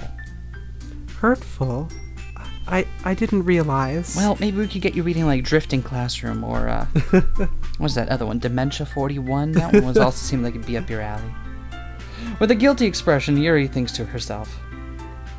I'm sorry for disrespecting your interests, Natsuki. What? These two are gonna get along and have respectful disagreement? What the shit? Everything here is wrong. What the hell? If you're into it, then I'm sure it's a worthy form of literature. Did Monika, make it triple saccharine or something? That or everything was just shitty because Monika had been fucking with everyone. Oh no, no. Are you just saying that? No. I've realized my error. So, if you're willing to consider starting a novel, then I'll offer my gratitude by finding a manga to read as well. Really? I mean, it makes me happy that you do that for me, Yuri. You can trust me to find something that you'll really like, okay? Same here. Perhaps I'll visit the bookstore after the club meeting. Just you? Would you like to come along with me? If you don't mind. Not at all. I always go alone, so... Yeah, me too. This is so cute. Sayori, shut up. Wait. What? Oh no, so now Sayori can't get in. Oh no. Did you see how she was on the wrong... I'll show you some manga there too, okay? Why did we tell her to shut up? Because that's what was scripted. You're so mean. I'll show you some manga there too, okay? Yes. I look forward to it. Natsuki and Yuri start to clean up the food. Well, the two of them paired off real fast. Yuri rude. Well, we did Yuri route again. My bad. I guess the meeting's over, huh? Yeah, looks like it. It's nice to see everyone getting along. Isn't it? I think everyone likes you too, Ass. You think so? Well, everyone always seems to get along a little better with you around, Sayori. Aw, S. Don't say something like that. It's embarrassing. Well, whatever. I was surprised when you told me you were starting a club, but I think you're pulling it off just fine. We're gonna make it the best club ever. This is so goddamn saccharine, I hate it. Now that you joined, every day is gonna be so much fun. Hey, S. Where'd the music go? I really want to thank you. I mean, I'm really happy that you joined the club and everything. Where'd the music go? But the truth is, I already knew you were going to. There's actually something else. I wanted to thank you for getting rid of Monika. What the fuck? God fucking damn it. Why? How do you know about Monika? That's right. I know everything that she did. Maybe it's because I'm the president now. Is that how this works? But I really know everything, S. Wait, does that mean she also know that we deleted Monika? Yeah. When she got too big for her britches? That's what she opened with. She thanked us for getting rid of Monika. Oh, shit. I know how hard you tried to make everyone happy. I know about all the awful things that Monika did to make everyone really sad. But none of that matters anymore. It's just us now. I'm sorry, what? Just us? And you made me the happiest girl in the whole world. I can't wait to spend every day like this. With you. Forever and ever. Sayori? F. O. F's in chat. R. E. V. E. So, No. wait, what? Eh? What's happening? I won't let you hurt him. Who? It hurts. Ah! I'm sorry, I was wrong. There's no happiness here after all. What? Goodbye, Sayori. Goodbye, S. Goodbye, Literature Club.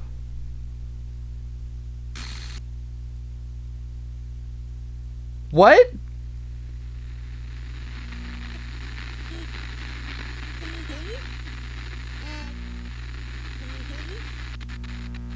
Can you hear me? Hi, it's me. So you know how I've been like practicing piano and stuff, and not really any good at it yet, like at all. But I wrote you a song, and I was kind of hoping that I could show it to you because I worked really, really hard on it. So yeah. It's gonna be the game soundtrack? It is.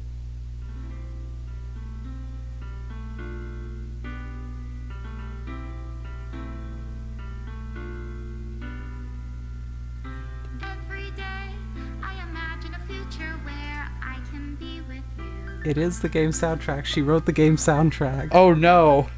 In my hand is a pen that will write a poem of me and you. What? The ink flows down into a dark puddle. Just move your hand right the way into his heart. But in this world of infinite choices, what will it take just to find that special day? What will it take just to find that special day?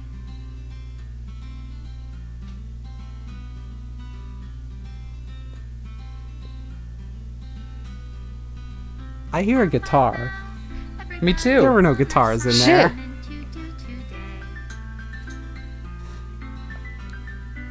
Oh, no, you can't do that during the credits. Wow, we never saw any of these Natsuki bits. Why would you do that to Natsuki? No. Oh, because they were grayed out because we never got them. Good old words when a smile says it all. And if this world won't brighten, Oh, that's why they were grayed out. Okay. what will it take just for me to have it all? Music Dan Silva. Is everything in this game by Dan Silva? What is that from? Jesus Christ. Oh, that comes from spending the weekend with her. I got it.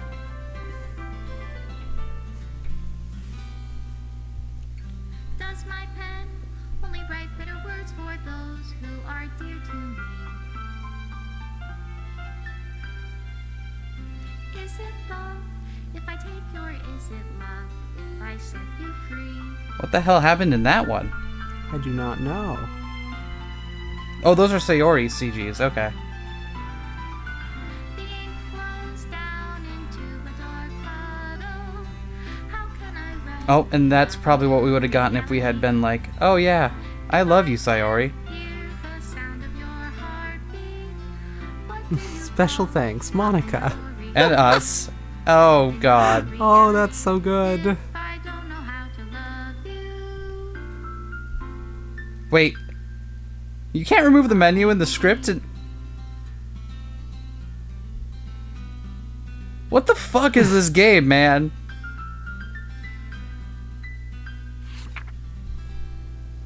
This is my final goodbye to the Literature Club. I finally understand the Literature Club is truly a place where no happiness can be found.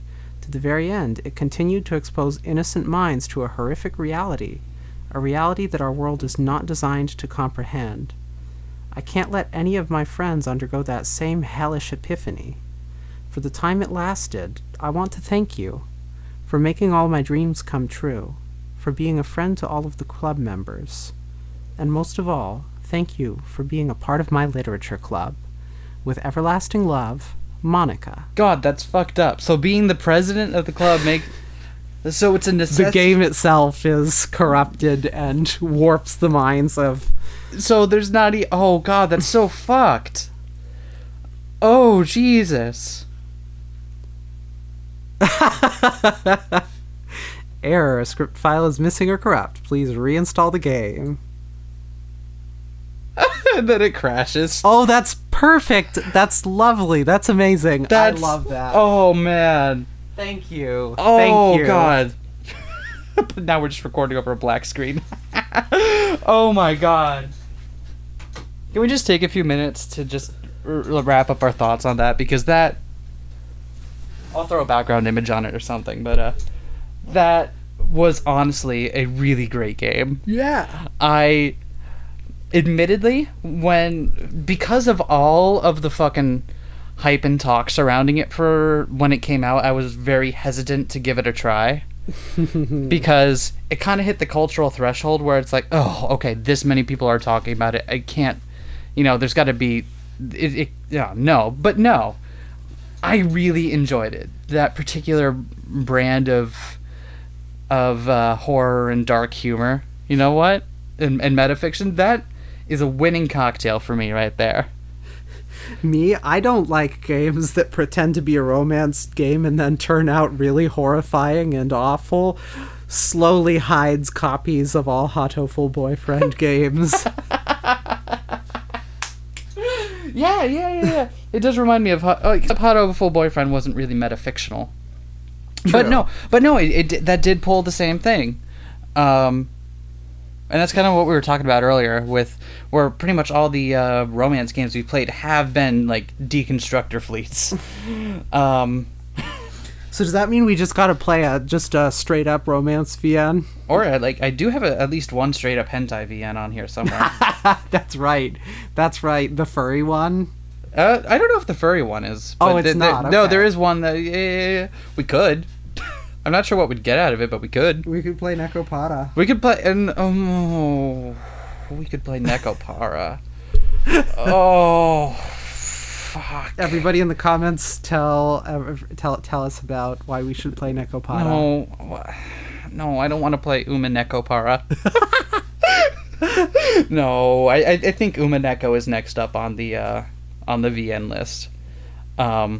I think we'll stream Nekopara at some point. Because the first one is relatively short, right? Yeah, Yeah. it's a couple hours. Yeah, exactly. So I think we can stream the first Nekopara game at some point, if that is really something people want to watch. It is. Are you sure? I am certain this is something people want to watch. Okay. I am people. Well, jury's still out on that one. Everyone in the comments make an assessment on whether I am people. Is Vivian people? Does Vivian deserve rights? Vivian writes now. No. I'm sorry. Anyway, thank you all for joining us while we played this game. This was a bizarre experience that I'm glad we got to play. Would you say it's a bizarre adventure? No, I would not say that. Now, Everyone in the comments tell SK to watch JoJo. stop this.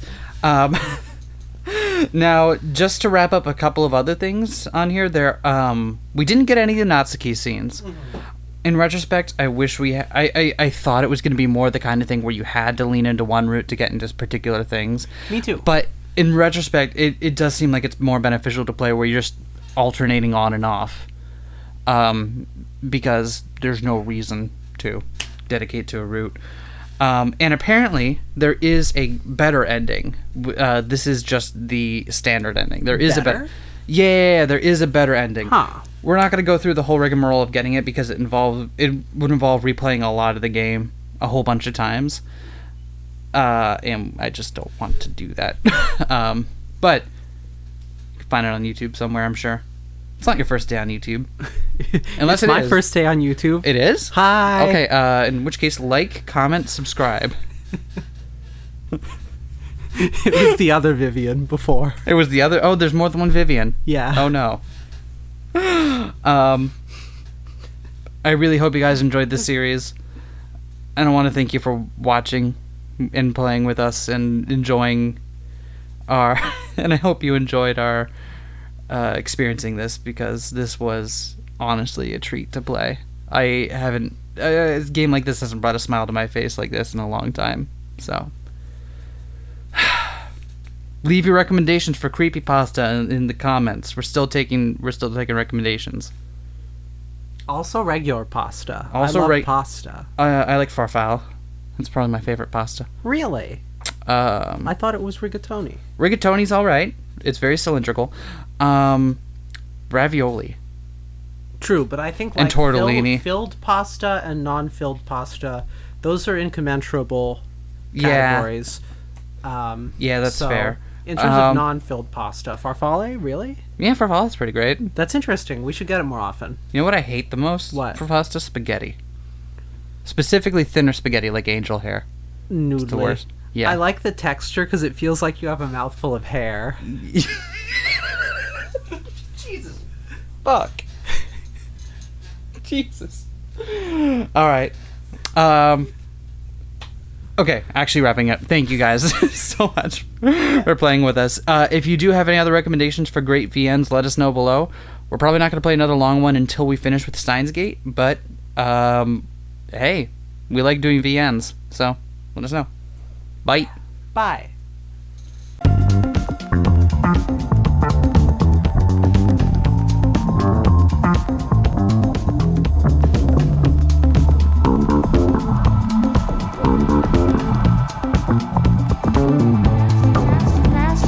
Smash that like, comment and subscribe.